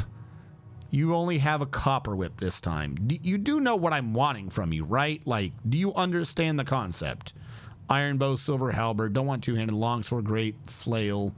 Morning scimitar, train. Mail. That's wrong. Shirts, cloaks. Tunics. Tunic. Robes. High boots, sandals, socks, shields, iron, bucklers, helms, cops, blah, blah, blah, blah, blah, blah, blah. You've got all these wrong. They're all wrong. All wrong. I'll take your bolts, though. All wrong. Don't want your arrows, crowns, earrings, bracelets, large gems, anvils. I'm working on my own meat thing. I've got to redo that entire food thing. But for right now, no, I don't need these. Do not want any of these. I'll take your cheese, though. I knew that was coming. I'll take all your scrolls. Every scroll you got. Take all your codexes. And I'll take all your sheets. I don't know where I'm storing them, but I'll take it. So you have a massive 31,000 profit. I kind of don't want to do it. What can I undo? What was that one that looked like it had a bunch of shit in it? Like that alone, that's $9,000. Whatever. Trade it to them. We'll make the humans happy. Oh, I should have thrown in some of these gems. Do you think they would trade for a loss after that? What do you offer in trade? Fuck you. Fuck you. What do you offer in trade? All right. Yeah, I'm leaving this screen. We're good. We did what we needed to. Build a bridge. Raises to the north from here to here. Made of iron.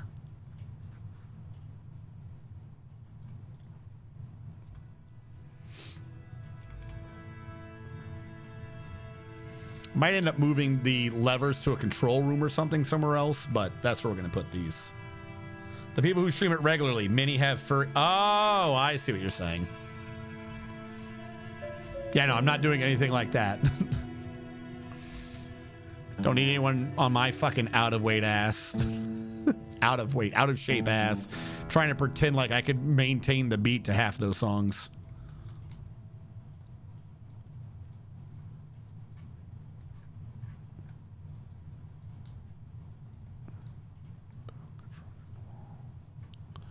All right. Whoop, why didn't you click? There we go.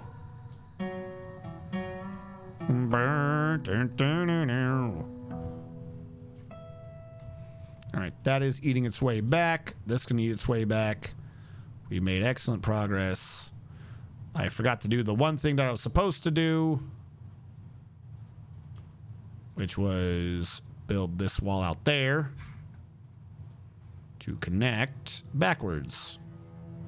You can come all the way out here, though, because you are done. Petition. Someone wants to eradicate monsters. I don't have monsters for you to eradicate, so have a good one. Bardu says he can't spin the thread.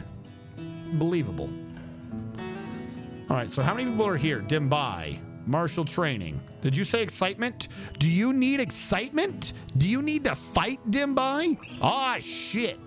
Dimbai says he needs to fight. Hey, Amzu, can you help? Can you help me with my need to fight? This is totally on the up and up. Amzu's slightly bored in life. Like an Eldar, he needs more things to sate his needs. There we go. Dimby, do you need a fight still? How do you have a need to argue? You have just killed someone. You have killed someone. What are you talking about? You have a need to argue. Why is there a child down here? Child, get out of there. This is a dump. You're gonna die soon. What is wrong with this kid? I can't activate the dump because of this stupid kid. Like, half of this can't go away because of this stupid kid. I don't want to kill a kid.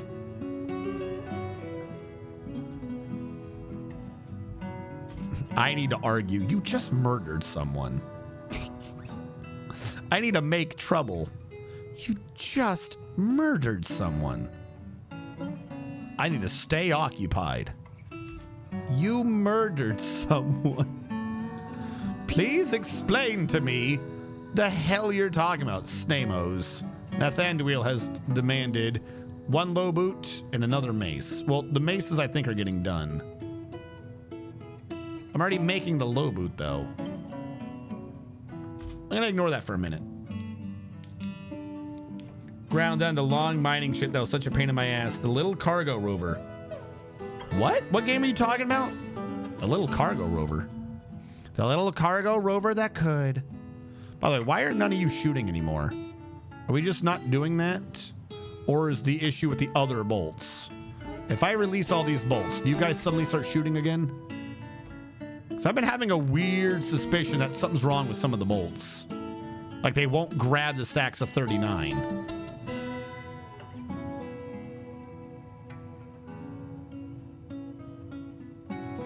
Because for a while they did tons of shooting and now they won't shoot anymore. And the whole point of this was that they do the shooting. That was literally the whole damn point. There we go. I think something's weird with with some of these bolts. I don't think they'll grab the 39 stacks. I don't know how I got a 39 stack, but I don't think they'll shoot these stacks. I might need to melt down all the 39s and reforge them as 25s. For whatever they exist for. Oh, Space Engineers. I remember that game. I like a lot of those games. They just need to like put stuff in that are like fight you. Cause trouble, argue, help somebody, pray, be with family, martial training. All right. Here's how I help you with martial training. There's a goblin whose name is Snamos. He wanted to see his freedom. So we set him free, but the goblins wouldn't let him be, and now he's dead on the ground. There you go. Martial training.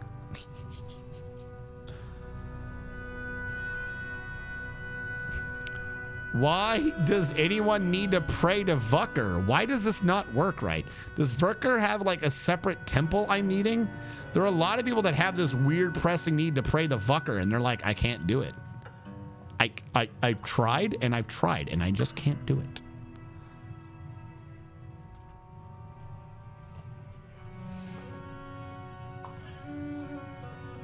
Interesting rhyming scheme. Well, that's how the bards do it. Oh, I gotta figure out how to trade away half of those too.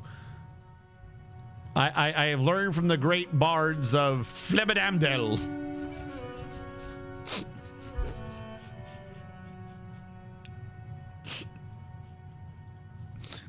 They're legendary bards. Not many people have been able to barrels. Not many people have been able to hear their famous songs. Barrels. Barrels. Barrels. Why do you feckin' need barrels?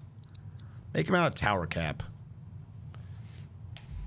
Like, you don't need to balance your thrusters for reasons. An impact resistance is not a wave function of your part's impact tolerance or your impact part count.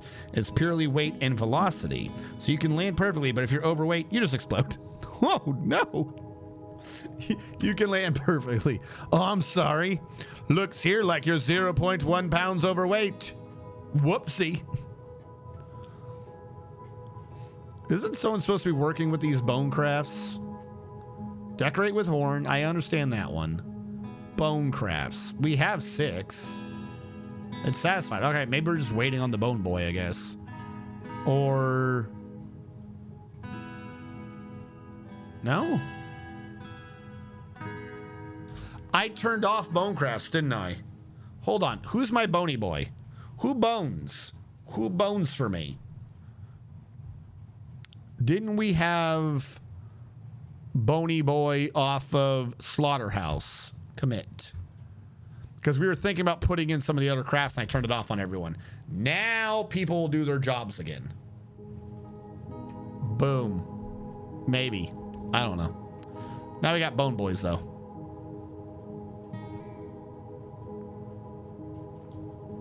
All right. Why are you all throwing in a bunch of clothing again? Fuck it. Whatever. I have solved how to get the shit out of there, so I don't care. Decorate with shell. Domine, you must not have been here. We cannot decorate with shell. The game will not let me fish. The fishing is ruined. I'm not joking. It's destroyed. Even when it says a 1, maybe you'll say a 1 here. Yeah, that is saying that we have 18 fish. Watch it not work. Watch fishing not work. Because for some reason, the fishing is just, it's gone. It's gone forever. It's never coming back. Hold on. Let's go to my haulers. Watch. When I go to prove that it's never coming back, it's going to come back. It's going to come back in a big way. Fisher. Commit.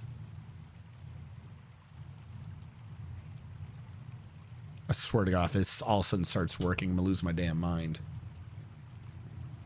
Because before I could barely get a number 1 to show up. Now I've got 18.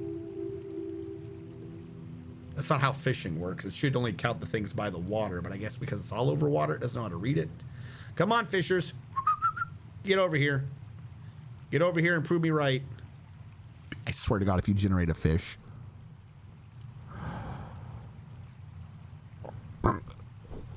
Excuse me.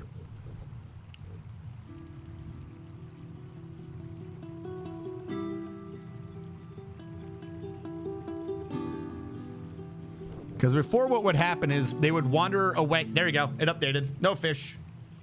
All the fish are dead. No fish to see here. This is a fish-free zone. There's no fishing minigame for us. I still don't know why fishing minigames in Terraria. Not Terraria, Stardew Valley. The Terraria one I like. I don't like, I mean... Okay, I kind of like the Terraria one. Stardew Valley one's stupid. Like, because the Terraria one's not a fishing minigame. You're just fishing. Terraria is what all fishing minigames should be.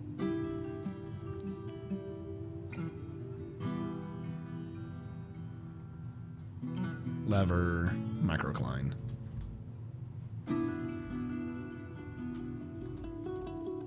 Do do do do do.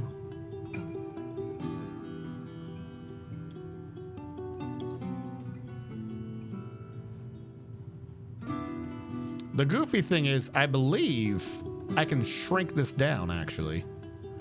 Yeah, cool. I won't sell it, whatever it is. Please stop telling me things. No! Derek! With me, Derek? Violently disagree? I'm not giving you my lunch money anymore. What, Terraria?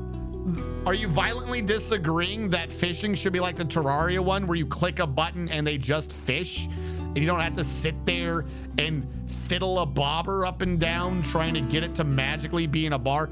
I've done fishing. That is not fishing. How do you explain to me this disagree? Because you didn't even disagree. You violently disagreed. Or are you defending the Stardew Valley one? I did. But which part of this do you violently disagree with? Because I cannot stand the Stardew Valley one. Every time, I swear to God, at this point, I almost kind of like, I will refuse to do Stardew Valley without the mod that turns off the fishing game. Waste the time doing the fishing for sure, but I'm not going to sit there and chase the thing up and down and up, because that's not even how that works. There's nothing to do with fishing. It has nothing to do with fishing. And for some reason, every game always has a little mini game for, oh, maybe you can't catch the fish. What? What are you talking about? The mini, I'm in the minority that I like the Stardew Valley fishing. You know, everybody has bad tastes at times. You know, everyone's got to have that one little secret. Like, if it's a mini game where you push the button and you build up tension and then you release the button to like reduce tension, fine. But a fish should not be, oh, it's going to escape. That's not how fishing works. If you've got a fish on your line, the only way it's escaping is if it rips its own mouth off. It's on the hook. You've done the hard part. The rest of fishing is getting the damn thing in without snapping your line. I can understand that. I can understand a line tension thing. You get a fish on your line, you just leave the rod there for a while. Tons of people will go like shark fishing and shit. Go to any beach. I say any beach. Go to probably any beach wherever there's sharks and stuff, as long as there's not too many people swimming there. And they will set up a line with the thing out, and they'll put like a thing on it so it makes noise.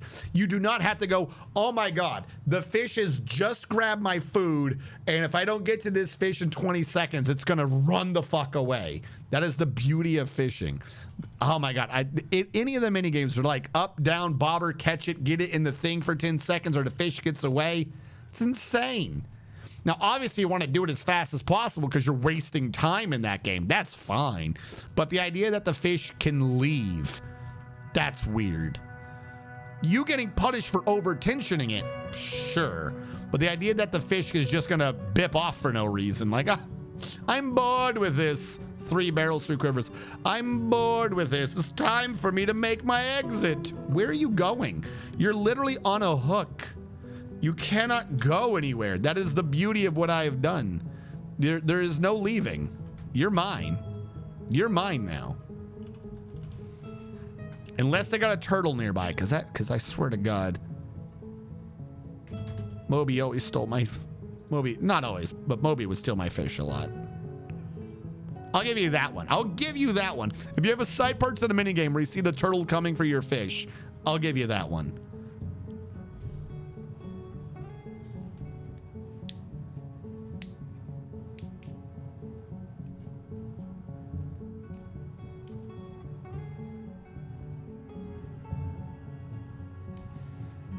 I had a handheld fishing minigame that had a motion sensor and you had to physically cast and everything.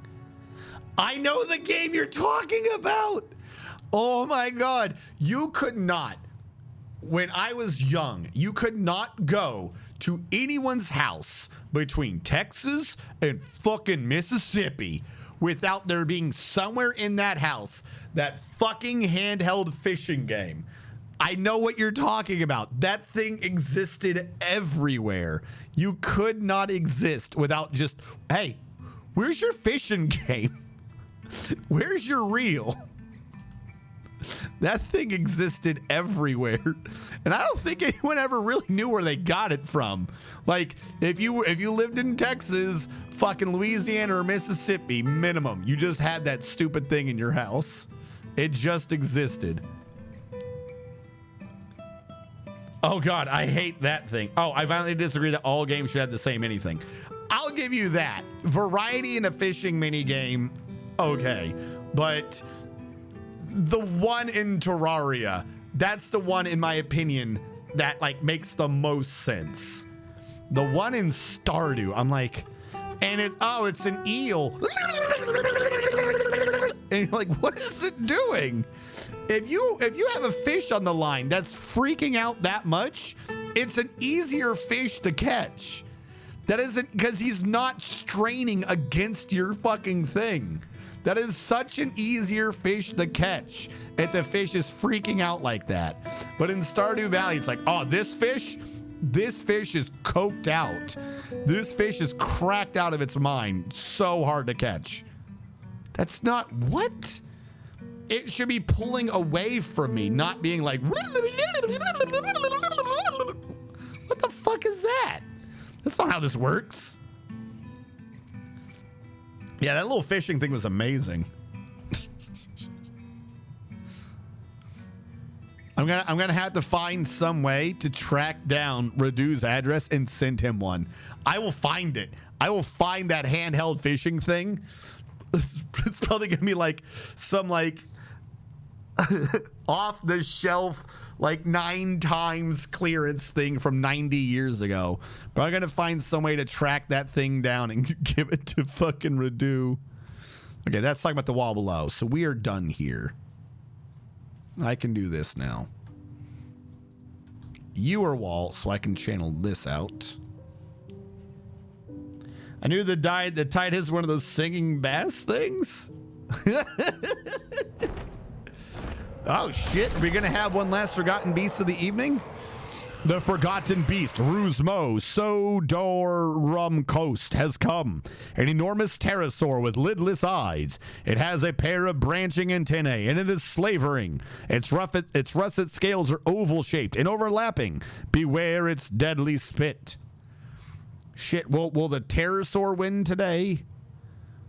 Where is everyone? Uninvited guests. There's Bazin. There's our champion. Ruzmo. There you are. Challenger. Wrong button.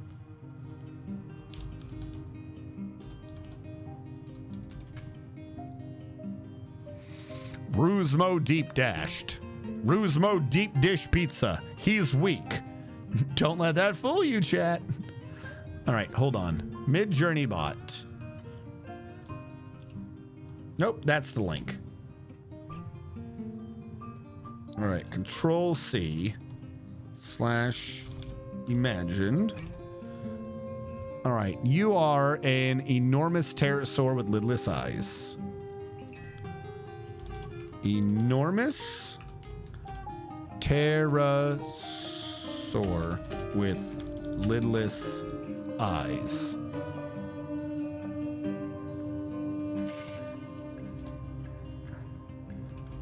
Branching antennae and slavering, whatever that means. Slavering. Its russet scales. Its russet scales are oval shaped and overlapping. Beware its deadly spit. Deadly spit. Try that. See how well that works. They still make newer versions. Nah, that don't look right. Mine was like this. That's the one! That's the one! That's the one! Yes! Yes! That's the one! Everybody fucking had this thing. That's literally the one. Holy shit. I don't know what that yellow thing is on Amazon. Something's wrong with that one. That's like baby's first old toy. The Radica Bass Fishing. Yes. I don't know why, but everyone had that thing. Had to get that wrist exercise. Hold on. / prediction. Start prediction. All right, I believe our Waxwing still our champion, right? What? How? It is not. Why do I have to peel so much on these things? It is not. I think that this is bad. It is not. Okay, we looked at it. It is not bad. Well, thank you. The very next time I say anything, we think this is bad. It is not. Oh, okay. Like they say yes to the appeal so fast. There's no way they're checking it. It's like why is this here? All right, I'm waiting for it to also do the picture. All right, 3 of those are not pterosaurs. 1 of them, I believe, might be. Though I love that pick. Not 2, nor not 3. I wanted 2. I do not care.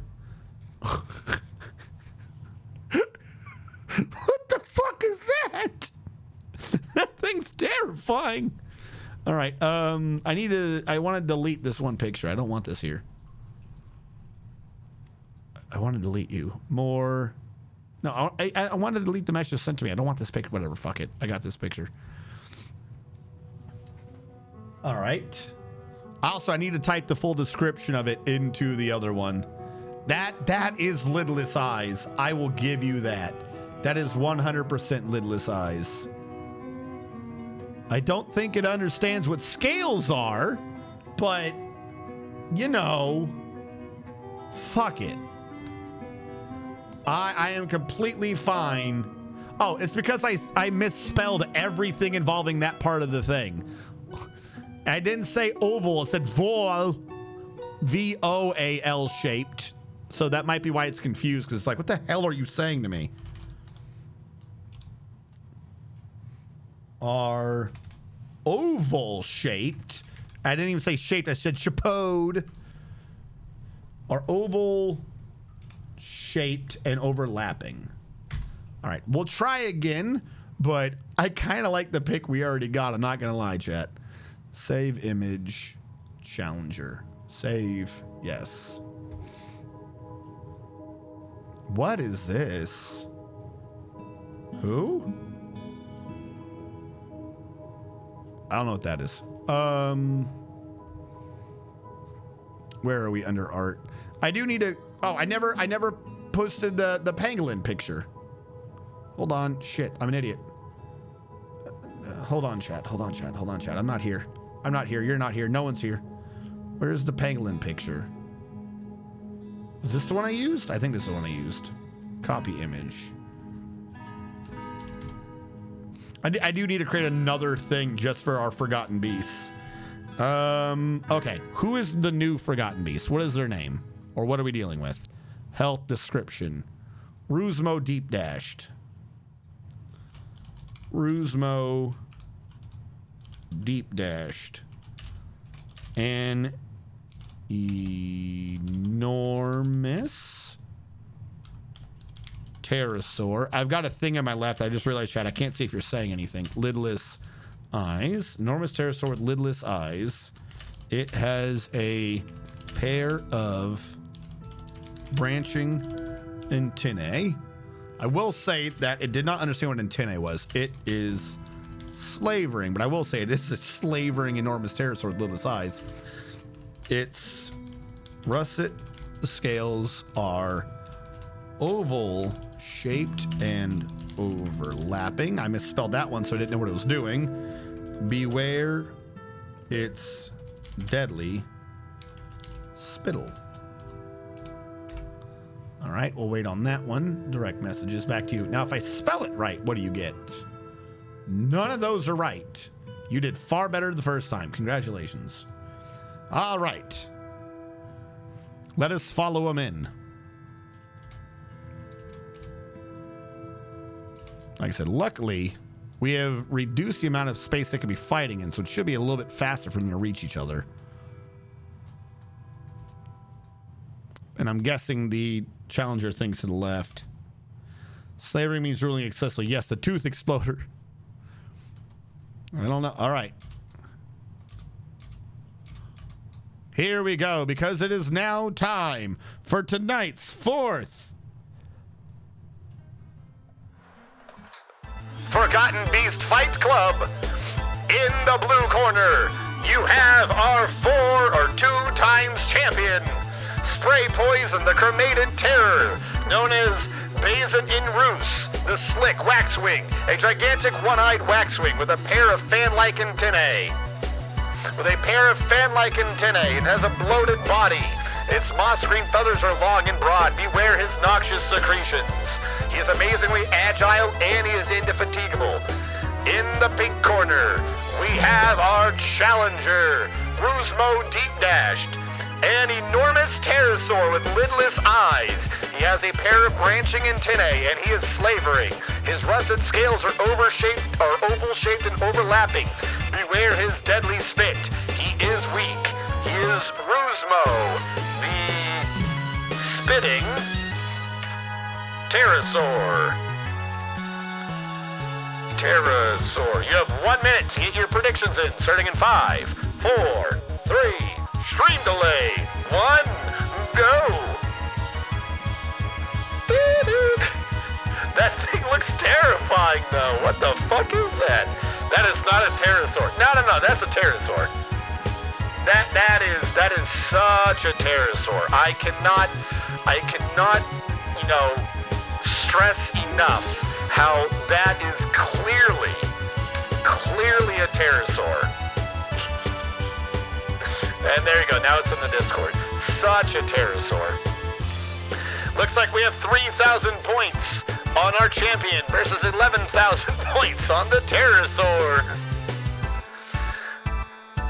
3,200 on Bazin and Roos and 11,500 on Ruzmo, the spitting pterosaur. There is a prediction right now. You have about 10 seconds to get in on it.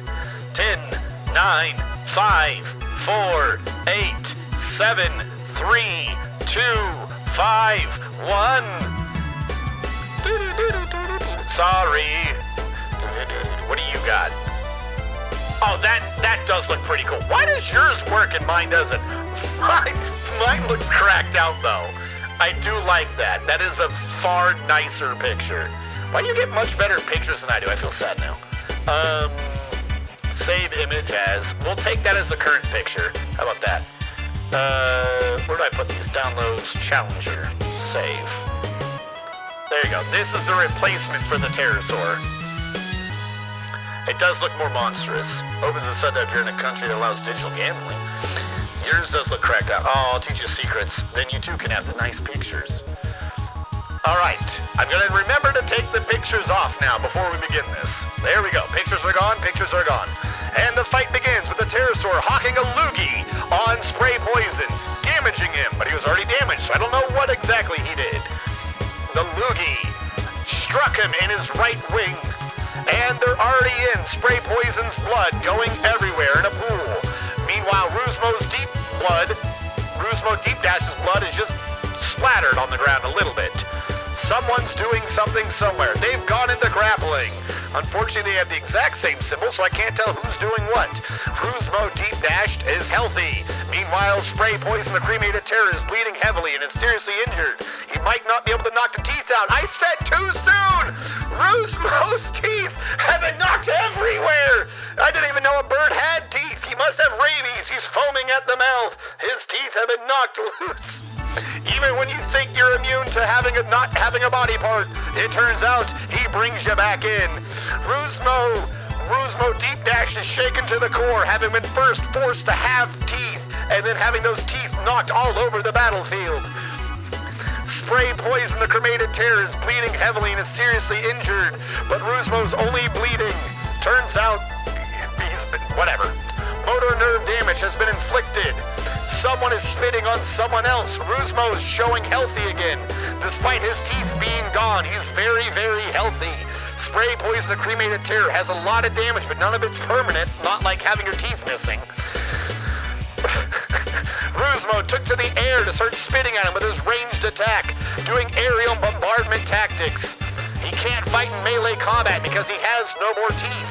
There's a pool of his extract all over the ground. He's been injured that much. There's a spattering of everyone's blood coating the field, but Ruzmo just won't stop hawking loogies at him. He's hawking so much loogies it's forming in the pools. The pools are spreading. Bazin Riss is upgraded to seriously injured. He stopped his bleeding. Meanwhile, our bird his teeth are still missing, it turns out. He's been gaining skills. He's very tough now. Meanwhile, our old champion is amazingly agile and infatigable because he's been dodging all the spits. Oh no, a pool of Ruzmo's blood's forming on the ground because he won't take to the air. Can he not fly anymore? That's what you should do. Oh, it's not that he can't fly anymore, it's that he can't breathe anymore. He needed those teeth. Those teeth were oxygen filtering teeth. Bazin races heavy bleeding. He can't see, he can't stand, he can't fly, and he's got motor nerve damage. Meanwhile, Roosevelt has got even worse damage because his teeth are gone. It's a fucking bird. How does a bird have missing teeth? Rusmo's stuck trying to do damage, but with a lack of teeth, he's not getting much damage out. He's going to have to rely on his extremely accurate spit. Our champion's got a massive list of non-lethal damage that he's going to quickly heal out of. Hopefully our spitting challenger can find some way to do permanent damage with that spit. Our champion's winded with heavy bleeding again. He's seriously injured. He's got a lot more going on this time. Meanwhile, Rusmo Trouble Dashed is winded and having trouble breathing. He's shaken to the core again because he's seen his own missing teeth. What is he going to do without any of those teeth? Uh-oh. The champion's getting very drowsy. Does he have toxic spit? And it looks like Rusmo Deep Dash, the challenger, has overthrown the champion. The champion's corpse weighing 12,965 pounds. Teeth or no teeth, you can't overcome that kind of accuracy. Rusmo Deep Dash has gone from challenger to champion. Hopefully he can cure his damage before the next fight, but he'll never get those teeth back.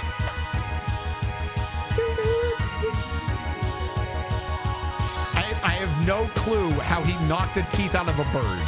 How do you knock the teeth out of a bird?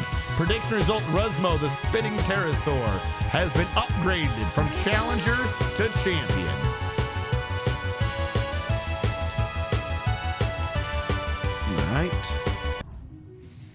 All right, he is now the champion. You did that. I had to switch the picture over. That's what it is. I was trying to make the joke. It's like, oh, he's gonna try to knock his teeth out, but you can't knock the teeth out of a bird. And then he did. And then he did. He knocked the teeth out of a bird. Holy shit.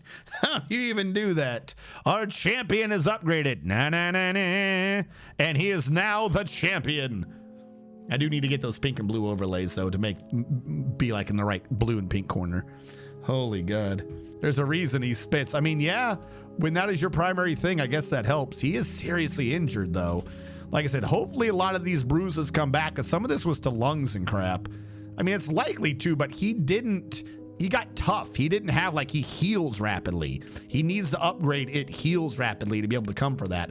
Otherwise, he's going to be seriously injured by the time the next fight happens. All right, we're doing trades. Oh no, the merchants are leaving. Fantastic. This has been hooked up. That is good. These can just be locked as I so will it. This way we can now actually have trade caravans, and I should still be able to maintain the ability to defend myself as I so need. But it turns out we're not done yet. For it is the hill titan, Igu Dorkudos, that has come. A towering eyeless ceratopsid. It has a short horn and it moves deliberately. Its raw umber scales are small and overlapping. Beware his deadly spit, for I rule the top side, which means my champion is you, small tiny dwarves. All right, we gotta roll up another creature with the picture thing, because we have a Titan now. Oh my God. Copy. / imagination. He is a towering eyeless ceratopsid. A towering eyeless ceratopsid with a short horn,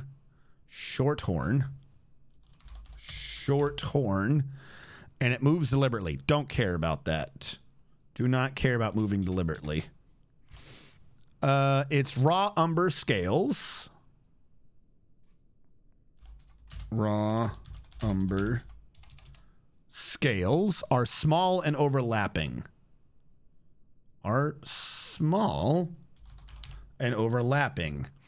Beware its deadly spit. That one's still the same. Looks like we have that.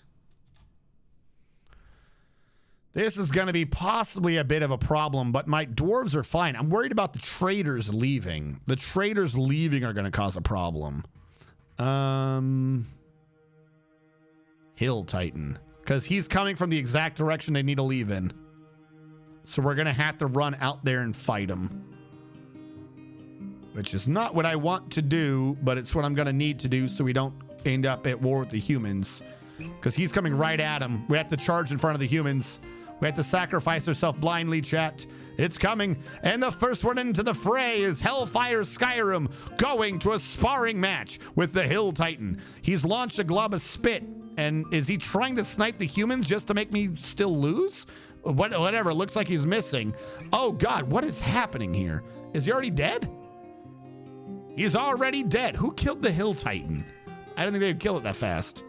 The officer stabs him in the head with Thabos Konos, tearing the muscle, chipping the skull, and turning the brain. Thabos Konos. Who killed it with Thabos Konos?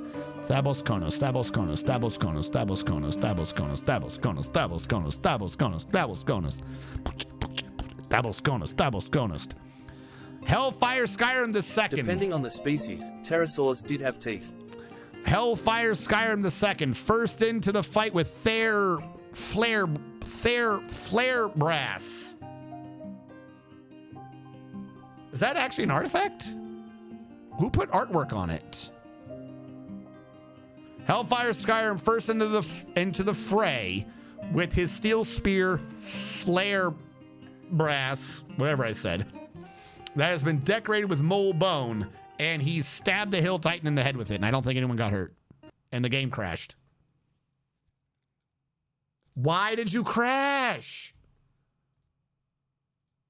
I hit space to resume, and it was like, nope, we're done. Which means our champion is undone, because I didn't save after the one fight. Why would the Hill Titan make it crash? Like, I want Windows. I want fucking Windows to tell me why things crash, but it won't fucking do it, because half the time it's Windows' fault. Yeah, Baz and Riss is still here. How far back? Early summer. Where was I just now? Oh my God. I am so annoyed right now. I am so fucking annoyed. How far back did that put me? I haven't even done that wall yet. Okay. No, I'm definitely fucking pissed now. All right. Well, that's probably... This is still doors. That's probably where we're going to call it. That's probably where we're going to call it. Oh my God, I've lost so much time now. I don't even know why that crashed. All right. Let's see who all's on. It's 1 o'clock in the morning, so maybe the game just wanted to punish me. They just wanted to punish me. By the way, the image I got for what that was, even though he's now, I'm guessing, gone, what we fought was this. One of those, whatever. Resmo gets his teeth back. Yeah, possibly. That absolutely sucks. All right. I was going to be trying to save and exit anyways. I wanted to end on a high note, not, haha, we crashed for no reason. Cool. Great. Fantastic. Anyone doing Dwarf Fortress right now besides me? Looks like no. Redu, you're here. Redu, who am I rating? I'm gonna make this be Redu's choice. It's Redu. Redu's the one who will determine what we're rating. While Redu comes up with who we're rating, because I've now put all the responsibility on him. Redu's not streaming. You won't like it. Why won't I like it? Jay Conkers, thank you for the raid. Nizik, thank you for the raid. And your Captain Drew, thank you for the raid. Jay Conkers and Juan Manuel Vivas, thank you for following. Everyone, thank you for subscribing or for watching long enough to gift a sub to someone else into the community. Glorious Variety, thank you for directly giving the sub to the community. Radu and Lanix, thank you for the resubs. For those of you who are on the YouTube archives, thank you so much for watching this. I will catch you guys next time.